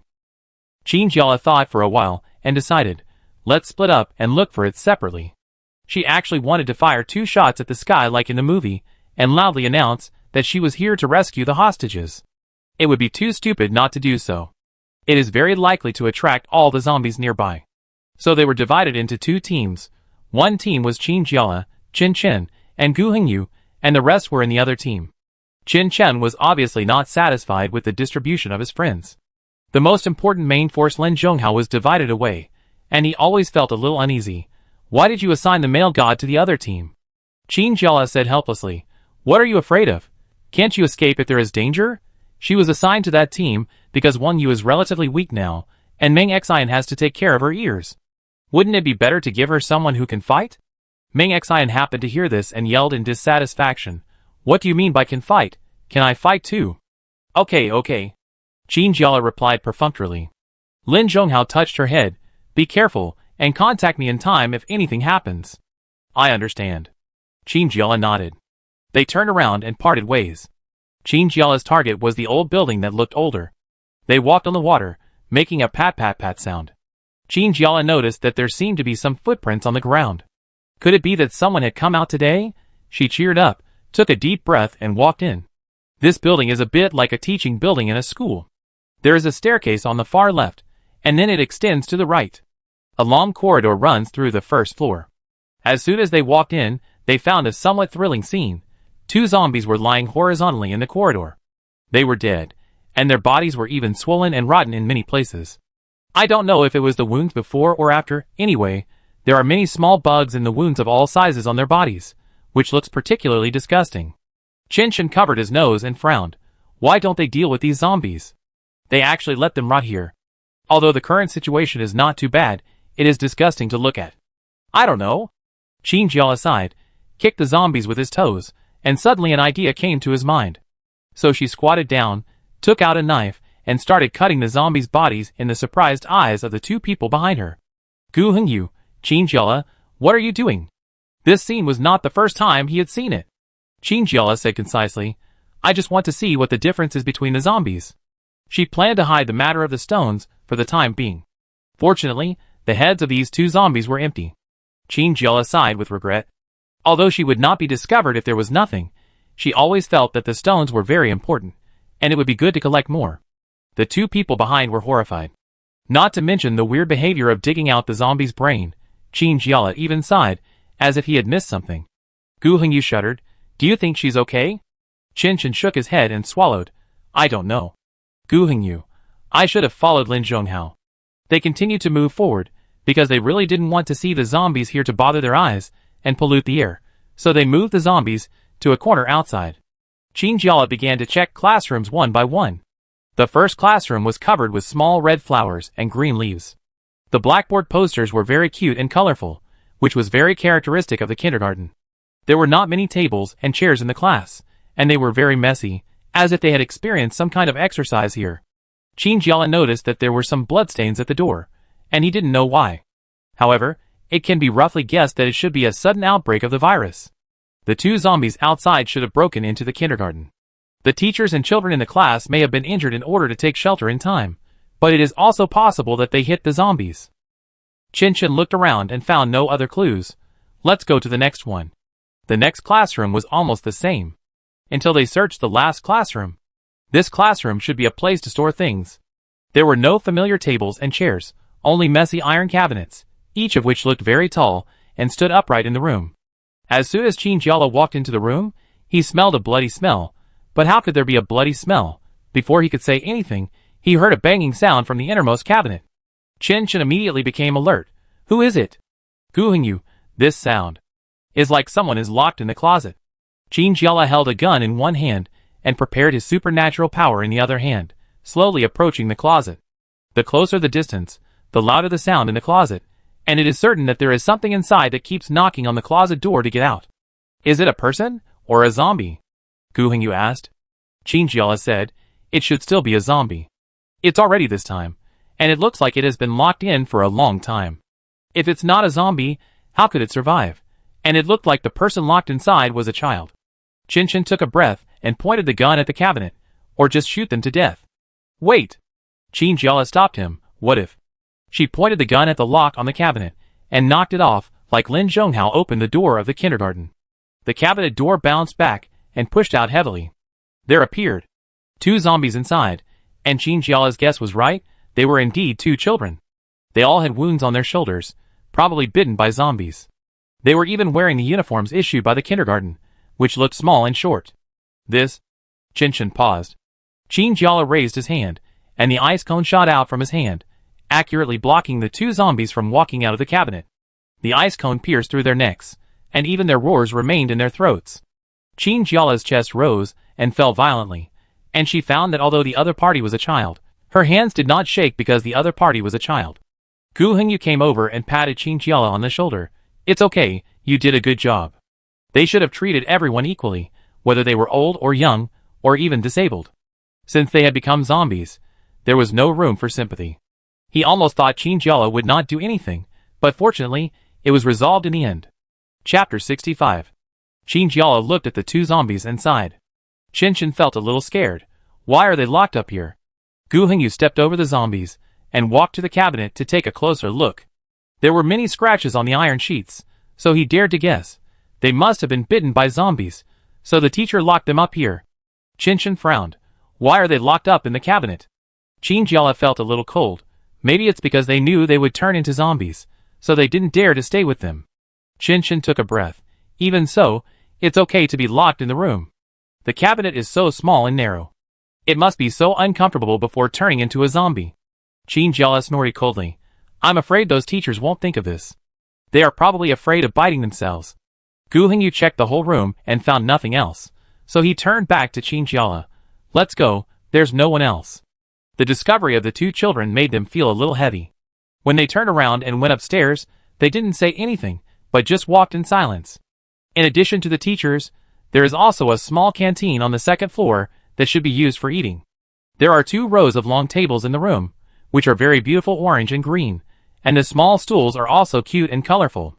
There are some unfinished food on the table. Gu Hingyu leaned over to take a look and concluded, it's recent. Because it hasn't rotted completely, it looks like it's no more than 3 days. Qin Jiala nodded. What she feared most was that no one survived here, and the mission would be in vain. If that's the case, Qin said, then they shouldn't have walked far. Let's continue searching upwards, Qin Jiala said. Lin Zhonghao and his team didn't seem to be that simple. First, in the first classroom they entered, just as Lin Zhonghao was about to ask why the door was locked, Wang Yu twisted the door open. When the light green door was opened, the roar of the zombies appeared almost immediately. 3 or 5 zombies rushed over, and they were like the lambs who had been waiting at the door for a long time, waiting for the little lamb to open the door. Lin Zhonghao raised his knife and chopped off the first zombie's head with a long dagger in his hand. Meng Xian dodged to the side and flexibly took the long pole stuck at the door. He hit the zombie on the head with one stick, and then stabbed the zombie's left eye with the second stick downward. Blood splattered out, and blood gradually seeped out from under the zombie's head. Wang Yu staggered to avoid the attack of a zombie and kicked it, but the zombie dodged it. The second zombie rushed over immediately. Ah! She screamed, thinking she could not escape. Lin Zhonghao threw the knife, which pierced the zombie's head, and nailed it to the wall. He kicked the remaining zombie, and kicked it 2 meters away. At the same time, he stretched out his hand to pull out the dagger that had been stabbed in the zombie's head, and stabbed the zombie that was kicked far away when it came to its senses, killing it cleanly. The zombie that was originally nailed to the wall slowly slid down the wall, as if it had no bones, leaving a long winding trail of blood on the wall behind it. Wang Yu stared at the scene in front of her, trying to calm her breathing. All this happened in a flash. In less than a minute, 4 zombies were already lying on the ground. Thank you. Wang Yu patted her chest and said, You're welcome. Lin Zhonghao nodded coldly. When he and Meng Xian turned around and began to walk into the classroom, Wang Yu's eyes showed a hint of resentment. She originally thought that without Qin Jiala, perhaps her resistance would be less. Today, the troublemaker had finally left, but why was Lin Zhonghao still so cold? She didn't know what was so good about Qin Jiala, except that her supernatural power was quite special.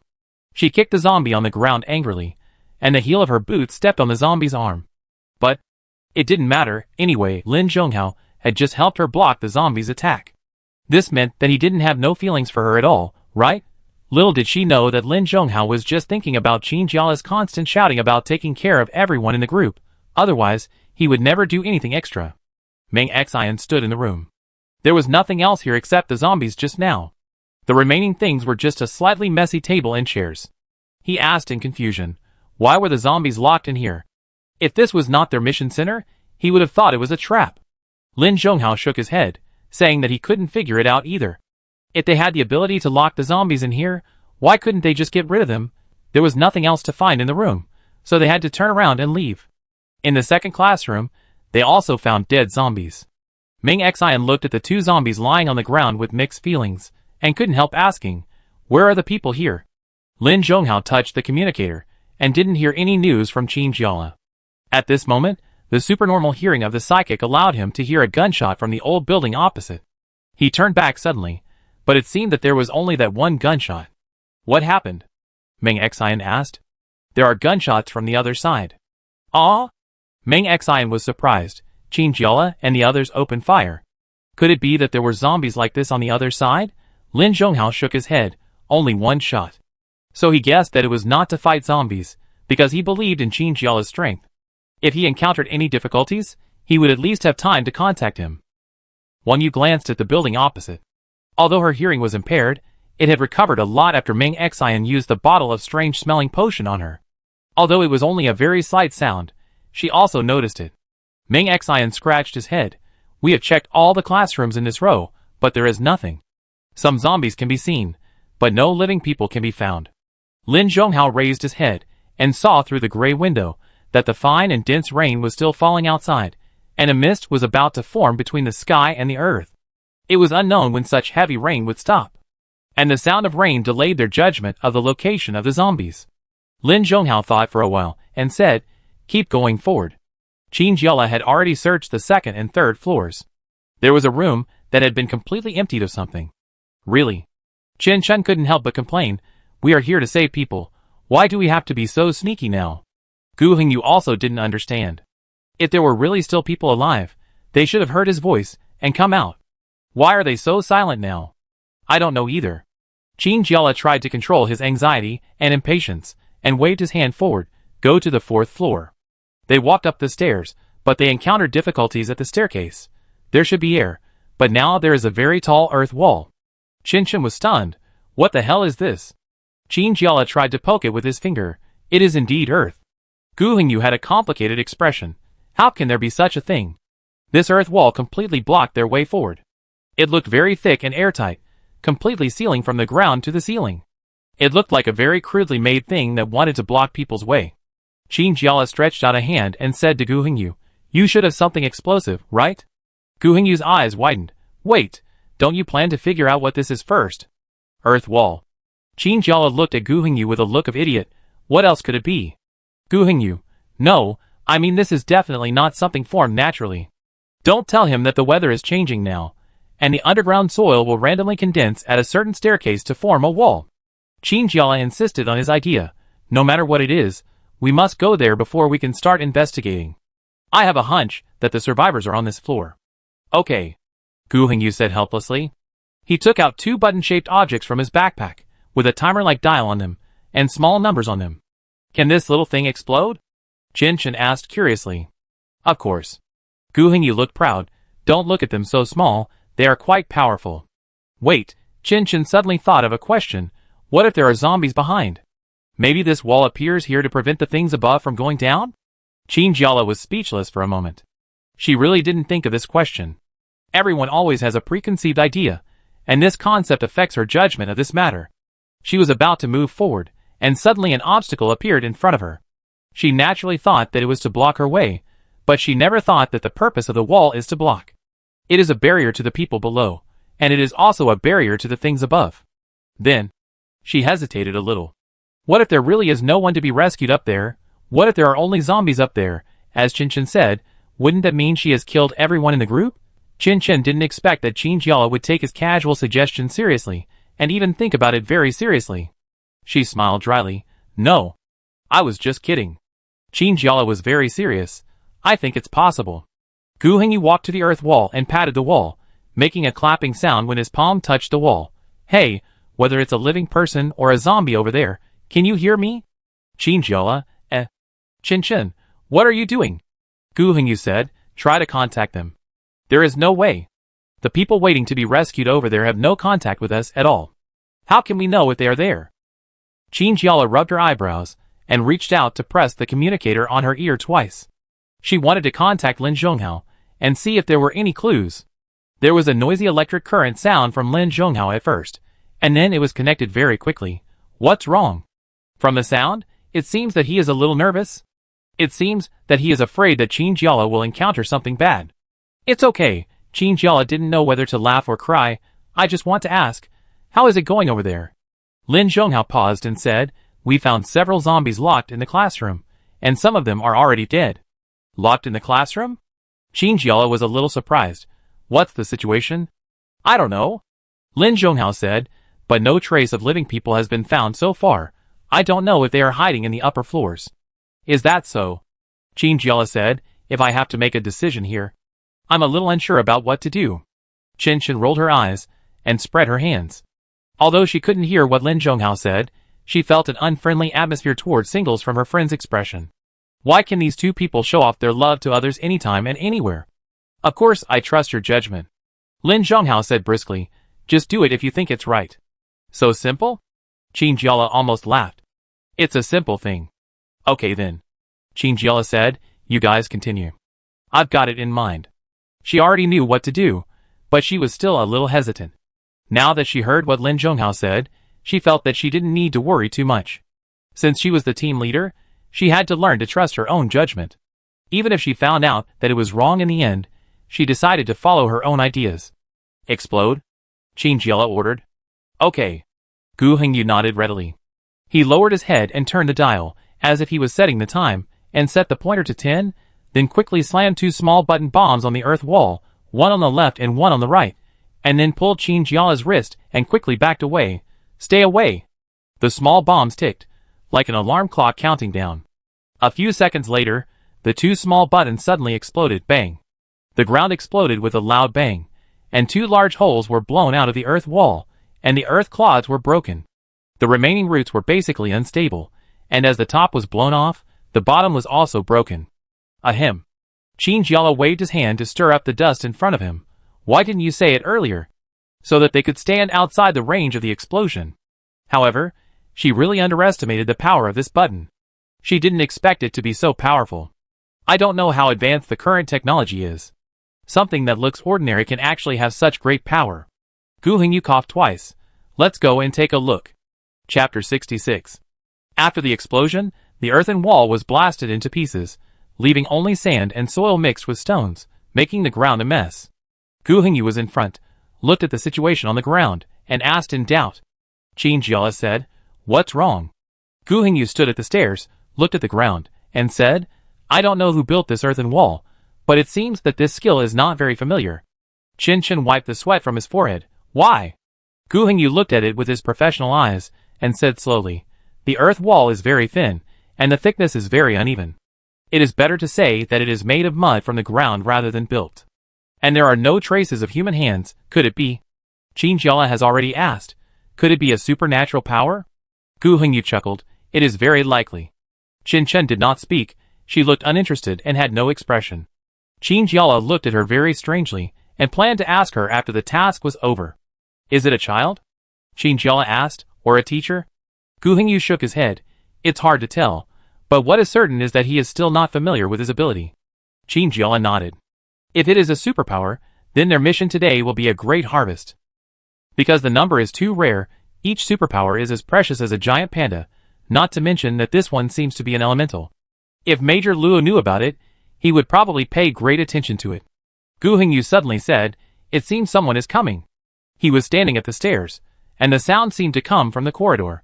Where? Qinjiala was about to concentrate and listen carefully, when she saw several balls of unknown things coming towards the direction where Gu Hengyu was standing. "Be careful!" she shouted in panic.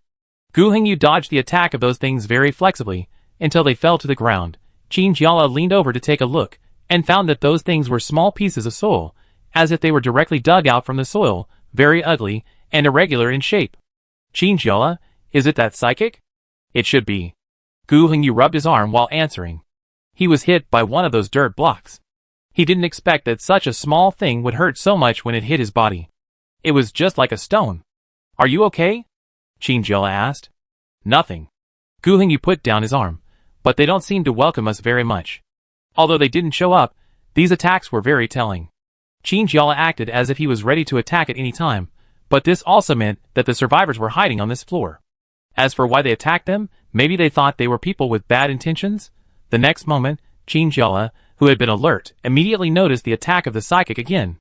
White mist gushed out of her hand, and an ice wall immediately formed in front of the three of them. The soil clods hit the ice wall, making a thumping sound. Hey! Qinjiala shouted towards the corridor. Although she didn't know where the superpower was hiding, she was sure that he could hear her voice. Stop fighting, we are here to help you. As soon as she finished speaking, another pile of dirt came over. Gu Hengyu coughed twice and said, Team leader, your voice from a distance doesn't work anymore. Qinjiala rolled her eyes. Who would still be in the mood to talk about this at this time? She added her left hand to thicken the ice wall, and continued to shout persistently, Really, we are sent by the military to rescue you. The dirt blocks still came in waves. Qinjiala was already impatient, and threw away the ice wall, and gave up defense. The ice lost her control, and immediately turned into pieces of broken ice, and fell down. Qinjiala rushed over and shot out ice cones with one hand, shooting them in the direction where she thought the superpowers might be hiding. She was not the kind of person who would endure, and now she had to save others, and be so humble, which was really a torture for her. Hey! Gu Hengyu dodged the dirt in a panic. We are still behind you. He asked Qin in a panic, Are you okay? Qin blushed and shook his head. Ah! A boy screamed in a classroom, with a half-open door. Qin Jiala stood firm and pushed the door open expressionlessly. I found you. To the surprise of the three of them, behind the door was a boy who looked absolutely underage, wearing a dark gray sweatshirt and jeans, with a dirty face. He was still covering his arm at this moment, probably because he was hit by Qin Jiala's ice cone. The boy had a resentful expression on his face, his eyebrows were thick, and his eyes were big, and he looked really fierce.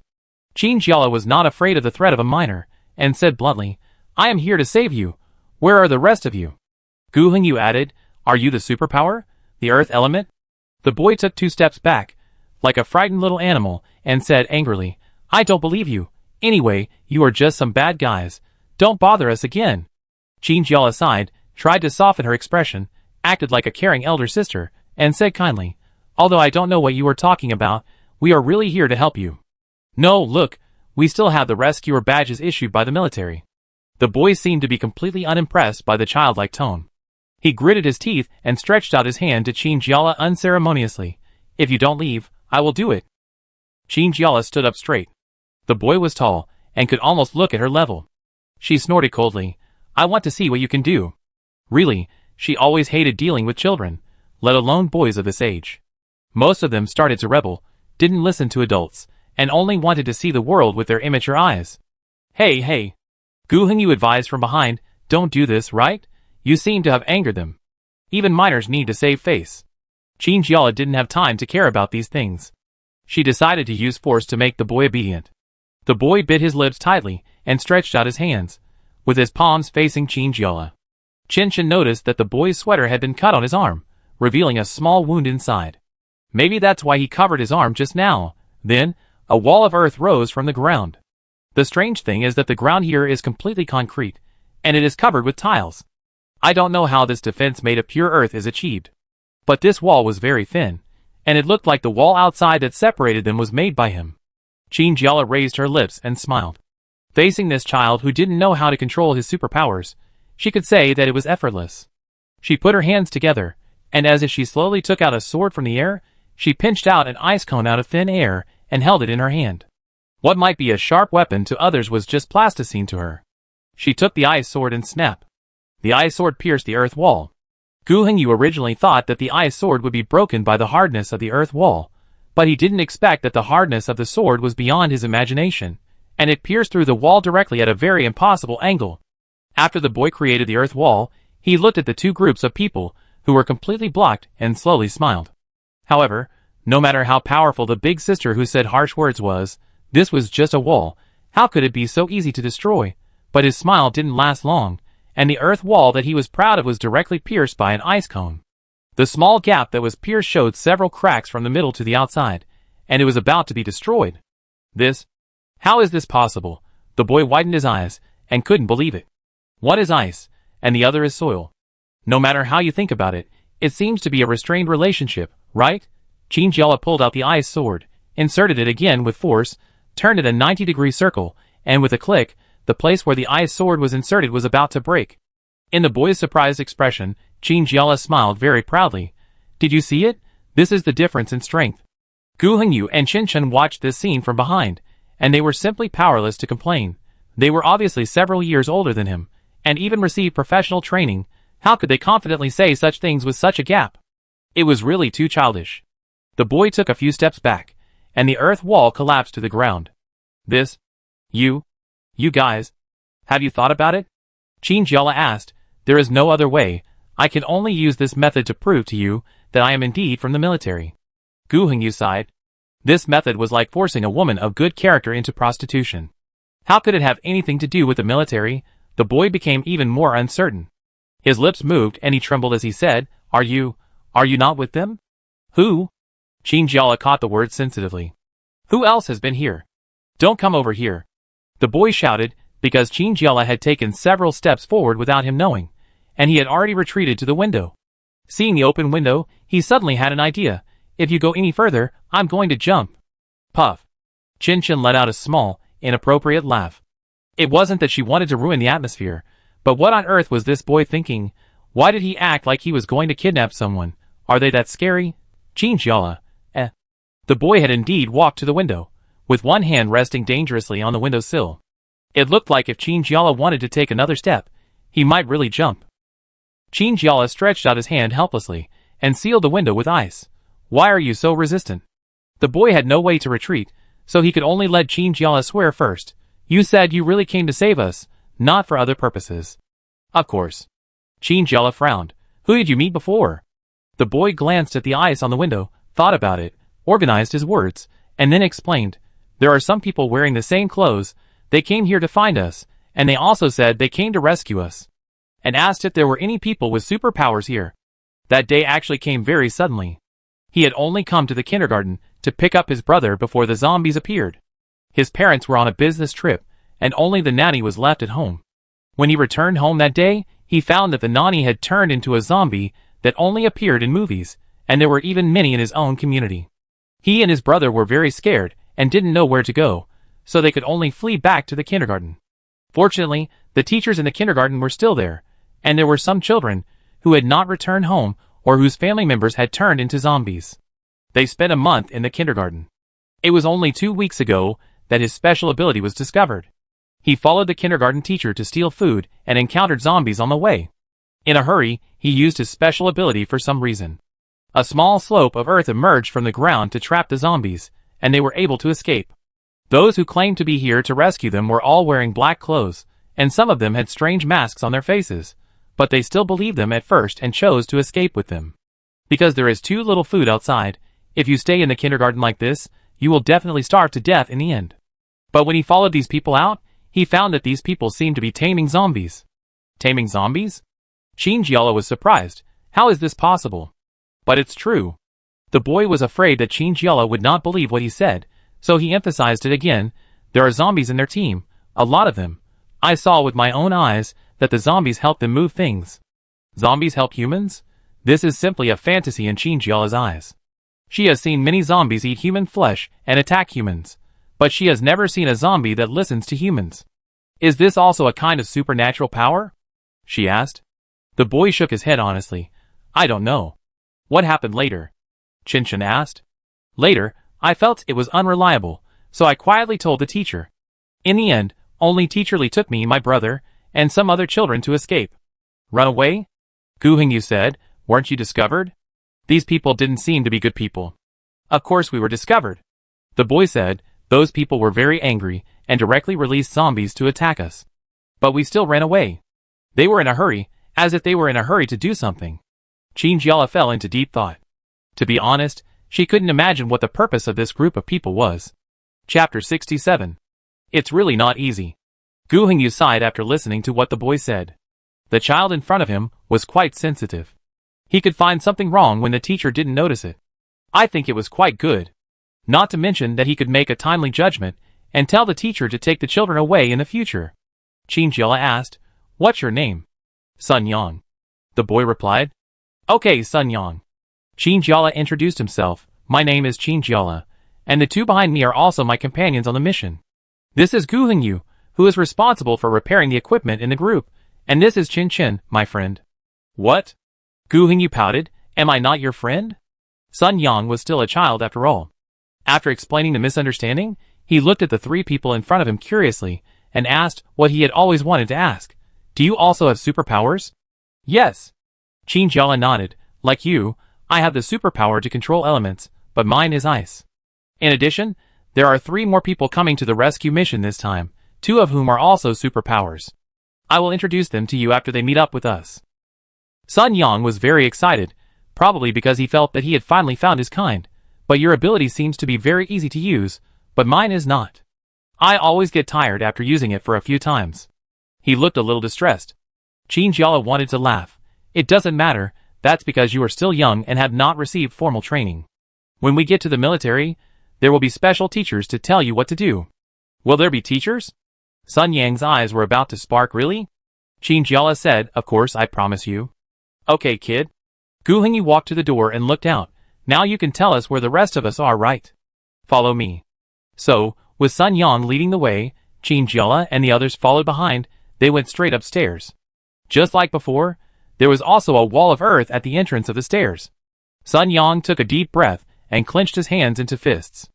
Just when Qin Jiala and the others thought that this kid was going to eliminate this wall of earth, they waited for a minute, but there was still no change. Qin Jiala, what's wrong? Sun Yang scratched his head a little embarrassedly, his face flushed. I seem to, can't use my superpowers anymore. Huh? All three of them were shocked. Can superpowers be used up? Not to mention that Qin Jiala must be the most panicked. She thought she was too heavy-handed and ended up using up the child's superpowers. Sun Yang nodded seriously. That's the case. It's happened several times. As long as I use it more times, my superpowers will not work. You must rest for a while. Qin Jiala suddenly realized, but at the same time he also thought of a more serious problem. But if it really comes to this, you can't open this wall, and you are facing the enemy, what will you do? Qin Shan also reacted, yes. Where is your teacher? Will she just leave you here? Doesn't she know about this situation? Sun Yang was stunned and muttered to himself, I know. His expression was stunned for a moment, as if he had never thought about this problem, and he was even a little bit unable to react to the hypothesis proposed by Qin Jiala and others. Qin Jiala looked unhappy. She didn't know what kind of teacher would leave a student alone on this floor to face people who might have bad intentions. Moreover, he knew that there were situations where his superpowers could be squandered, but he still hid there with peace of mind. She didn't want to say anything big about being a teacher, but in this situation, even if it was just a qualified adult, he shouldn't leave the child alone. At least he should face it together. This kind of behavior of hiding up there and thinking it was safe, but letting a minor face everything. She really couldn't stand it. Gu Hengyu and Qin Shan obviously thought of this, and when they thought about the behavior of locking children in the cabinets they saw downstairs, they became even more angry. Is this what it takes to be a teacher? Sun Yang's face was dazed. He thought of something, but he didn't want to believe that the teacher who was originally very good to them would do such a thing. Okay. Qin Jiala sighed, not wanting to add any more psychological burden to the boy. Gu Hengyu, do you have any more little bombs like you? 2 more. Yes. Gu Hengyu rummaged through his backpack and took out 2. Qin Jiala tried to change Sun Yang's mood. She took the small bombs and put them in her palm like sandbags, casually throwing them into the air and catching them, like doing a little acrobatics. Hey, let me show you something fun. Sun Yang sniffed. What? Qin Jiala followed Gu Hengyu's example, and twisted the 2 small bombs to the number 20. She said a little more time for fear of being forced to inhale a lot of dust again. Then he quickly slapped the bomb against the wall, and pulled Sun Yang back quickly. Watch out. 5 seconds later, the bomb exploded. With a bang, the familiar scene appeared again, blowing up the earth wall. Sun Yang couldn't close his mouth. Is this a bomb? Yes. Qin Jiala was very proud. Gu Hengyu wanted to laugh when he saw it from the side. He always felt that Qin Jiala at this time was just like the king of children when he was a child. He would show off to his friends when he got a rare toy. Qin Jiala threw out the bait. You know what? The military has a lot of this kind of stuff. As long as you come in, there are a lot of things you haven't seen before. Sun Yang's mouth was about to drool. But will they accept me? Qin Shan frowned and pulled his friend. Don't say it too early. Although this child's ability is quite powerful, he is still a minor after all, and the military currently only sees adults among the trainees. Whether to accept a child is still a question. When Sun Yang heard this, the light in his eyes dimmed again. Gu Hengyu and Qin Shan walked forward. Qin Jiala pulled Sun Yang's arm from behind and whispered, It's okay. If you don't accept me, I will teach you secretly. She had a good impression of this boy for some reason, and felt that he must have a great future.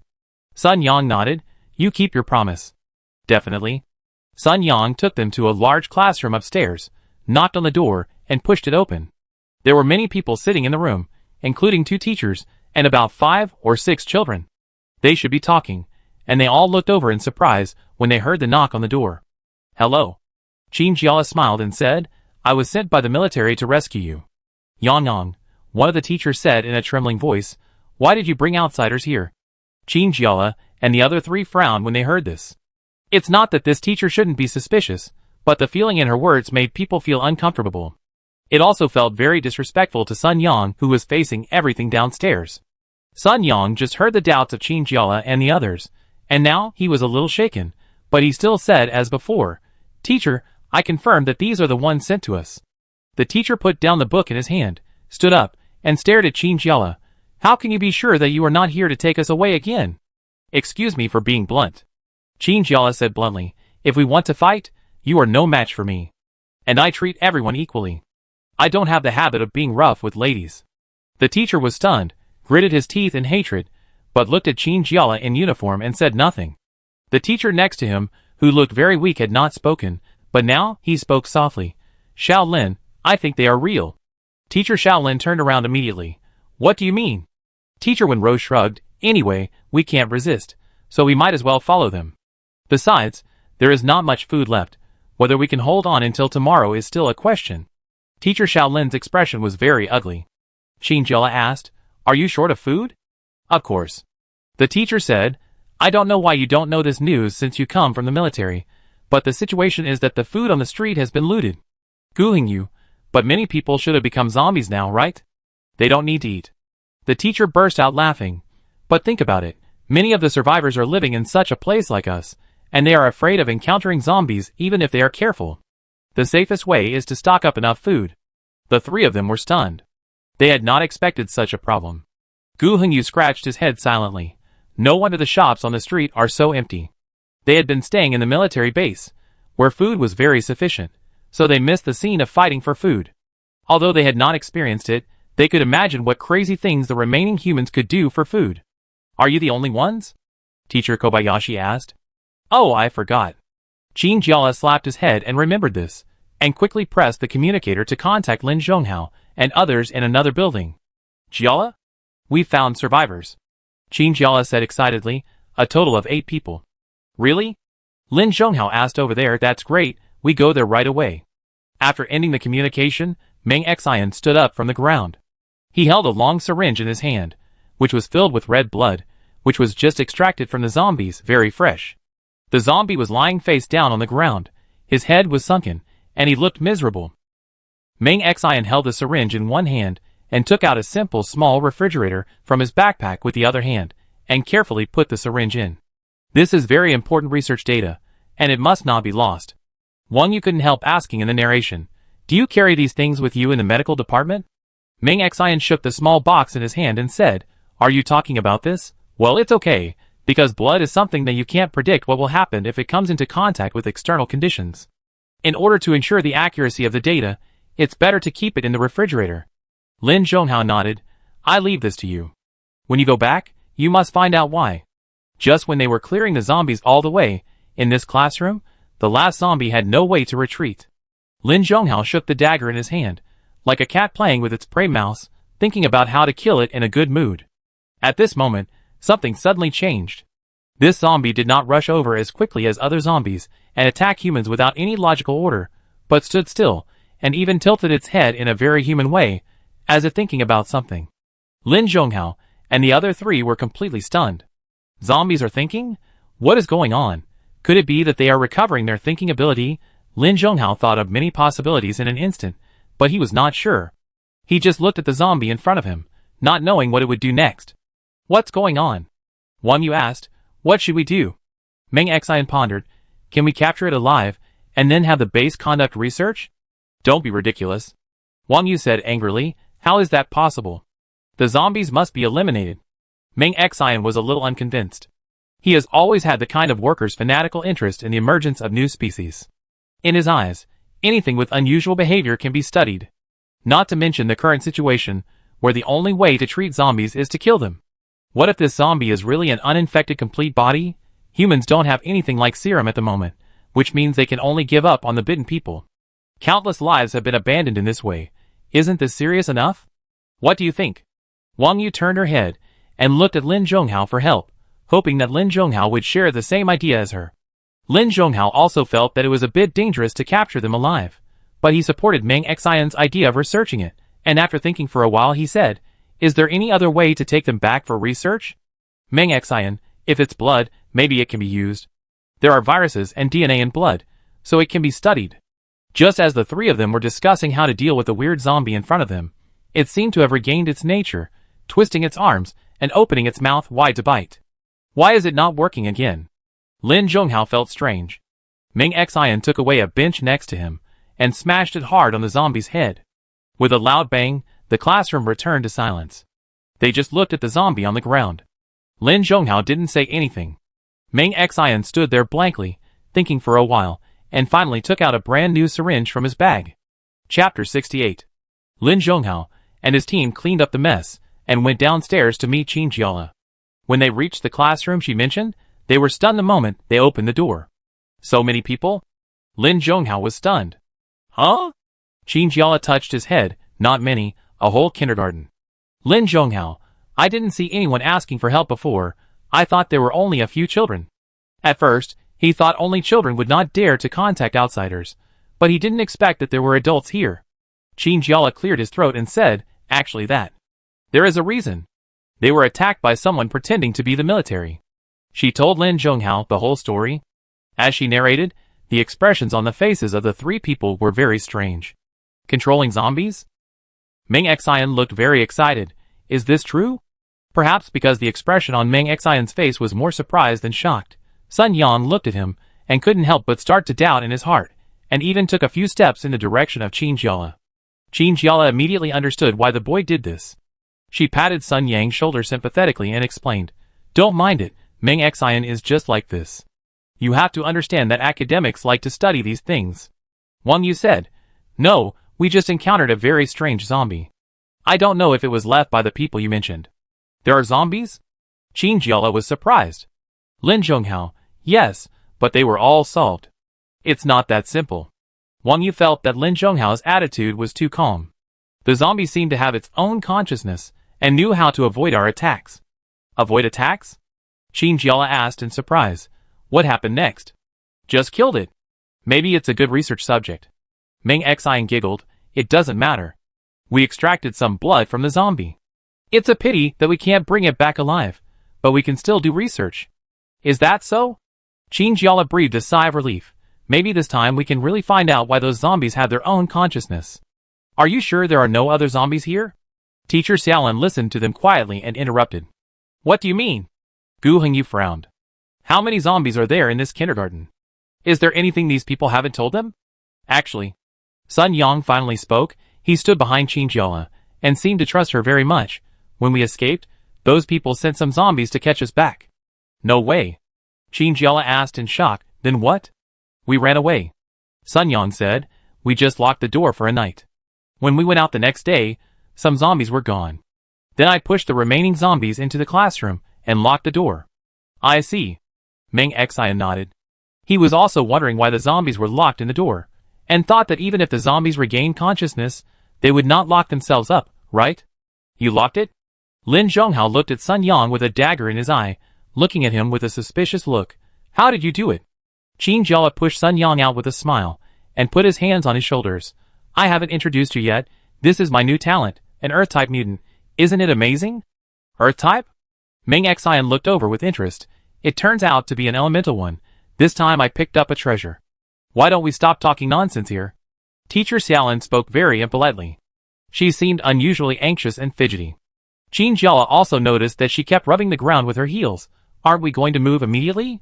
Send us to the military headquarters, or something like that. Qin frowned and exchanged glances with his friend. Qin immediately understood what Qin wanted to say. She actually felt that Teacher Xiaolin was unreliable, but this was their mission, so it was hard to say anything. Then let's go, Qin said. Pack up the things you want to take away. He whispered to Sun Yang in the last sentence. Where is your brother? Sun Yang walked over and brought a child from the teacher. He looked only about 4 or 5 years old, chubby, with short hands and feet. He didn't dare to say hello to Qin and shrank behind his brother. Qin took the initiative to show his goodwill. Hello. The younger brother still didn't speak. Sun Yang smiled apologetically. He hasn't spoken much since the virus broke out. I don't know what's going on. Qin also roughly understood that such a young child, with so many sudden changes around him, it is completely understandable that his personality changes for a while. Gu Hengyu walked to the window and looked out, and found that the weather at this time had not improved. Although it seemed that the rain seemed to be a little lighter, the sky was getting darker and darker. It was only evening, but the sky was covered with dark clouds, and even the scenery on the street could not be seen clearly. Not to mention that the circuits in the city are broken now, and the street lights have been out of service for a long time. Looking from the upper floor, it is completely dark below. We have to hurry up, he said. The weather outside is terrible. We need to get back to the car as soon as possible. If they are lucky, they may be able to get back to the base before the real night falls. Okay. Qin nodded, Everyone hurry up and pack your things as soon as possible. 20 minutes passed. Everyone had basically packed up and were ready to go. The only problem was with Sun Yang's younger brother. The child seemed unwilling to leave no matter what and sat on the ground stubbornly. The teacher wanted to hug him, but he started crying as soon as he touched him. People used to say that the crying of children was the loudest, and now it seems that this statement is completely correct. The little child sat on the ground, his whole body twitching with tears, and his voice was so shrill that it almost broke the ceiling of the classroom. Lin Zhonghao narrowed his eyes and waved the dagger in his hand dangerously, as if he wanted to threaten the child to shut up. In fact, it was not just him. Everyone in the group seemed to be unable to bear it. Wang Yu frowned impatiently, put her hands on her waist and shouted, "Stop crying! If you cry again, I will leave you here." Maybe the child did not fully understand what Wang Yu said, but her attitude was still very scary. This sentence not only did not stop the child from crying, but made him cry even louder. Qin Shen covered his ears and almost rolled his eyes. "Stop talking. Didn't you see that he was crying even louder? Ah, so annoying." Wang Yu said angrily, "If it doesn't work, just take him away by force. Anyway, it's just a child. It doesn't weigh that much. At most it's just an extra backpack." Sun Yang held his brother, not knowing what to do. He coaxed him in a low voice, but it didn't seem to have any effect. "You can't take him away by force." Qin Jiala felt a headache. If he keeps crying, he might bring zombies here. But this is not a solution. Qin Shen felt very tired. How about covering her mouth and taking her away? Wang Yu rarely shared the same opinion as Qin Shen. She angrily glanced at the crying child and walked over. Hey! Qin Jiala hurriedly stopped some violent behavior that might happen next. Wait a minute. Wang Yu was very annoyed. What else can I do? It's going to be dark soon. You also know that it's inconvenient to move around in the dark, right? The other children seemed to have sensed this strange atmosphere and began to feel uneasy. Qin Jiala didn't know what to do.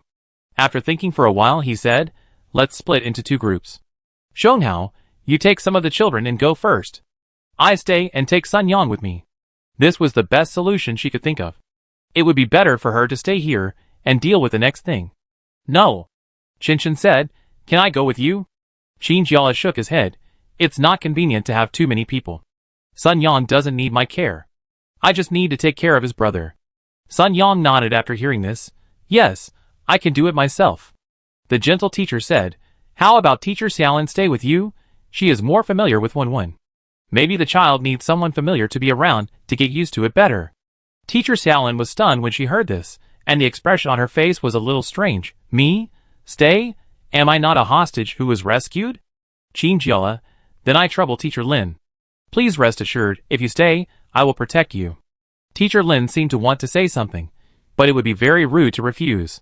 This was a child she had taught, but he didn't stay at this moment. And she had never seen Qin Jiala's strength, so she was a little worried. "Then it's decided." Lin Zhonghao said. He nodded to Qin Jiala and reminded him again with concern, "Take care of yourself, and contact me if you have any problems." "Yes." Lin Zhonghao and the others left first. When a group of people disappeared at the door, Qin Jiala took a deep breath and asked Sun Yang, "Does your brother have any toys that he really likes?" She felt that children should all need some toys to distract their attention. Sun Yang looked very embarrassed. "The toys were thrown away when I went home last time, and there are none in the kindergarten. This is difficult to deal with." Qin Jiala felt very headache, and then saw Teacher Lin sitting next to him with an indifferent look, and he disliked her even more. Sun Wen still cried non-stop, although his voice was a little quieter, but Qin Jiala suspected that it was just because he was tired of crying. She thought for a moment, and conjured up two small snowballs from her palms, which were light blue. She kneaded the snowballs into round balls, and tiny pieces of ice fell from her hands. Finally, they turned into two round things that looked like glutinous rice balls. Qin Jiala put the small balls in her palms, like a magic trick, and shook them in front of Sun Wen. Sun Wen's attention was really attracted, and his eyes followed the two small snowballs. Unexpectedly, it really worked. Qin Jiala breathed a sigh of relief in his heart, winked at Sun Yang, and signaled him to pick up his brother and leave quickly while the child was not paying attention. The two small snowballs kept turning in Qin Jiala's palm. Sun Wen stared at the two balls, and couldn't help but want to reach out and grab them. Qin Jiala dodged and gently put one of the small snowballs on Sun Wen's face. The cold touch made Sun Wen pause for a moment, then he giggled and reached out to grab the snowball. Qin Jiala stuffed the snowball into Sun Wen's palm and let him play with it. At the same time, he straightened up and breathed a sigh of relief. I didn't expect that I would have to be a babysitter after coming out to save someone. These days, work is really not easy. When she stood up, she realized that she was sweating all over and her legs were a little sore because she had been standing all the time. She sighed in her heart and prayed that nothing strange would happen again, so that she could complete this task safely. Sunwon was playing with the two small snowballs and accidentally crushed one of them. He stood there stupidly, his mouth pursed, and he was about to cry again. Qin was in a state of panic, and quickly squeezed another one and put it in the child's hand, waving at Sun Yang. Hurry up. It was still raining outside, and there was no light in the corridor, so Qin took out a small emergency mini flashlight from her pocket. This was specially made by the military, and it was very durable. The two small batteries inside could last for a long time without running out of power. She held the light and walked in front of the corridor, with Sun Yang holding his brother behind her. The corridor was very quiet, and only the sound of the rain outside and their own footsteps could be heard. When they reached the second floor, Qin made a gesture, indicating that they should stop first. She looked out the window with a flashlight, carefully checked the yard outside, and after not finding anything unusual, she nodded and asked the people behind her to follow. When they reached the first floor, Qin realized that they had nothing to keep out the rain. It was okay for her and teacher Lin, the two adults, but the key was that there was Sun Yang and a younger brother in his arms. Are there umbrellas in this building? Qin asked, or anything else that can be used to keep out the rain? Teacher Lin thought for a moment and said, there may be some blankets in the storage room in the opposite building. They are for some students. The opposite building? Qin asked, is it the new building? Yes. Teacher Lin nodded. Okay. Qin said, I get it. You guys wait here, and don't move around. Wait until I come out. She handed the flashlight in her hand to Teacher Lin, took out another one, and then ran into the yard in the rain, crossed the yard and came to the other building. Her clothes, which were almost dry, were wet again because of this action. Chapter 69. Sun Yang was still standing there in a daze, watching Qin run over, and Sunwon in his arms was taken over by Teacher Lin. Qin, who had already rushed into the classroom, opened the cabinets one by one to look for it, but there were 2 rows of cabinets, and each cabinet had 6 drawers. Qin was anxious, and he pulled and closed the drawers, making a bang bang bang sound, and finally found the small blanket in a drawer. Qin pulled out the blanket and shook it, then rushed out of the classroom quickly holding the blanket. Time did not allow her to delay any longer. The later she delayed, the worse the situation would be for them. The communicator stuck on her ear suddenly made a clattering sound, as if an electric current was passing through her ear. Qin rubbed her ears uncomfortably and pressed a button on the communicator. What's wrong? The other side was Meng Xian. I don't know what he was doing now, but his tone was very anxious. And the signal was very bad now. Qin listened to his intermittent voice, as if it would be disconnected at any time, accompanied by the sound of electricity, which sounded very uncomfortable. Are you here? Where are you now? Qin ran back to Sun Yang and the others in the rain, handed the blanket he had been holding to Teacher Lin, and asked her to wrap the child up. At the same time, he had to pay attention to answer Meng Xian's question. Right away, let's go now. Hurry up. Meng Xian shouted at the top of her voice. As if she was afraid that Qin couldn't hear her, Lin Zhonghao said that there might be a heavy rain in 20 minutes. It will be difficult to leave then. What? Qin almost collapsed when he heard this. I didn't see any heavy rain before. The signal seemed to be very bad over there. The crackling sound of electricity sounded for a few seconds before Qin could hear what Meng Xian said over there. Anyway, come quickly. We wait for you at the intersection. Okay. Qin hung up the call, let Sun Yang run in front, and followed behind him. The rain was heavy, almost pouring down like a basin, and there were puddles everywhere on the ground. The sand in the middle of the kindergarten had turned dark. Qin had no doubt that if it continued like this, the rain would definitely flood over his ankles. A bolt of lightning struck directly from the sky. With the white light of the lightning, Qin saw a shocking scene. Right next to the last building, at the back door of the kindergarten, many figures flashed by. She didn't think they were living people at all, which meant that a large number of zombies were rushing here. She didn't bother to think about why there were so many zombies suddenly. She just paused for a moment, then grabbed Teacher Lin's shoulder and pushed her forward. Hurry up. There are zombies behind us. What? Teacher Lin yelled. Where? Never mind that. Qin's face was covered with raindrops, and water kept dripping down her hair, almost forming a line. She roared loudly in the rain, "Hurry up!" The gate of the kindergarten was originally an iron gate like the front door. At this moment, groups of zombies had broken through the iron gate. With so many people and so much power, they completely forced the iron gate open. The zombies howled and rushed over, and their speed seemed to be much faster than before, almost catching up with the speed of people running. It's bad. Chinjiala looked at the zombies behind him in fear. 1 or 2, 10 or 20 zombies are not to be feared, but 100 or 200 zombies together are a very terrifying force. Moreover, the zombies have a very clear purpose. They will not attack their companions. They only have the flesh and blood of living people in their eyes. Chinjiala has no doubt that even if all 6 of them are here, they can't fight so many zombies at this moment. She pulled out the submachine gun on her back and quickly loaded the bullets. At this moment, she didn't care whether she could aim at the target or not, because the dark zombies behind her were impossible to distinguish. She held the submachine gun and fired at the back. The gunshots were loud, mixed with the rain and the roar of the zombies. Teacher Lin screamed in fear, and Sunwon in her arms also cried loudly. It was a pity that Chinjiala could not care so much.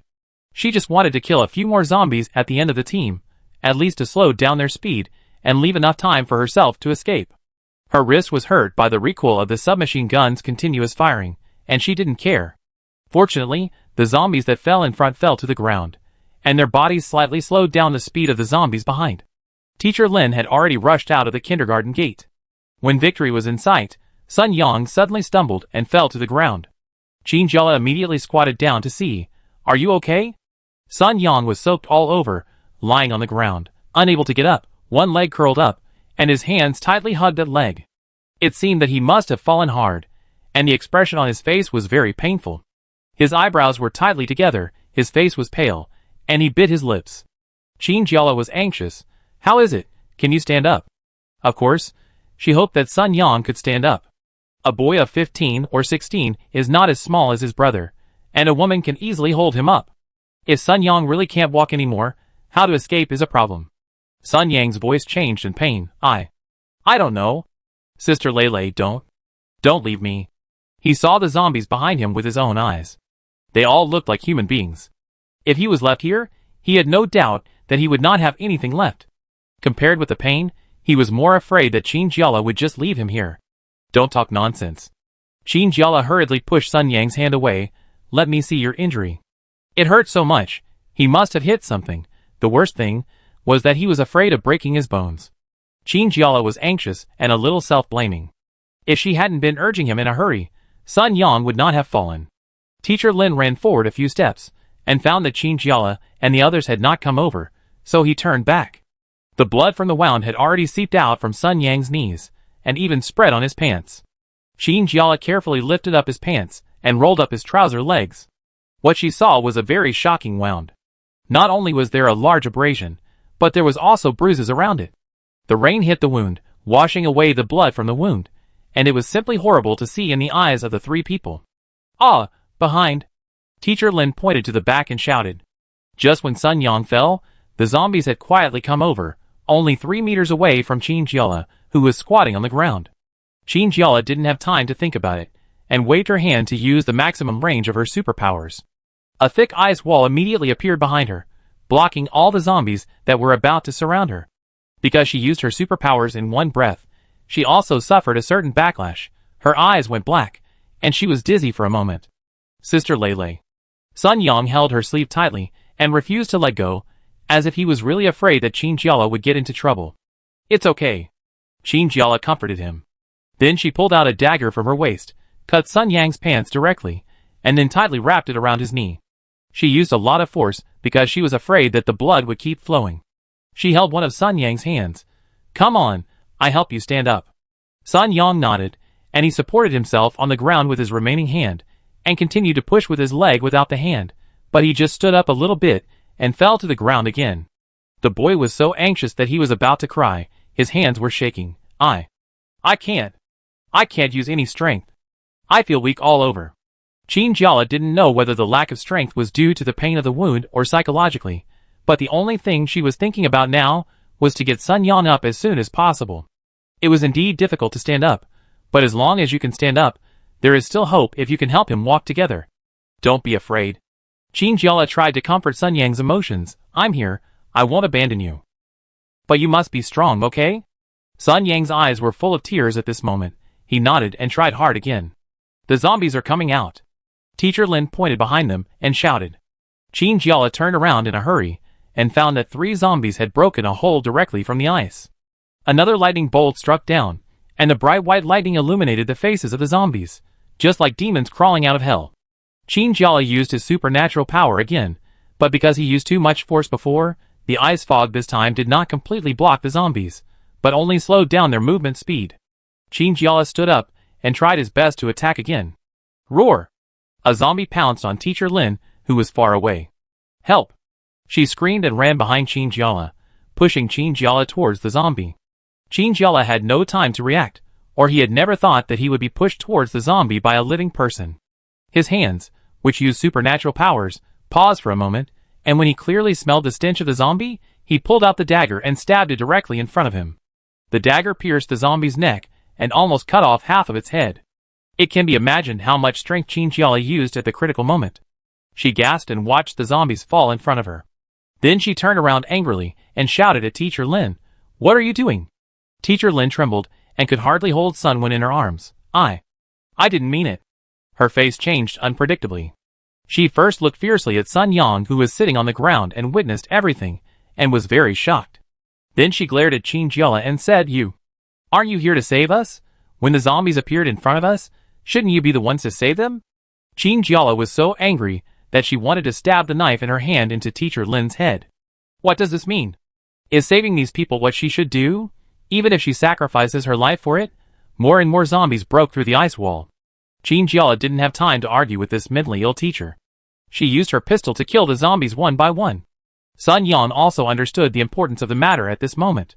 He insisted on standing up slowly and used his special ability to fight the zombies surrounding him. Teacher Lin shouted to dodge, and then leaned against Sun Yang. When the next zombie rushed over, he pushed Sun Yang forward as well, letting him block the attack for him. Sun Yang was just a minor, and he had not received any training, so naturally he did not have the same good reaction ability as Qin Jiala. Unfortunately, he was bitten on the shoulder by a zombie, and the bite was very fierce. Sun Yang screamed in pain. Damn it, are you still human? Qin Jiala saw this scene clearly, and an ice cone shot angrily, killing the zombie that bit Sun Yang directly. The zombie stood there and swayed for a moment, then fell heavily to the ground. Teacher Lin herself seemed to be very surprised by what she had done. She looked at her hands in shock, as if she couldn't believe that she had pushed a child into danger. She trembled and seemed unable to speak. Qin Jiala was so angry that he quickly dealt with the zombie in front of him and rushed to Sun Yang's side, holding the wound that was still bleeding with one hand. Sun Yang? Sun Yang? Sun Yang closed his eyes in pain, and he felt that his strength seemed to be draining away. Hello. Qin Jiala reached out and patted Sun Yang's face, trying to wake him up. Cheer up. We will go out and find a place to hide immediately. She pressed the communicator on her ear, but it seemed that it had been completely soaked by the rain in the constant fighting just now. The signal at this moment was worse than before, and almost no human voice could be heard. Hello? It seemed that someone was saying something loudly over there, but Qin Jiala couldn't hear it at all. She looked up and saw that Teacher Lin had disappeared. Qin Jiala had a string of curse words in her mind, but she swallowed them all, because the most important thing at the moment was to leave quickly, because there might be more zombies behind. Boom, snap, with a few loud noises, cracks began to appear on the ice wall. Qin Jiala knew that this wall could not resist the zombies for a long time, and it might collapse suddenly in the next moment. She shouted Sun Yang's name. Sun Yang? Cheer up. Sun Yang nodded with difficulty. Qin Jiala helped Sun Yang stand up and said, Bear the pain, let's find a safe place first, and then contact others. It was mainly because of being bitten by zombies. Although people with superpowers can resist the virus, who knows if Sun Yang, who has just acquired superpowers, will be an exception? Qin Jiala was anxious. Although Sun Yang was still young, his weight was not light at all. She was already tired enough, but now she had to bear nearly 2/3 of the weight of another person, and it was particularly difficult to walk. And that so-called teacher actually left them and ran away. Qin Jiala cursed in her heart. If she could see her again, she would make her look bad. Chapter 70. Sister Lele. I'm sorry. Sun Yang, who was walking slowly forward with Qin Jiala's hand, spoke slowly. Qin Jiala walked forward with full concentration, and answered Sun Yang at the same time. What is there to be sorry about? Sun Yang knew very well that if it weren't for his injury, Qin Jiala would have the ability to escape quickly, not to mention that he had to carry him on his back and move forward with difficulty. I'm a burden to you, Sun Yang said timidly. He remembered that he had been holding Qin Jiala when he was scared just now, and he felt even more guilty. If you ask me, Qin Jiala paused to take a breath and stretched her sore right hand, you might as well leave this emotion behind. We are not completely out of the predicament yet. The zombies behind her were still following her, and she needed to release cold mist every once in a while to slow down their movement speed and occasionally kill a few of them that were approaching behind her. The wind was blowing hard and the rain was still falling, which almost exhausted their remaining strength and made them unable to stand in this long night. This won't work. We still haven't seen Lin Zhonghao and his men in front of us, and there's no way to contact them. If we want to adjust our status now, we can only find a place to hide first. With so many zombies behind them, they have no way to resist. Qin Jiala came to the road. There were no street lights on the street. It was dark and gray in front of us, and there was a swarm of zombies coming from behind. The situation was extremely serious. Qin Jiala dragged Sun Yang to a small shop on the side of the road. It was probably a breakfast stall, but now even the sign at the door had been stripped off, and a piece of the glass door at the door was broken. The lock was hung on it, with a long heavy iron chain. The strong wind whistled past, making the glass door make noises, and the iron chain clattered together. Qin Jiala threw Sun Yang at the door, and let him lean against the wall to find his place. Then he pushed the door open with one shoulder, and helped Sun Yang in. There were traces of fighting on the floor of the store, and some broken glass fell from the door, but Qin Jiala was in no mood to guess what kind of exciting story happened here. He kicked the broken glass away with his feet, and checked if there was anything dangerous in the store. There was a row of stoves and ordering counters on one side, and some small tables on the other. The furnishings in the store were too simple, so simple that she couldn't even see anything worth hiding.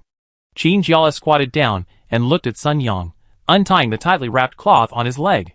The wound inside was a little dirty, probably soaked by rain during the movement.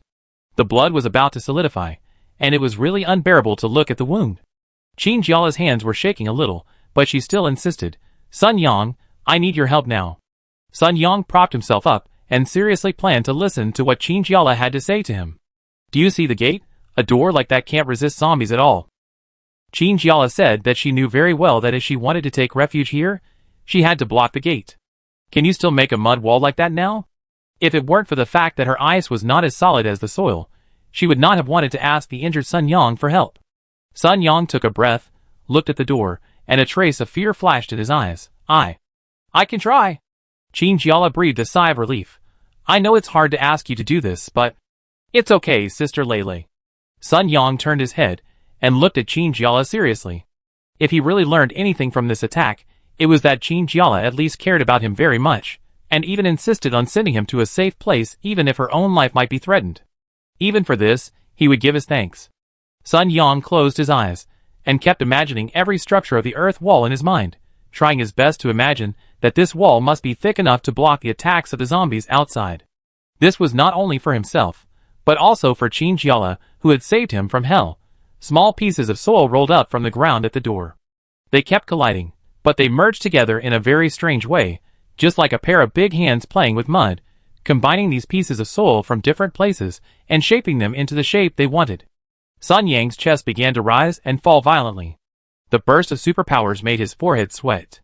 The coldness he had just experienced in the rain was now covered by the heat that was about to burn all over his body. His hands were shaking, and he was simply using his subconscious to do all this.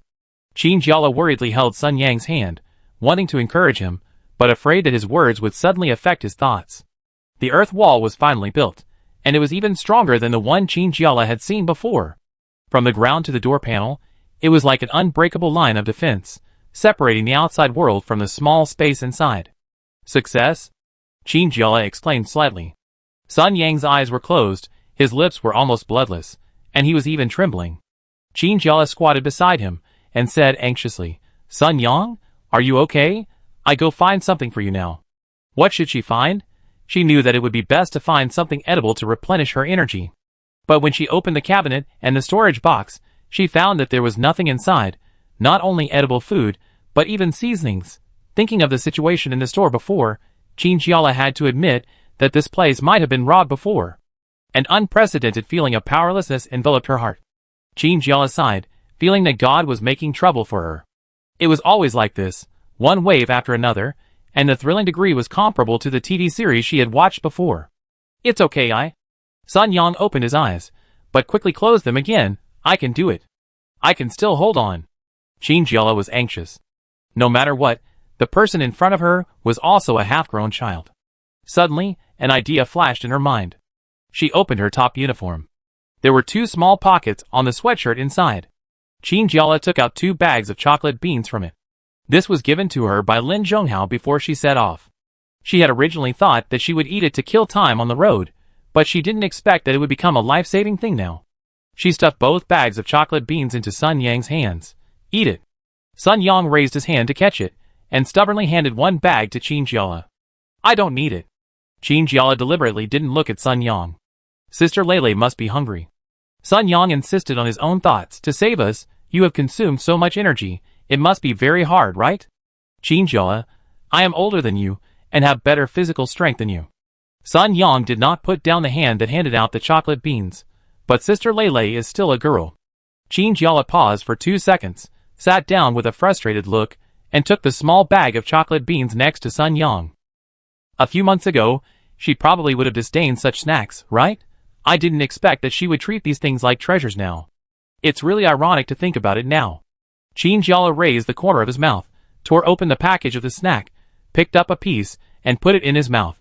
Sun Yang kept looking at Qin, and didn't feel relieved until he saw her eat the chocolate with his own eyes. The chocolate was sweet, and less bitter than the common chocolate bar. He didn't even want to bite it in his mouth, just wanting the taste of the chocolate beans to slowly melt in his mouth. Qin sighed.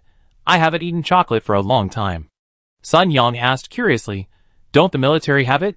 Qin thought for a moment and said, anyway, I rarely see snacks, most of them are some serious meals. Because training in the military is very tiring, maintaining physical strength is the most important thing. Is Sister Lele studying in a military academy? Sun Yang asked. Qin chuckled, no. But I did not tell you that we were all rescued by the military.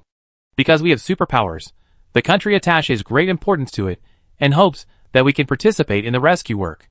You know this virus. Many people lost their lives. Qin thought so in her heart, but she always felt that it was too heavy to say such words, so she decided not to mention it. Sun Yang nodded, and my parents. Don't be discouraged. Qin tried to comfort him, maybe. They are still alive? Sun Yang didn't say anything. After seeing the horror of the zombie army, he knew in his heart that his parents might not survive. And Sunwon? I don't know how he is now. Thinking of this, Sun Yang's nose felt sore, and a mist immediately appeared in front of his eyes, and big tears fell. Hey! Qin immediately became at a loss. Why are you crying? Hey! I shouldn't talk about this topic. Sun Yang shook his head, and as he did this, more tears flowed down. I don't blame you. In fact, he didn't know what was going on. It might be that the emotions that had been accumulating for a long time urgently needed a place to explode, and then suddenly when he said this, he couldn't control it. Ahem. Qin tried to say something happy. You see, there are still good things. For example, when we return to the military, I will introduce you to the teachers there, as well as my senior brother. They are all very nice people. With your strong abilities, you will definitely become even more powerful.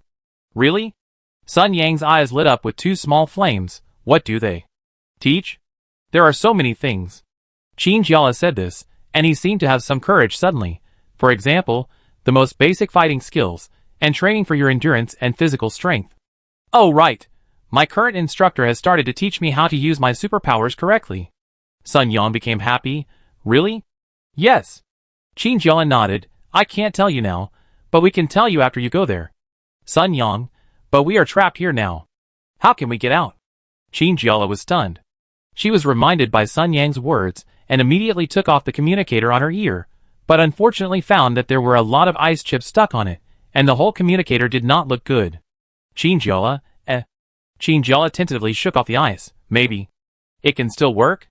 She pressed the buttons on it and kept debugging, but unfortunately the communicator seemed to be really broken and could not make any sound. It was bad. Qin's heart suddenly fell into an ice cellar. She always thought that the premise for the two of them to escape was that they could still contact Lin Zhonghao and the others.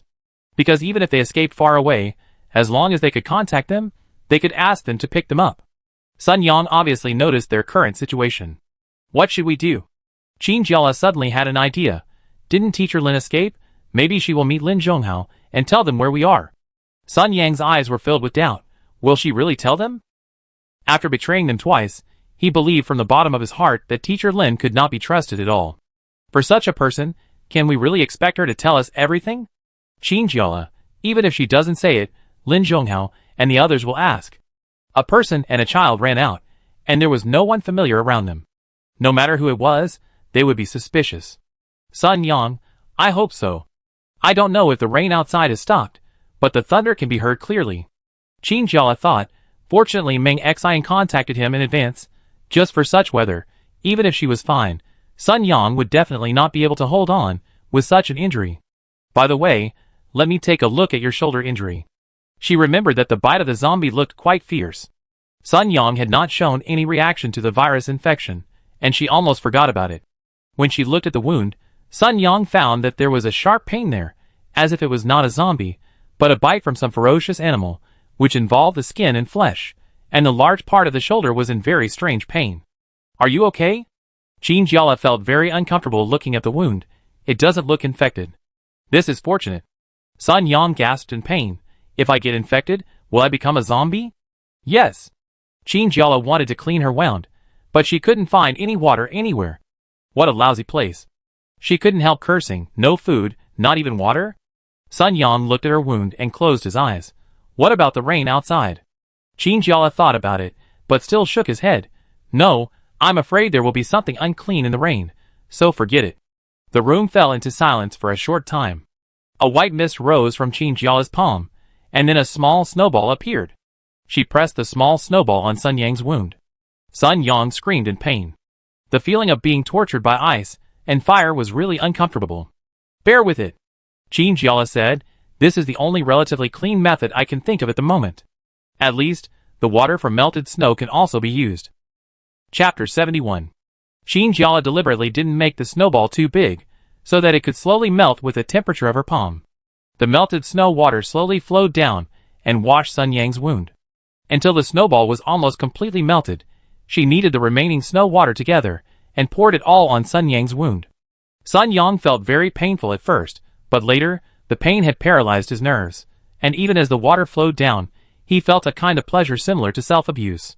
He breathed a sigh of relief. Qin Jiala checked the wound, made another snowball, and cleaned the wound for the second time in the same way as before. Is it better? Sun Yang nodded. I think there must be something unclean in the rain. Qin Jiala said, I dare not let you use it. It can only be done like this now. I will bandage it again after cleaning. Sun Yang's clothes were already tattered. Half of his trouser legs were missing, and one of his sleeves was missing. Qin Jiala was really embarrassed to let him go out like this, so he used a dagger to cut open his clothes, cut off a piece, and bandage the wound. Sun Yang leaned on the stove behind him, with his uninjured legs slightly bent, and asked Qin Jiala, Sister Lele, what should we do now? There is no communication, no other way to contact, and there seem to be scattered zombies outside. They are now like being on an isolated island, helpless. Qin Jiala sighed. I don't know, but in this kind of life without food, I think it can only last for 3 days at most. Let's rest here today, and wait until tomorrow, and we will make a decision based on your injuries. If it gets better, we can pry open the earthen wall, and see what the environment outside is like. Sun Yang nodded, feeling that this was the only way at the moment. Qin Jiala muttered, but it's also very strange, shouldn't your teacher Lin have escaped long ago? Why hasn't anyone come to find us yet?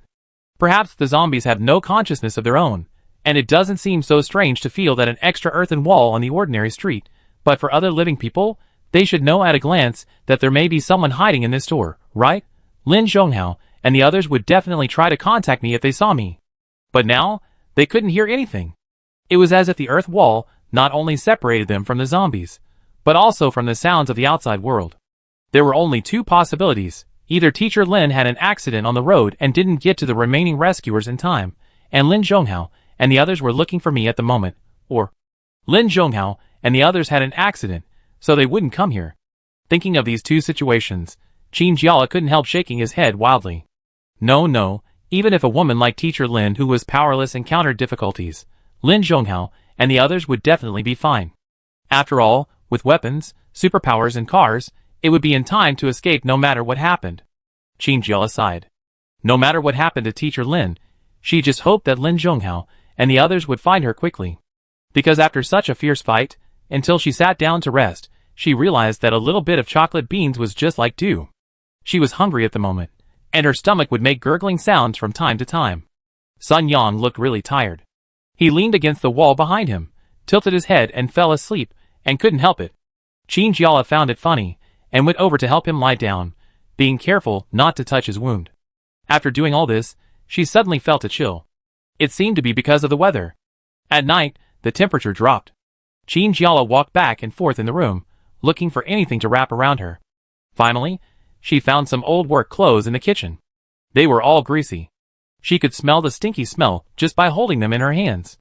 I don't know how this store escaped the health and safety inspection. They didn't even wash the work clothes. You can imagine whether the food will be clean. But she couldn't care less now. Even if they were a little dirty, it couldn't cover up their advantages of being thick enough. She took all the work clothes she could find and covered herself and Sun Yang with them. Qin Jiala looked at the earthen wall that stood firm in the wind and rain, vaguely listening to the sound of rain outside, and fell asleep unknowingly. At the same time, Lin Zhonghao and the others were as anxious as ants on a hot pot. Still no news? He asked anxiously. Gu Hengyu swore that he had never seen Lin Zhonghao so lost. There were all kinds of mechanical equipment in front of him, and this was the situation when his communicator had been repaired. But no matter how he adjusted it, there seemed to be no sound from the other side. Gu Hengyu sighed, with endless disappointment in his eyes. No, this is definitely the other party's problem. Qin Chen was sitting next to her, with red eyes and nose, and it seemed that she had cried a lot. Even so, her emotions did not seem to have completely calmed down. What's going on? Are you sure there are no other zombies in the kindergarten? Lin Zhonghao closed his eyes tiredly. Yes. We checked everything from the first floor to the top floor. Qin Chen couldn't help but bite his fingernails. What else could it be? It should be in danger, right? If it's not zombies, what else could it be? Wang Yu was sitting in the car, and had been silent all the time, but at this moment, she suddenly asked the very gentle Teacher Lu, "Do you know if there is any danger in the building behind?" Teacher Lu was holding a child's hand. She shook her head. There shouldn't be any.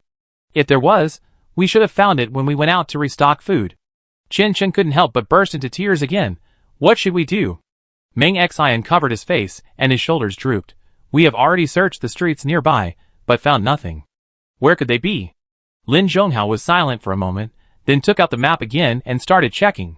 After checking again, he made a new discovery. No, it's here. He pointed to a place, and asked everyone to come over to see. It's far away. Qin Chen was puzzled. If it was taken out from the kindergarten, Lele shouldn't go to this street. Because this street is obviously in the opposite direction of us. Lin Zhonghao hesitated. This is the only street we haven't been to. Of course, he didn't want to give up any hope. If it wasn't for the gasoline, he would even want to search the entire city.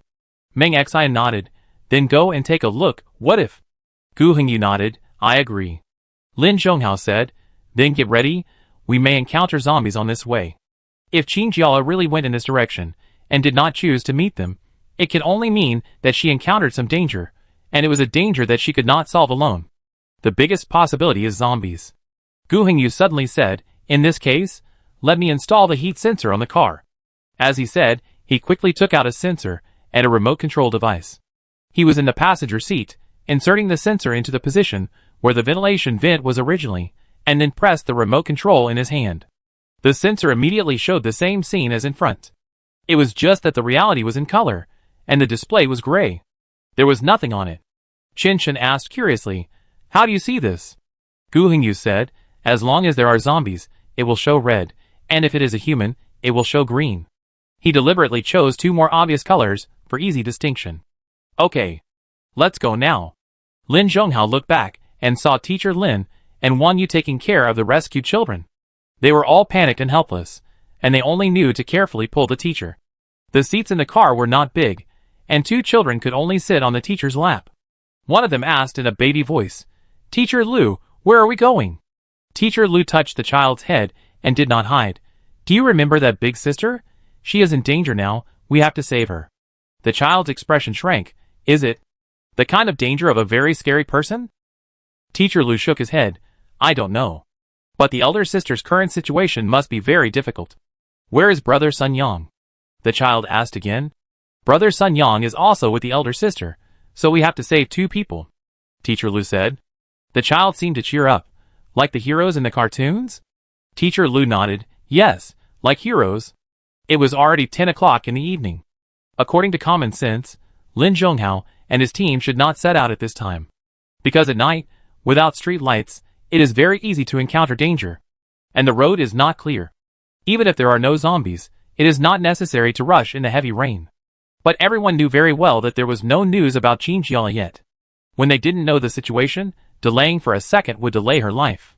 In this short time at the base, except for Qinchin who had always known Qinjiala, everyone else had a new understanding of Qinjiala. This girl was strong and hardworking, cheerful and smiling, and was very important in everyone's heart. Unconsciously, they had already regarded her as the hope of the whole team. It rained almost all day, and lightning still occasionally struck, illuminating a small area with white light. Lin Zhonghao drove a little fast, but when he turned a corner, he suddenly braked. Everyone in the car rushed forward. What's wrong? Lin Zhonghao stared at the monitor and said word by word, There are zombies. Gu Hingyu nervously leaned over. Where are they? His expression suddenly became very serious. Because there were not just a few zombies in front, but almost 200 to 300 zombies. The red display was almost densely connected, and the road surface could hardly be seen on the monitor.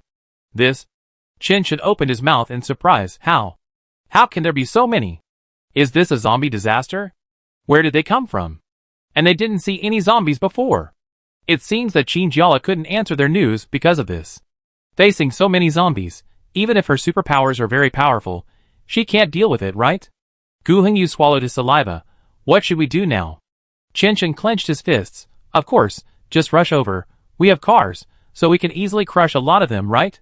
What popped up in her mind was harvesting, like a bulldozer harvesting crops, until all the zombies were trampled underfoot. Gu Hingyu looked at her speechlessly. How is it possible? Are you a fool? Even if we can rush into these zombies very successfully, with so many of them, who can withstand it? Qinchin scratched her head awkwardly. She was indeed too impatient, and did not consider this point. Because as long as she thought that Qinjiala might be hiding among the group of zombies, she felt that it was really unbearable. She had to rescue them anyway. Lin Zhonghao parked the car in a relatively secluded location, thinking about how to get there. Gu Hingyu suggested, for such a large-scale zombie, it is better to use weapons, right? If it was just superpowers, none of them had weapons that could attack on a large scale like Qinjiala. Lin Zhonghao thought about it, and still shook his head. Using weapons is too slow. Even if it was a sweeping fire, hundreds of zombies would probably bite them in the back before they could attack, not to mention that there might be time to reload bullets. Gu Hingyu slapped his head and remembered. I still have a bomb. Bomb? Everyone in the car looked at him in horror, as if the person in front of them had suddenly become a dangerous person. Qinchin was even more shocked. Why do you still have a bomb? Do you think there are not enough zombies? Gu Hingyu understood what they meant by bombs, and immediately felt amused. It's not the kind of bomb you are talking about. It's a small one, which can kill about 10 zombies, and it has a remote control. It won't explode randomly. Qinchin was relieved when he heard this. How many are there? Lin Zhonghao suddenly asked. Gu Hingyu looked at his backpack. About 20. No, less than 20. He hadn't counted the ones used in the kindergarten. Lin Zhonghao counted in his mind and nodded. Almost enough. Enough? Qinchin frowned. Even if there are 20 bombs, one bomb kills 10 zombies, so there are only about 200 in total, right? Then do we fight the rest by ourselves? Lin Zhonghao thought for a while. Although there are not many bombs, we can lure all the zombies together to reduce the usage rate. Chapter 72. Qinchin was still a little confused after listening to it. She heard Lin Zhonghao say that it seemed very simple, but she felt that it would not be that simple if it was really done in practice. Is it really possible? Gu Hingyu was also thinking at the same time. It is feasible in theory. But I don't know how the practical results will be. Wang Yu asked, apart from this, is there any other way? Gu Hingyu shook his head. Probably not. Weapons alone cannot kill so many zombies, and we also have to consider that zombies from other places may come over. We can't waste all the ammunition here. Qinchin suddenly thought of a serious question. Wait, this bomb won't explode in the store next door, right? What if Lele is hiding nearby and is affected? Everyone fell into silence. This detail was not taken into consideration, and it was a critical point. After all, it is not something that can be controlled by humans when a bomb is dropped. Where it will explode can only be calculated, and it may not be that accurate. Lin Zhonghao suddenly said, "She should be with the little ghost with superpowers and the teacher, right?" Gu Hengyu nodded, "And the boy's brother. Earth-related abilities should have a defensive effect." Lin Zhonghao said, "We can gather all the zombies in the middle, and try not to get close to nearby stores. Even if they are really affected, I think they should have made defenses in advance. Otherwise, the zombies would have discovered it long ago." Gu Hengyu touched his chin. "That makes sense. The key is how to gather the zombies together?" Wang Yu took a sip of water in the cup and felt a little nervous. Now we only know that zombies are more sensitive to sound and can distinguish between their own kind and living people. Qin Shen slapped his thigh, "Then use sound. I remember when we were in school, we also used sound to lure away the zombies." "That's it." Lin Zhonghao made a quick decision. The remaining teachers and children should not move in the car. Meng Xian will help drive the car to a slightly farther place, so as not to be discovered by the zombies. "Okay." Meng Xian nodded. Lin Zhonghao opened the car door and jumped out of the car. All the weapons on his body were loaded. Gu Hengyu walked behind him and was checking whether there was any problem with the timing part of the bomb. Qin Chen and Wang Yu followed behind them, both with serious faces.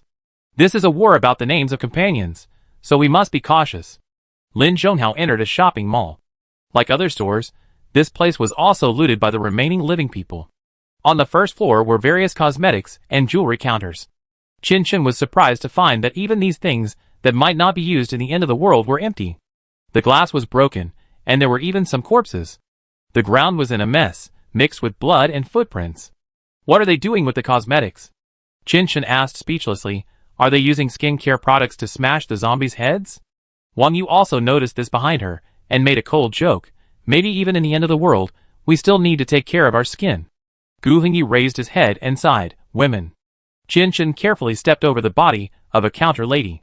Her red and white uniform had long been tattered, and there was a very large hole on her head that was smashed by something. The wound was very disgusting, with many white maggots crawling on it, which looked really disgusting. Qin Chen retched reflexively, and her heel seemed to touch the corpse. The lady's head suddenly tilted to one side and hit the ground heavily. "Ah!" Qin Chen screamed in fear and immediately pulled out her gun and pointed it at the corpse. She thought it was a zombie. Unexpectedly, the corpse did not move, but a fat and big rat crawled out from it. Its facial features became similar to a human face. It weirdly crawled out of the wound and stopped moving. It turned its head to look at the group of people passing by it, and moved as if it was thinking. There was still purple flesh at the corner of its mouth. Its fur was also stained with blood, its teeth were pointed and protruding, and its whiskers were moving. Qin Chen was not afraid of zombies, but he always felt creepy when dealing with these weird animals infected with the virus. After all, the originally good animals became weird at this moment, and they would do many things that were different from normal animals. This mouse crawled out of the wound, and it was possible that the poor corpse's brain was sucked dry by the mouse. The mouse screamed and pounced towards Qin Chen with its claws. Before Qin Chen could move, Wang Yu pulled out a gun from her waist and shot the mouse with a bang. The bullet pierced through the flesh and passed through the mouse's body horizontally. Qin Chen stood there, gasping for breath. "What are you doing?" Wang Yu shouted angrily. "Are you waiting for the mouse to eat you?" Perhaps because he was quite shocked, facing Wang Yu's straightforward tone, Qin Chen did not argue with her, but said somewhat at a loss, I just... The mice we encountered before did not actively attack us. They will even dodge." So she was frightened by the zombie rat rushing over, and she held the gun in her hand without moving. Wang Yu shook her arms and said unhappily, "Congratulations. I hope you can really take it seriously next time. They are infected with the virus. Whether it is a zombie or an animal, you can keep them company after being bitten by them." Qin Chen was stunned. "Can you be infected by being bitten by an animal?" Wang Yu's face was very strange. "Don't you know?" "Qin Chen, because none of the ones we encountered before actually attacked us." Could it be that they encountered a mutant version of the infected animal? Wang Yu's face darkened, and she lowered her hand that had been holding the gun. "One of my friends was killed by a zombie animal." "Qin Chen? ? Wang Yu stood in the dark, and Qin Chen could not see the expression on her face clearly. He could only sense that her attitude seemed to have become very depressed. Perhaps the person who turned into a zombie was very important to her. She was bitten to death just like that. I thought there would be some chances, so I didn't dare to leave her. But an hour later, she began to twitch all over and spit out black blood, and then she completely turned into a zombie. Qinshan took a breath, then Wang Yu took 2 steps forward. It was not until she bit me that I realized that no matter how I shouted, the human part of her body was gone. Qinshan, did you discover your superpowers after that? Yes. Wang Yu sighed softly. I was prepared to go to hell with her, but I found that after experiencing a high fever, I did not turn into a zombie, and my hearing became much sharper. Later, I was rescued. Qinshan walked silently. Sorry. If she hadn't been slow to react, Wang Yu probably wouldn't have easily thought of this painful memory. Nothing. Wang Yu shook her head. From then on, I swore to kill all the zombies. Everyone walked through the first floor and came to the stairs to the second floor. The second floor was full of women's clothing, which looked slightly better than the first floor. Qinshan, it seems that not many people are taking clothes. Gu Hengyu used the sensor to scan the floor. Just like the one hanging on the car, everything appeared in gray on the display. Only people and zombies were marked. This floor is also safer. Qinshan, do we have to go all the way to the top floor? Lin Zhonghao, only on the top floor can we fully see the zombies below, and the bomb placement is more accurate. As they were talking, they went up to the third floor. Before anyone could say anything, Wang Yu suddenly screamed, "There are zombies, be careful." Lin Zhonghao was about to open the door at the staircase. When he heard this, he quickly reached for his gun with his right hand and kicked the door open. Zombies staggered over from the other side. Gu Hengyu quickly put on something like VR glasses in front of Lin Zhonghao's eyes, but it was much smaller than the bulky VR glasses. After putting it on Lin Zhonghao, he also gave one to others. This is night vision glasses. In the dark, zombies are red. Qinshan adjusted the position of his glasses. Why didn't you take it out earlier? Gu Hengyu hurriedly packed his backpack. I thought the zombies around here were all downstairs. Wang Yu was very curious. She looked at Gu Hengyu's backpack, which was not big. How could he magically produce so many things? It was just like Doraemon's pocket, which could be taken out anytime and anywhere as long as it was needed. Lin Zhonghao shot a zombie with one shot. With such night vision glasses, he could lock the position of the zombies faster, and it would not interfere with him at all even in the dark. 5 or 6 zombies were quickly dealt with. Qinshan asked Wang Yu, "Are there any others?" Wang Yu listened attentively and shook her head after a moment. No more. Lin Zhonghao put away his gun and quickly walked to the next floor. Speed up, it's getting late. 10 minutes later, everyone stood at the junction of the 6th floor and the rooftop, and the door here was locked. Lin Zhonghao did not hesitate for a moment, and shot at the door lock. After confirming that the door lock was broken, he kicked the door open. What was coming towards them was the still drifting rain and strong wind, which made all their clothes rustle. Gu Hengyu threw a flashlight in his hand, and white light lit up on the spacious rooftop. He handed the flashlight to Lin Zhonghao, who took it and walked to the edge of the rooftop. The outermost circle here was surrounded by barbed wire, probably because they were afraid that someone would jump off the building. The barbed wire was very strong. Lin Zhonghao leaned against the barbed wire and looked down, saying to Gu Hengyu, "No, I can't see clearly." Even with his special powers, he could only see the heads of people moving below. He only knew that there were probably a lot of zombies, but he couldn't accurately gather them together. Gu Hengyu, if it doesn't work, throw the light stick down. You will definitely be able to see clearly when it falls to the ground.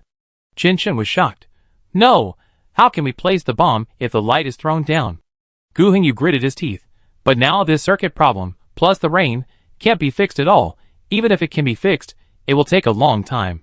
The implication is that there is no other way except to take advantage of the moment when the light stick falls to illuminate everything below, and then quickly remember the situation of the zombies below. Gu Hengyu, can it be done? This was said to Lin Zhonghao. None of the 4 of them had such strength. Lin Zhonghao frowned and looked down. Try it.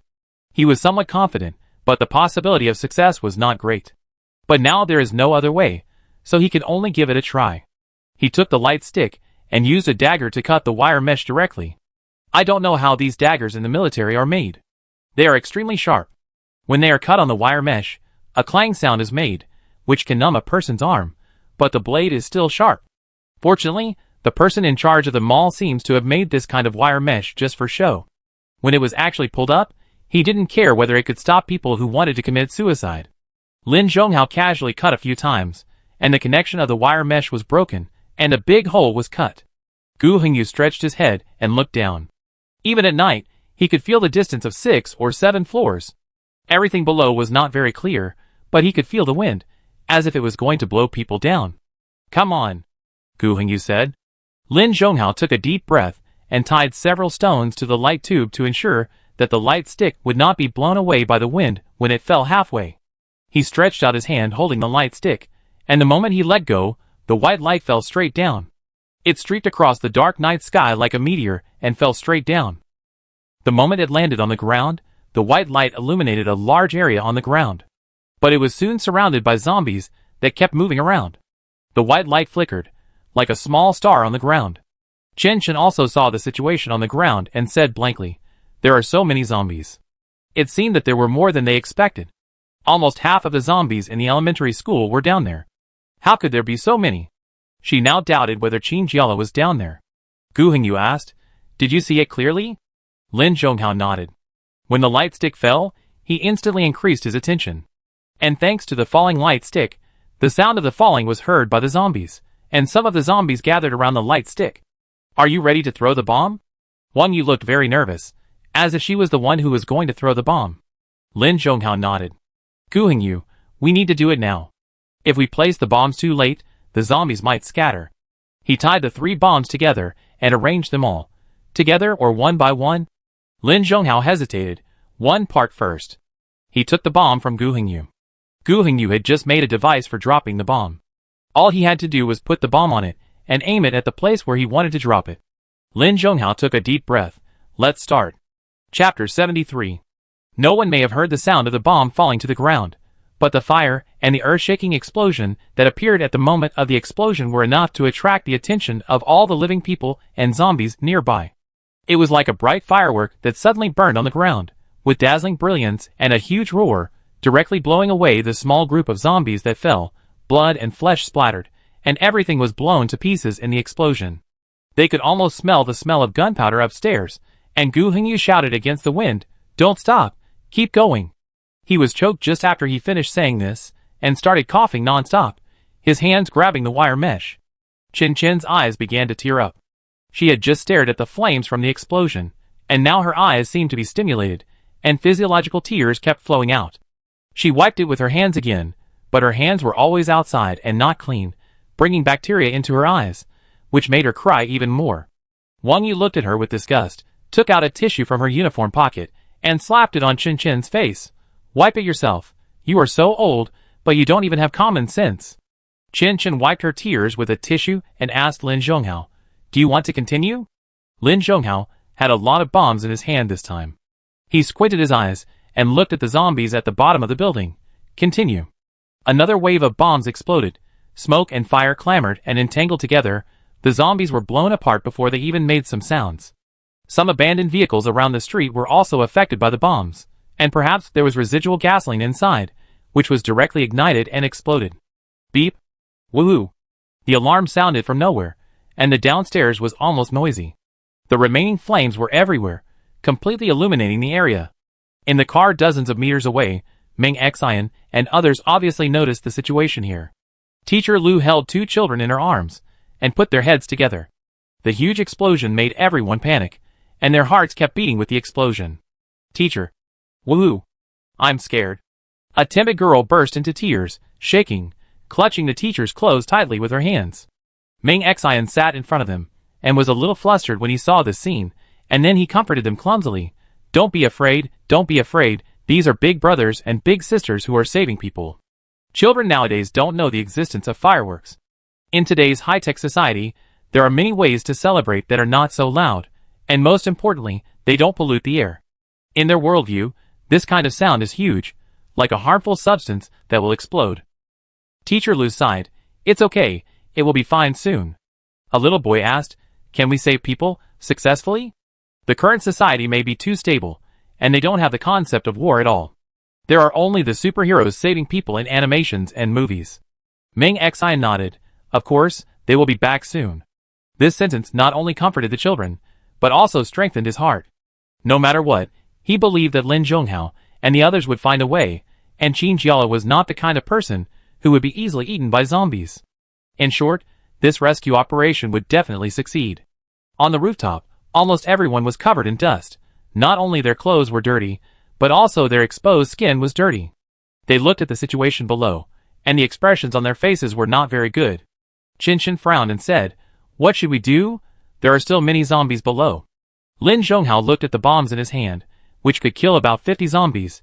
There is no other way. We can only rush down after the bombs are used up. Wang Yu turned around in a circle in a restless manner. Do we have to go down and fight the zombies? Didn't we say that our ammunition is also limited? Qinshan glared at her fiercely. Then what else can we do now? Just then Gu Hengyu, who had been watching the situation downstairs, suddenly shouted, "Hey, look, did someone come out? Is that Qin Jiala?" Qin Jiala had slept soundly in the store, thinking that she could just get through the night. Tomorrow, the zombies might disperse. As long as they didn't attack in groups, she would have enough time to escape. Not long after, she was awakened by an explosion. The explosion was so close that she could almost feel it was right next to her ear. Qin Jiala woke up in a daze and immediately got up from the ground. Not sure if it was because the weather was too cold or what, she felt a pain like a needle pricking her head. Qin Jiala rubbed his temple and sat up, first going to see Sun Yang's condition. Sun Yang half opened his eyes, one hand on the ground, coughing non-stop. Qin Jiala saw that the injured part of his shoulder had already bled out, soaking the cloth bandaged on his clothes. Move slowly. Qin Jiala hurried over, holding Sun Yang with one hand, helping him sit up. Sun Yang swallowed a mouthful of saliva, and felt a sweet and fishy taste in his throat. Although he didn't understand his injury, he knew that the taste was not a good sign, and there might even be other problems in his body. He didn't dare to tell Qin Jiala, so he could only keep it secret for the time being. "Sister Lele, what happened?" Sun Yang asked. Qin Jiala helped Sun Yang remove the gauze and carefully examined his wound. "I don't know." "Sun Yang, could it be that big brother and his friends who came to save us?" Qin Jiala frowned and looked at the wound. The blood around it had already solidified into a dark reddish-brown scab, which looked a little scary. "Your wound can't be delayed any longer, you must get professional treatment." There was even a piece of cloth that had been attached to the wound, which was torn off by Qin Jiala, causing Sun Yang to scream in pain. "I feel like I can't go on like this." Qin Jiala said, "Why don't you go out and take a look? If you continue like this, it's still a question whether you can survive until rescue." The wound had obviously begun to become inflamed. Although it had been cleaned, it was unknown what bacteria had gotten into it. Sun Yang was sweating from the pain again, and a patch of white flashed before his eyes. "Well, Sister Lele, be careful." As soon as the voice fell, there was another loud bang outside. This explosion was louder than the previous one, shaking the earth wall and causing earth to fall down. Qin Jiala walked to the door and threw a big hole in the earth wall with almost no effort. She looked at the situation outside and couldn't help but exclaimed, "Oh my God! What happened?" There was almost a continuous fire outside, just like the feeling of cleaning the city in the movie. The flames were crackling, the car was burned black, parts were scattered all over the ground, and the door was broken down and fell alone to the side. The rest of the ground was full of zombie corpses, broken limbs, and so on. It seemed that someone had thrown a bomb into the zombie pile, and was careful not to affect the surrounding shops. There were still a few zombies wandering not far away, and the continuous fire did not seem to cause any fear or shock to them. Qin Jiala immediately turned around and said to Sun Yang, "Now, let's go quickly." As she said this, she came over to support Sun Yang. Sun Yang was helped up. "What's going on outside?" "More than half of the zombies are gone." Qin Jiala said, "It's very likely that they are my teammates. Let's go out first before the zombies come over." The two explosions simply brought a glimmer of hope for their lives. Qin Jiala kicked the earth wall open and pulled Sun Yang out slowly. Sun Yang was shocked by the scene in front of him. He stared at the sea of fire in front of him, and the red and white light was reflected in his eyes. "Don't be distracted," Qin Jiala said. At this time, several zombies came from not far away. One of them didn't even have an arm. It limped over with half of its body shaking. Qin Jiala rested for a while, and felt that the superpowers in his body were very abundant, so he waved his hand, and several ice cones directly pierced into the zombie's head. Qin Jiala. "Lulu." She heard a few calls from afar, and looked up hurriedly. She saw a few very blurry black dots on the roof of the high-rise shopping mall in front of her. Although she couldn't see clearly, the voices were very familiar to her. It was indeed her teammate. Qin Jiala wanted to open her mouth to respond, but her throat was hoarse, and she couldn't make a loud sound. She could only shout as hard as she could, "I'm here!" Chen stared at the bottom. She felt that Qin Jiala should have heard her voice and responded, but her voice was too soft and the people above couldn't hear it at all. What did she say? Chen asked Wang Yu beside her. Wang Yu relied on her special ability to catch Qin Jiala's voice. She's fine. Let's go down quickly now. Lin Zhonghao nodded, and the group walked quickly along the way they came. It was obviously the same road, but after just 20 minutes, there was a very obvious change in their mood. At first they were worried about Qin Jiala's life and were always afraid that this would be a battle without a result. But now, although they didn't know if she was injured, it seemed that she was fine. While going downstairs, Gu Hingyu sighed and said, I knew Qin Jiala wouldn't get into trouble so easily. They came downstairs and prepared to meet up with Qin Jiala. Qin Jiala had a dozen zombies chasing him. She put Sun Yang aside, holding a gun in one hand and releasing an ice cone in the other, and quickly eliminated the zombies following behind. Lulu. Chen's eyes were about to burst into tears. She rushed over and hugged her friend tightly. You scared me to death, I thought. Qin Jiala patted his friend's shoulder in a soothing manner. Hey, you have to have some confidence in me, I'm fine. How can I be fine? Chen loosened his arms and looked at his friend carefully. He was in a state that was not good at all. His face was covered with dust, his hair was messy, and there were even stones and dust mixed in it. His uniform was torn, and there were large and small scratches on the exposed skin. He didn't know what cut it. Don't look at me, I'm fine. Sun Yang is seriously injured. Is Meng Xian here? Qin Jiala pulled Chen to Sun Yang's side, and the two of them surrounded him to check his injuries. Lin Zhonghao and the others quickly dealt with the zombies that followed them, and turned back and said, Meng Xian is in the car. Let's go back to the car first. As for the treatment, we can talk about it when we get back to the base. That's right. Qin Jiala nodded, and put his arm around Sun Yang's shoulders. Gu Hingyu pressed the communication button to contact Meng Xian. Hello? Meng Xian answered quickly. Are you done? Have you found Qin Jiala? Yes, there is an injured child. Gu Hingyu answered tiredly. We will go back now. Is anyone injured? Meng Xian asked. You guys come back first. I will prepare some medicine. Several people took care of Sun Yang, who was injured and semi-conscious, and quickly returned to the car. Meng Xian was shocked to see Sun Yang. How could he be injured like this? The child looked very bad. Not only could he not walk, but he also had a shoulder injury. Qin Jiala felt angry and helpless when he thought of this. Don't mention it. Teacher Lin left us and ran away. And when we were in danger, he pushed us towards the zombies. I really don't know how this kindergarten recruited students in the first place. Even such a person can be allowed to take care of children. Aren't they afraid of bringing bad values to students? Chen was very angry when he heard it. What? There is such a thing? Wang Yu, where is she now? Qin Jiala shook his head. I don't know. She left Sun Yang and I in the kindergarten and ran away. We didn't see them when we came out. Several people carefully lifted Sun Yang into the car. Meng Xian began to remove the cloth on Sun Yang's wound and check his injury. It's really a serious injury. Wait, was this wound bitten by a zombie? The others who heard this immediately became alert and looked at Sun Yang as if he was looking at a hot potato. Qin Jiala didn't know whether to laugh or cry. He is a superpower. He won't be infected. Meng Xian scratched his head and said hesitantly, not necessarily. Okay. Qin Jiala closed his eyes tiredly. If he really wanted to turn into a zombie, I would have done it long ago. He has no intention of being infected. Chen, let's wait until we get back to the base. Meng Xian nodded and took out the disinfectant from the medicine box. The transparent bottle contained a dark blue potion. He unscrewed the lid and poured the disinfectant on Sun Yang's wound very unceremoniously. The potion seemed very mild, but Sun Yang, who was obviously half unconscious, suddenly opened his eyes because of the potion. He opened his mouth with difficulty, but no sound came out. Chen sighed. It must be very painful. Chapter 74. Qin Jiala touched Sun Yang's forehead with a bit of heartache, where cold sweat had already begun to appear. She knew that Sun Yang must be feeling very painful at this moment, but they could not help much just by watching from the side. Chen complained. Is there no painkiller or something? It's okay to put it on first. Meng Xian used gauze to wipe the blood that had flowed out of the wound after being stimulated, and then quickly applied hemostatic medicine on it, looking a bit flustered for a while. Hearing what Chen said, he sighed. It's not that simple. Besides, it's just disinfection.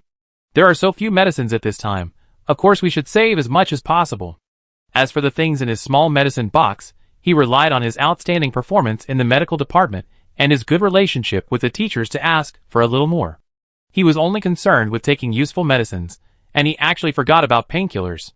But it may also be that he has worked in the medical department for a long time, watching those soldiers perform operations with only a little anesthesia and survive, and he didn't think for a moment that the person who was receiving the wound treatment was just an underage boy.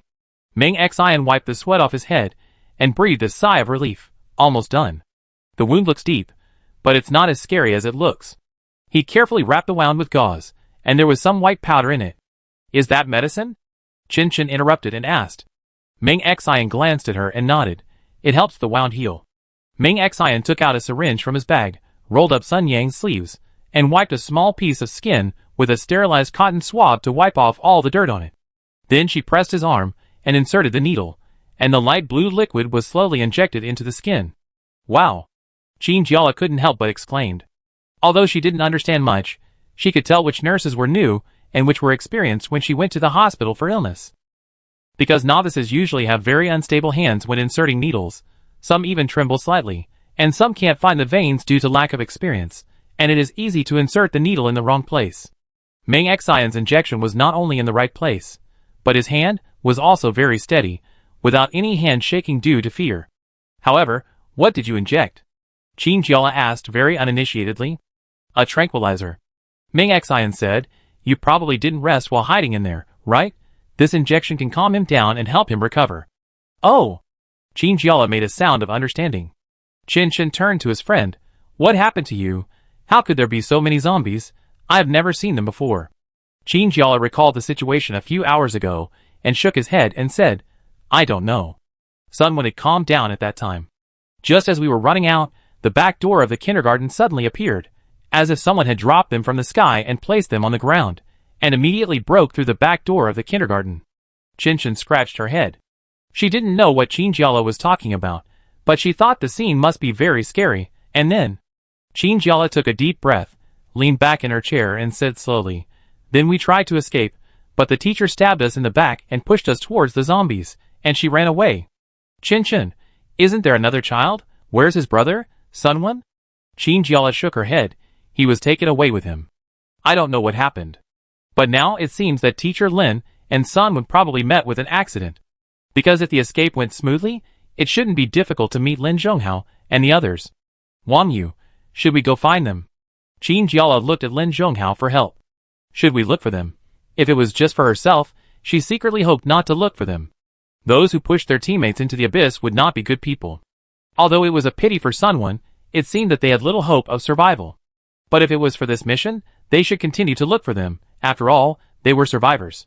But whether they survived or not, they should try their best to find them.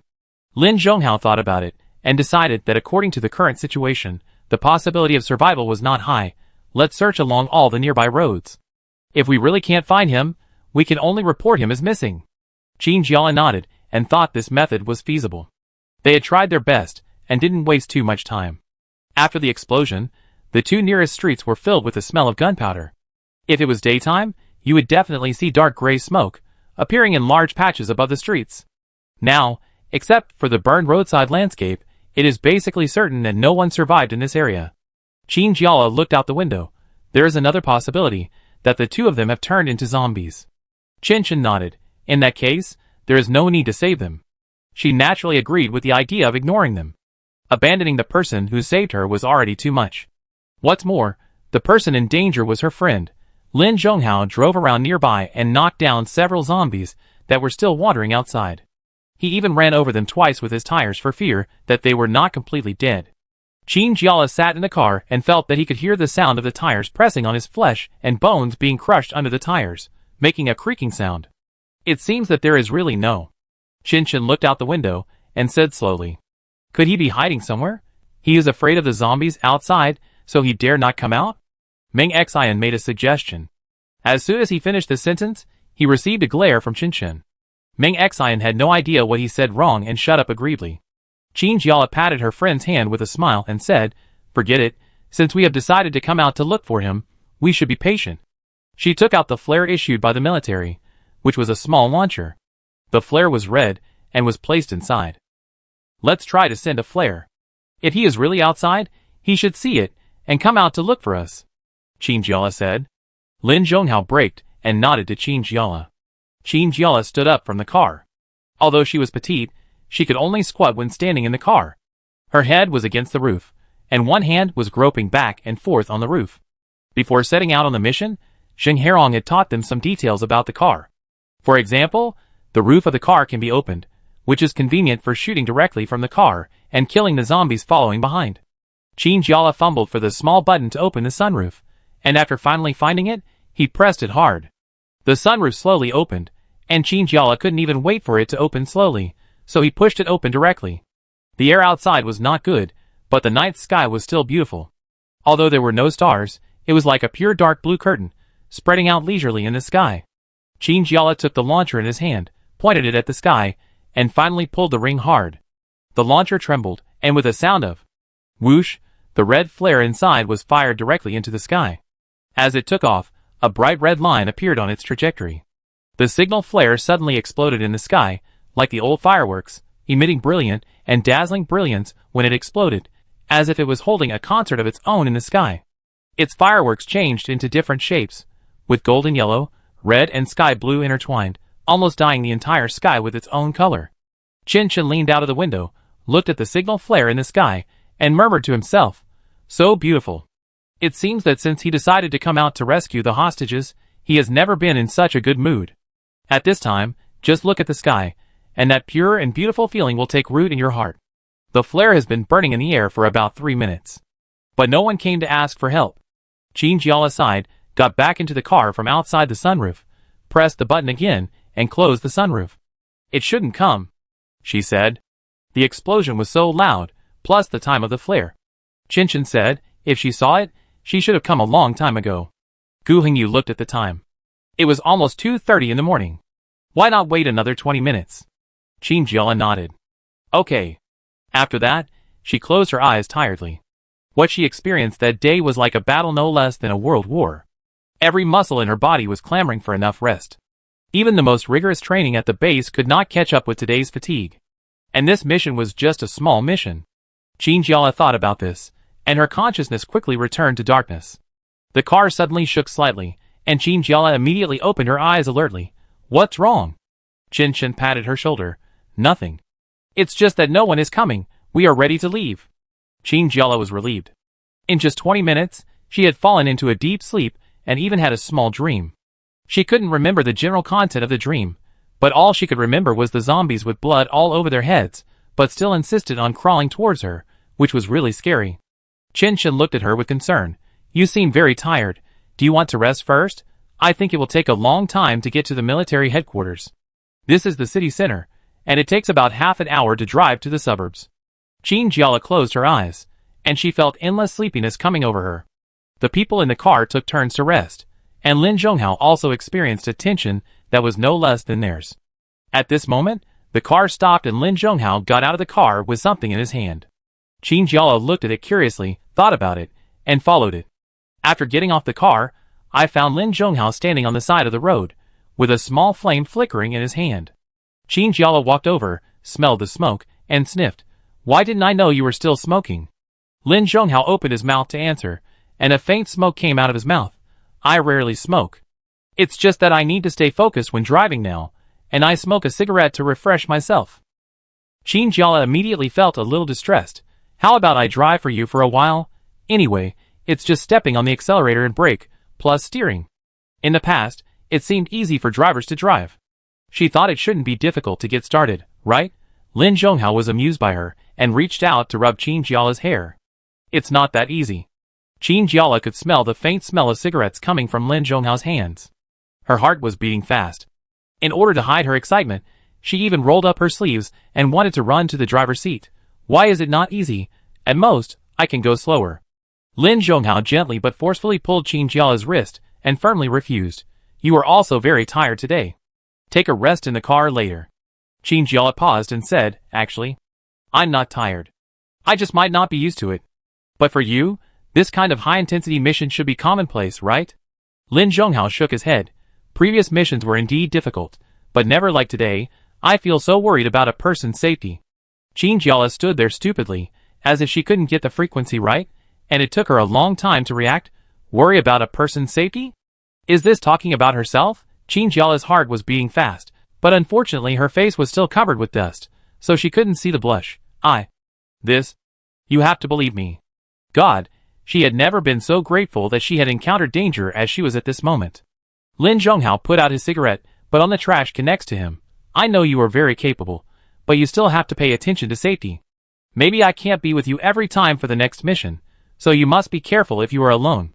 Qinjiala's heart was like a flare exploded, screaming and exploding wildly. There was no expression on her face, but her eyes were bright. Qinshan leaned on the car window and looked out, sighing meaningfully. Meng Xian looked at her with half-open eyes. What's wrong? Not far in front of Qinshan's sight, it was the two people who were still talking. She sighed happily. Look, it's love and the sound of gunfire. Meng Xian looked puzzled. What gunfire? What love? He didn't know that the little girl in front of him had transferred the plot of the TV series to real life, and was sighing for her friend's love affair. Qinshan narrowed his eyes, thinking about the various gunfire roars behind the two people, and they held each other's hands, and confessed their love to each other with such background music. Oh! Qinshan rubbed his eyes. This is so beautiful. Qinjiala and Lin Zhonghao? Meng Xian also turned his head to look out the window. So what are you looking at? What are they talking about? Qinshan poked Meng Xian with a finger angrily. Straight man who never understands romance. Meng Xian, ? What's wrong with him? Chapter 75. Qinjiala got in the car and found that her friend looked at her very strangely. She couldn't help but ask, what's wrong? Qinshan had a mysterious smile on her face, and her eyes were filled with the relief of an old mother seeing her daughter finally fall in love. Nothing. Qinjiala got goosebumps when she saw her eyes and rubbed her arms. What's that look? Lin Zhonghao also got in the car. After smoking a cigarette, the effect of nicotine made him feel a little clear-headed. He started the car and said to the people behind him, Everyone take a break if you can, we will go back to the base directly. Gu Hengyu shook his head and volunteered to help. He could help check if there were any zombies on the road, so he didn't plan to sleep. Qinjiala looked at the bloodshot eyes of the two people sitting in front of him, and sighed secretly in her heart. She sat back in her seat, and felt that the muscles that had been tense all over her body finally relaxed slowly. There was a faint sound in her ears. In this comfortable environment, she slowly closed her eyes, and soon darkness came. Until someone woke her up. Qinjiala felt that every part of her body was emitting sleepiness, and her cells were clamoring to go back to sleep, which made her a little sluggish. The irritability of not getting enough sleep immediately showed up. What are you doing? Gu Hengyu was stunned for a moment. We have arrived at the base. Qinjiala was startled and immediately looked outside. Outside the window was the familiar factory gate, which was still as messy as when she came out, full of cement and steel bars. So soon?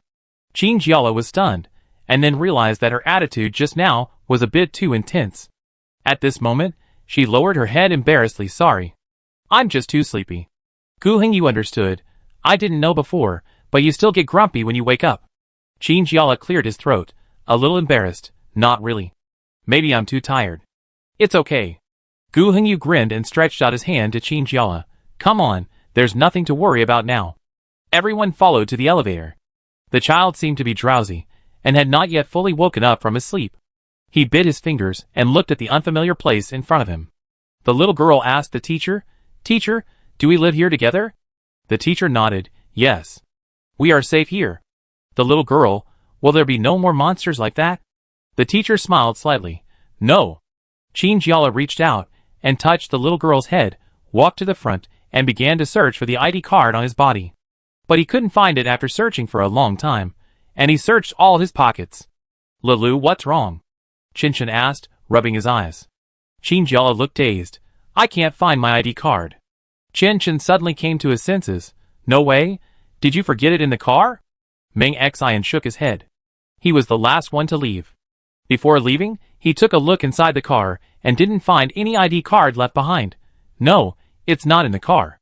Lin Zhonghao, could it be left outside? Qinjiala was a little frustrated, and his shoulders drooped. The fight was so intense outside, it was very likely that it fell out of his pocket. A small ID card is so small that it makes no sound when it falls out of your pocket. Who would care? Lin Zhonghao comforted her. It's okay. This situation will definitely happen again. Just apply for a new one when the time comes. He took out his ID card from his pocket and swiped it in front of the elevator. The green light on the elevator came on, and with a ding sound, the elevator slowly opened. Chinjiala walked in gloomily. I just hate the feeling of losing things. She herself is very careless in her daily life. It's common for her to lose her ID card, change, etc. I didn't expect that in the end of the world, I still have to worry about finding things. After a few dozen minutes of rest, Sun Yang didn't know whether it was because of his good physical condition or because Meng Xian's magic potion took effect. Anyway, his face didn't look so pale now, his lips at least had more color, and he could walk slowly with support. Qinshan gave Meng Xian a thumbs up. I didn't expect that you really learned a few tricks in the medical department. Hey. Meng Xian yelled in dissatisfaction. What do you mean by learning? I'm a professional, okay. Although I'm not a professional surgeon, I still have overall professional knowledge and literacy. Qinshan turned the thumbs up into a pat on Meng Xian's shoulder. Okay, when Sun Yang gets better, let him thank you.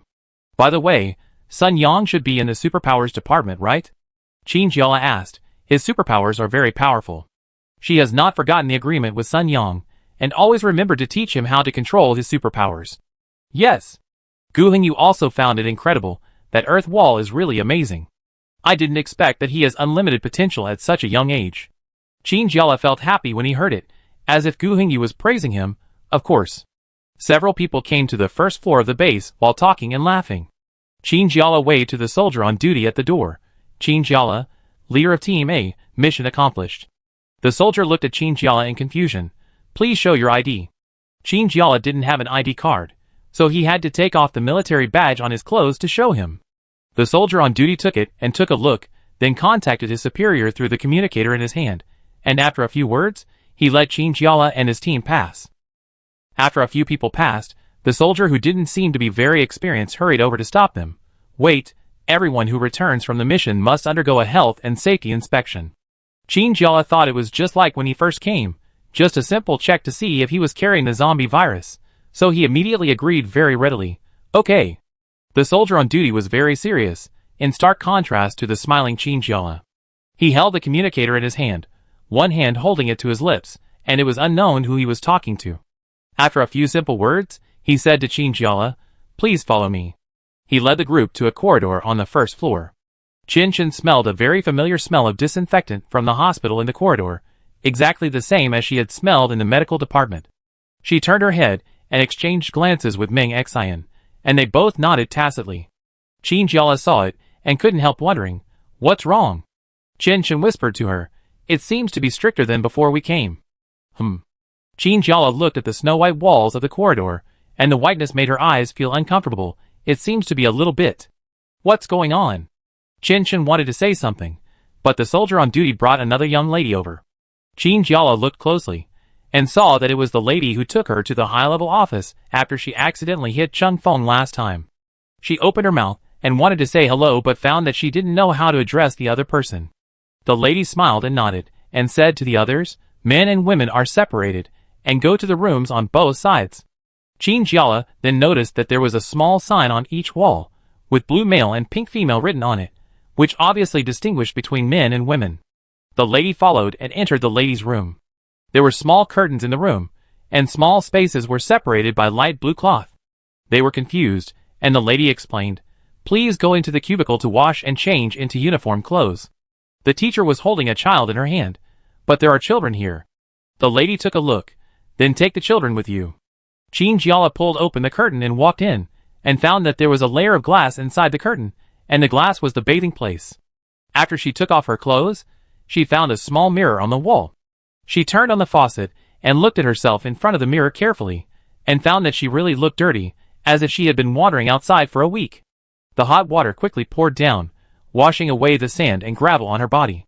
Chinjiala closed her eyes, and felt the warm water flowing through her body. Although the mission only lasted for 1 day and 1 night, she missed the time when she had hot water to wash. Although the small compartment was small, there were shampoo and soap next to it. Chinjiala picked up the soap and smelled it, and found that it smelled good milk. The soap quickly foamed on her hands, forming a pile of white foam, and the small compartment was suddenly filled with the fragrance of milk. The water washed away the dirt on the body, and flowed into the waterway. Chinjiala used the towel next to him to dry his hair and body, and put on the white clothes placed next to him. It was a piece of clothing with no tailoring, just like a large sack with 4 holes cut directly, and you can just get in through the hole at the neck. Qin changed his clothes and walked out of the cubicle awkwardly. Chen also changed his clothes and walked out, and at the same time he sighed. I really miss the feeling of taking a bath. Qin rubbed his eyes. I feel relaxed all over. The teacher soon led the 2 girls out. The lady led them directly to the end of the room, where there was a door. After twisting it, they could see the place for examination. In the center of the room, there was a bed similar to an operating table. The bed surface was metallic, and there were many bulky instruments next to it. On the top of the bed, there was a round object connected to the top of the bed. A doctor wearing a mask and a white coat was busy working on the instrument. She looked up and said, "Wait a moment. The initial setting will be completed soon." "Okay. Who will go first?" Qin looked at the pile of things in front of him with suspicion. It was just an inspection. Why did he have to mobilize so many people like a surgery? Could this instrument have any unusual functions? The little girl was a little scared and held the teacher's clothes tightly. Qin took a deep breath. "Let me do it." I don't know since when, she has a sense of the mission of the team leader. When doing things, she always thinks about trying it first, and then letting the people behind her go. In case of danger or something, there is still a chance to retreat. Qin tugged at her friend's sleeve, slowed down. She always felt that it was unreliable. Qin found it funny. It's just a checkup. She slowly walked over and lay on the bed. The doctor looked at the data Qin kept in the base from the instrument next to her. "Superpower, Qin?" Qin nodded. She lay down and found that the white thing above her head was glowing, just like a circle of light. If she looked directly at it, her eyes would feel very uncomfortable, so she had to look away awkwardly. The doctor pressed a few times on the instrument, and the round thing began to rotate. Although he couldn't see it, Qin felt that it seemed to be emitting some kind of light, scanning his body quickly. He seemed to feel a little bit of tingling on his body. After about 10 minutes, the doctor nodded. "It's okay. You are fine, but it seems that there was a failure of superpowers during the mission, right?" Qin nodded and asked nervously, "Are there any effects?" The doctor stared at the screen. "The impact. Well, it's a good thing, right? You know that superpowers have thresholds, right? Your superpower threshold has been expanded a little bit through this mission, which is very good." Qin felt that this was good news, and couldn't help but smile with narrowed eyes. Next was Chen, who walked up with a very cautious look on her face, and walked down with a relaxed look on her face. "What?" Chen whispered to Qin. "I thought it would hurt a lot. In fact, I didn't feel anything at all." The little girl was still very nervous, holding the teacher's clothes tightly, and seemed to be very scared. I don't want to go up." The teacher looked helpless. "It's okay. I'm just checking for you, okay?" Qin squatted down and looked at the little girl at eye level. "It's okay. You see, the big sister has already gone up, and she didn't feel anything at all." The little girl looked at Qin blankly, because Qin had shown a trustworthy side in front of them many times before, so she had a good impression of Qin. "Really? Of course it's true." Qin blinked and held the girl's hand. "I promise you." The little girl nodded timidly. "Okay then." The lady from the military department laughed and secretly said to Qin, who had already stood up, "I feel that you seem to be a little different after this mission." "Don't mention it." Qin muttered softly. "This mission is simply to find the child. It's too troublesome." The lady laughed secretly again. "I won't tell you good news, because your mission this time has been successfully completed, and you can take on more difficult tasks next time." "No way." Qin accidentally heard this, and the expression on his face was very desperate. "Is it more difficult than this?" But let her go. Chapter 76. After everyone finished the examination and came out, Qin and the others stood in the empty corridor and looked at each other. "Where are the others?" she asked a little dully. Qin smoothed out the wrinkled white clothes lying on the bed. Because the uniforms they just changed out of were already very dirty, and it was unknown whether there were bacteria on them, they had to wait until they returned to the dormitory before changing into other clothes. "I don't know," Qin said while tidying up his clothes. "Maybe they are still checking?" The two were still talking when they saw the door of the men's room next door being slammed open with a bang, as if someone had kicked it hard without any effort. The door was slammed directly against the wall and bounced back in a shaky posture. The sound was so loud that it scared several people standing in the corridor. Qin frowned. "What's going on?" She thought that the place where the inspection was carried out required at least silence. "I don't know." Chin was also puzzled. Did something happen? As he was talking, a familiar voice came from inside. The voice sounded very impolite, even vicious, and there was a hint of arrogance in the words. After hearing it, I really wanted to rush in and beat him up. So I said, this kid is no good? Nothing else. Qinjiala felt uncomfortable all over when he heard this voice, because this annoying voice was so familiar. Chung Feng? Chin also looked disgusted. What is she doing here? Are you going to cause trouble again? Maybe the previous impression was too deep. In Qinjiala's mind, this bastard who relied on his connections to bully others would never do anything good whenever he was around. If it wasn't for Luo Yunshan last time, she might not be here now. For some reason, this guy especially likes to go against them. She turned her head and said to the teacher, who was still holding 2 children, the dormitory is on the next floor. If you can't find the place, you can ask someone else to take you there. No matter what happened, she thought it would be better to let them settle down first. The teacher smiled gratefully. She didn't understand what happened, but she was very grateful that she could arrive here safely. Thank you so much for all this journey. The little girl in front of her looked only in her early 20s, but she dared to go deep into such a dangerous place to rescue them. She should not even be a formal soldier. No matter it was due to the mission or for some other reason, she would remember this kindness firmly in her heart. Qinjiala smiled slightly. You're welcome. Everyone is the hope of the country now. The little girl who had been held by the teacher suddenly broke free from the teacher's hand. She seemed to understand something and walked to Qinjiala, moving her little hand uneasily. Big sister, won't you go with us?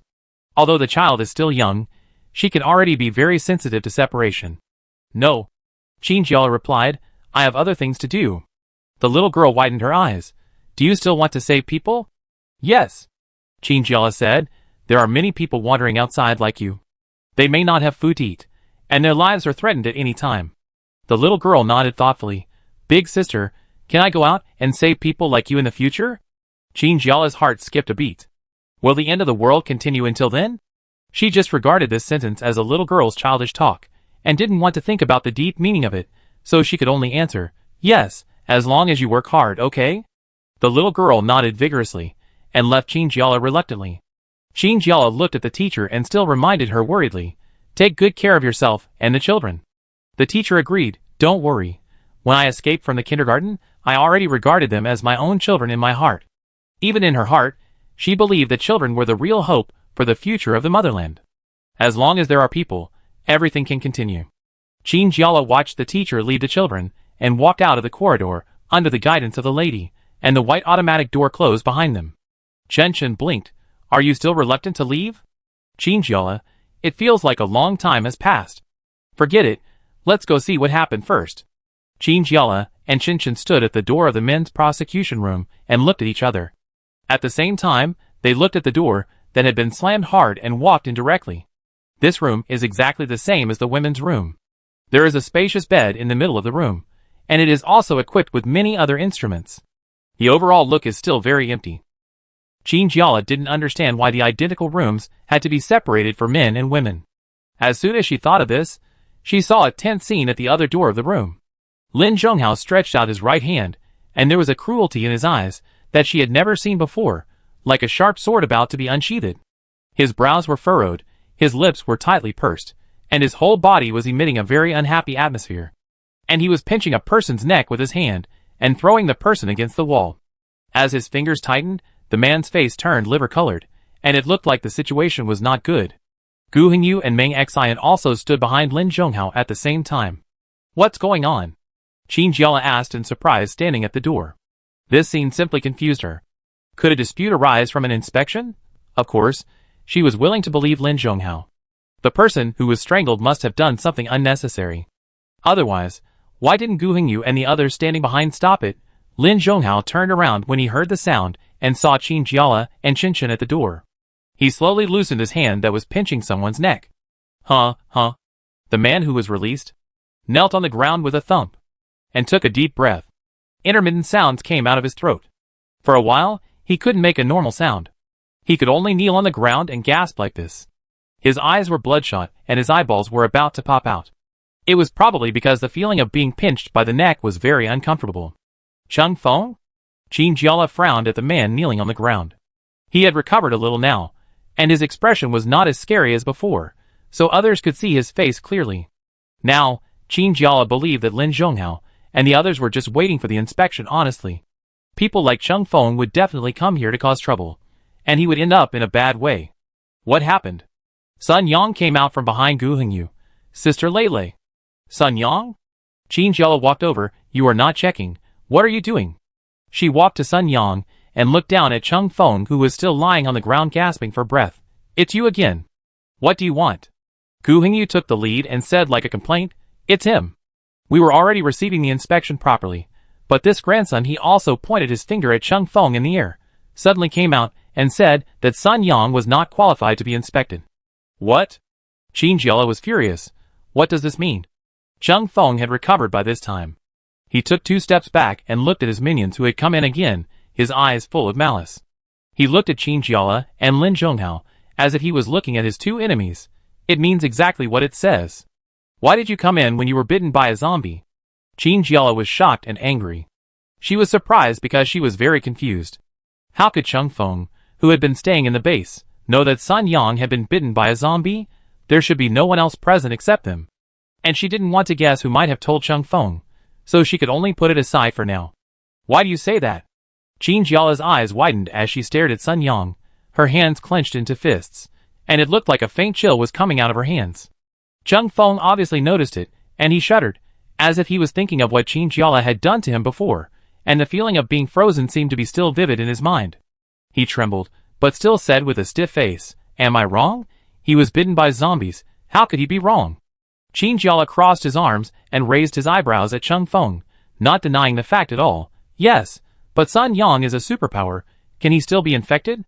Cheng Feng didn't think of this. He immediately stared at him and looked at Sun Yang carefully, as if he wanted to find some evidence from him that he was not a superpower, but after looking around, he seemed to find nothing. Superpower. So what? It's not like there are no examples of superpowers being infected now. What's there to say? Qin Jiala was almost laughing out of anger. The man in front of her was just like a ridiculous clown to her. It was already an established fact, but he still insisted on refuting it. Qin Jiala looked at him with a trace of pity. Stop struggling. Although I don't know how you know that Sun Yang was bitten, but look at his current appearance. He doesn't look like he is about to be infected, okay? Indeed, although Sun Yang is still very weak now, it seems that he is just a little pale because of the injury. Those who are really infected with the virus will soon turn blue and purple, and even their expressions will become dull. Cheng Feng couldn't say a word, but he was obviously unwilling to admit defeat and felt that he still had a chance to turn the tables. Qin Jiala looked at him sympathetically. Admit it, this matter cannot be changed. The flesh on Cheng Feng's cheek twitched, and he spat fiercely on the ground. Qin Jiala took 2 steps back in disgust, and made a vomiting gesture in front of Cheng Feng. Cheng Feng's face looked even worse, pale and blue, and he turned around and left. Qin Jiala looked at his back coldly, turned his head, and said to Sun Yang, Are you okay? He is okay with you, right? Sun Yang shook his head and said, I was about to walk to the bed. Just as I sat on it, he pulled me down, tore off my clothes, showed the wound to everyone, and said that I was bitten by a zombie. And I would become a zombie.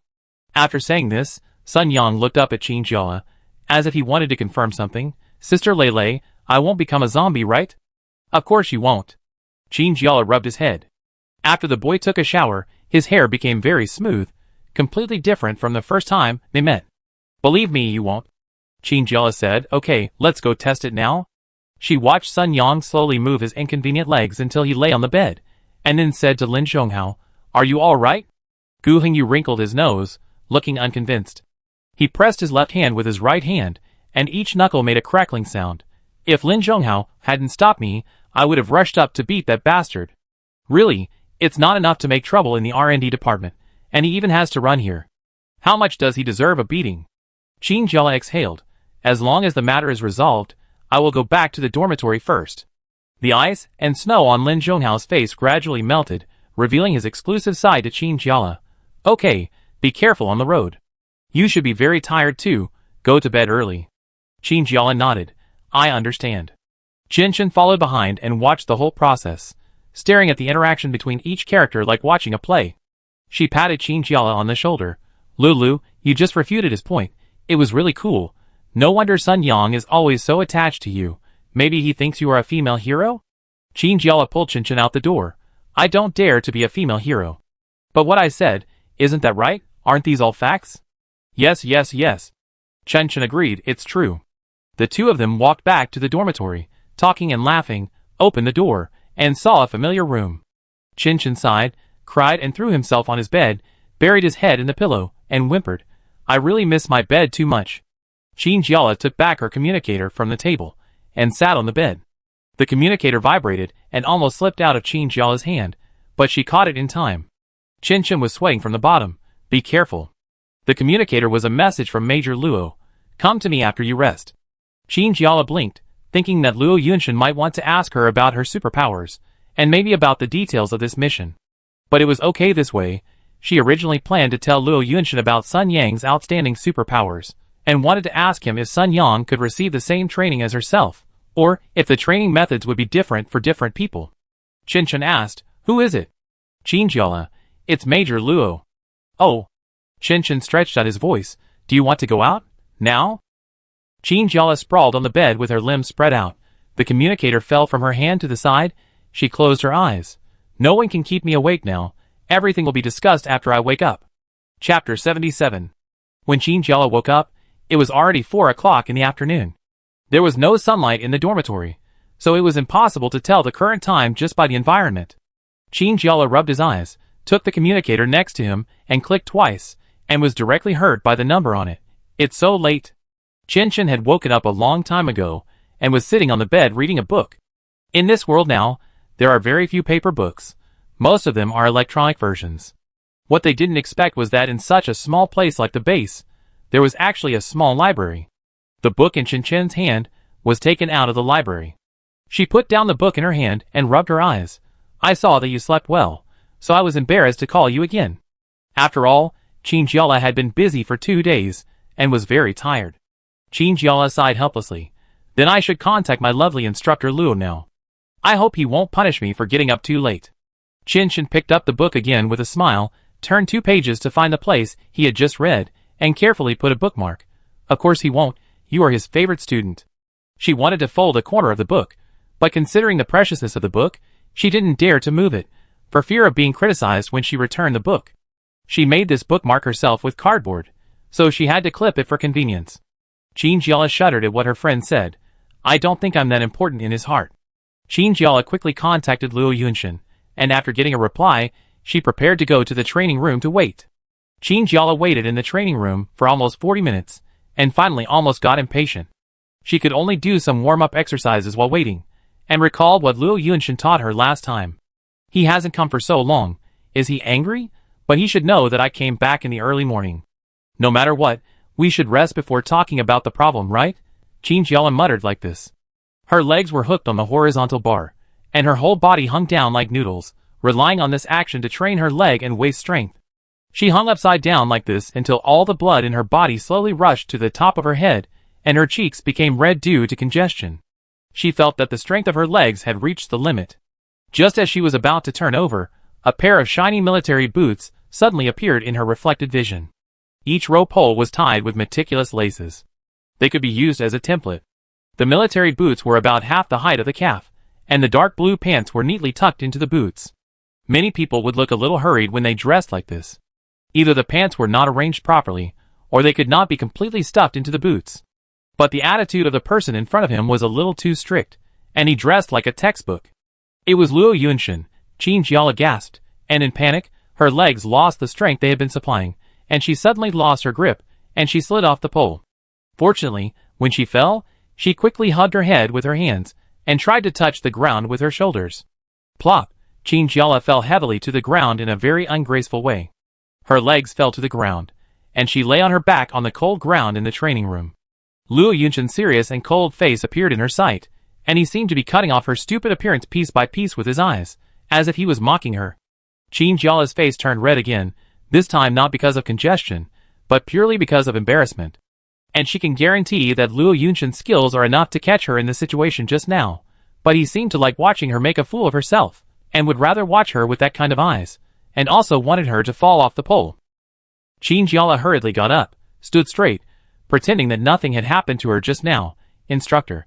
Luo Yunshin glanced at her, stood still, and said lightly, Okay, it seems that this mission has brought you a lot of changes. A big change, Jinjiala muttered to himself, except that his own superpowers seemed to have become a little stronger. He didn't feel anything else. Luo Yunshin knew what the little girl was thinking at a glance. Is this mission difficult for you? Jinjiala answered honestly. It was not difficult at first, but there was an accident. If it was just about rescuing those people, Sun Yang's brother suddenly crying should be the biggest problem, right? Luo Yunshin, I heard about what you encountered. The zombies should have sensed the breath of the living. Jinjiala was surprised and asked, can zombies now sense the breath of living people? If so, then living people would have no place to hide. As long as you walk out of the base, you will be noticed by zombies, which will be too difficult for future missions. Luo Yunshin wore a military cap, and his sharp eyes shot out from under the brim of the cap. It's just a guess at the moment. But what is certain is that the blood of superpowers has a stimulating effect on zombies. Jinjiala listened in a daze. Stimulating effect? It means that the zombies will go berserk. Luo Yunshin took over the conversation calmly. They will attack people who emit such a smell crazily. Jinjiala took a breath. What should we do? Luo Yunshin shrugged, as if this matter had nothing to do with him. What else can we do? You are on your own. Jinjiala closed her eyes in pain. She felt that she could fully feel how difficult the days ahead would be. By the way, your team completed the task pretty well. Luo Yunshin said. Groupie next door was almost wiped out. His attitude was very cold, as if the word annihilated just meant did not suffer any setbacks. Jinjiala almost doubted her ears. She looked at Luo Yunshin in disbelief. Annihilated? What does that mean? Luo Yunshin. Basically, they all fell into the pile of zombies, and few people survived. Jinjiala was dumbfounded. How could this happen? Same as you. Luo Yunshin said, it's just because we encountered a large number of zombies, and didn't have time to deal with them. There were too many of them, and so on. The two people who escaped back also suffered a certain mental shock. They couldn't accept that a teammate encountered such a thing. After confirming that they didn't carry the virus, they are currently receiving psychological examinations from the medical department. In short, according to the current information, the situation is not optimistic. Jinjiala, I remember that there were several people with special abilities in their group. Why are they like this, with no ability to deal with it at all? Your quality is not good. Luo Yunshin said in a very critical manner, when ordinary people encounter zombies, even if they have enough weapons, if there are many enemies, their first reaction will still be to turn around and run away, rather than bravely rushing out to face them. So, Luo Yunshin looked at Jinjiala with satisfaction. Your quality is very good. At least when facing zombies, you know that you should think about the problem calmly. I heard that there were quite a lot of them this time, right? Hundreds? Jinjiala nodded woodenly. Not bad. Luo Yunshin touched his chin. He was right. This little girl had a hidden power that made her not escape from any difficulties. She also made rapid progress in the use of her superpowers. Now she can be said to be very proficient in it. Yes, instructor. Jinjiala suddenly thought of what he wanted to say. When we were on a mission, we met a superpower user who was also an elementalist. The boy who was bitten by a zombie. Luo Yunshin said. Jinjiala touched his head. You heard about it too. Yes, there is a reason for being bitten. She was afraid that Luo Yunshin would mind this kind of thing, so she wanted to explain it quickly.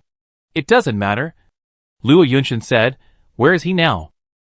Jinjiala, do you want him to come now? He may still be resting now. Luo Yunshin impatiently took out another box of cigars from his pocket. It was a long and flat box with very sharp corners. He opened the box, rolled it up, and took out a cigar from it, and clamped it between his fingers. Jinjiala immediately understood that this meant that he should leave quickly, so he hurried out of the training room. The boys' dormitory was next to the girls' dormitory. Jinjiala hesitated at the door and contacted Lin Zhonghao. What's wrong? Lin Zhonghao's voice was a little nervous. That? I actually wanted to ask where Sun Yang was. Major Luo asked me to take him there. Sun Yang? Lin Zhonghao seemed to be busy with something, and his voice suddenly sounded a little distant. He must have asked someone else, and after getting the answer, he said to Jinjiala, in 109 in the West District. Okay, Jinjiala agreed readily. Then I go over and take a look now. Wait! Lin Zhonghao found that Jinjiala seemed to be about to hang up the call, and hurriedly said, Are you okay? All aspects of your body. Huh? Jinjiala wondered why he asked such a question. I'm fine. I slept well, don't worry. Jinjiala ended the call, walked to the door of 109, stood at the door and knocked. Immediately, a voice that didn't sound like Sun Yang came out from inside, and the voice was a little rough. Who is it? Jinjiala, I'm looking for Sun Yang. Sun Yang? Who? The voice asked again. Then, Qin Jiala heard a messy sound coming from the door, as if someone had knocked something over in a hurry, and hurried to the door. Sister Lele. With this sound, the door was also opened. Sun Yang. Qin Jiala stood at the door, and greeted with a smile. Sun Yang's legs were still a little inconvenient. He held the door frame with one hand, and looked very happy. Sister Lele, why are you here? Qin Jiala cleared his throat. Of course, I have good news to tell you. Good news? Before the two of them had much contact, the rough boy who was left aside by the two of them shouted in dissatisfaction. Hey, what's going on? Sun Yang glanced at him, and said nothing. It was obvious that he didn't like this new roommate very much. Qin Jiala clearly felt the unharmonious atmosphere between the two of them. She couldn't guess what happened, but at this time she had to smooth things over. Hello, I am one of the official students of the military, and I'm here to pick up Sun Yang. Before she finished speaking, she saw the boy's eyes widened, and he looked at her in shock. What's wrong? She asked carefully, not feeling that she had said anything wrong. You are from the military. The boy wanted to jump 3 feet high. Is it true? Officially? A superpower? Qin Jiala nodded hesitantly. Yes. The boy's eyes were full of twinkling stars. Can I ask what superpower you have? Qin Jiala didn't say much, just said lightly. It's just the common ones, nothing special. The boy was very disappointed to see that Qin Jiala was unwilling to reveal more, but he still pulled himself together and said, It doesn't matter. You are here to find. He looked at Sun Yang, who was too weak for his physique, and was deeply suspicious of why such a person could be shown favor by the military's official students. However, he still retreated very tactfully, stood aside, and looked at the two people with the corner of his eyes. Then you two chat.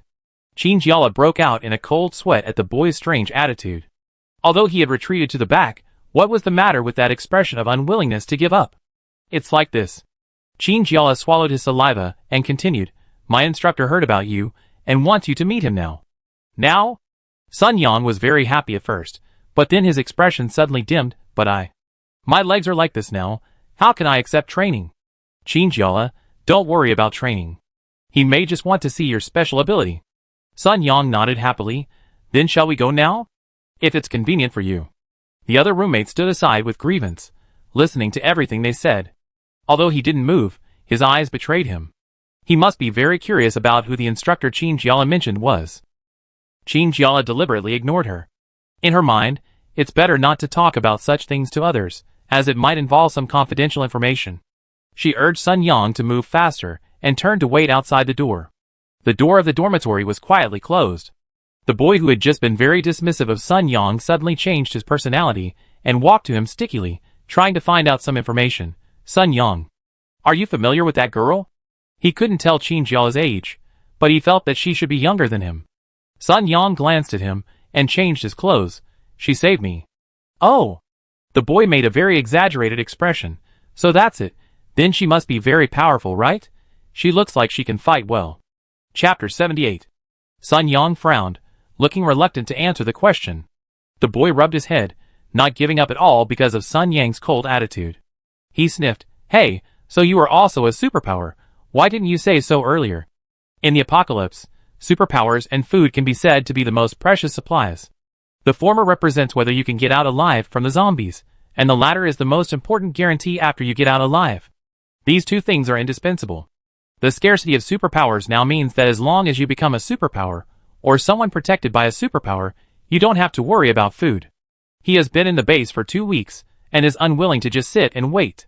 He has seen with his own eyes the different treatments of superpowers and ordinary people, and he has long been jealous.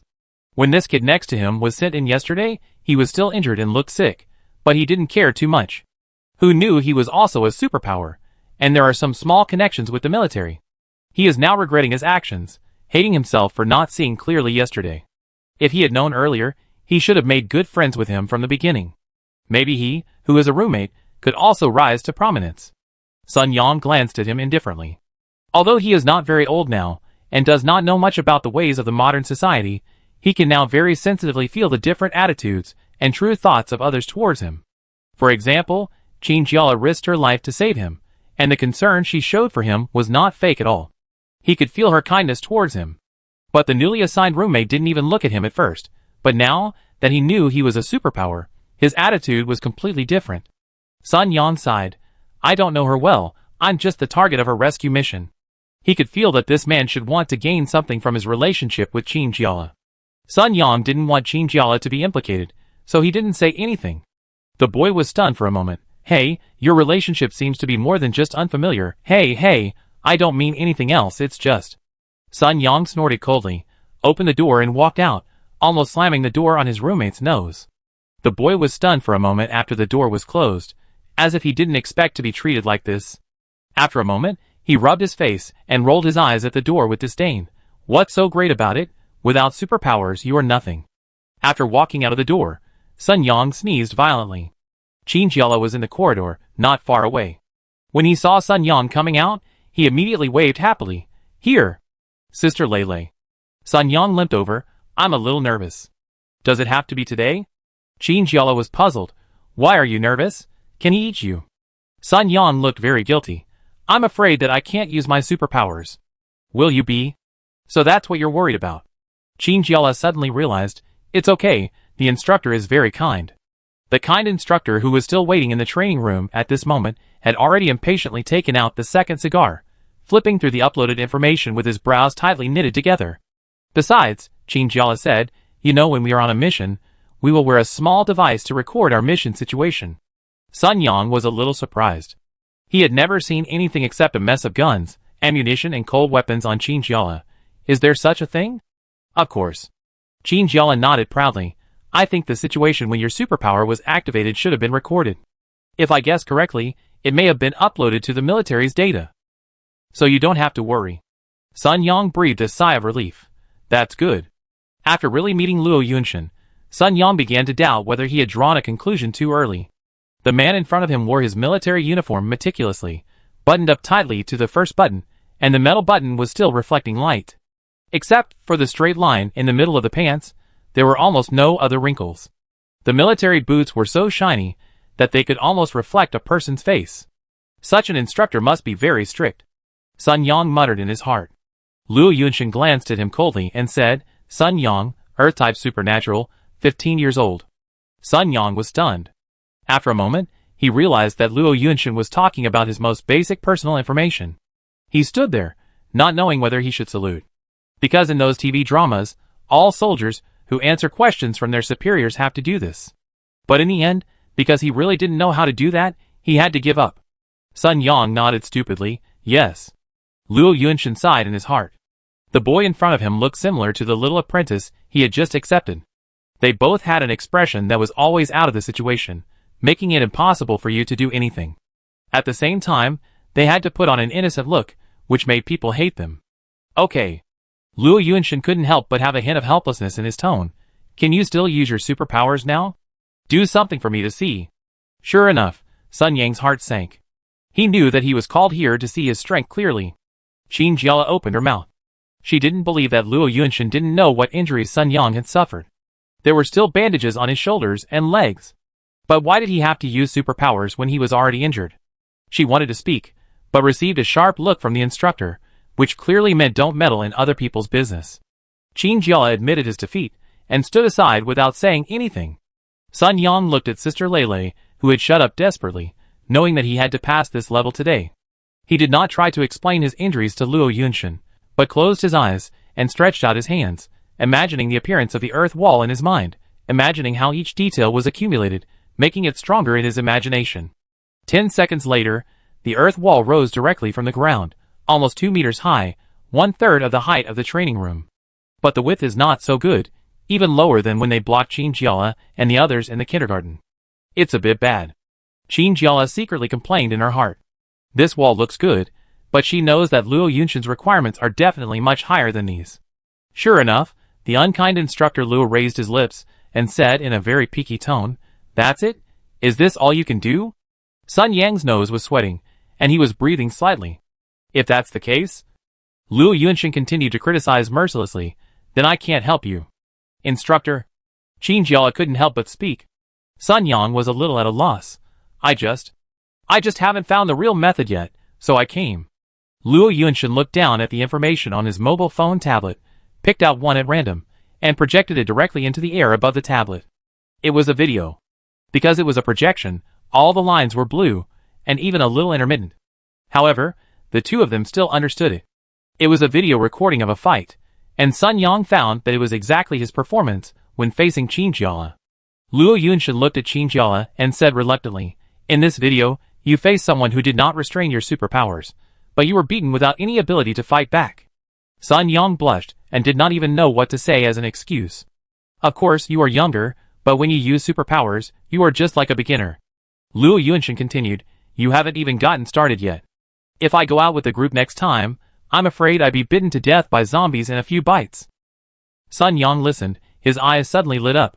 "You mean, can I still participate in the mission of military students?" Facing a pair of expectant eyes, Luo Yunshin suddenly realized that he seemed to have let something slip, but he still held on and firmly denied what he had just said. "I was just giving an example. Don't take it personally." Sun Yang stopped talking. "I will practice hard." Luo Yunshin, practice? Practice for whom? Sun Yang opened his mouth awkwardly, not knowing what to say for a moment. All right. Luo Yunshin waved his hands, as if there were bugs flying around him. "What else can you do? Let me see."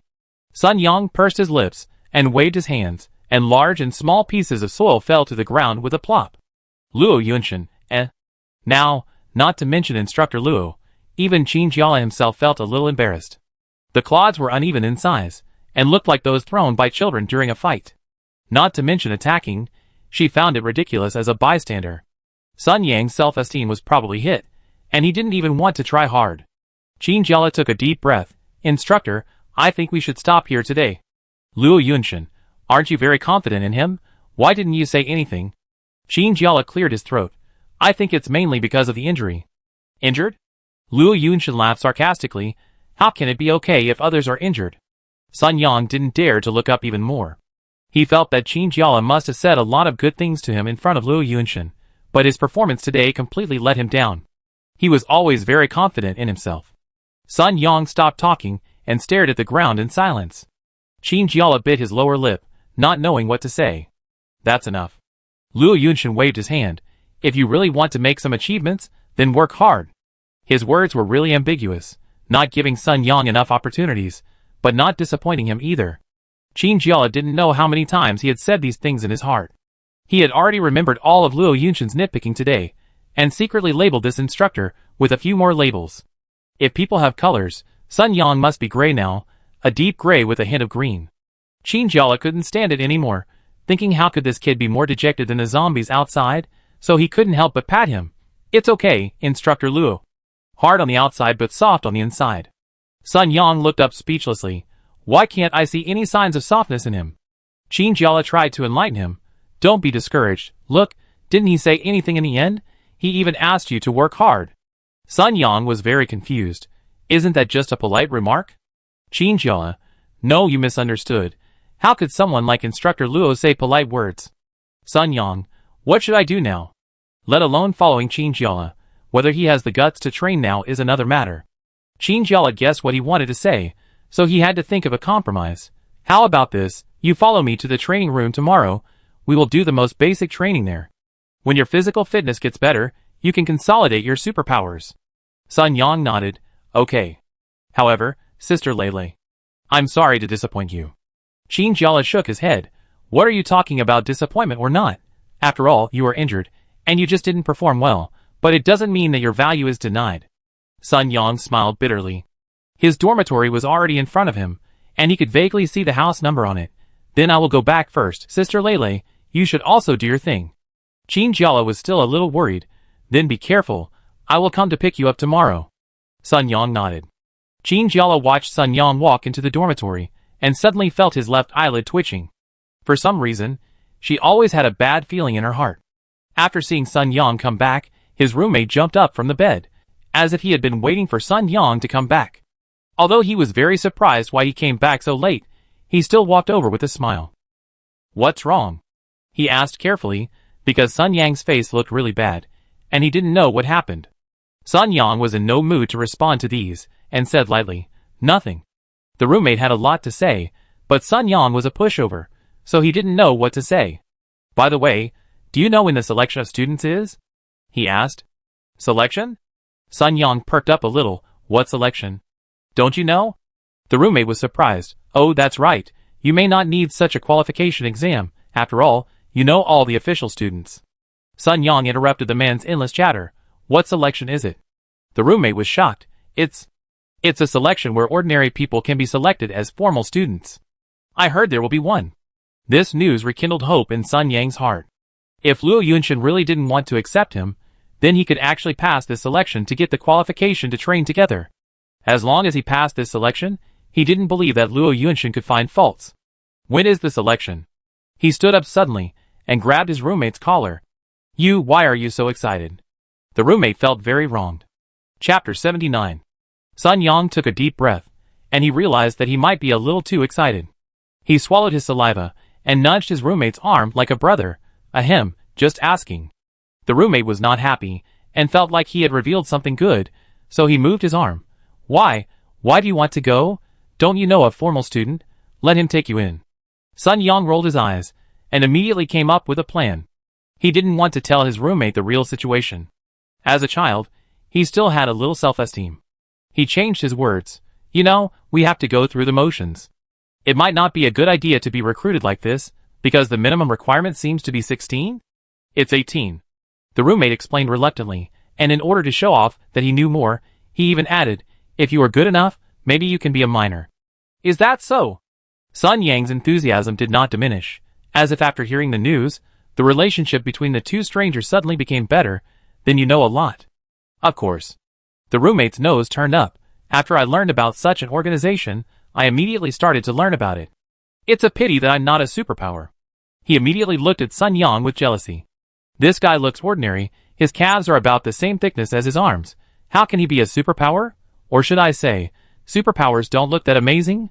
Besides, if superpowers and ordinary people take the exam together, even a fool would know that they should choose the superpower, right? The number of people required for this exam is not large. If someone is rejected, that would be a disaster. No, he can't say too much. Sun Yang didn't know what his roommate was thinking, and said enthusiastically, you don't know, there are actually many people in the military who are not superpowers. How do you know? The roommate glanced at him sideways, obviously not believing in this thin superpower. You know I was just rescued, right? Sun Yang poked himself with his index finger. The person who rescued me is not a superpower. Besides, think about it, there are so few people with special abilities, but so many soldiers, the numbers don't match. Although the roommate has strong limbs, his mind is not very bright, and he was slow to understand what Sun Yang meant. Oh, if you put it that way, it's true. Sun Yang cursed in his heart, but still had a playful smile on his face. Good brother, just tell me when the exam is? The roommate opened his mouth and said hesitantly, if nothing goes wrong, it will be 5 days later. You are really lucky, you met him right after you came back. But your legs are not good. Don't fall to the ground, and can't get up in the middle of the test. Sun Yang doesn't think he is lucky. If it is 20 days later, then he may still have some confidence, because after 20 days, the injury on his leg should be almost healed. But if the time is shortened to only a few days later, how should he face the test? Maybe when the fight starts, he won't have time to dodge, right? Sun Yang sighed. His roommate thought he was pretending to be miserable, so he pushed him and said unhappily, come on, what are you doing? What's there to sigh about? I haven't said anything yet. He muttered something like ordinary people can't compete with those with backgrounds, and the end of the world is so cruel, and returned to his seat with the tablet. He downloaded a lot of news about zombies on the tablet in his hand. He was afraid that he would be tested on the exam, so he planned to seize the time to learn more. Sun Yang glanced at the tablet in his roommate's hand, and he couldn't tell what he felt. News about zombies? You can tell with your toes that it will never be tested. If he goes out and sees zombies, will he have to read a long paragraph of social news to him? But on the other hand, he didn't know what he should learn. After all, even if he knew about the things that might be tested now, he might not have time to review them. Sun Yang slowly took his ID card and limped out of the door. When he opened the door, his roommate looked over, but didn't ask what he was going to do. Sun Yang was given a cane by the medical department. It was a long, thin cane, all silver, with some small mechanisms in different places, and a sticker with Sun Yang's ID number. He walked slowly in the corridor with the cane, and people who met him would basically look at him with sympathy. At this time, he still had to use a cane. It is not scary to encounter zombies in the end of the world. What is scary is that you encounter zombies, but have no possibility to escape from danger. He looks like a child. I don't know what happened. Sun Yang was too lazy to care about the looks of these people. He opened a map on the communicator with one hand. It was a variety of cross-sections of this base. It was very detailed. It was prepared by the military for those who had just arrived because they were not familiar with the structure here. Sun Yang found his destination, put 2 fingers on the screen to stretch, and then gently poked it. The screen vibrated slightly, and a blue line appeared, indicating the most correct route for him. Sun Yang walked and looked at the map, and slowly walked to the bottom of a red cross icon. The people here seemed very busy, coming and going, and they didn't even look at Sun Yang, who was standing stupidly at the door. Come to think of it, seeing so many serious injuries every day, what does a mere person with a cane count for? Sun Yang took a deep breath and walked in. The nurse at the front desk, wearing a white uniform and a small badge on her chest, was operating on a tablet, holding an electronic pen in her hand, constantly writing and drawing on the tablet, and it seemed that there were many things to deal with. Sun Yang stood at the front desk and waited for a minute. He found that the young nurse had no intention of looking up to take care of himself. Maybe she didn't notice him at all. Sun Yang had to clear his throat. The nurse finally looked up and glanced at the boy who disturbed her work with an impatient look. What's the matter? Sun Yang didn't care about such a service attitude and quickly said, I came here to apply medicine on my leg. The nurse smacked her lips. What's the injury? Sun Yang was stunned. What injury? He didn't know what his injury was. Under the stern eyes of the nurse, Sun Yang suddenly thought of a solution and quickly took out his ID and handed it over. It should have an explanation. He remembered that when he entered the base for a physical examination, the doctor said that everyone here would have an independent file, which contained a lot of things, including your mission records and various examinations you have done, so his leg injury should also be recorded. The nurse grabbed the ID card and put it on the verification machine next to her. The machine quickly read the information on the ID card and extracted all the information on the tablet. The nurse looked at the pitiful page of information, and her face became more and more unsightly. Sun Yang took a deep breath in his heart. What happened? The nurse took the card from the reader with a cold face and put it on the table in front. You can handle this kind of minor injury yourself. After that, he buried his head and continued to work. The electronic pen kept moving on the tablet. Sun Yang was dumbfounded and didn't know what to say for a moment. He looked at his ID card, wondering if the nurse wanted him to take it back. And, although he knew that his injury was indeed a small matter, it didn't need to be like this. After all, a small injury is still an injury. He couldn't walk fast now. Sun Yang stood there and took the card blankly. What was he going to do now? Did he really have to go find medicine himself? Sun Yang looked around helplessly and limped in. If he wanted to find medicine, he had to know where the medicine room was, right? He opened the map and tried to find some clues on it. But even though he had zoomed in on the map to the maximum, there was still no useful information on it. Sun Yang looked up and tried to see the news about the medicine room among the crowd. Emergency room. Operating room. These rooms have various names, but none of them are really related to medicine. In desperation, he had to ask a lady passing by. She was also wearing a white uniform, holding a tablet in her hand, and a pair of white sneakers on her feet. She walked hurriedly from the other end of the corridor. When she was stopped by Sun Yang, it was like a car suddenly braked and stopped in place in an instant. Her eyes under the glasses looked at Sun Yang, as if asking him what was going on. It's like this. Sun Yang tried to be more sincere. I want to ask if there is a pharmacy. Or something like that? The lady said in a very strange way, not understanding what Sun Yang was trying to do. Where are you injured? Sun Yang moved uncomfortably leg. The sister at the door told me that such an injury is not worth it, and asked me to find some medicine myself. He kept looking for the right words, fearing that what he said would sound like a complaint. He didn't want others to misunderstand him like that. Oh! The lady nodded, and seemed to understand quickly. She smiled apologetically. Well, maybe you just came, and don't know the rules here. The medicines here are strictly controlled. You know, under such conditions, our medicines are very, very scarce. So without the doctor's permission, other people cannot go to the medicine warehouse. How could this be? Sun Yang's heart sank to the bottom of the valley. What should he do? Without the medicine, his leg injury will definitely recover more slowly, and then maybe he won't be able to take the exam in time. Thinking of this series of things, Sun Yang began to worry, and his tone became impatient unconsciously. What should I do? Are we just going to ignore it? The lady seemed to feel embarrassed, nodded slightly, and said, Really? I'm sorry, the medicine here must be saved for the most critical places. She wanted to leave as she spoke. Wait a minute. Sun Yang said hurriedly, then I... At this moment, someone in the corridor called the lady. Dr. Liu, wait a minute. The lady hurriedly turned back, and Sun Yang couldn't help but look back. Everything was like a slow-motion playback, and all the scenery was stretched. Meng Xian stood in the corridor, wearing the uniform of the medical department, and the white corners of his clothes fluttered behind him, making a rustling sound. Meng. Sun Yang paused, because he had forgotten Meng Xian's full name, and didn't know how to address him. At that time in kindergarten, they just glanced at each other in a hurry, but never really spoke.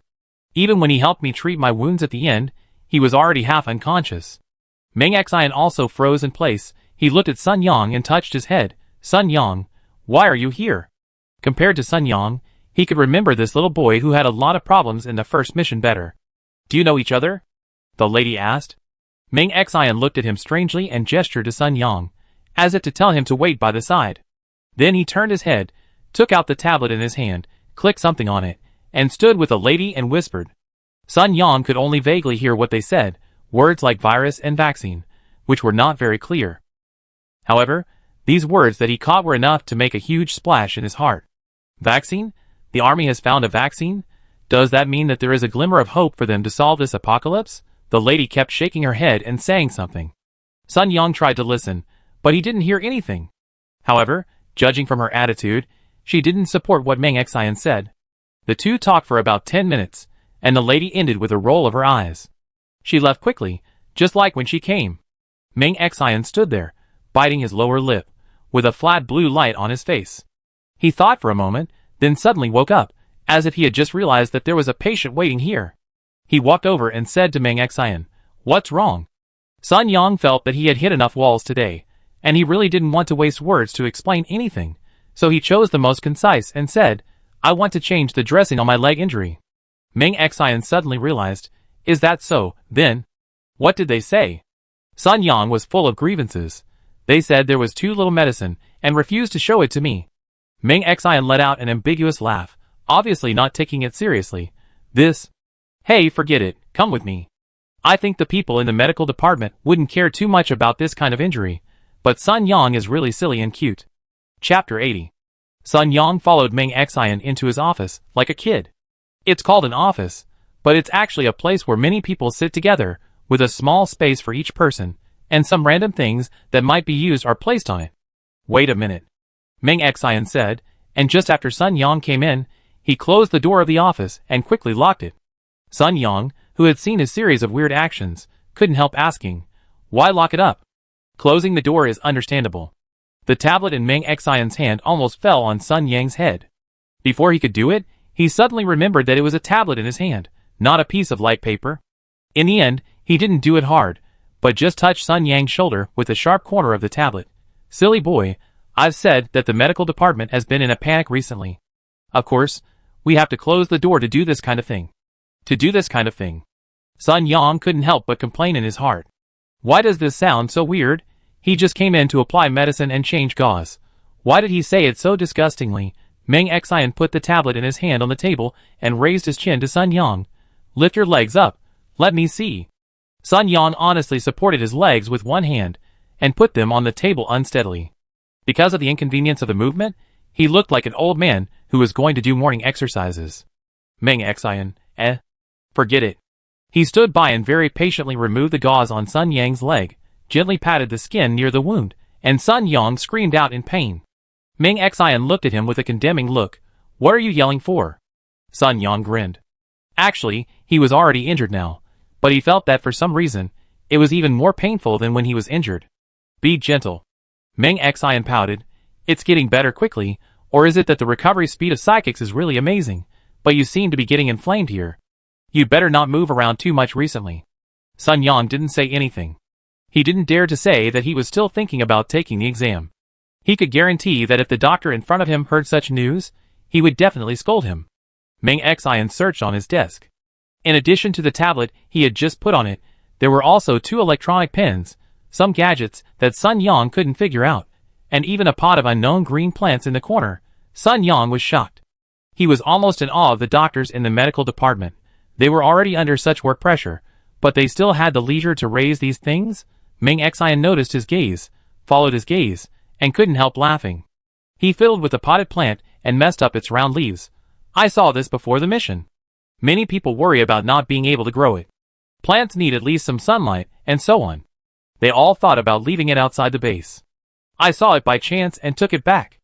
I didn't expect the little thing to grow well in the base. Even without sunlight, it still looks pretty healthy. Ming Xian looked very proud, and even felt that he had a talent for growing plants.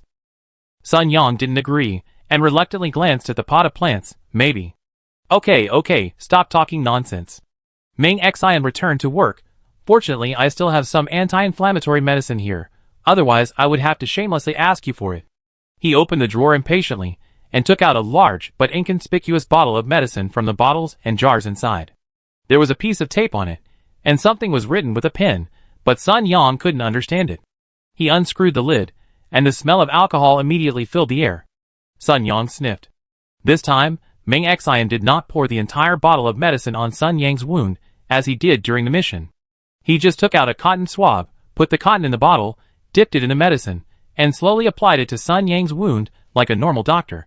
Sun Yang vaguely felt that such a Dr. Ming seemed rare, but the wound was right in front of the doctor, so he didn't dare to say anything. Okay. Ming Xian raised his head, and threw the cotton swab into the trash can. There was a black spot on the top of the trash can. Sun Yang originally thought it was just a decoration, but it turned out to be a display screen. When Ming Xian threw something in, a red light came on. I don't know what it means. Sun Yang was hesitating whether to take off his clothes. He pointed to his shoulder and said, and here. I know. Ming Xian said, just unbutton your clothes. I should have suggested to the military to make a sleeveless uniform. It would be very convenient. Just as the two of them were talking in a low voice, a slight sound suddenly came from the opposite side of Ming Xian's table. Then, without anyone noticing, a dark shadow appeared on the table, slowly approached, and stopped behind them. What are you doing? Ah! Ming Xian and Sun Yang both screamed in fear. Who could have thought that such a sentence would suddenly appear in a room that was thought to be empty? Ming Xian turned his head, and saw a man in a white coat that was wrinkled like a rotten vegetable leaf for several days. There were very dark bruises under his eyes. He looked like he was in a bad mood. If he was a little thinner, he could go out and stand shoulder to shoulder with the zombies. No one would know that he was a real living person. You? Why are you here? Ming Xian asked tremblingly. The zombie doctor scratched his head. His hair was also messy, and it looked like he hadn't taken care of it for a long time. As he moved, his hair became even messier. Ah, he said slowly, I was just sleeping here, and I heard a noise, so I got up to take a look. So he had been sleeping here all the time. Sun Yang swallowed his saliva. Ah, who is this? The doctor looked back and forth between Ming Xian and Sun Yang with an inquiring look. Ming Xian sighed helplessly. He is injured. You know we don't deal with such things recently, so I brought him here. You won't tell? The doctor nodded slowly. His speed was very slow, not at all like a doctor racing against time. I know. Ming Xian breathed a sigh of relief. He was not familiar with the doctor in front of him, so he didn't know the other person. He just hoped that the other party would treat this as an accident and not mention it to others. Take off your clothes, let me see, Ming Xian said. Sun Yang looked up at the doctor, and it seemed that he had no intention of leaving. He just stood there, intending to watch Ming Xian and the others throughout the process. Being watched like this, I always feel a little embarrassed. Sun Yang thought so. He unbuttoned his shirt, revealing the wound on his shoulder. Ming Xian and the doctor who suddenly came in were also watching, and the latter suddenly had a look on his face. I see. Expression. Bitten by a zombie? How come there is no infection? Oh, is it a superpower?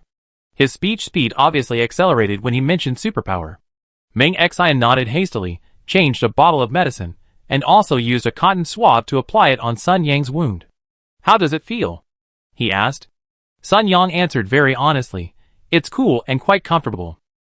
The recovery ability is really good. Ming Xian summed up, and was thinking about whether to send Sun Yang back to his dormitory quickly, when he was firmly grabbed by the wrist by the doctor, or to be more precise, grab Sun Yang's wrist. Anything else? Sun Yang tried to break free, but found that he was not as strong as the weak doctor in front of him. It was like a tight iron chain that trapped his wrist. How could this be possible? The doctor pulled his wrist, his eyes locked on the wound, as if he wanted to get in and see what was going on. Sun Yang was almost burned through by his eyes. Ming Xian coughed uneasily beside him, not knowing how things turned out like this. Well, Sun Yang still has to go back to rest. Sun Yang? The doctor's voice was hoarse. The rescued mutant? Earth-related mutant? Ming Xian was upset. He felt that he shouldn't have revealed all these things in advance. The doctor still held his wrist, and his other hand fumbled along the blood vessels on his arm in a creepy way. The mutant. The mutant who is not infected. Sun Yang shook hard and broke free this time. He didn't dare to look at the doctor again. After hurriedly thanking Ming Xian, he left immediately. When he left, he was in such a hurry that he even tripped over the door and almost fell to the ground. Ming Xian sighed in frustration. A good patient was scared away like this. He looked at the doctor with a little anger, and the words of blame that he wanted to blurt out were stuck in his throat. Because the doctor's eyes, which were originally stagnant, suddenly showed a huge wave of shocking, and he was full of enthusiasm towards the direction where Sun Yang left. Enthusiasm? Ming Xian couldn't help but murmur in his heart, always feeling that it was not a good thing. He tried to communicate with this strange doctor. Are you okay? Hello? He's gone. The doctor's body shook, like a mechanical doll that had been controlled and suddenly wound up. He walked to his desk at a very fast speed, quickly picked up a pen and paper, and wrote down a long list of things. Ming Xian was stunned watching from the side. He seriously suspected that this doctor had some mental illness, which made him behave like schizophrenia. But, still using pen and paper? Who would still use pen and paper these days except for the nostalgic generation and the mentally ill? The development of information is enough for them to store everything they want. If they use paper to record, they can never find it again if they lose it. The doctor wrote a few lines on the paper, and it seemed that he had poured out everything he wanted to say in his heart before putting down the pen. Ming Xian looked at him in panic, not daring to talk more to this man with a slightly abnormal brain. He quickly packed up his things. There was nothing else that needed help in the medical department, so he could go back to bed earlier today. After Ming Xian left, the doctor leaned against the table and fell into deep thought. He stretched out a finger and slowly touched the small green plant on Ming Xian's table. The plant's leaves touched his finger and seemed very happy, even shaking. The doctor withdrew his finger, and the plant seemed to be reluctant to leave, trying desperately to stay. When Sun Yang returned, his roommate had already gone to bed. I don't know if he fell asleep, but he lay on the bed without making any sound. The room was filled with the smell of junk food, which was a bit pungent.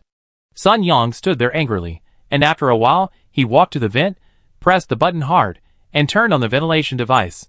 Given the strong smell in his room, it would take about half an hour to get rid of it.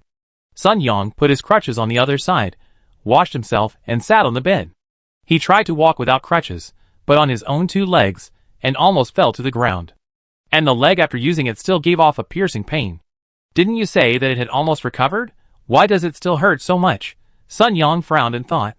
He lay on the bed, patting his thigh with one hand, feeling a bit like a parent who was disappointed in his son. Unconsciously, his consciousness gradually blurred, and he even fell into a deep sleep. He dreamed that the world was on fire, and all the streets and houses were engulfed by flames. A section of the viaduct suddenly collapsed, and he fell from one end, his whole body still on fire, and fell straight into the river under the bridge. Flames and zombies swept every street. There was no way to survive wherever they went. The mother ran desperately with her child, but the zombies were faster and reached the back of her head in almost an instant. A dry hand stretched out and grabbed the collar of the mother's clothes. The mother screamed and struggled forward desperately, and her clothes were torn directly. Although she escaped this attack, it also slowed her down. She staggered and fell to the ground, then continued to crawl forward with her hands and feet, and the baby in her arms cried earth-shakingly, mixed with the sound of the crackling of the flames. The mother burst into tears, and finally couldn't walk anymore. The zombie army behind had arrived, and all of them swarmed over to enjoy this delicious and hard-earned dinner. The flames continued to burn, turning the city into scorched earth. After burning everything, it still didn't disappear, and the sky-high flames illuminated the place like daylight. Dazzling and bright. Sun Yang watched all this from the perspective of a bystander, his heart full of compassion. He knew deeply that this situation needed to be stopped by others, but in his sleep, he seemed to have lost the ability to do it, and could only watch the city disappear inch by inch. This feeling was too uncomfortable. He began to struggle, wanting to escape.